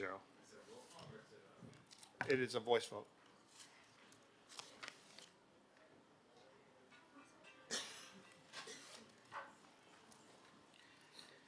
R9W. R9W is discuss, take action if necessary, Biscayne Beach Elementary Schoolyard Partnership. It is Commissioner Rosen Gonzalez's item. Defer to Dr. Rosenfeld, our director. Good afternoon, Leslie Rosenfeld, Chief Education and Performance Officer. This item is a follow-up to a resolution that approved a partnership with the Trust for Public Land for a community schoolyard at Biscayne Beach Elementary. We do have on the Zoom Jay Wozniak from Trust for Public Land, who I'm going to ask to have PJ bring in a moment to just do a presentation on some of the concepts that were developed after much input from the community in the area around Biscayne Beach Elementary, the students, the teachers, our staff, and other individuals. Prior to his speaking, I'd like to read into the record an email of support from Miami-Dade County Public Schools. They did have a school board meeting today and were unable to join us in person. Miami-Dade County Public Schools supports the City of Miami Beach and Trust for Public Land in expanding the playfield at Biscayne Beach Elementary. Miami-Dade County Public Schools supports the City of Miami Beach and the Trust for Public Land's efforts to expand and renovate the playfield adjacent to Biscayne Beach Elementary School. We are also grateful to the City of Miami Beach for its continued investment in the improvement of this community's public school. This collaborative effort reflects our ongoing commitment to fostering strong partnerships that enhance educational and recreational opportunities for our students and the community. MDCPS recognizes the value of high-quality recreational spaces in supporting student well-being, physical activity, and community engagement. We look forward to the transformation of this park into a vibrant space made possible by the City of Miami Beach and its partners that will serve the students at Biscayne Beach Elementary and the residents of Miami Beach. There was also a motion made by the Committee of Quality Education yesterday that requests the Mayor and Commission support Biscayne Beach Elementary Community Schoolyard concepts presented by the Trust for Public Land, including the identification of funding. And I also would like to add that the playfield at Biscayne Beach Elementary is actually a jointly owned field. It is jointly owned by deed and a joint use agreement between the City of Miami Beach and Miami-Dade County Public Schools. So is Jay on the call? I am. Greetings, everyone. I believe there should be some slides up for all of you to see. Here's a picture of the site. Next slide, please. And this is the area that we've been discussing, or that Dr. Rosenfeld presented. So next slide. Biscayne Beach Elementary is just south of 77th Street. Certainly an incredible site with potential in terms of taking advantage of existing resources. The school is already doing this. The Trust for Public Land, if you don't know, is a national nonprofit that is focused on connecting everyone to the outdoors. We do that through a number of ways. We do that through land protection. We do that through park construction. We do that through developing bond measures for cities and counties to vote on in order to provide funding to their communities. The fourth way we connect everyone to the outdoors is through our Schoolyards program. Trust for Public Land Schoolyards program has been successful at 300 sites across the country. This is our first project working in Florida, and have been honored to be working with the students at Biscayne Beach Elementary and the community in the development of the following designs. Next slide, please. In order for us to get feedback to inform the designs, there was a survey that was distributed to the community through a website. The City of Atlanta's Parks Department was responsible for getting the word out about this project. It was with this information that our Biscayne Beach Elementary Green Team developed some ideas in terms of what the site could actually be to better benefit not just them during the school day, when the park would only be used for them or by them, but also by their families after school hours. So looking at the survey results that we received, it was pretty clear there's definitely some needs out there that everyone agreed on. That shade structures, trees, benches, a soccer pitch, group seating for outdoor learning, picnic tables. Pretty simple, basic stuff. Next slide, please. It is with this feedback that Trust for Public Land was able to take the students through a design process, working collaboratively with with members from your Office of Sustainability, from your Parks Department, but then also closely with the school district and their students. We took the students through 2 design workshops where they got to learn about the importance of parks and placemaking and sustainability professions. Next slide, please. There were 2 concepts that Trust for Public Land developed as part of our contract with the city of Miami Beach. Taking the ideas that we heard from the students, we were able to conceptualize these into schematic concepts per our scope. So just there's 2 concepts here. You'll notice a new walking track or loop within the park space, a more formalized play field that could be used for a variety of sports, but we certainly know that soccer is very popular at Biscayne Beach. You'll notice some shade structures, quite a few addition of trees, a space in the northeast corner, or I'm sorry, that's actually the northwest corner to the upper right, a more formalized outdoor classroom where the teachers can take their students out and, you know, enjoy their time outside, learning and about nature and the other resources that exist on site. Next slide, please. The second concept that was developed, similar in terms of program elements, just relocating them to different areas. One of the 3 basketball courts has actually been considered as a transition into a futsal court for soccer. You'll notice at the lower left corner a different location for a themed playground, and then a shift to the center of the design with another outdoor classroom. So these are both concepts that were shared with the city's Department of Parks, the school district, about a month ago. We received some feedback. We developed some very preliminary cost estimates in terms of understanding exactly what this would cost. But all in all, this was an incredible event and activity working with the students as we had a chance to introduce them to, you know, hopefully their future careers in placemaking and design. But you know, certainly they received or provided us the necessary feedback for us to come up with these designs that hopefully the city will consider and the school district will consider investing in down the road.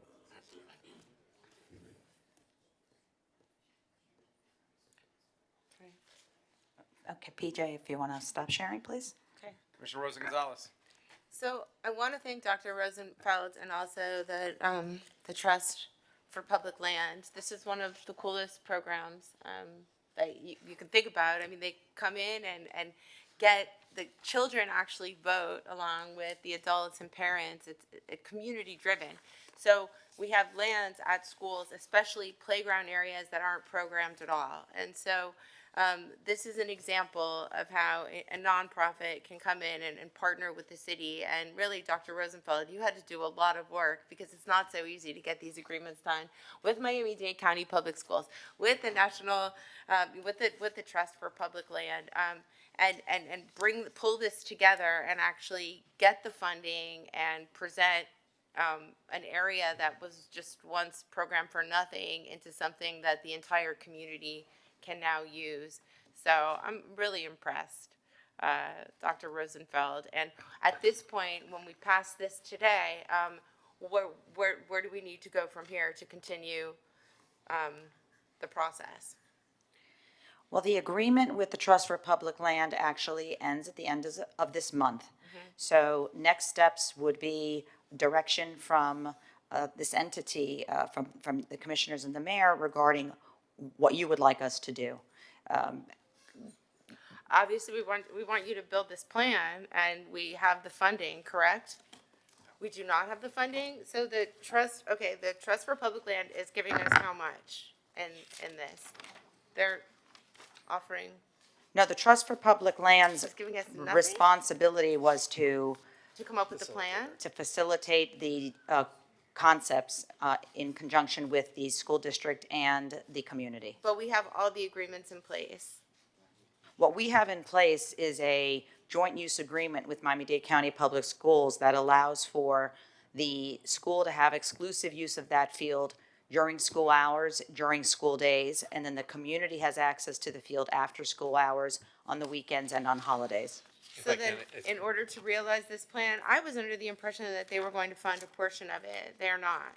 There's just, their portion of this was just the community survey and design. Correct. However, they will continue to work with us in potentially identifying sponsors through their networks. So the cost of this would be $690,000. I think one of the directions would be there were two different alternatives. I think there was an A and a B there.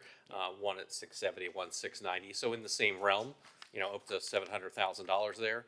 There is no construction dollars identified at this time, but obviously there's, I guess we're looking for some direction on which one of the two alternatives the commission likes.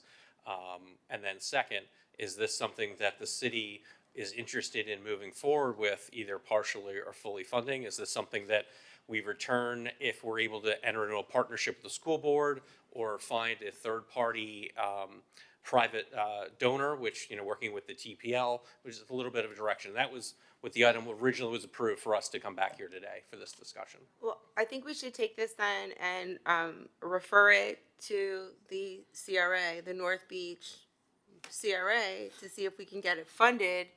And then if they agree to the funding, bring it back. We rarely spend any money in that area of the city. We have parks and, that we're building citywide, and yet on that western portion of the city where we have so many children and multifamily housing, we literally have nothing. So if it's okay with you guys, I would like to refer it to the North Beach CRA, and if they approve the funding, I would like you to identify the funds there. Would you like the referral to be for both, for them to discuss that they're interested in funding it, and also which one of the two alternatives?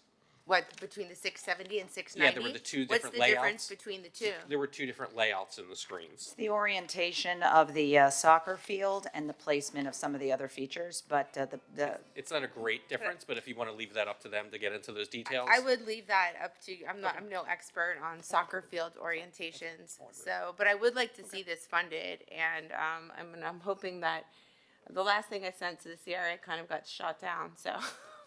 I'm hoping that this gets funded, because there was a lot of work put into this. How many years did this take to bring to fruition, this idea? it was approved in March of 2023. Okay, that's not so bad. Okay, 2 years. Still, that's a long time. It's a lot of work. So if you guys are okay with this, let's refer, I would have it stop at the CRA, but I would recommend that that's where we fund it from. How can I do that? We go to the North Beach CRA. There's an advisory board, I believe, and I'm looking at The CRA advisory board, yeah. Advisory board. advisory. So we can go to the advisory board to get their input, and then come back to commission with their. Come back to commission to see if we can fund it from the CRA. I think that this is a great impact for $700,000, and the community will greatly benefit from this, and it needs it. Vice Mayor Bott, then Commissioner Magazine. So I walked my dogs past that sad, empty lot every day for 6 years, and I am so thrilled. I know Commissioner Dominguez has an item that is wending its way through on really activating that path, Crab Alley, which is an underutilized gem, and even its raggedy state is amazing if you get there at the right time of day. There are these giant blue crabs that scuttle around, and you see people fishing, which I don't advise at the moment, the water quality, but it's such a magical little corner of our city. Like, there are times when you don't even hear cars, you just see herons and all kinds of birds there. So to see that field that is mostly not used because kids are in school, turned into a community amenity is just, I can't imagine a better use for that field. I don't know, Heather, I don't mean to put you on the spot, but do you happen to know how much money is in the CRA fund right now? So while Heather's getting that information, if we can fund it, entirely or the vast majority through the CRA, that would be great. And I think they will be really supportive. It's a permanent kind of thing for the community. There are also, other options that we can explore once the CRA comes back and tells us if they're in favor. But even if, God forbid, the CRA does not agree to this, I can't imagine that they wouldn't. Or if we don't have enough money, I think we can cobble together, whether it's from some of the development projects that are coming online. It could be a great investment for a Blue Zones partner. So, even if it's not the entirety, I'm confident we can get it funded. So I commend the school board and everybody who's been involved with this. And the other reason it is so important is because we know from the research done from the professor from University of Miami and from Amy Knowles and her team, that a huge hotspot in North Beach that is contributing to the Parkview Island water quality issue is emanating from that site, somewhere in that school site. And we don't know where, and we can't help fix the problem until we get access to the facility, to the land, to see, is it a pipe over here, is it a leak over there? And this project will give us the opportunity to do that while we are building the park. So I think I can't imagine a better win-win for all of us, and I would be very supportive of going to the CRA and then coming back with a proposal. Mr. Mayor? Commissioner Magazine, then Commissioner Fernandez. Yeah, I love this, Commissioner Roseanne Gonzalez. You had me at children, you had me at public schools, both things that are absolutely near and dear to my heart. The one thing that concerns me is we have so many of these ambitious projects that kind of get punted, and that was leading up to this, and now when we're facing budgetary concerns. But with this going through the CRA, I believe we're going to hear an item later today that could make significant contributions to the CRA. And comments were made earlier about, well, how does residential tower in that North Beach area benefit everybody else? I know myself, I'll never live in I think it was termed $5 million, $10 million condo, or maybe even a $2 million condo I'll never live in. But this is how the surrounding area can benefit from this, right? $600,000 that can be used for school funding. These are children. My daughter goes to school with them. She's in second grade, one of our public elementary schools. And thankfully, because of the parents there, we have ample resources. But in other areas of our city, we do not. And these children should get the same opportunities, the same privileges, the same benefits that children all across the board do. There's nothing else that we can do to better prepare when we talk about resiliency of our city. Resiliency is preparing our next generation as well, right? And to have CRA funding to go towards funding public schools and parks so our children can play with the dignity that they deserve, I think is a win-win. So I commend you for bringing this, and I really look forward, maybe as part of the discussion that we have later today, we could even talk about how this could be accelerated, because I know as a father of a second grader, it's great to have some of these projects, but I'm like, well, I want to pass this for her to have a playground. By the time anything gets done, she's driving, right? So I don't want our parents at Biscayne Beach to get excited and then all of a sudden they have teenagers at Miami Beach Public Eye, and we're just putting these projects forward. So thank you, Commissioner, for bringing this. And I think, when we have the opportunity for different projects in front of us, this is the exact benefit for our entirety of the community. Commissioner Fernandez. I'm good. Happy to support the item. Let's call the vote. I just want to make sure about the funding, and because this is exactly what the CRA is for. Right, we're going to check. We have 1.9 million in reserves for the CRA, and we're also in the process of going through a strategic plan for the future funds of the CRA, but it's something to consider. We'll look at the redevelopment plan and see how this type of project could fit within that. So we'll have it on the next agenda, and Commissioner Bott and anybody else who really feels strongly about this, I suggest you attend the meeting attend the meeting and present the item.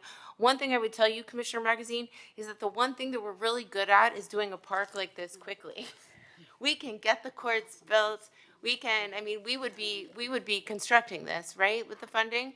So I know that if you were given this plan, you would be in charge of executing this, correct? It has courts, it's basketball courts, It's actually really funny. If you look how the kids and the parents voted, like the kids voted like trampolines number one, yeah, right? getting And the parents, trampolines. that was like the lowest item on the parents. So if you look, I mean, these were really, this literally came from the students of the school. And by the way, during the day, the school gets to use it, but at night, but after school hours, the entire community gets to use the facility. So it's becoming a transformative community spot.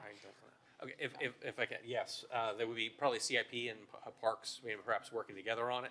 And then also, this was a third-party TPL cost estimate, so I think going to the North Beach area is a great idea to talk about that, and staff will have time to get into it to just validate some of those estimates, so make sure that, we get one with the right number. Okay, and can we say that when it goes to the CRA, this commission approves of this project and would like to see it funded? Can we add that? Yes. Okay, so that would be our motion. That would be, Are you making a motion? yes, I'm making a motion. I'm seconding it. I'd like to be added as a co-sponsor, please. So we'll have it, we're gonna show it, referred to the North Beach, CRA board, advisory board, to see about funding, validating which option, have staff work on validating the cost estimate, and then return to commission with the final recommendation. Yeah, and when yes, Yeah, and okay. we, with the caveat that we would like the CRA to fund this, like, we are voting for them to do this.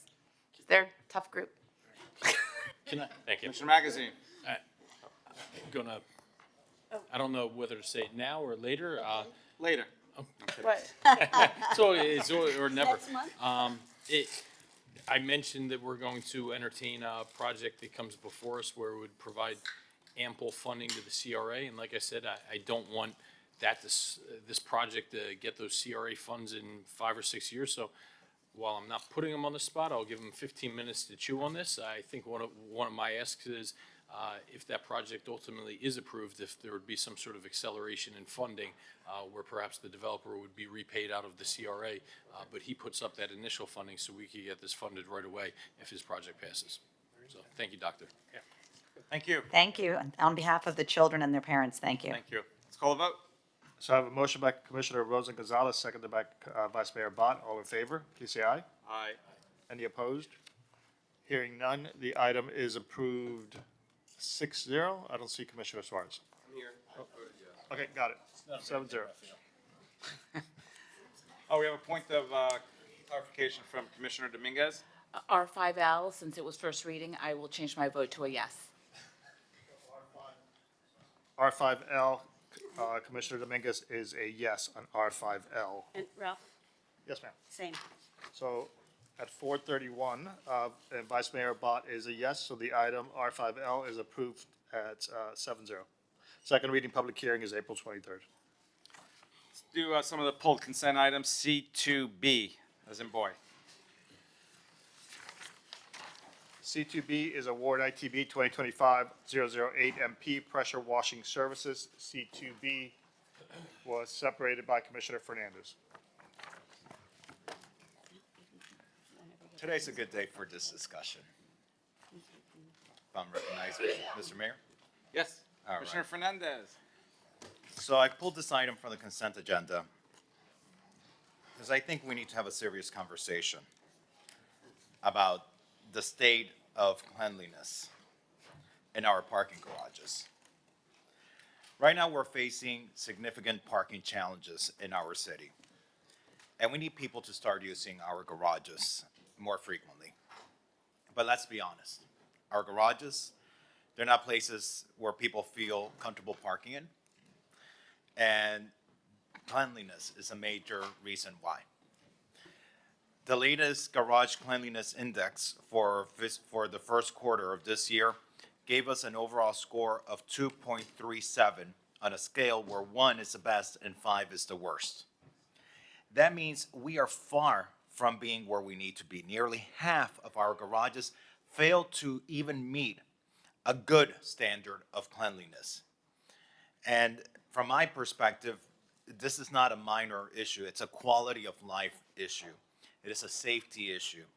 And it's a public trust issue because ultimately, like any other asset, that's a city asset as well. And the way we maintain it is a way that the public is going to judge us as stewards of their assets.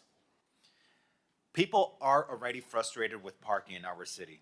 And now we're asking them to use garages that are dirty, they're smelly, they're unwelcoming. And if we are serious about getting people to park in garages instead of endlessly circling streets, looking for street parking, we need to make sure that garages are a place where people actually want to park. So today, we're being asked to approve a contract for pressure washing services. But let me be clear, we're not just looking for a company to power wash floors, we're looking for a real improvement in the conditions of our garages. And this contract is specifically, and correct me, Ron, if I'm wrong, this contract is specifically not just pressure washing services, but it's specifically for garages. Is that That's correct? That's Okay. correct. So I just want to be clear that we cannot afford another round of surface level cleaning that looks good today and then quickly falls back into neglect. We need a vendor that will treat our garages as critical public infrastructure that must be consistently maintained at high standards. And so I'm just wondering, because this is a pretty big contract, it's hundreds of thousands of dollars, is that correct? It's hundreds of thousands. Just wondering, has anyone inspected the vendor's work? Has, the company that we're about to award is Blue Adonis, and they reportedly do work in Miramar and Delray Beach. Has anyone from our staff physically gone to inspect the garages at the municipal sites that they clean? So we verified their references and that they were valid contracts that they had. And they also provided prior services to the city of Miami Beach for window washing, not pressure washing, but for window washing. So Okay, we have has anyone experience. gone to Miramar or Delray Beach to see the quality of their pressure washing? Not specifically. If we are entrusting the cleanliness of our city's garages to this company, then we should have firsthand verification that their work is up to standard. And if we have not personally inspected their work, then how can we be confident that they will actually improve our conditions here? I'm just wondering, you go to some of our garages, walls are filled with grime, windows are filled with grime, stairs, they smell like urine. Will interior areas been prioritized in these garages? Will the elevators, the walls, the stairwells, how would that be prioritized as part of this contract? Yeah, I think what we've currently been doing is all of our garages are washed on a quarterly basis, except the anchor garage, which is done monthly. Obviously we utilize the services and our own inspections to verify how that work has been completed, if it's been completed up to our process and standard procedures. Yeah, but we're seeing that our cleanliness index tells us that even that is not enough. So, I'm just wondering then, what are our options and the vendor fails to deliver? If the vendor does not meet the high standards we expect, if we don't see an improvement in the cleanliness index, and by the way, the cleanliness index is not moving in our favor. In fact, it's going the opposite direction of our favor. It doesn't show, we should be as close to a 1 as possible. In 2016, when we started the cleanliness index, we were, let me see here, at a 2.0 in the parking areas. Now we're at a 2.62. So we've gone up, which is not good. We want to be going down. And so what are our options if this vendor does not meet the high standards, forget us, that our public, that our taxpayers, that our users who are paying the user fee to pay in these parking garages expect? Agreed, under the contract, the city will always have the ability, obviously with contract management, but we also have the ability to terminate for convenience or for default if they're not performing as required by the contract. In addition, we have a secondary vendor. If for any reason the primary is unable to perform to the standards of the city, they can always step in. Okay. Is the vendor here? Not that I'm aware of. Okay. This is what I would suggest. I really, for us, I think the mayor says it best. I think the mayor says safe street, dry streets, clean streets. I think that's what you say, Mr. Mayor? Yes, exactly. Yes. cleanliness is a very important priority of a safe city. If the city isn't clean, if our assets aren't clean, people won't feel welcomed and they won't feel safe. And that's one of the things when we talk about public safety that a lot of times like everything falls on the police. Cleanliness is one of the things that affects people's sense of safety. And I really do think for this contract that's hundreds of thousands of dollars, I'd rather defer this item, number one, until staff has personally conducted a site inspection of the facilities that Blue Adonis is cleaning in Miramar and Delray Beach and report back to us their findings, because I think we should see the quality of their work before we award them this contract. But I think a representative of Blue Adonis should be here present at our next meeting. They need to hear directly from this commission about the challenges that they are inheriting and the very high expectations we are going to have for them as relate to cleanliness. Because if they are not up to this challenge, then I will not hesitate to terminate this contract. So I think I would like to see the vendor come to hear how much we prioritize cleanliness of our garages, because it is a direct quality of life issue.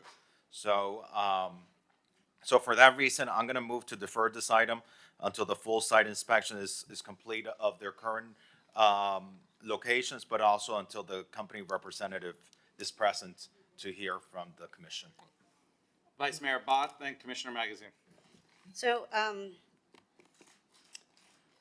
you said that, if I heard correctly, that our garages get cleaned once a quarter, except for one garage that gets. Anchor garage, that is correct. Okay.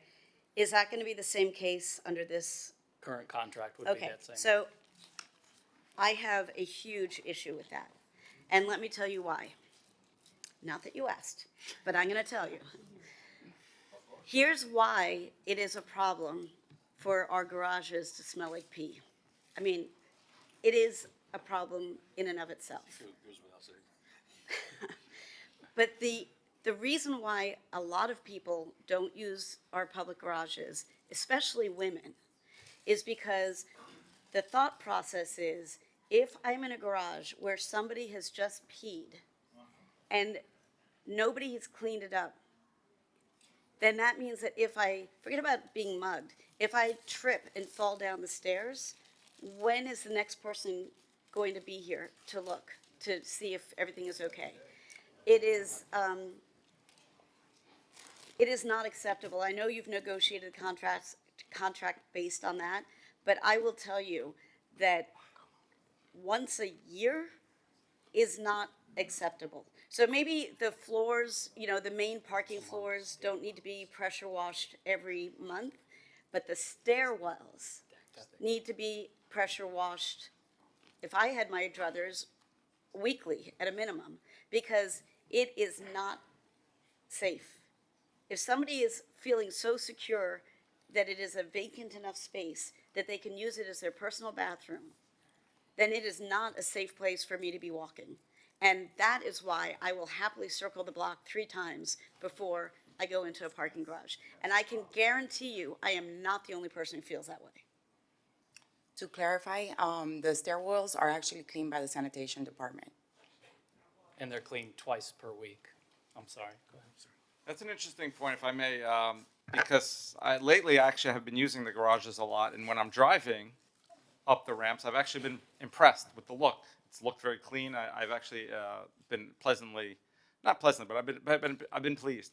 It's the stairwells that are obviously the issue, and the homeless, which gets into so many different issues. Why our commission is, because that is the issue. And yes, it's unsightly, and I think you bring a great perspective that, to me, it's just a little bit disgusting. But you're bringing, safety issues that I don't even really.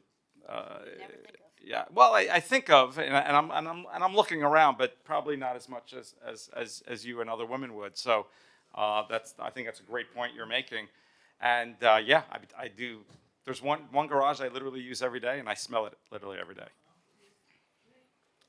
Commissioner Magazine and Commissioner Rosa Gonzalez. Now that we have these pressure washing machines for our sidewalks and things like that, Are the garages some sort of specialty service that we wouldn't be able to do in-house for some reason? Is it a manpower issue? Yeah, I'll start the discussion. Brad Kane, Public Works Director. It's different.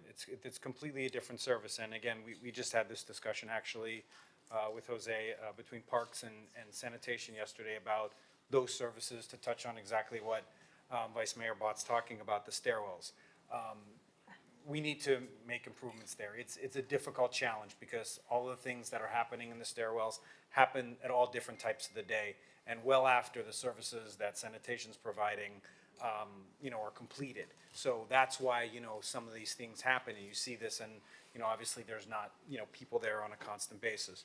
But what we have discussed, and going forward into next budget year, there is going to be an enhancement made by parking to take that particular function over on an internal basis with their own internal staff to service that on a more frequent basis that will allow for the parking garages to get, the needed service levels at an enhanced level that, particularly we can't always do in sanitation, because that's just part of the scope of what our prescribed pressure washing routes are. And I appreciate that initiative, and since first becoming elected, I stressed we need to start doing more with the same, right? And if we don't start doing more with the same, we're going to have to do more with less, right? And what I mean by that is, let's maintain the resources that we have, and if we can't do that, and we keep spending and spending on extra resources, we're going to be forced to make cuts, right? We've had these budget discussions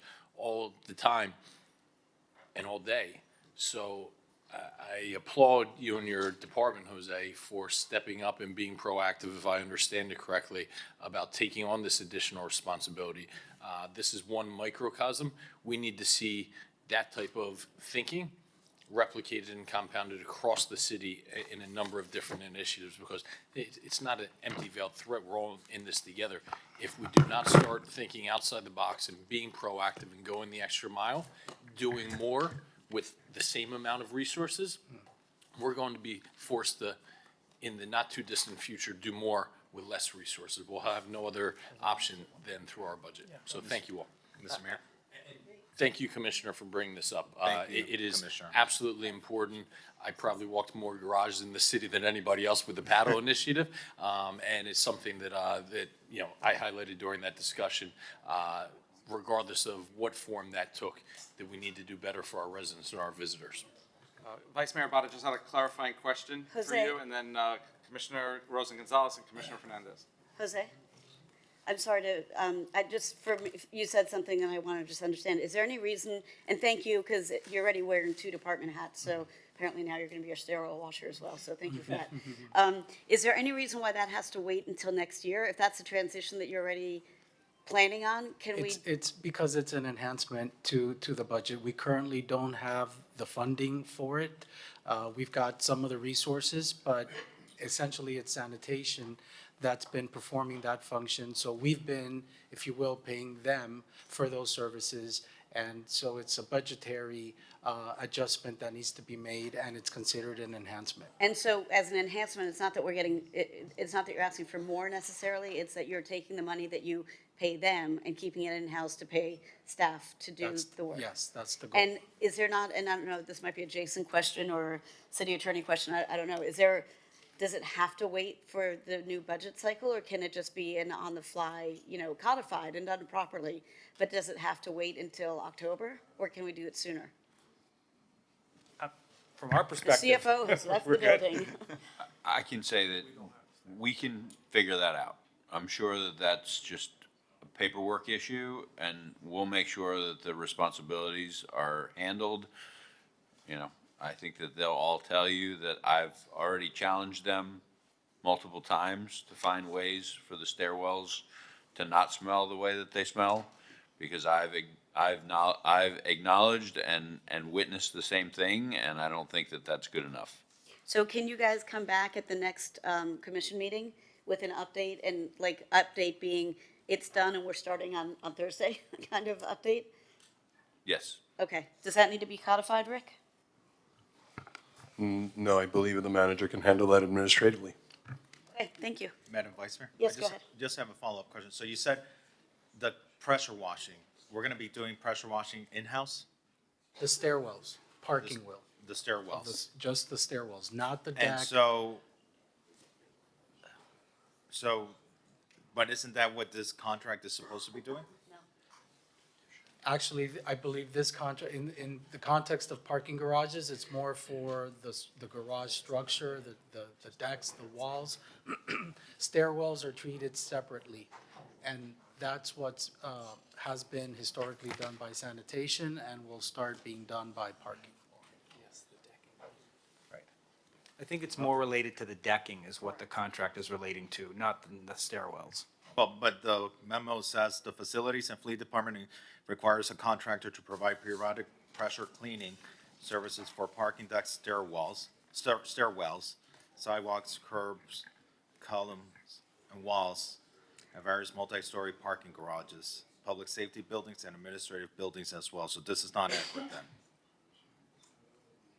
It's related to the parking deck, not specifically the stairwells, but if the parking decks along the stairwells. So for example, if when they're cleaning, and this was part of the solicitation process, some of these questions came up, if they're cleaning and something goes up on the wall or something like that, they need to just, clean it off and et cetera. But I so defer let to me the department more on the scope. So let me ask this, what was the selection process? Were we doing this, did we go lowest bidder? Did we go based on, ability to perform work, qualification? What was the basis of ranking these contractors? There was a minimum requirement for them to have at least several projects of pressure washing services. And in addition, it's an invitation to bid, so it's the lowest bidder, as long as they're responsive and responsible, is recommended for award. So we're going, so rather than going for the candidate that could perhaps get us the cleanest product, we're going with a candidate that's the lowest responsive bidder, the lowest bid. Correct. And is that the best option, Mr. Manager? To go with the lowest bid rather than seeing like which one of the respondents can get us the best work product?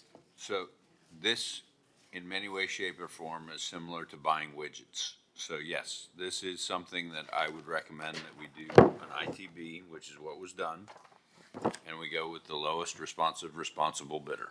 Okay. Now, there are additional services that we do in-house that are more detail related, but this is something that they're doing. It's similar to the difference between planting and mowing. Mm-hmm. We mow with contracts, we plant with in-house, because it's more detail oriented. Okay. All right. Well, I'm going to move for a deferral of this item. I would appreciate for you guys to go out and see the work of this contractor, verify that that is the standard that you all are going to be comfortable coming up here and defending the work of.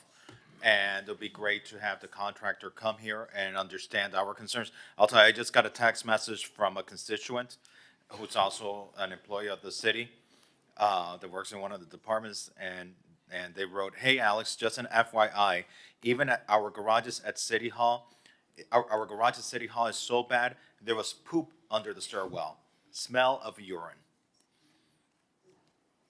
I mean, that's just, it's unacceptable. We would have higher standards of private properties, yet we should be setting the example for it. And we have to make sure this contractor that's going to be benefiting from the taxpayers' dollars delivers for our taxpayers the cleanliness that they deserve. Thank you, Commissioner Mr. Rosen Mayor. Gonzalez. Thank you, Commissioner Ordinance. I'm glad, Jose, that you had this idea to outsource extra pressure cleanings, because I think it was so necessary. I'm glad that we're going to have that service. What I would like to add, just because we have facilities here, could you paint the stairwells too, please? Because when you drive into a garage, you don't necessarily see the walls of the parking garage, but when you go on that stairwell, they are filthy, and it's more than just a pressure cleaning. And I think painting those stairwells will go a long way in removing some of the odor, that Absolutely. that people find. I don't know how long that would take, but at least for sure the Anchor Garage needs it. I know that the Sunset Harbor Garage needs the stairwells painted. And I can't even imagine the ones in South Beach. I know that those are the one on what is it, 13th and Collins? That garage could have the stairwells painted. You don't have to paint the whole interior. Just keep those stairwells painted. I don't know what kind of rotation we currently have, if we even have one, but I wouldn't wait to paint the entire garage because I think the stairwells need it a lot more than the entire interior. Does that make sense? Absolutely. And so I would encourage you guys to add that to the maintenance. Start off now with a fresh, clean paint, and then put it on some sort of rotation because I don't think there's any. Thanks. Thank you. Commissioner Fernandez, what's your, I'm going to move to defer this item, asking staff to go out, inspect the locations the recommended vendors are currently cleaning, and ask for the selected or the recommended vendor to come back to appear before us so that they can hear from us how important and the priority that this is for our community. Thank you. Thank a you. motion and a second? Let's call the vote. Sorry. Commissioner Magazine seconded. All in favor, please say aye. C2B of deferring the item. Aye. Any opposed? No. If the item is deferred to a specific, to April 23rd? Yeah. Okay, April 23rd. Okay. C7E. C7E is approve Operation Clean Water Pollutants in Parkview Canal. We only had 7 sponsors on this. Commissioner Fernandez. Thank you, Mr. Mayor. It's randomized. Today, we have an opportunity and an obligation to take decisive action on an issue that has long impacted the Parkview Island Canal, and by extension, the environmental and public health community, the public health of our community. And I really want to thank Vice Mayor Bott, because I really learned about this as a candidate sitting out in her backyard, looking at the canal, and her teaching me about the environmental challenges that we're dealing with at Parkview Island for years. And for years, we have discussed water quality improvements in our city. Year after year, I brought items, and we've all supported items to prioritize in our budget funding for critical infrastructure upgrades for Parkview Island, including the lining of wastewater pipes, sanitary sewer rehabilitation, stormwater treatment retrofits. This has been a lot with the guidance of our Chief Resiliency Officer, Amy Knowles. This has been to help restore and protect our waterways. And these investments have made a measurable impact. The Phase 2 Parkview Canal Water Quality Report confirms that our efforts are working. But we're not done. And we need to talk about the science of it. In 2022, before we implemented key infrastructure improvements, 92% of water samples taken from Parkview Canal exceeded the threshold of 70 MPNs per 100 milliliters for enterococci bacteria. The standard set for safe recreational waters by the Florida Department of Health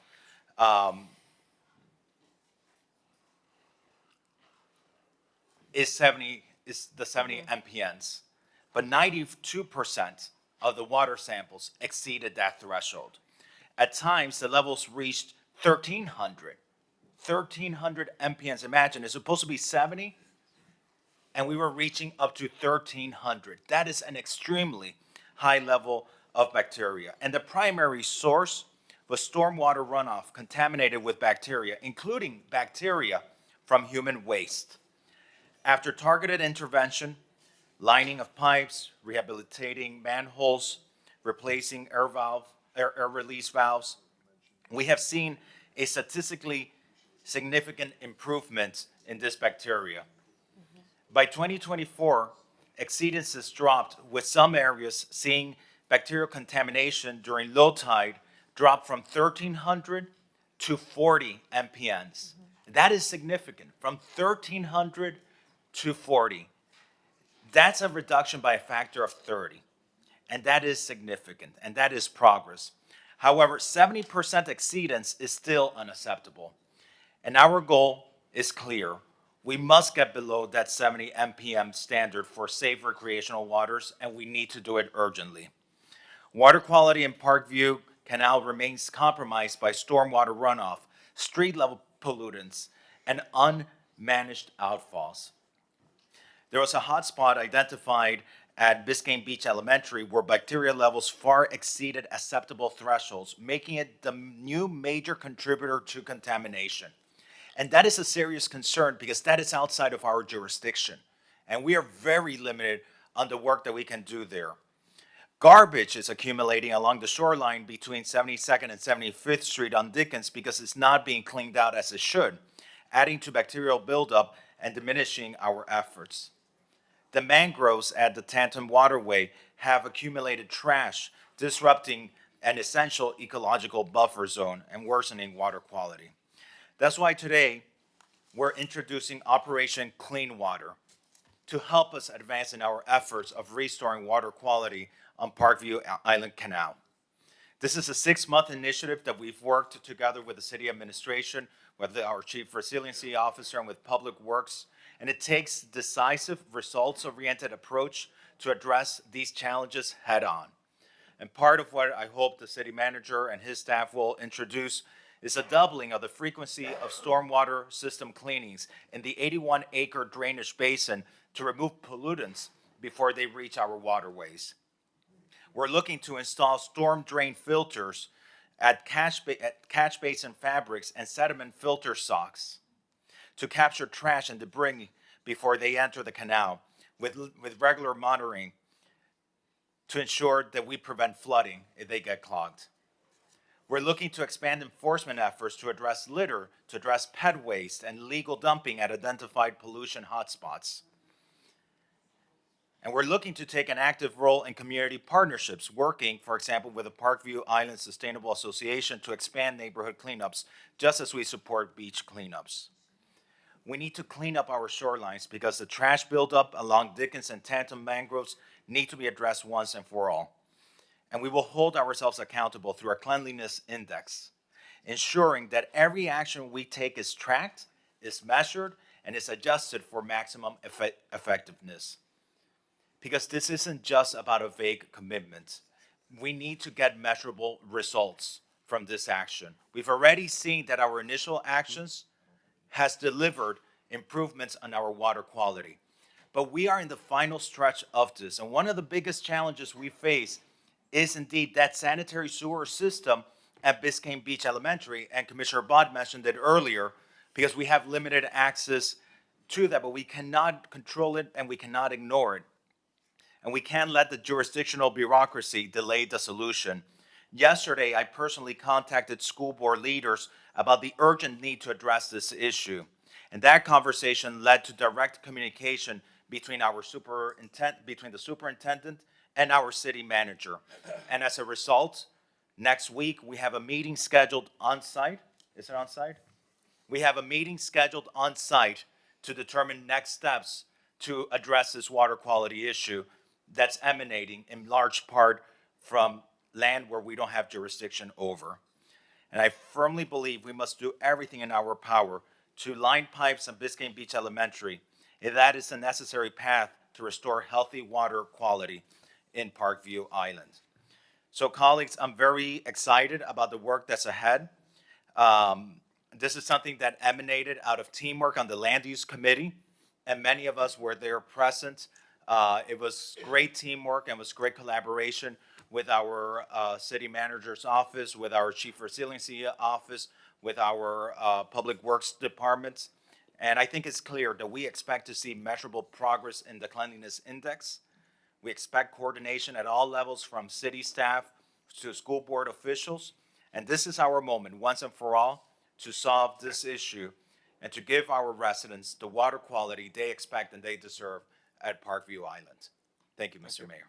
7 sponsors. I hope you didn't lose the votes. You never know, maybe. Is that a motion? I'll move the item, Mr. Second. Mayor. Okay, let's call the vote. On C7E, I have a motion by Commissioner Fernandez, seconded by Commissioner Suarez. All in favor, please? Aye. Any opposed? Hearing none, the item is 7-0. Approved 7-0. Vice Mayor Bott requested that on-site meeting be sunshined, so I'll do that. Sounds good. If it's fine with this, I just want to make sure, are you fine for it to be sunshine, Mr. Manager? No problem. Do we think that the superintendent will be, should we check with the superintendent to make sure? I'll touch base with him. Okay. If so, let me know and I'll advertise. C4I. C4I, referral to the Finance Economic Resiliency Committee, March 26, 2025, conflict of interest, ethical concerns regarding MDPL's multiple roles. Should I? Commissioner Rosa Gonzalez. I pulled this item because I know, Commissioner Suarez, that you have some concerns with the Miami Design Preservation League, and you had certain questions. You questioned the fact that the city, okay, so just so that people know, our Miami Design Preservation League is a nonprofit that was constructed to work with the city to ensure that preservation is at the forefront. So I know you're concerned that the Miami Design Preservation League has a seat on the Historic Preservation Board, but then so does the Dade Heritage Trust, and that's fine. The Miami Design Preservation League operates on, has a building also on Ocean Drive, a welcome center, because the city has always prioritized preservation.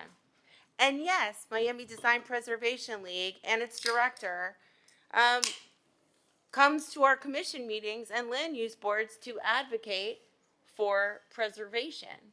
So yes, these are the reason we have these items, are the reason we have this structure, and the reason that the Miami Design Preservation League can even appeal a decision is because we've always prioritized preservation.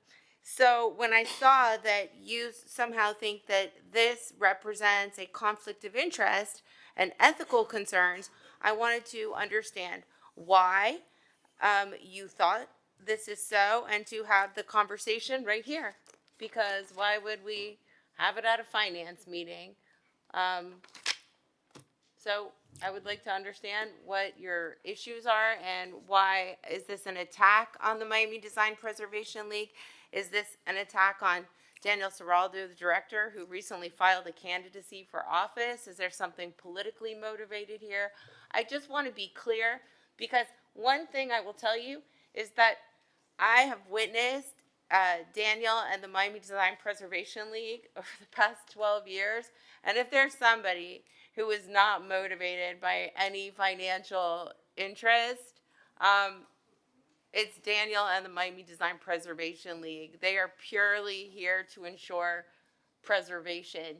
And I think that these types of, items, If you'd allow me to respond, I'd love to. Sure, I would, because I was concerned by this. And I want you to understand why not only does MDPL have a seat on the board, they can advocate as a lobbyist. They do have a city building. We do provide them funding. You know why? Because we always cared about preservation in the past, and that's why we have this historic district. That's our postcard. Well, I'd love to answer and your question. I'm concerned that this is a first attempt to somehow dismantle the Miami Design Preservation League, which I think would be really detrimental for the city.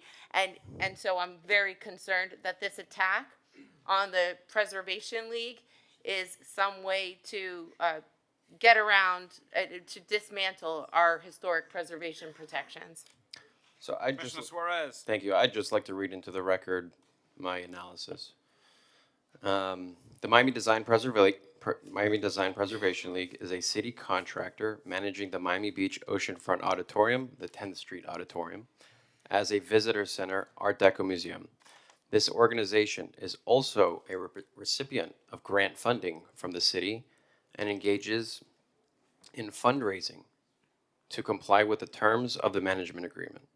Pursuant to the city's resiliency code, MDPL also has the right to nominate 3 individuals for appointment, for one of them to the seat of the Historic Preservation Board.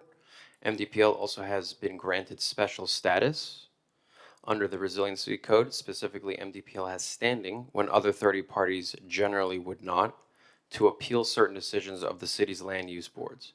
In addition to these interactions and relationships with the city, one or more MDPL representatives frequently appear before the city commission, various commission committees, and the city's land use boards as a lobbyist and advocating for policies that could affect the city's decisions on matters related to historic preservation and development. MDPL's overlapping roles as a city contractor and lobbyist, as well as its preferred status under the resiliency code, raise important questions about potential conflicts of interest and ethical considerations. The blurring of lines between these various roles could create perceptions of impropriety or undue influence, especially when decisions regarding city contracts and land use matters are being discussed and voted on by the city commission. I would like to engage in a conversation with my colleagues on the committee to assess whether these multiple roles are appropriately managed and whether additional safeguards or clarifications are needed to address any potential conflicts. This discussion will help ensure that the city's process remains transparent, ethical, and free from conflicts of interest. Now, listen,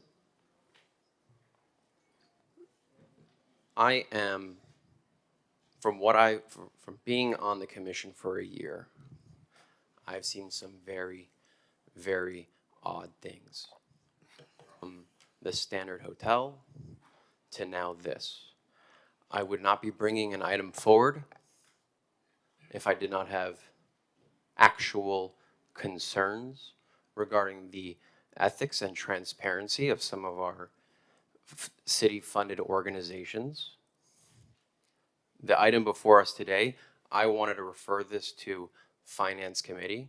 You are more than welcome to attend that Finance Committee and discuss what I have to say. I do not have to bring that item right here. I'm not prepared for it. I'm working on a thorough analysis of why I think there might be certain conflicts of interest. And I'd like to discuss it at the committee meeting. For someone who is very adamant about transparency and ethics, I think you should allow one of your colleagues to have the opportunity to discuss this at the appropriate committee. Commissioner Magazine. I'm not sure why I'd be signing myself up for forthcoming. PJ, can we see the slide? But it sounds like that's what's coming ahead. But this was a referral to finance. I think the commissioner wanted to see where your thoughts lied. Thought you spelled out some things that you'd like to hear discussed in committee, and I think committee is an appropriate place for that. I don't think it's appropriate to hash it out here before some of those details are formulated. So I'll move it to committee if for no other reason than not to prolong this today. I'll second that. Let's call the vote. To refer the item C4I, all in favor? Aye. Anyone opposed? The item is referred 7-0 C4I. Wait. Just 5 seconds, please. Actually, thank you for the discussion, but I didn't have an issue with the referral. I do look forward to the discussion. I would like to meet with the sponsor if possible beforehand to understand a little more, because the memo didn't have much, and we have been getting phone calls from members saying, it looks like we can't go to speak at the commission. And just like you saw this morning, that is something that is hard for me. I'm willing to take all the bullets. I've been here long enough. I'm not going anywhere, whatever side I'm on. But I do want to make sure that it's clear to the people listening, they can talk, they can advocate. Even if we do have a small museum that we run and help with the city, we do a lot of things that we'll talk about at the committee. but I don't want anyone to be afraid. I'm not afraid of this referral, and I think it's good governance. Mr. Mayor, if you don't mind, I think it's important to note and put on the record that I did get a phone call from you, and I answered it. And you asked me to discuss in private my concerns, and I was very adamant about doing it in a public setting. And then you threatened me with having one of the commissioners pull it from consent. And apparently that's exactly what happened. I did not Excuse have me, a I am conversation talking. with Danielle, but Okay. that's an I didn't accusation know that's just actually not that- true. Okay, well, You can check my phone records. I haven't even spoken to Danielle. Let the commissioner finish. Thank you. Look, at the end of the day, there was certainly a threat of asking me to pull this from committee or off of consent. And at which point I said, look, I think sunlight is the best disinfectant. And that's exactly what we're gonna do. But just to respond to the alleged threat very briefly, when I called and I mentioned Mickey Steinberg rule about when you do put something with a title that says ethical and conflict of interest concerns about an organization, I would love for any of you to be in that position with your funders, with your members, with your board of directors when you do get that. So yes, I did call you as a sponsor after, without reaching out, you did put that item on, and I'm happy to talk in private, unless you want to put it out in the agenda, which is fine with us too. I think But we doing like the everything in- information before we're slandered, when we have a lot of people watching from all over. Politics. I know, right? Thank you. Yeah, and look, and just the last thing to touch up on, I think, given what has happened with like the Standard Hotel, where there were backroom deals going on. Which had nothing to do with Miami Design Preservation League, for the record. And that has nothing to do with MDPL. Can I just ask my colleagues, we have a lot of items on But today. just- This is just a referral. Let's just take the vote. I just want to go on the record saying, listen, I don't think MDPL has a conflict of interest. I don't think MDPL has ethical issues. I think MDPL has been a long-standing community organization. And organizations like MDPL are larger than the individuals that serve in them at the present. They're about people like Barbara Kappenman. They're people like Maddie Bauer. They're people like Nancy Liebman, who have been bastions of our community, leaders in the preservation movement. And so when we talk about MDPL, we're talking about something bigger than an individual. I don't think an organization has a conflict of interest. I don't think an organization has ethical concerns. I think those things belong to individuals. Individuals are the ones who have conflicts of interest, who have ethical concerns. I believe in MDPL. I want to see MDPL around for a long time. I've seen them fighting in Tallahassee, the entity, the organization, against horrible preemption bills. And so I cannot support anything that is seen going after Miami Design Preservation League. I like their mission.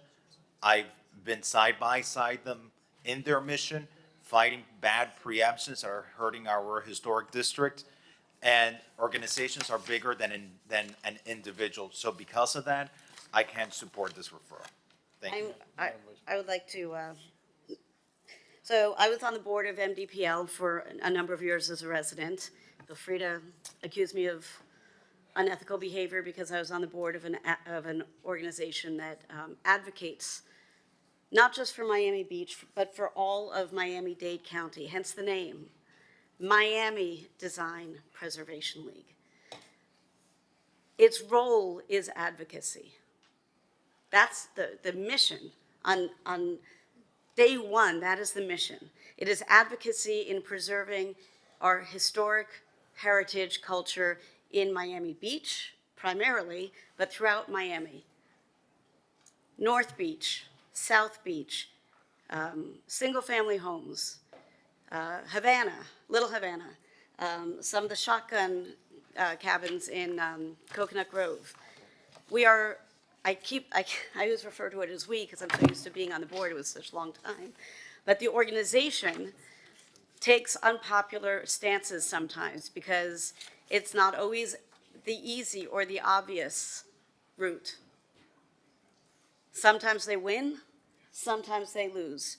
but I can tell you for sure that this city would not be the biggest donor city in the state of Florida, other than Disney World, if it were not for Barbara Capitman and her legacy with Maddie Bauer and Nancy Liebman and the other folks who have fought for years against unethical commissioners.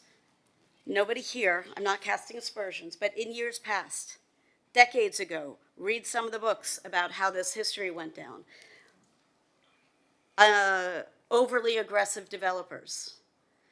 The only reason Ocean Drive still looks the way it does, the only reason, check the news records, is because the advocacy and the fearlessness of Miami Design Preservation League. Now, if there are concerns about somebody, have that conversation, but do not impugn, I mean, feel free to do whatever you like, but I will not take lightly impugning the reputation of an organization that's sole mission is to do good for this city. Agree or don't agree, that's fine. But do not denigrate an organization that is only about protecting what we value in a huge way in Miami Beach. I will not be supportive of this measure. Mr. Mayor, if I could just close this out. Daniel, as chair of the Finance Committee, I welcome you to speak there. I don't know where this is Call going. a vote, because there might not We be the already did. votes. No, we did already not. voted to send this to We finance. did not vote to send this. We did. Well, then I'm making a motion to rescind that vote, and right now, if Commissioner Suarez has something that he wants to do, he can do it here at the full again- So commission. Daniel, you have my Because- full promise and support that you have the full floor at the finance meeting. Anybody from your organization is more than welcome to come have. But I a was construct- I was in the middle of Well, making a motion. as- I would as like to was make I. a motion right now that this conversation can happen here if Commissioner Suarez would like to bring it back to the full commission next time. But I think that this type of threatening and accusatory language is just I don't see what mean. everyone, I don't It's see what you have just- anything to be It's afraid not of. just mean, it's what we're seeing across the United States right now in certain institutions that have oversight that people don't like. I don't know if what this is to criminalize or attempt to create some sort of narrative so that then you can go in and, redevelop. We know that you have these plans to redevelop parts of the historic district. And I know I'm not conflating, I'm just wondering what this is all about. I don't understand if it's political, but I don't like it. Because when we allow this, okay, and when we allow what's happened to, many of our other residents, and we allow this kind of bullying and finger pointing and insinuations and creating a narrative with certain facts, then we are just going, it's not right. And if you do have an I don't ethical see why concern, you have an you issue should with refer this to the transparency, Inspector General. Commissioner. Are you making a And motion if to he does, reconsider? I would like to reconsider this, I'd like to yes. say a few Because things. I think that this This is looks not like the a motion. This is a direction we want to referral. be as a city. It I've passed. never, It I think passed, we so- should reconsider it. Does anybody want to second my motion to reconsider I don't this see and have what, him bring it Mr. before all of us? Because I can't necessarily attend your finance meeting. I don't have time. I'm on, I don't know how many other committees. So if I can't attend and be there, I know for a Commissioner. fact that I will be there to push back on you at a Commissioner. full commission meeting. Commissioner, I have some serious ethical concerns. What are And your so ethical concerns? I'm gonna What be, are I'll they? be more than happy to Well- talk about it at the Finance Committee. I don't understand what the deal is. We have transparency. It's gonna be a sunshine meeting. Anyone here is welcome to come. You have the Finance Chair saying that MDPL or Daniel Seraldo would have the full floor. I invite all of MDPL members to come. And I think that's right, good governance. I don't, look, it's just a referral. I don't see how this is an attack. This is not politically motivated. I think you defending this is somehow politically motivated. If one of your colleagues who's an elected official, who's voted on by the same people who voted for you, I think you should give deference to that, your colleague, on the concerns that I have. Whenever I bring something with concerns, whether it be the standard or fiscal impact, it's not like it's coming out of a vacuum. There's merit behind it, and I have a good track record of putting forward a good presentation with thoughtful analysis. And if you're scared of hearing that at a committee, then I don't know what to tell you. First of all, I have no fear of hearing you at any committee. You know, it was So then interesting. pass- I so was then be okay with the listening to the committee. other day on NPR this report of like the dismantling of this radio station like Voice of America, and this is exactly how they started out. They start out by casting this shadow of like ethical concerns, and then they weave their way. And this is not who we are as a city. We are a respectful city. We would never cast shadow on Miami Design Preservation League and allow all of us to have this title that they have conflicts of interest and ethical concerns without defending Miami Design Preservation League, who I have personally observed. So if we want to jump on this bandwagon, okay, of creating narratives, ethical concerns, investigations, I mean, I guess that's who we can be as a community, but I think that this is a horrible thing. If you want to bring your PowerPoint to the full commission, bring it on. If you really feel that strongly, then you can refer Miami Design Preservation League to the Inspector General. Maybe you want to get rid of the Inspector General. I don't even know. But I'm telling you right now that this causes a lot of cognitive, it hurts me to see you hurt others. That's all I'm saying. For no reason. Because I don't think that Daniel has done anything wrong. And but not just that.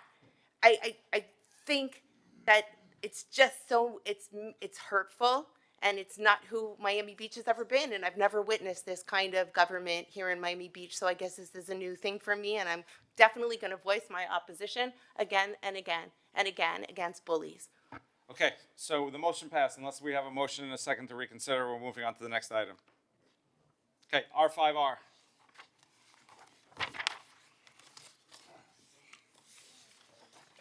R5R is an ordinance of the mayor and city commission of the city of Miami Beach, Florida, amending the resiliency code of the city of Miami Beach by amending chapter 7 entitled zoning districts and regulations, article 2 entitled district regulations, section 7.2.15, entitled performance standard districts PS at subsection 7.2.15.3, entitled commercial performance standard districts CPS to amend the permitted conditional and supplemental use regulations as well as development regulations, including maximum permitted building height within the CPS2 zoning district and providing for codification, repealer, severability, and an effective date. This is a first reading public hearing. The item requires 5/7 vote. It is R5R. I'm the sponsor, and thank you, Commissioner Dominguez, for co-sponsoring with me. Tom, this has been in the works for a couple of years. Yes, this has been around since 2021, and it spent quite a bit of time at both the Land Use Committee and the Planning Board. It was recently transmitted to this commission with a favorable recommendation by the Planning Board. It has not been reached the last couple of meetings, and so I'm glad to see that it's been reached today. This is an ordinance. I'll just add, though, that in that interim, there's been a lot of work done, right? Correct. A lot of negotiations, a lot of, like you say, land use meetings. So it's been moving. It's just took a while to get to this landing. Correct. There's been a number of public meetings. There's been a lot of input by both property owners as well as the members of the Flamingo Park Neighborhood Association. And I think I'll give a public shout out to the Flamingo Park Neighborhood Association, because that's initially where this idea came from, and they brought it to me when I was a commissioner to sponsor the item. And while it's a lengthy ordinance, and I know that we're pressed for time, what this ordinance does essentially is it creates a transitional area on the south side of 6th Street, which is zone CPS2 between Alton Road and Washington Avenue. And what it does is it creates certain regulations by establishing additional prohibited uses as well as height and setback requirements on the south side of 6th Street in order to ensure that future development that is likely going to occur on the south side of 6th Street in the commercial district is sensitive to the more low-scale RM1 area to the immediate north. The only area that the administration had some very minor concerns with was with regard to the overall height that has been proposed for new construction on the south side of 6th Street. And to that end, the administration has recommended that the ordinance be slightly modified prior to second reading by allowing for the maximum permitted height within the first two platted lots south of 6th Street not to exceed 50 feet, regardless of the property use.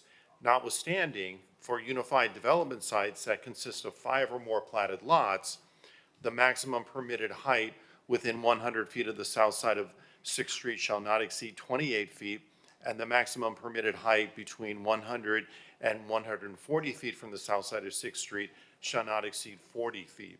We believe that this would be a better way of allowing for new development to be able to realize its maximum FAR while still being located within a building that has architectural movement. And so with that one change, with that one recommended change, the administration recommends approval at first reading.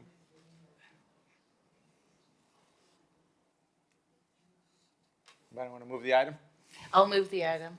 Let's call the vote. And to confirm, is it with that change recommended by the administration? I know you just said it, but describe the change again. Basically, in the ordinance that is before you, the maximum height within the first 100 feet of the south side of 6th Street shall not exceed 28 feet. What we're recommending is that the first 2 platted lots be allowed to go to 50 feet, and that the lower height would kick in if there were larger aggregations of property. So if somebody aggregated 5 lots, then they would have to come down to 28 feet within those first 2 lots.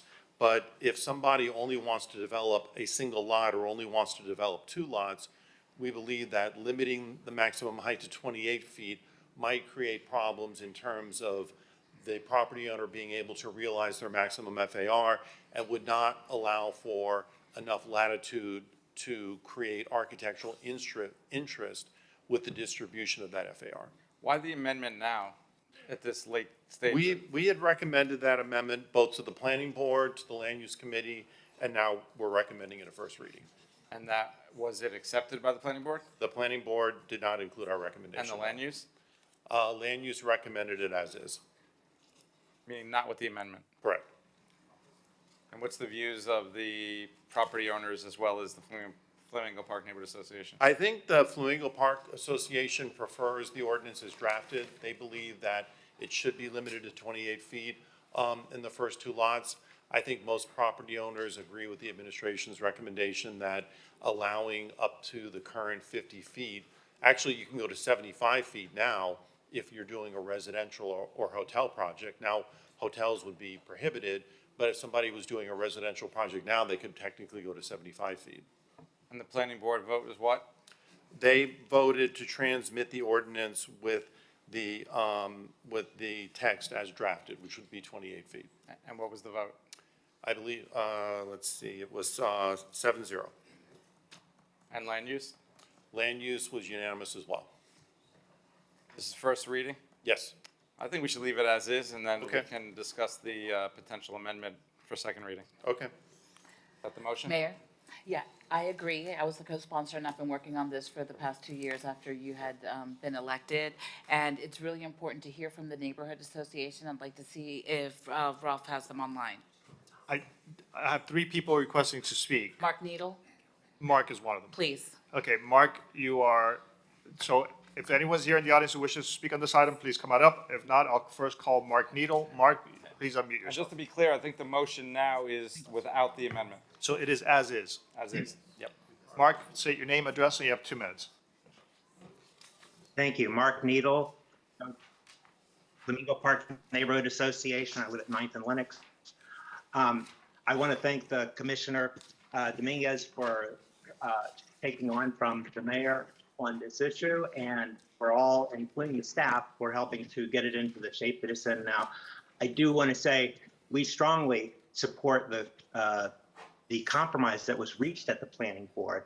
When there are aggregations, we feel like if it's following the 1 and 2 lot developments, those can have the 50 feet. We agreed with that. We compromised with that.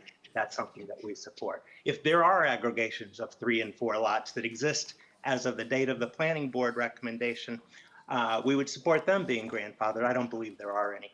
What you will do if you increase from 3 to 5 lots, the number of aggregated lots that will be exempt, is you're creating a loophole. You're creating an incentive for lots to aggregate in order to exempt themselves from the height. We believe that if there's going to be aggregations, they should be well thought out. They should be large enough that they can scale appropriately to 6th Street and preserve that historic fabric that we all support so strongly. Thank you very much for your consideration. Thank you. Daniel Serraldo with Miami Design Preservation League here in support of the Flamingo Park neighborhood's position on this, and very thankful. We know this has taken a very long time, a lot of meetings and consensus building, but we like the ultimate result. Thank you. Thank you. Our next virtual speaker is Kent Robbins. Go ahead, sir. You have 2 minutes.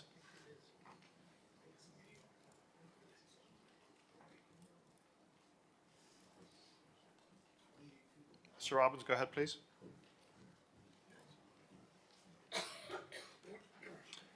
It looks like Mr. Robbins is not available. The next speaker requesting to speak has a screen name of iPad. State your name, address, and you have 2 minutes. Please unmute yourself.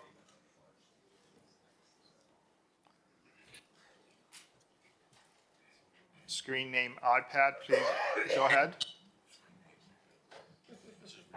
I'm going to go then to the next speaker, Johan Moore. Mr. Moore, are you here to talk about R5R? Yes, I am. Go ahead, Good sir. afternoon.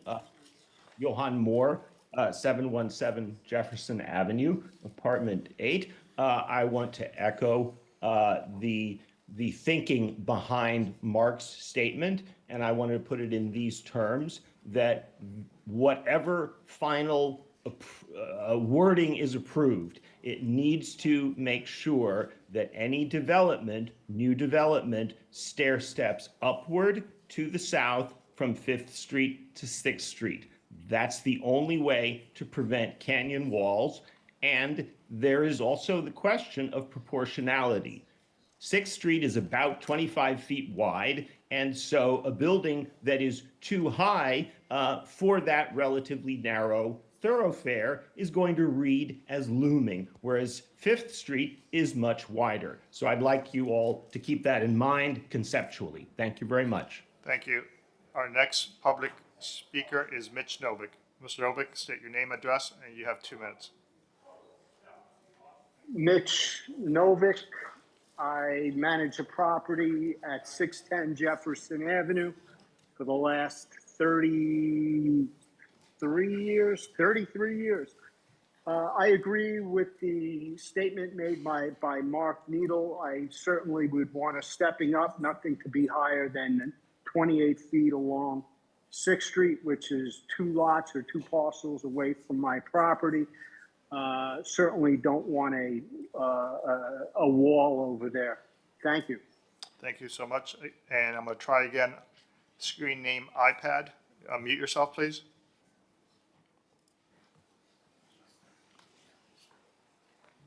Go ahead, please unmute yourself. They seem not to be able to, so. And there's no one else here in the audience, so public hearing is closed.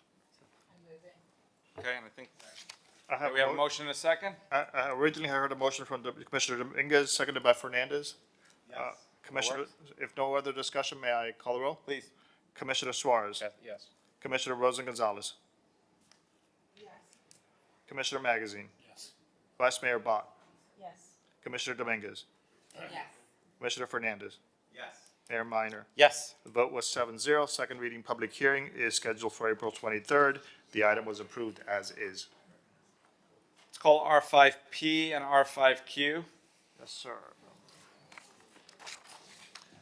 R5P is an ordinance of the Mayor and City Commission of the City of Miami Beach, Florida, amending the City of Miami Beach Year 2024 Comprehensive Plan pursuant to the small-scale procedures in Section 163.3187 Florida statutes by amending Goal RLU 1 Land Use Objective RLU 1.1 Establishment of Future Land Use Categories Policy 1.1.7 High Density Multifamily Residential RM3, creating the North Beach Oceanfront Overlay Land Use Overlay Category, providing authority to establish floor area incentives for partial reconstruction of contributing buildings, and designating the North Beach Oceanfront Overlay District on the 2040 Future Land Use Map, providing for inclusion in the comprehensive plan, transmittal, repealer, severability, and an effective date. R5P is a first reading public hearing. R5Q is an ordinance of the Mayor and City Commission of the City of Miami Beach, Florida, amending the Resiliency Code of the City of Miami Beach by amending Chapter 7 Zoning Districts and Regulations, Article 2 District Regulations, Section 7.2.6, RM3 Residential Multifamily High Intensity Subsection 7.2.6.3, Development Regulations, RM3, to reference modified development regulations for the North Beach Oceanfront Overlay, further amending Chapter 7 Zoning Districts and Regulations, Article 3 Overlay Districts by creating Section 7.3.11 entitled North Beach Oceanfront Overlay District to establish development regulations that incentivize developments, including the partial reconstruction of contributing buildings on certain existing oceanfront lots within the North Beach Resort Local Historic District, and providing for codification, repealer, severability, and an effective date. That is a first reading, public hearing. The item requires 6/7 vote. Sponsored by private applicant. Mr. Mayor, if I could just kick this off, and then I'll go ahead and turn it over to the private applicant. There are two ordinances that are before you that will be heard together. One, and the main one, is the LDR amendment that establishes the North Beach Resort District. Actually, it's called the North Beach Oceanfront Overlay, and it's essentially limited to the property that formerly contained the old Deauville Hotel. And it creates a series of incentives for both the partial reconstruction of the former Deauville Hotel, as well as allowing for what would be larger residential towers than what would be permitted now. And I'm sure the applicant has a detailed presentation regarding the proposed increase in FAR and height. And then there are some other exceptions that would be applicable to the overlay as well. Largely, the administration is supportive of the proposal. We are recommending two changes if this is approved at first reading, as indicated in the memo, and that would be modifications to section 7.3.11. The first is text to ensure that the development regulation incentives, if approved, will require the partial reconstruction of the former Deauville Hotel. And the second is that we're recommending the inclusion of a maximum floor plate requirement so as to ensure that the developer's vision of having two separate towers with limited footprints is actually realized. And so we're recommending a maximum floor plate limitation of 9,500 square feet per floor, so as to ensure that you don't have a very large run-on building, and what is actually constructed is consistent with the developer's vision. Should the comprehensive plan amendment be approved, the LDR amendment does require a 6/7 vote. Because this is an FAR increase, there will be a second public outreach meeting. The first public outreach meeting occurred between the first and second reading at the planning board, and we have already preliminarily scheduled a public outreach meeting for, I believe, April 10th, which would be in advance of second reading on April 23rd, should this item be approved at first reading. So with that, I'll go ahead and turn it over to the applicant for their presentation. Good afternoon. My name's David Martin, 3310 Mary Street, Coconut Grove, Florida. Long day for you all, and I just want to try to make this presentation as efficient as possible. I'm honored to be sitting here amongst you and the difficult jobs you all have, commissioners and mayor and vice mayor, but also amongst this community we started this process in June, and I've gotten to meet a lot of amazing people that live in our city, and it's just a special thing that we're working on and doing, and I just want to say that I appreciate everybody's hard work and attention and focus. I'm joined today quickly with Eduardo Fierro from Foster & Partners, Alan Schulman, my colleague Dick Kepner. We've been through a long process, significant outreach to all neighbors, all affected stakeholders, immediate neighbors to the north, immediate neighbors to the south, condo associations, community organizations. We've had Zoom public meetings. We've had physical public meetings. And I just want to say, really thank you for everyone that's been attending. And we're proud of that outreach, you know, which really, I think, has gone beyond even what the minimum requirements were for the FAR amendment process. I think you're here today, hopefully a lot of support from neighborhood stakeholders. You know, through our outreach, we wanted to, you know, what we learned in the last referendum, what we've learned is that people wanted the Deauville to come back and in some form. You know, we're trying to find a way to, you know, see how we could hack capitalism to really solve, you know, some important things that North Beach needs, which is revitalization, which is a project that's going to catalyze economic development in the neighborhood. So here we are, you know, really feel it's a world-class project with amazing design team, and then it's important to the city's heritage and to a neighborhood that deserves to see the Deauville site flourish. As an overview, our project's going to cover the project design in detail, the proposed overlay legislation, as well as the resiliency, access, and traffic, and last but not least, the benefits the project has for the city. So thank you so much for your time, everyone. And with that, I'd like Alan Schulman to take the floor real quick. Thank you. Thank you, David. Good afternoon. I'm Alan Schulman with offices at 7300 Biscayne Boulevard, and very enthusiastic to be here speaking about the project. Many things, our table of contents, so many things could be built on this old Deauville site. But why is it important that something of the historic Deauville be part of that, be part of what comes next? And I think it's because Miami Beach celebrates its history. The Deauville is one of a series of grand hotels that really defined the Miami Beach Resort in the 1950s, the Fontainebleau, the Eden Rock, et cetera. One of the greats. And, you know, its loss was a loss for this neighborhood. It was an anchor of the North Beach neighborhood and of the historic district around it. Now, in Miami Beach, a building is often much more than the walls that enclose its space. It's about history, it's about the past, culture, et cetera. Oh, I see. Is that better? Sorry. Thank you. Sorry. Thank you. You know, this building has really participated in much more than even just Miami Beach's history, national history, global history. It's a cultural icon. And probably the best symbol of that was the Beatles presenting here on the Ed Sullivan Show. Urbanistically, this is a building that is very important to the district around it. It was an anchor of the resort industry in North Beach. It really commands the space, the streets, the retail areas around it, and its absence, as we've heard from many, has been felt. And, you know, the most important resort in North Beach has been here since 1926 when the McFadden Deauville was built.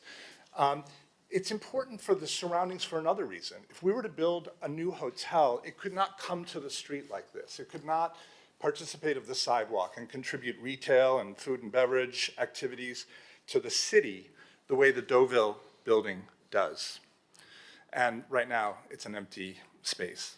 So this is the Deauville that was designed by Melvin Grossman in 1957. It's an iconic architectural element of the landscape of Miami Beach, or it was until it was demolished. You can see by many of the features that it really belongs to this environment alone, made in Miami Beach. Its pool deck was a famous playground in the 1950s. And when we began this project, our idea was just to be purely restorative, to rebuild the original Deauville pedestal and tower. And this is not just a historic project, though. It's a contemporary project. And so as we began to meet with our neighbors and with the neighborhood association, we realized that they had concerns about the size of the tower.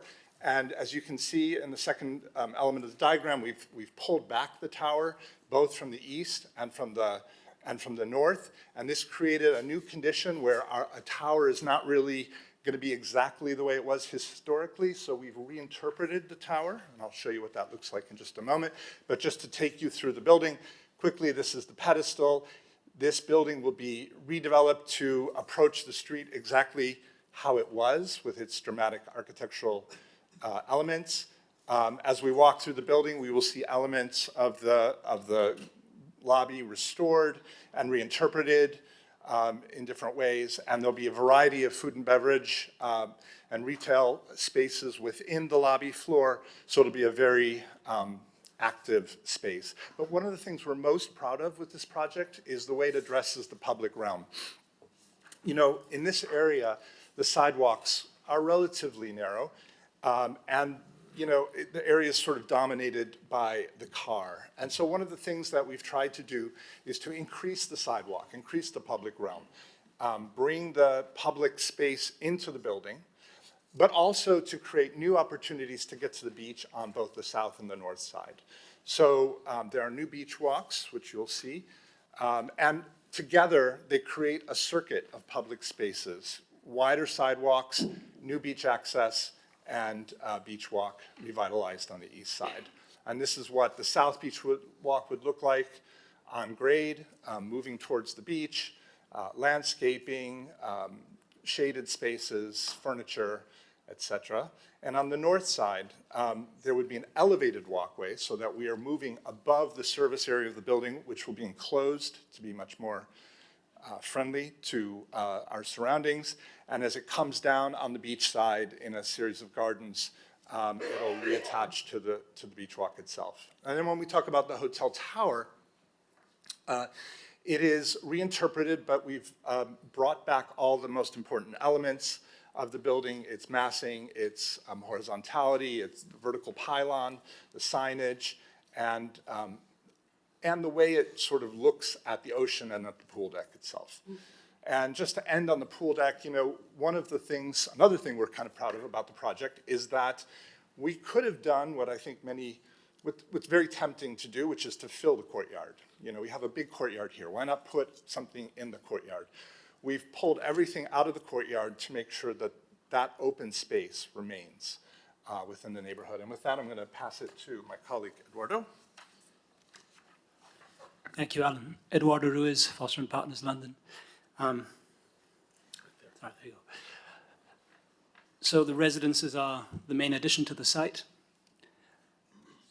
When we looked at the historic photos of the Deauville, well, the most striking difference in how it relates to the neighborhood was towards the ocean side. With the creation of the South Path and the dune, we thought there was an opportunity to link the courtyard that remains free in the design, fill it with the ecology of the dune, and open it to a wider audience. And the pools would be moved to a higher deck as more private elements. At grade, this would be a public green or a relatively open green space with shade, and as an oasis, it gathers the rest of the buildings around it, creating a sense of place like it was originally. On the other side, as we've discussed, we're widening the sidewalk on Collins Avenue and creating a buffer with pedestrian life and retail and food and beverage, and a very light vehicular drop-off. And this has been one of the approaches that we're most proud of, by bringing down the vehicular access to the residents to the below grade, really leaving that ground floor area available to the neighborhood and the life of the people around it.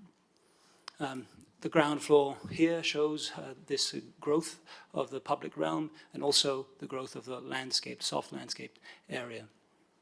And as we move up, this is the lobby level. The structure of the new buildings, the residential component, threads through the historic ballroom, creating a new space that's daylit and could become another food offering restaurant or club for the hotel.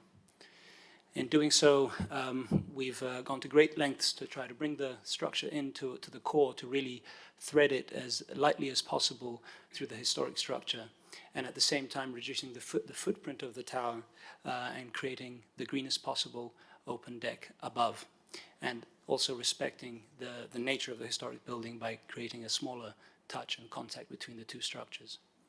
This strategy of really minimal impact has been carried out upwards through the building, 23% of site coverage in the mid-tower levels when including the hotel, and then down to 12% as we go up with a very, very small footprint and slender buildings.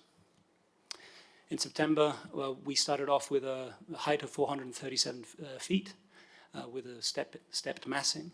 And through the process of dialogue with the community, we brought it down to 400. And now we're exploring a further reduction of 20 feet, bringing it down to 380. This is a view from the west side towards the east.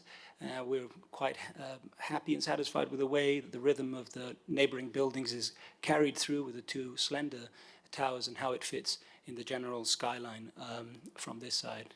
And from the water, as the towers push all the way to the Collins Avenue side, leaving the green court free, the strip of green that carries along the edge of the path is continued, and that is the main experience that the pedestrian will have on the side of the beach. Thank you.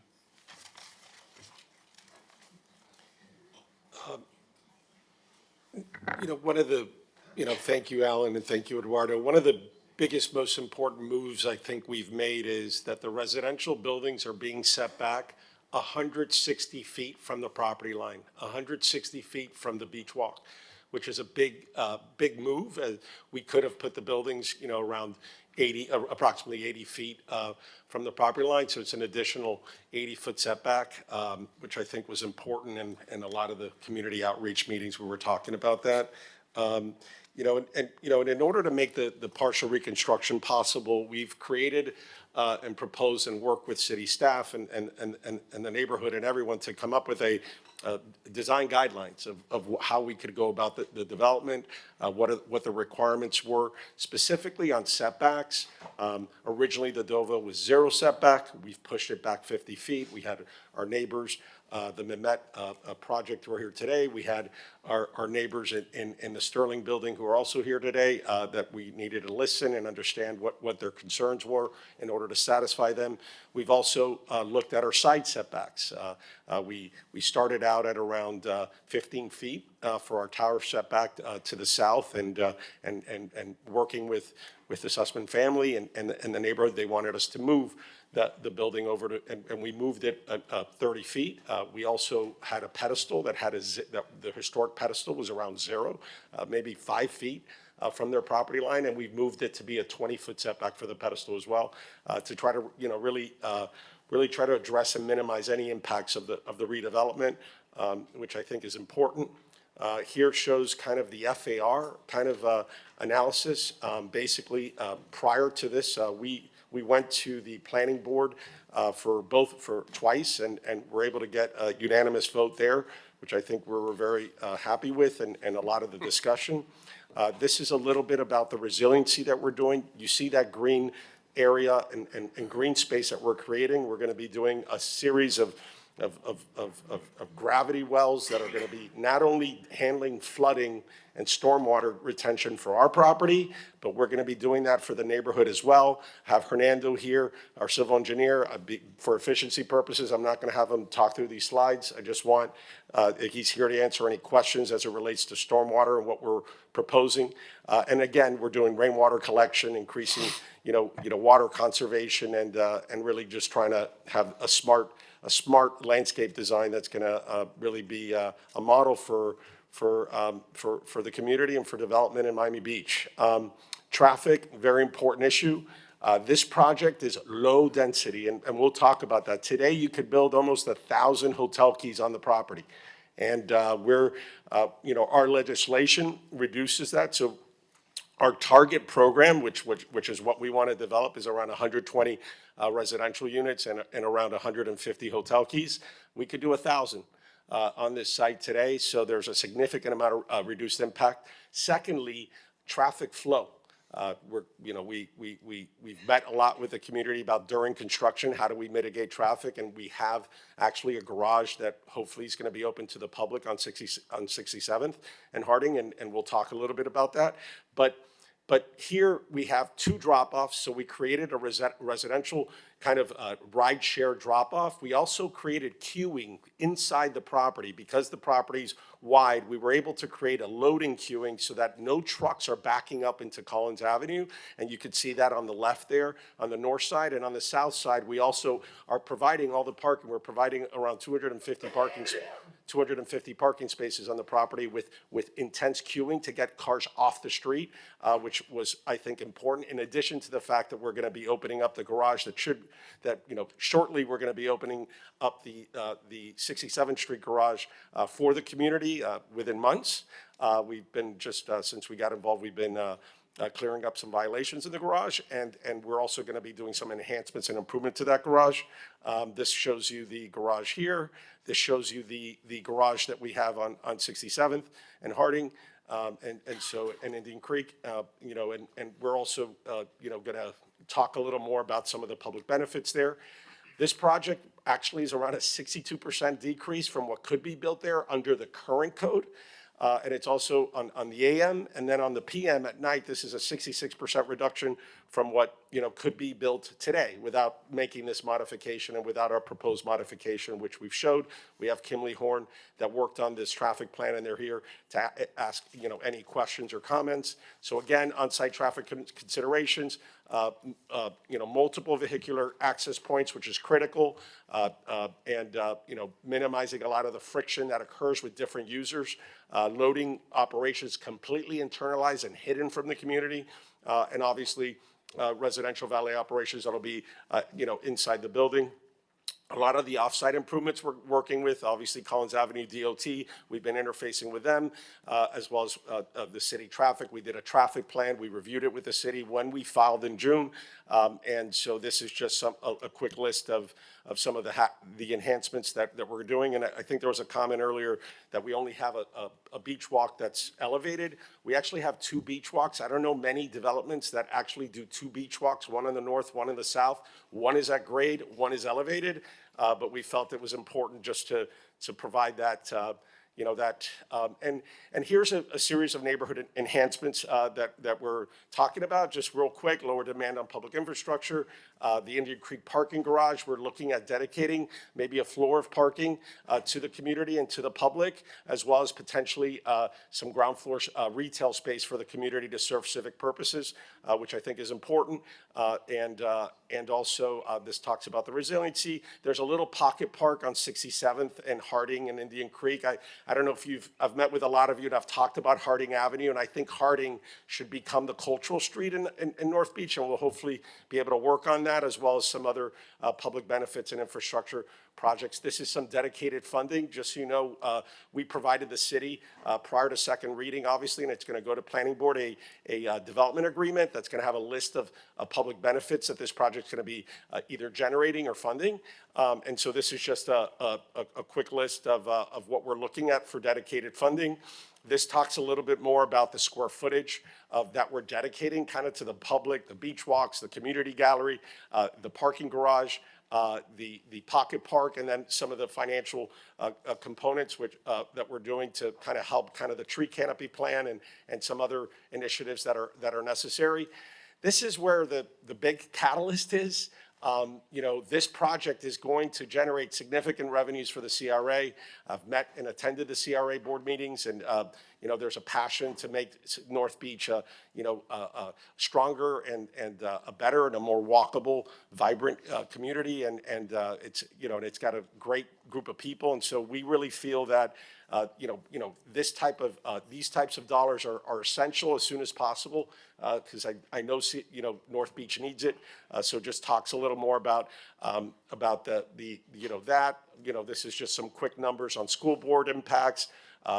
Not only after the CRA, there's also going to be, after the CRA expires, there's also going to be money going to the county, money going to the city. So this is basically an appendix and that I have to be able to answer any questions, but obviously I would love the opportunity for the community and you to have input, and we're here to answer any questions. Thank you so much, and sorry for going too long if I did. Thank you. Thank you. Luckily, you talk quickly, so. I appreciate it. Why don't we take public comment, and then we'll deliberate. So anyone who wants to speak, please approach the podium. While you're doing that, I'm going to call the first virtual public speaker, which is Louis Salom. Mr. Salom, please unmute yourself. You have 2 minutes, and please state your address. Hi. Good afternoon, Louis. Oh, are you going over there? Salome, lifelong resident of Miami Beach. Address is 815 North Shore Drive. A little bit, going back a little bit in history, I remember when I was playing football, we used to have the Optimus banquet at the Deauville. So it's really nice that it's coming back. Love the way the developer had an outreach with the community. And on behalf of my wife, Gloria Salome, and all my family here, we fully support this development, and we're excited about what's going on in the North End. Thank you very much, commissioners, mayor, city attorney, and city manager. Thank you. Go ahead, sir. State your name, address. You have 2 minutes. Sure. Good evening, Commissioners. Robert Rosenthal, 6799 Collins Avenue, resident, taxpayer, constituent voter. Generally not a guy that's in favor of development, but I've been thinking about this, and I thought, when was the last time anybody was excited about the Deauville? And it seems to me it was 1965 when the Beatles were here, so we got 60 years. And I would say that, look at us now.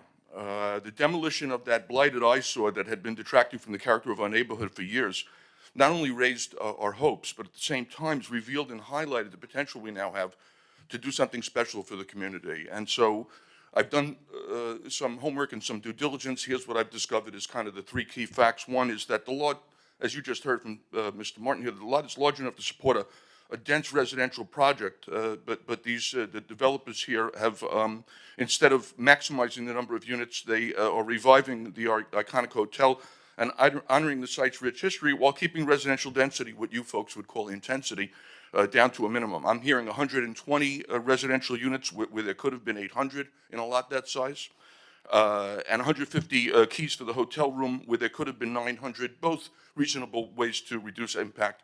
I see the time is running low. I want to say that I don't know them personally, but the reputation that David, Martin, and Tara have earned over time for delivering high-quality, conscientious developments has been in evidence of their meetings with the community, of their outreach, of their willingness to go ahead and make the adjustments that they made to keep this within the architectural heritage of Miami Beach.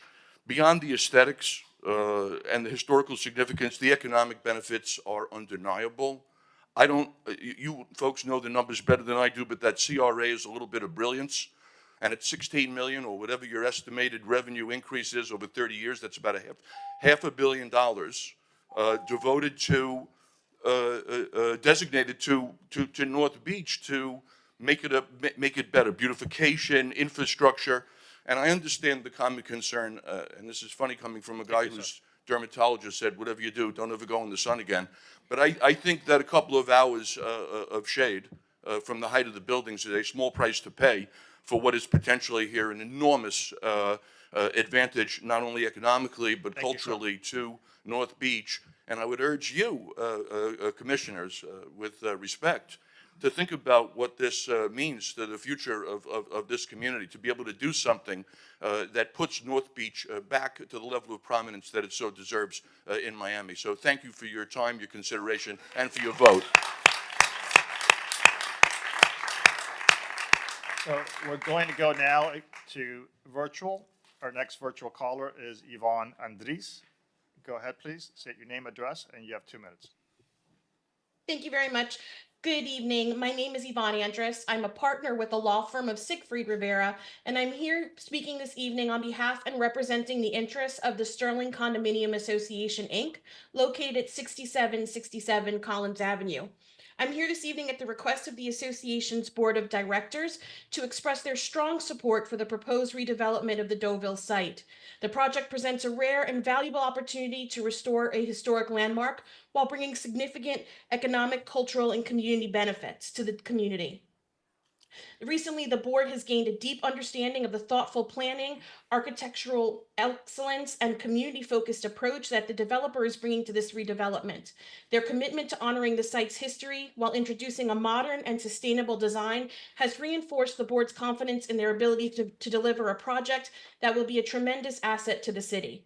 The Deauville has long been an important part of the community's identity, and the board feels its redevelopment will reinvigorate the surrounding area, creating jobs, attracting investment, and enhancing the quality of life for residents. The project's emphasis on public spaces, pedestrian-friendly design, beach access, and cultural contributions further demonstrates its alignment to the vision of the community. The association, through its board, believes this project will positively transform the community, and the association supports this development and looks forward to this much-needed revitalization coming to fruition. Thank you for your time and dedication to the Miami Beach community. The association appreciates your leadership and your consideration this evening. Thank you. Thank you. Go ahead, sir. Hi, my name is Brad Benessi, 7330 Ocean Terrace. Mayor Minor, honorable commissioners. I am here for one reason. I'm here because I love the city of Miami Beach like you love the city of Miami Beach. I am here because I believe in North Beach, and I know David Martin believes in North Beach. We are looking forward to having this project done. I got involved because I heard 0 setbacks. I went to a meeting and I heard that that was, as many of you know me, setbacks set me off. And I was personally affected by that, and I wanted to make sure that the Sterling and other buildings, but that was a long rectified. I saw the project, it's beautiful. You know, when we talk about CRA, $300 million is what we're talking about. That's a lot of money. You know, never watch this commissioner meeting prior to coming to speaking, because when I saw the whole infrastructure dialogue that you guys were having, you know, it sort of gave me agita, and I saw possibly the 72nd Street. You know, we have the opportunity to, you know, when we move the, and number one, I'm totally supporting of this project, and I hope you guys give a 7-0 vote on this. Please, please, please. You know, we want to get this done. So, you know, with that said, getting this done, and I'm going to take a little bit of time for North Beach, because I really love North Beach. I'm asking that with the projects that we have going on, do not touch the 72nd Street Park. It's not a pool, it's a parking issue. That's what that building is going to be done for. So when the library moves, we have a huge piece of property that needs to be sold, that could be gone to our infrastructure. So I'm begging you that there are opportunities to getting this done for us long term. So yeah, so I'm totally, oh, lastly, but at least Paula Kingsbury, impact fees. I never understood why she closed with impact fees. Now I get it. We got to look at the impact fees, because that's really important to how we're going to get our infrastructure straightened out, because you know, it's like building a house and your foundation's cracked and you're not going to fix it. You got to fix the foundation. Thank you. Our next virtual speaker has a screen name. Is Mark. Mark, please state your full name, address, and you have 2 minutes. From me? From you? Hi there, Mark Fisher, live at 6515 Collins Ave. I'm in the Bel Air building, and my unit faces the old Duval Hotel. I was present when the hotel was imploded and destroyed, and my main concerns coming to this meeting is just around the impact on my lifestyle. I'm expecting a newborn this summer, and I want to know what to expect as far as noise mitigation that the construction team is going to take into consideration, so that I don't have to listen to beeping for years. When the project is slated to start, and when it's slated to end. And also what I should be expecting as far as dust being picked up and you know, possible issues with breathing that comes along with that. So those are my main concerns on the negative side of the construction. On the plus side, I think the plans are beautiful, and you guys have done a really good job of demonstrating thoughtfulness in the project. So I'll cede my time there. Hope to hear a little bit more about my concerns being met. Thank you. Thank you. Next, please. My name is Anthony Stiso. I live at the Sterling Condominium, 6767 Collins Avenue, where I've lived for 24 years, very happily. Myself, I also serve as a member of the board of directors at the Sterling. Myself and The other directors unanimously support the project. We look forward to welcoming our new neighbors, and we hope that all of you will also. Thank you. Our next virtual speaker has a list of first name of Richard. Richard, please state your name, address, and you have 2 minutes. Yes, hello. My name is Richard Zaki. I'm a owner resident at the Sterling condominium complex neighboring the future project of the Deauville. A lot of very positive things has been said about this project, so I will reiterate all of those points. But I want to speak to you from my heart when I tell you that this project is brilliant. And Mr. Martin, the time he has spent listening, public hearings, answering questions, I think the humanity of it is also brilliant for such a big project. And I would just like to finalize by saying, please, let's push this product. It is a fantastic project.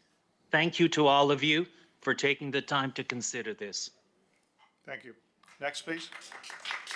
Hello, my name's David Sharps, and I live at the Sterling as well. I want to say something. I struggled with this project, and I struggled because I'm going to be blocked completely by it.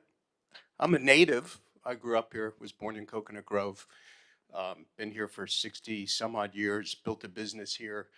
And I had challenges trying to appreciate not being blocked or for the benefit of the community.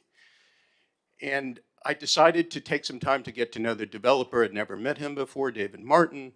So I created a task force at the Sterling for that purpose. And I realized the following. Miami, one of the greatest cities in the world now, was built on developers. And developers have enriched all our lives. And they've enriched all our lives. Look at our home values. It's because of development. It's because the city is a magnificent city, and it's one of the greatest cities in the world now.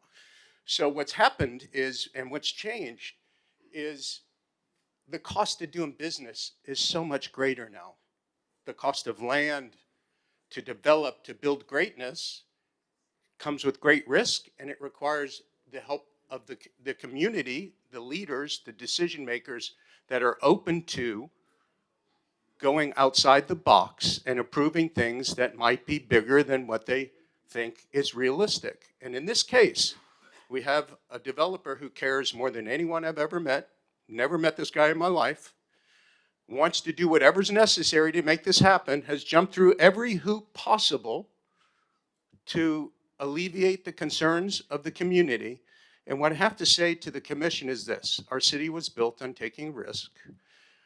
But the risks have changed where the land values, the cost of development have gone through the roof. So we have to have some concern for the developers and what their needs are. And in this case, for this to happen, we have to approve some changes to the law. Thank you. And I can say that this very clearly, that David Martin will do whatever is necessary to help this community. I'm going to be completely blocked, but it's okay because it's for the greater good. Thank you. Thank you. Our next virtual speaker is David Sexton. Mr. Sexton, you have 2 minutes. State your name and address.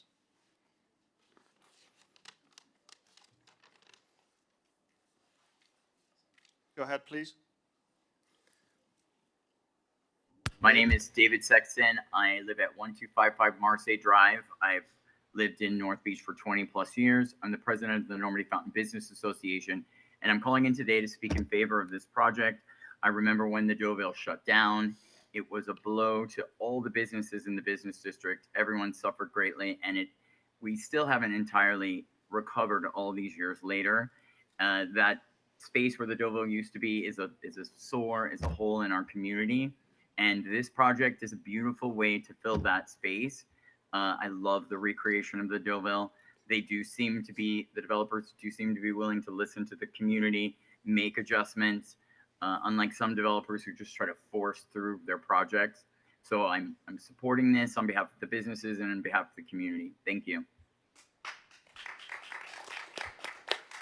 Next, please. My name is J.R. Bolt, 7330 Ocean Terrace. I was on the board of Centropay from 2014 to 2021, and currently again, and worked with Ocean Terrace Holding to support revitalizing that area and through economic stimulation and improve the livability. Ocean Terrace Holding didn't work. I have a PhD in economics, and I think there were economics reasons for that. Currently, 65 to 69th Street is also a problem. Small business owners are struggling. Honestly, it's a disgrace for visitors if you go by, and for those who live there, that area has so much potential. And so more than ever, we don't only need revitalization in that area, but still in Ocean Terrace as well. And the reason why Ocean Terrace Holding didn't happen from an economic point of view was that the demand and supply didn't work. They tried to get a five-star hotel in, and they wouldn't get in because the area wasn't good. And then we built a park, and then anyway, all that did nothing happen. 10 years later, we're here. But you know what? Last week, the sign for Ocean Terrace residents went up, and it's happening. And why does it happen from an economic point of view? It's because they changed the plans. There are fewer units, like this with the Deauville, with a higher price point.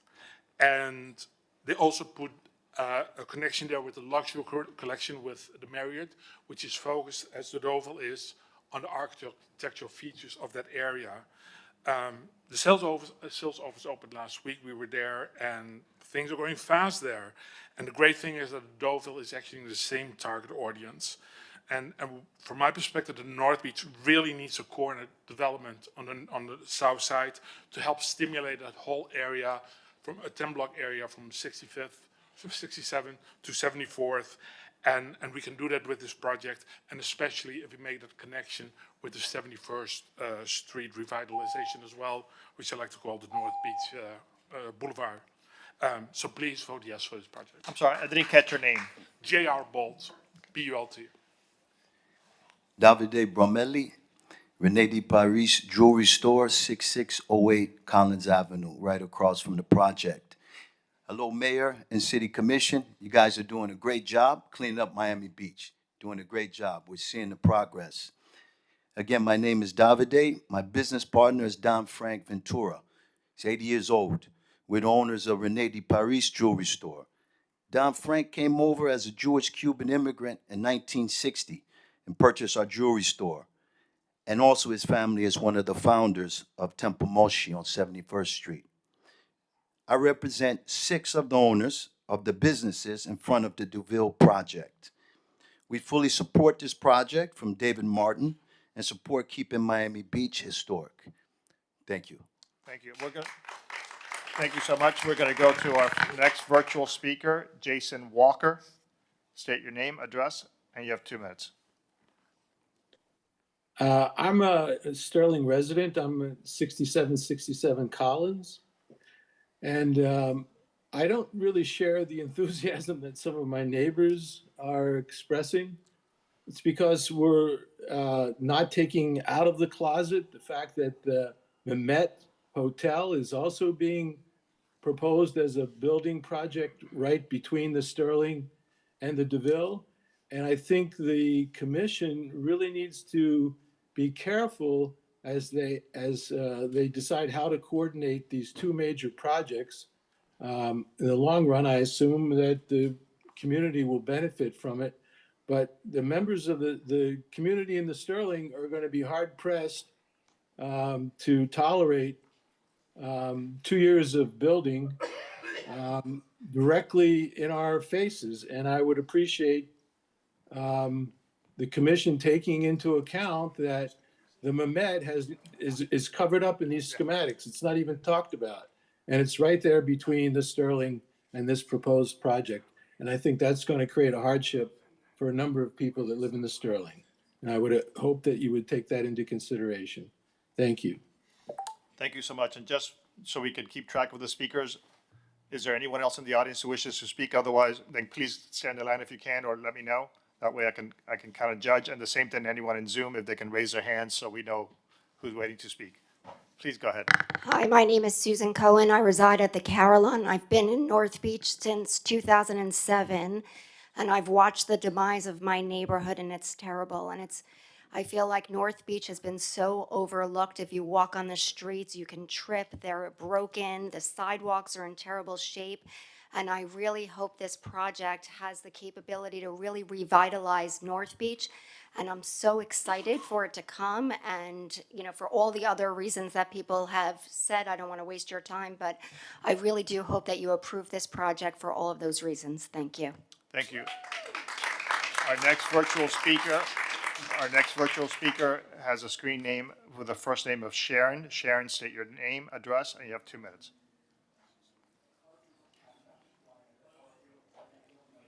Sharon, Weiss, I live at. Go ahead, Hello? please. Hi, yes, this is Sharon Weiss. I live at 233 81st Street. I've lived up here in North Beach for almost 15 years. And while I'm not necessarily opposed to the project, I have grave concerns. There's been almost no discussion about public benefit other than, well, we're not building as big as we can build. There has been no discussion about holding the developers to a timeline. I think they have like 5 years before they can break ground, which is crazy. We haven't talked about all of the fines that the Murillos racked up whilst doing demolition by neglect. I mean, it's like a lot of money that could be useful. No one's mentioned that. No one's mentioned collecting appropriate impact fees for the massive amount of strain that this is going to put on our public resources and infrastructure. And lastly, I mean, there was just something in passing about perhaps opening up the parking garage on Indian Creek, which has been held hostage for almost a decade. We're desperately in need of parking. Perhaps we can impel the developer to build the 72nd Street parking garage, since the city has been unable to do so in the last like 8 years. We desperately need parking. We keep taking away parking. We're going to be adding more people. We're going to be adding construction traffic, and with no parking relief for us at all. And so I think we need to be demanding far more from this developer. Thank you. Thank you. To accommodate all the speakers, I'm going to put the clock at 1. If you need just a tiny extra time, please let me know, but let's try to, because there's a lot of speakers also on Zoom. So please go ahead, sir. Tom Richardson, 6450 Collins Avenue. I'm in favor of this development. I think David and his team have done a really thoughtful job of adding something spectacular to the neighborhood. But ultimately, we all know that it's a beautiful project, but what we're really here to vote for is a FAR increase or not. And in that consideration, you have to think, what are the benefits to the community and what would be the drawbacks? I'm struck when I'm in here because I know Brad and I met you, Kristen, in 2014 when we were doing Ocean Terrace. It's 11 years later, that project is still not built. And that is something that we're not talking about. What happens if we turn down this good project and this doesn't get built? You talked about Biscayne Elementary, getting funding for the CRA. That'd be wonderful. That'd be a great project.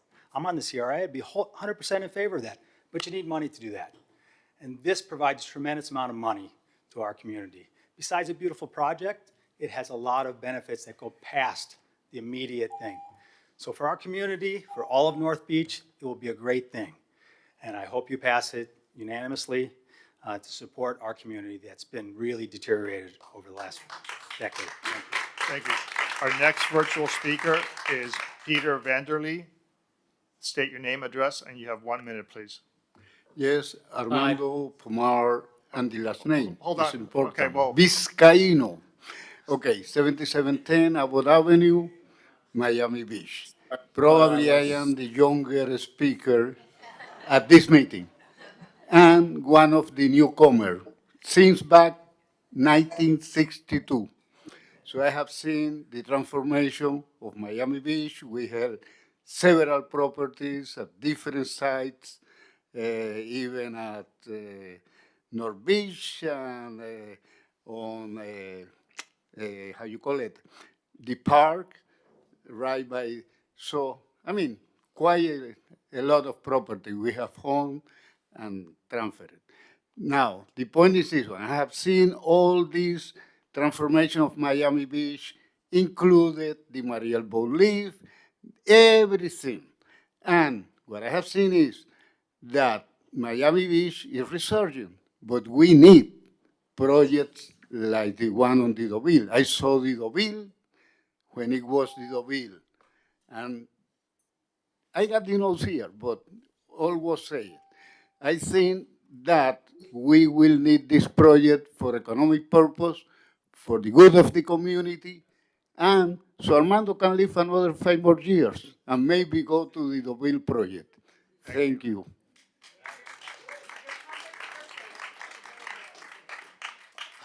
Thank you so much.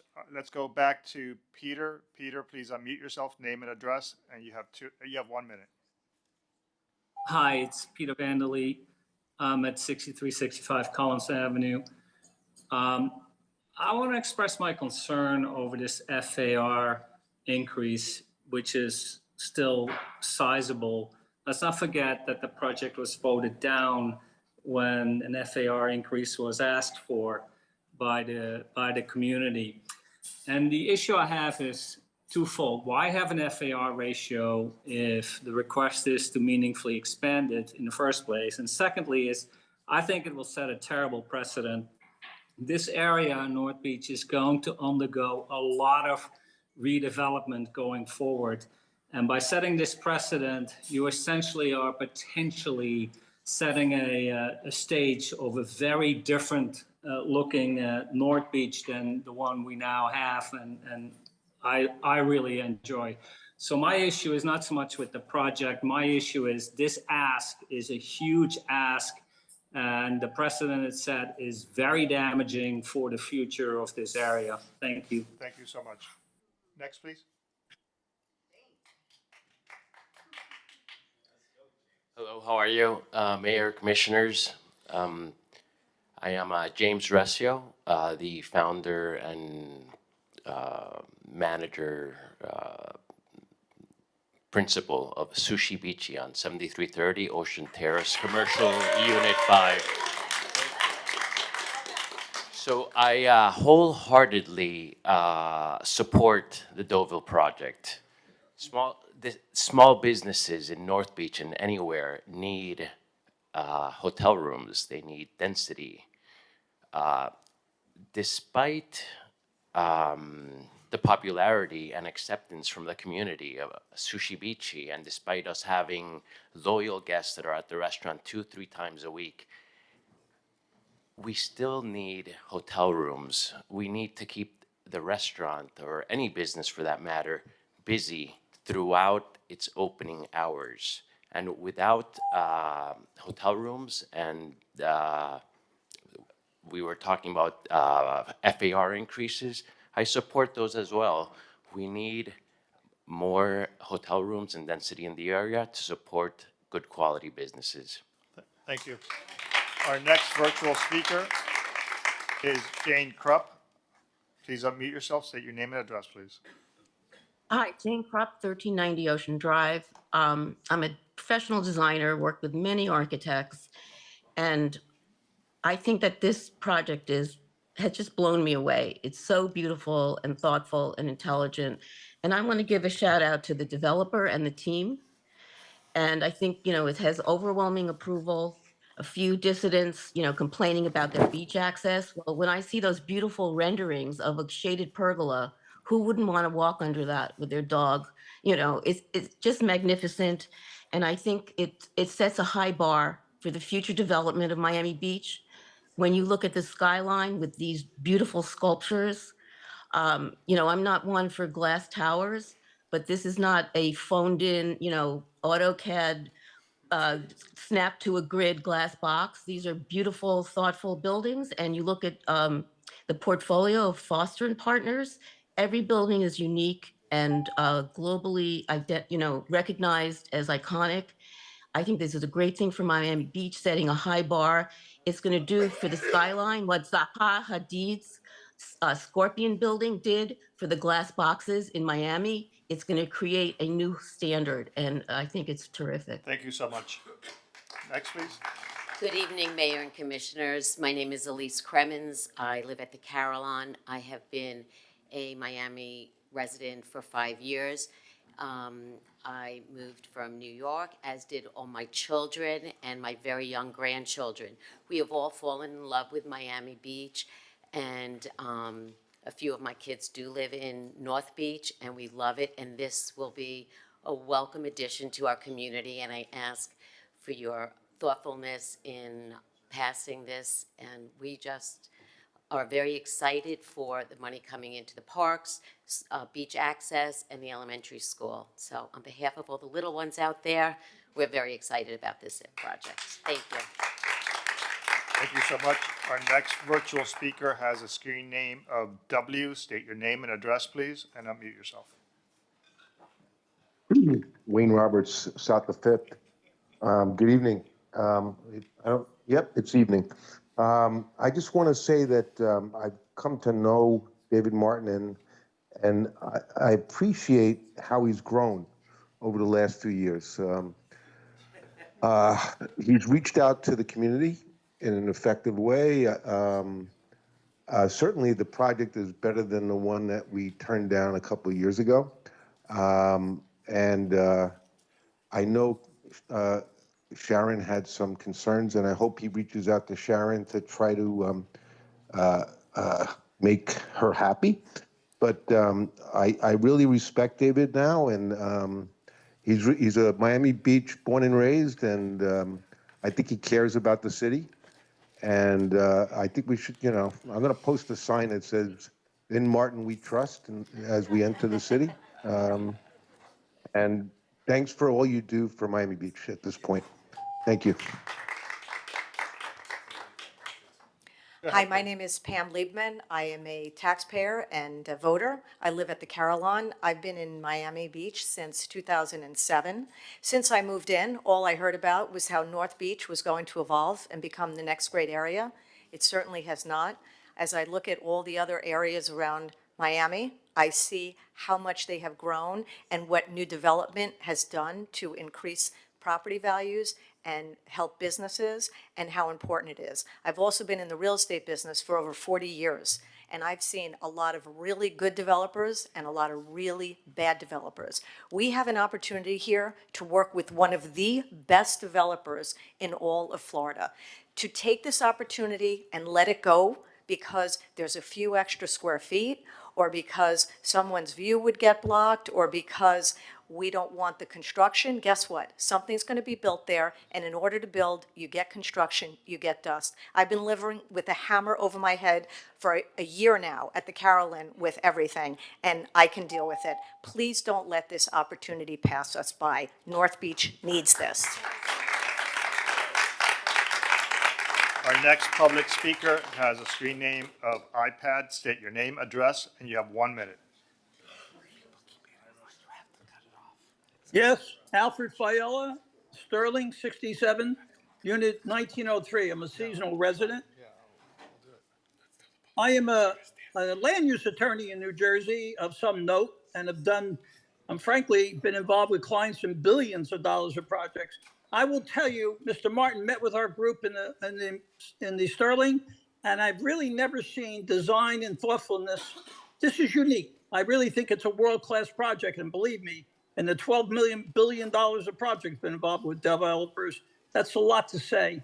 I think there's something more important, though, or as important. Design is nice. Mr. Martin impresses me. I think he's got vision and integrity. God knows he's got resources.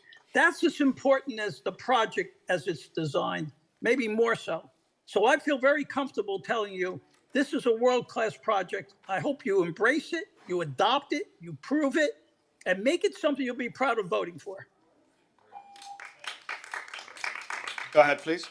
Hi, my name is Christina Sosa. I'm a resident at the Carillon, and I just came to say my full support for this project. North Beach really needs this at this time. It's been over 20 years that I've lived in the community, and I just want to reiterate, David Martin is no other, better source to go to be a trusted person in the community to help us get this done and to support the community and all of his conscious efforts and outreach that he's done with the community. So we're really looking forward to this passing. Thank you. Thank you so much. Will Cox is the next speaker. Please unmute yourself, state your full name.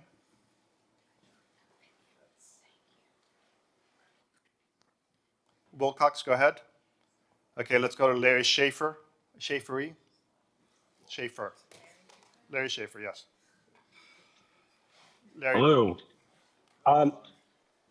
Okay, so Earlier today, you passed an item to create a documentary to honor Morris Lapidus. David Martin destroyed a Morris Lapidus building in North Beach in order to build 87 Terrace. When you discuss public benefits from this, please remember the history. It's not just a few years. He's been around quite some time, and that project didn't go very well. There were significant problems in the construction. I'm concerned about the health and safety of the people around this new project.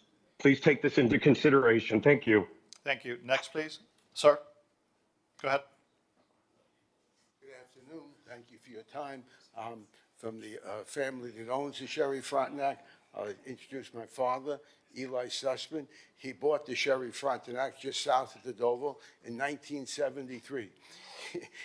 Do the math, it's over 50 years. He's going to be honored at the Heat game this Sunday as a veteran. Anyhow, we support David, and we like to see something happen at the Deauville. We think the area needs it. We have one concern. It's our south yard setback. We spoke to David. We're working with him. He's at 30 feet. We need what the law requires, the zoning law requires, which is 50 feet. He's getting many variances in many different ways. God bless. We are going to redevelop our property. A neighborhood is more than one development. We're going to continue the revitalization of North Beach.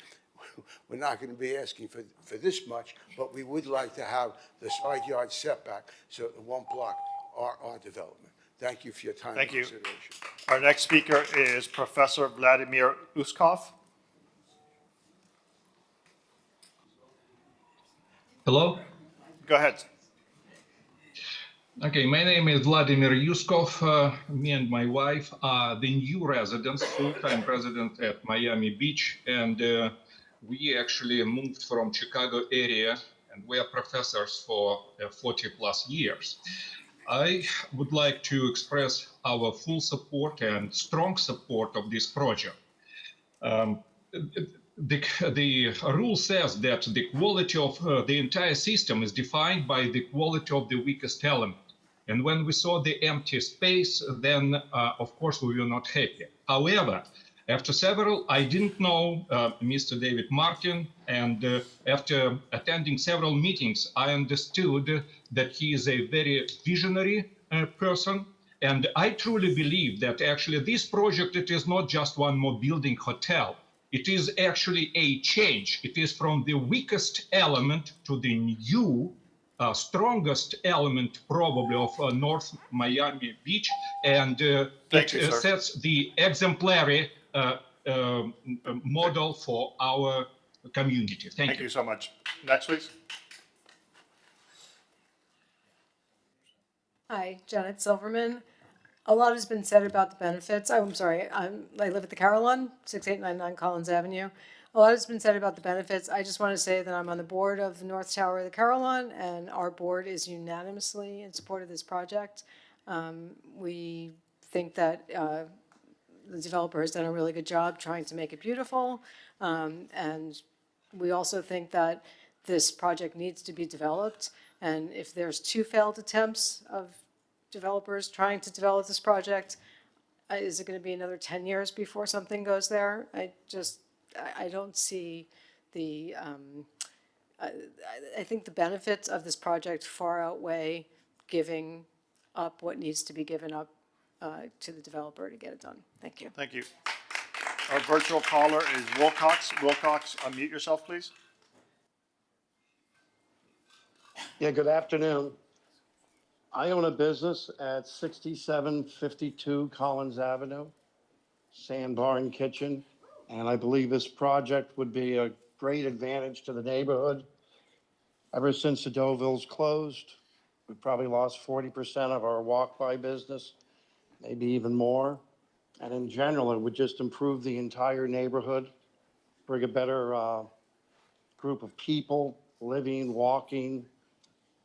And I just think overall it'd be a great improvement for the North Beach area, and especially in the 60s, where we've seen such a decline in business over the last 5 years. Thank you for your time. Thank you. Next, please. Good evening. It's been a fun day for you all, I'm sure. I'm Sam Latone. I live at 6515 Collins Avenue, 2 blocks south of the subject property. I'm also the president of our board of directors, and our board has unanimously voted to support this project. We think it's incredibly important for our neighborhood. A couple things I wanted to mention is that Commissioner Rosen Gonzalez, you mentioned that the CRA can be very frugal when it comes to offering opportunities to invest in the community, and that's because there's a limited budget. I'm on the advisory committee, and it's a binary decision where we have to decide what projects we can actually fund given the funds that we have. This project changes all of that. I know that was very small print, but the projections are that this project will contribute over $300 million into the CRA over the next 30 years. And that doesn't include the multiplier effect of additional investment into the neighborhood and the rise in property values that result in additional funds that go into the CRA. I heard of concern about infrastructure. I want to remind everybody that the former Dovia Hotel was 577 units. We're now talking about half that from a density perspective. Thank you, Mr. Raton. Thank you. Thank you.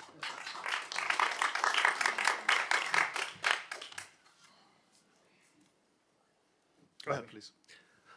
Good evening. I'm Joe Morano. I'm a retired resident and owner at the Akoya, 6365 Collins Avenue. I'm a former board member of the Akoya. I'm a former organizer for Save Allison Park Committee, and I'm a current board member of the Allison Park Neighborhood Association.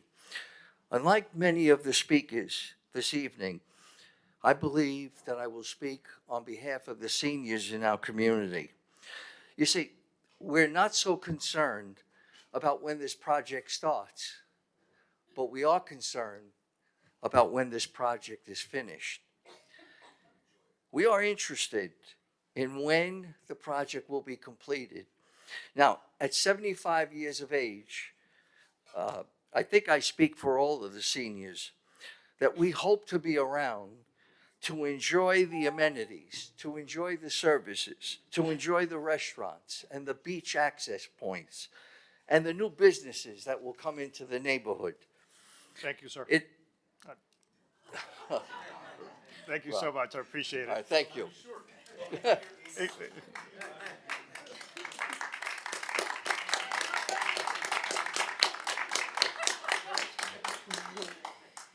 Good evening. Thank you all for the opportunity. And I've been in Miami Beach resident. I'm sorry, your name. Sorry. I will take your time for that. Fernanda Martino. I live at the Carillon, 6899 Collins. And I've been in full-time real estate for 20 years. And I used to live south of Fifth. And I saw so many neighborhoods getting so beautiful with tons of retail spaces and beautiful buildings. And unfortunately, I was in-house at the Carillon, and for 14 years, I've been waiting what we were told it would look like in like 10 years. And I see this taking like another 10 years, and I hope that it doesn't take another 10 years from now. We have a great developer. I love the way how you blend new, exciting, luxury mixed with the beautiful of the old and keeping the Miami Beach historic. So I think it will be a great addition. I haven't heard from anyone. 508 units at the Carillon, no one in this to come. We love the beachy. We need more places like that, just for everyone, even for safety, for everyone. Thank you. Yeah. Mayor, everyone who was in line when we cut it off has spoken. And there's nobody left remote. There's no one left remote, but everyone who was in line spoke. You know, can we make... For Daniel, maybe. Yeah, let's refer to first. Where's the Inspector General? Daniel Serraldo with Miami Design Preservation League. I'll try to be 1 minute as quick as I can. We have spent a lot of time, unlike the last project, where a project was hoisted on us by a developer that literally said this is not a historic district. And we heard what the voters said. They said, see you in West Palm Beach. Now we've got a local developer. Alan Schulman, though, I think gets the best credit because he actually designed a really beautiful building. It's not an exact reconstruction, though. But I think in this case, in some ways, it's even better because there are balconies on the north side as well, which is probably better for the neighbors. But I do want to mention in my 18 seconds that we need to make sure that we're clear that the owners are also the Mayoralos, and they owe millions of dollars to the city of Miami Beach. And David Martin is a very good developer, but there's another owner that a lot of us know cannot always be trusted.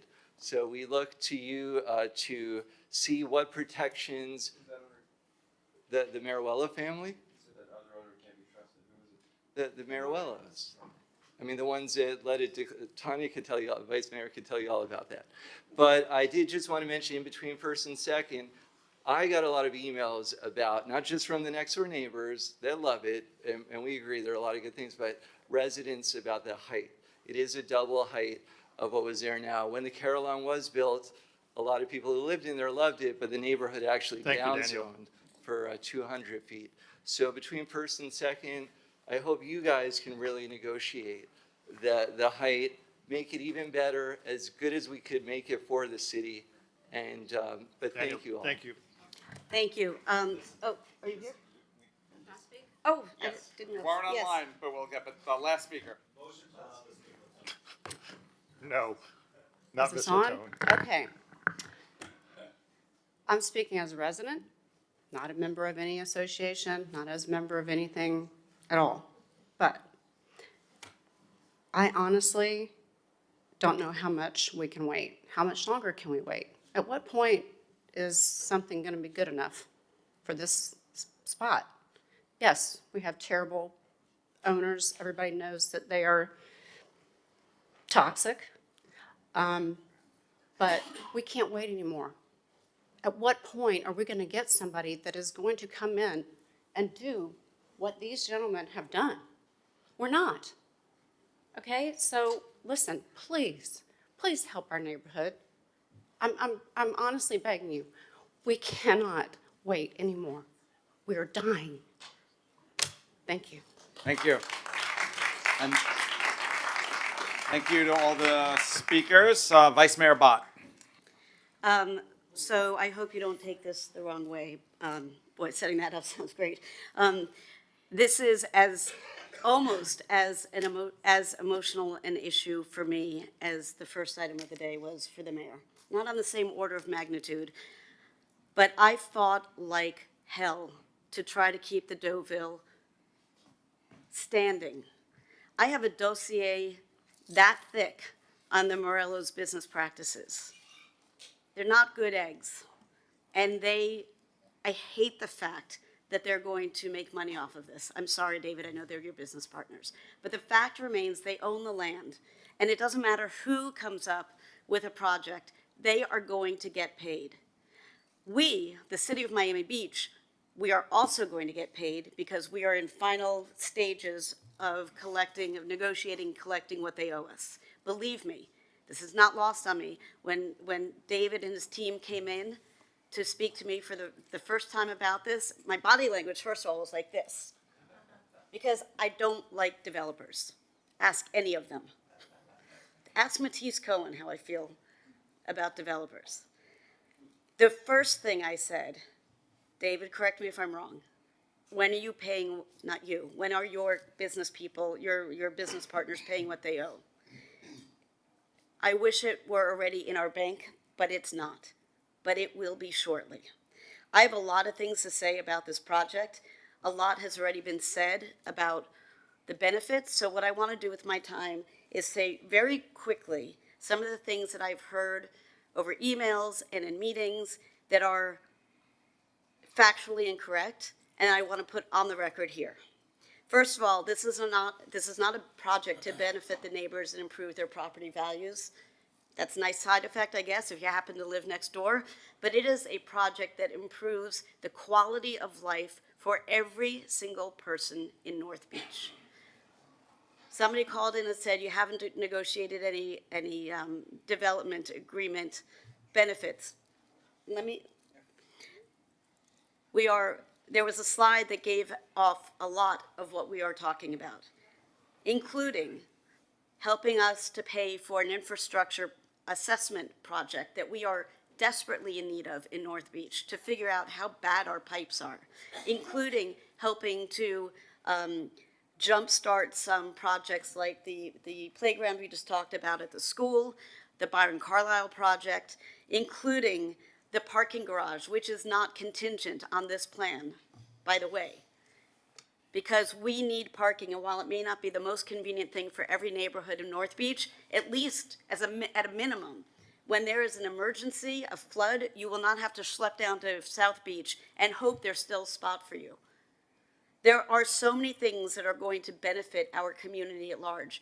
The money that this development alone throws off into the CRA is so staggeringly community changing. It is irresponsible to think about this any other way. Love the architecture, hate the architecture, I don't care. If you have any thought about the financial well-being of our city as a whole, and this neighborhood in particular, then this is something you have to get behind. I would also say that, not for nothing, but this hotel will create 228 full-time jobs. That's not construction jobs. That's full-time jobs. And there will be parking on site, so people won't be circling to be able to put their cars in. There's a lot still to be finessed. One of the ways to do that is to bring the development agreement to the planning board so that we can start figuring all of this stuff out. But to wait until that is done is irresponsible. It is so important that we do this. The folks who are saying there's no beach access or it's not good enough, there is no beach access now. One is at street level and one is actually covered so that the people nearby are not going to listen to the trucks backing in at 3 o'clock in the morning or whenever they're backing in when they're not supposed to. Because we know that happens. I'm sorry, it's a true thing. We know that happens.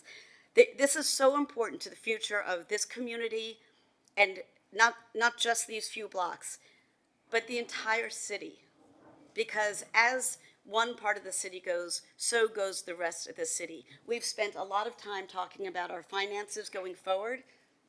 It's going to be a rough few years. There's a lot of uncertainty.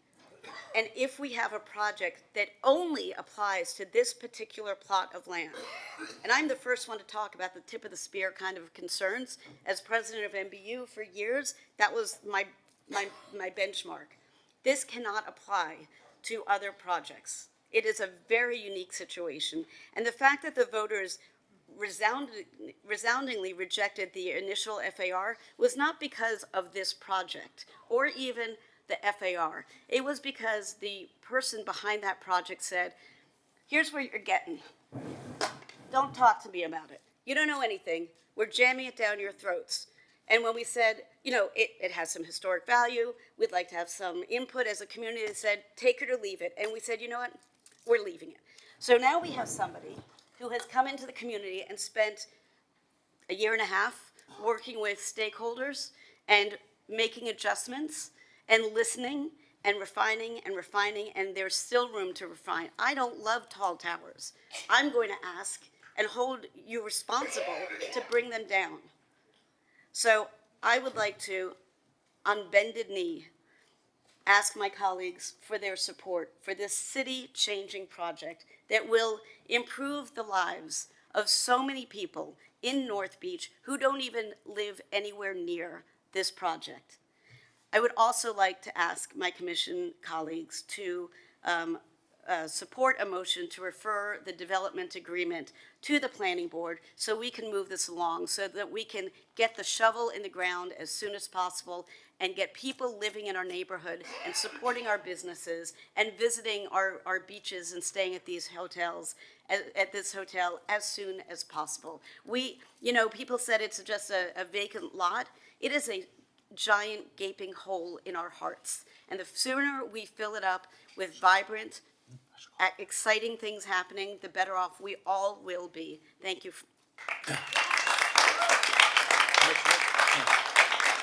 Commissioner, I'll second your motion. Commissioner Magazine? Commissioner, I'll second your motion. Going to be brief and concise. Before Commissioner Bott even mentioned this morning, I was thinking about the parallels of this morning to this evening, where this morning we came into the meeting as a very divided community, each other's throats. We sat down, we understood each other's perspectives, and we left united. We left looking at a brighter future. It's not lost on me that several years ago, this is a project that really divided our community. It was very divisive. But what we see here tonight, the outreach, the overwhelming completely overwhelming support that we've received for this project. There's a lot of symbology about now our communities come together after being divided on this project. So I'm not going to grandstand on the details. I'm not going to ask a bunch of questions. I already know this is a day we should all be excited for, proud of. This is a day that we're going to look back and remember for the future of North Beach.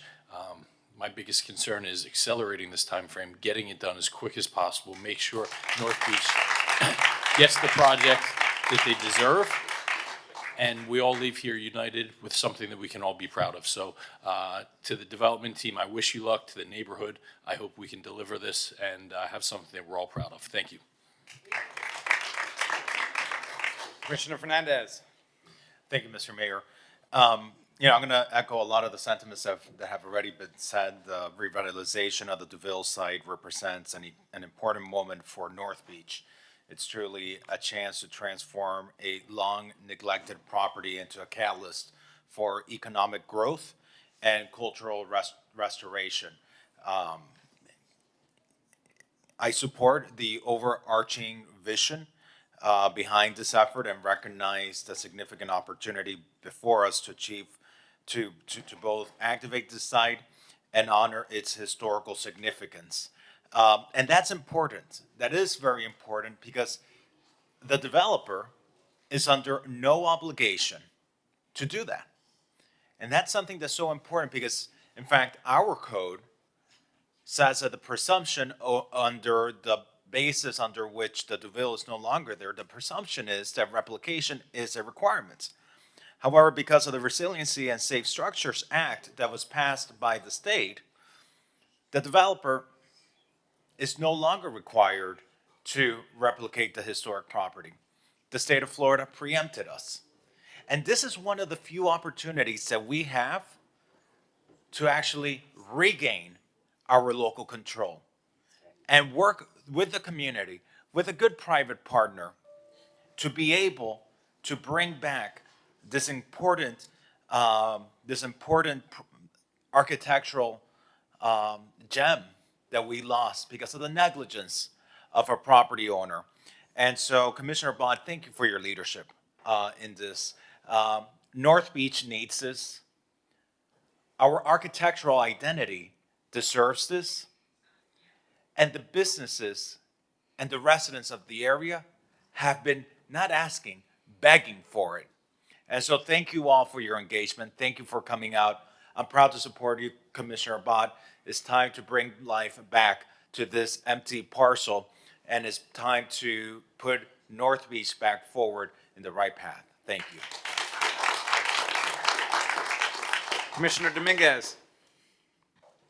Thank you. And a lot of the points that I had jotted down have already been said, but this went to the voters back in 2022, and what didn't pass was a completely different project. The height of these towers is roughly the same as that particular project. But here, in working with the planning department and the developer, the suggestion was given, then rather than having one massive hotel, you split it into two. And looking at the renderings, it's incredible. It really is such a beautiful project. I'll echo the Vice Mayor in saying that I was really excited that it's going to bring jobs to the area, and they will have parking to get to work. And I also like that for deliveries, it's been thought out in advance. And seeing the community get behind it, whether it's the Allison Park Neighborhood Association, the Sterling, the MyMet, it's something that's really exciting.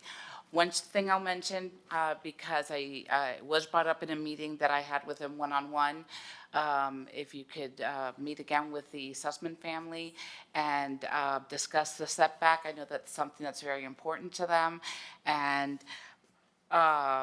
maybe by second reading, there'll be some compromise. But I love it, and I love the public benefits, and I think it's going to be something great for North Beach. When Mark was alive, we were members of the Carillon, and when the DeVille closed and we were seeing how quickly it blighted and changed the businesses in the neighborhoods and how they struggled, And I think it was Tom Richardson that said it could be another 10 years of this and worse. So it's important to move forward and support the community and the neighborhood, and I'm really happy about this project.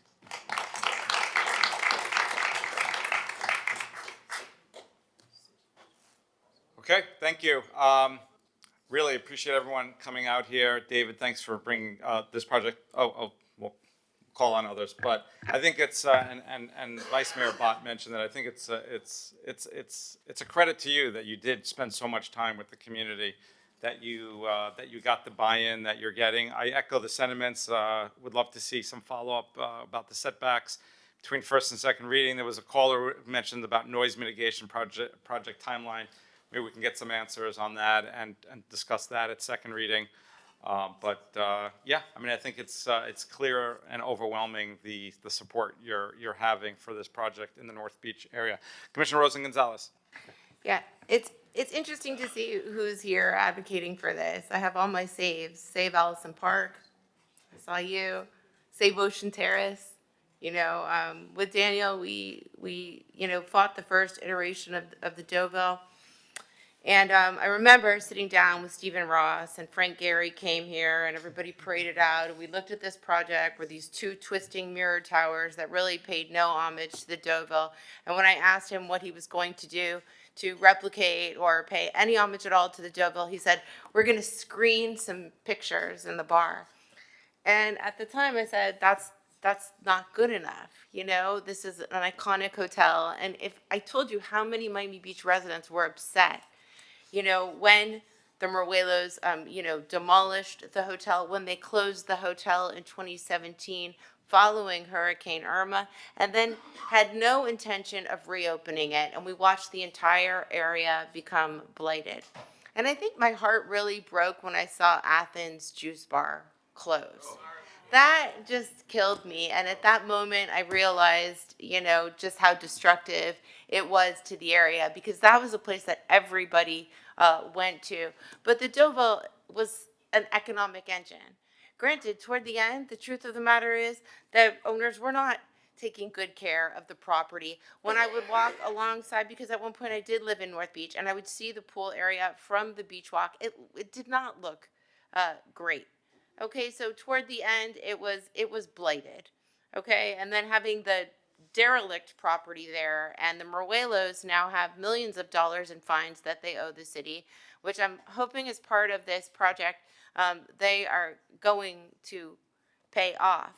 So, I understand that the small businesses are suffering, but more importantly, that area needs a really great place, a gathering place on the beach where, you can hold parties and go and, have a nice meal.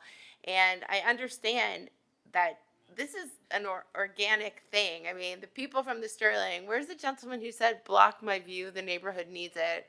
I've never even heard anyone say anything like that, and when we won the campaign against the Deauville, I'm sure a lot of you were upset at the time because, I understood that it was blighted.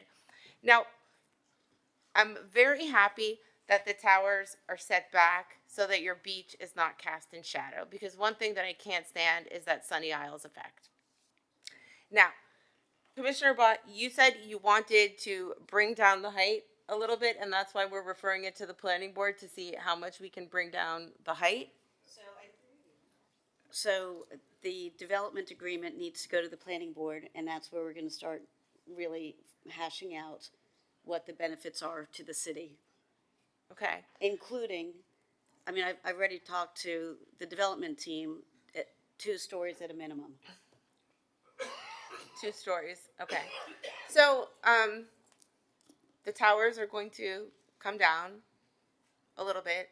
The beach is not going to be cast in any shadow. I'm sure that there's public benefits that we have not really spoken about, but we know that those fees will be paid off. The only part about this that I don't like is rewarding the Moruelos' bad behavior. Honestly, blighting the neighborhood for nearly a decade. Okay, but I'm interested to see what the planning board comes back with, and I know that and also the Sussmans over here, 30 to 50 feet. I don't know what you can do to work with the Sussmans also. I think that's important because I would love to see you renovate your property too and make it something iconic and beautiful and renovate the historic part of it. And this is what we've been seeing across Miami Beach. We did this now with the Shore Club. It's happening hopefully with the Raleigh. What is the Vlad Jeronin project called? Which one is that? We're getting an Amon, but what is that building? The Versailles? Okay, and believe it or not, the Faena were the first to actually do this. And if you go to the Faena district and you see what they've created there with their property, it's very, very special. And you know, the fact that it's 120 units, which is 60 units per building, I was really concerned about the density, but I think because of the traffic in North Beach, sometimes less is more. So everybody wants to see the arches and the old sign back up and walk in and see that beautiful lobby, which I'm hoping that we are going to create a real tribute to the Deauville, so that when people are filming documentaries on Miami Beach, they're going to go to this lobby, I hope, when this is finished and be able to recreate that feeling, because that's what makes it so special. And unfortunately, we weren't able to preserve what was there, but we're taking a stab at replication, and that was a lot better than what was being proposed a few years ago. So I am, signing on board. Everybody was nervous that I was going to be afraid. And by the way, because I know that there's been some critiques by some members up here about, when Fifth Street was built. This is kind of what happened at Fifth Street too, when the Floridian came to us. Commissioner Magazine, you were one of the biggest advocates for getting a park. And when I saw David Martin build the park there, I thought, oh, we're never going to get that park. It's going to take 10 years to build the park, like the park that was 86 and Park. But when you took it on, you built that park with that drainage in a year. I've never seen anybody get it done so quickly. And now we're getting that walkway, which some people have criticized and others call iconic, but it is what it is. And today I think we renamed it after Commissioner Mark Samulin, so it's going to be the Mark Samulin Walkway. So, I've watched your work. I watched this community building that you've done here, which is really tremendous and takes a lot of patience. And I think that land use attorney from New Jersey, he's in love with you. Wayne is in love with you. Make it jealous. But congratulations for putting this together, and hopefully with a little bit less height, we make this happen. Thank you. Thank you. Okay, let's call a vote. I have a motion from Commissioner Bott, second by Commissioner Magazine. It includes a referral to the planning board for the development agreement. For clarification, this is a vote on the comp plan. This is a vote on the overlay to both items. Commissioner Magazine. Ralph, sorry. one quick question. Yep. Does it also include the two recommendations of the administration in the memo regarding the floor plate and the additional condition regarding the requirement for the partial reconstruction of the Deauville? Yes. Okay. Together. Okay, so it was a yes? Yes. Yes. Okay. Commissioner Magazine. Proudly, yes. Commissioner Fernandez. Yes. Vice Mayor Bott. Oh, yes. Commissioner Rosen Gonzalez. Yes. Commissioner Dominguez. Yes. Commissioner Suarez. No. Mayor Minor. Yes. Motion carries. Second reading public hearing is April 23rd. Thank you very much. It's been quite a day, but a productive day in many ways. Thank you. Have a great night and God bless.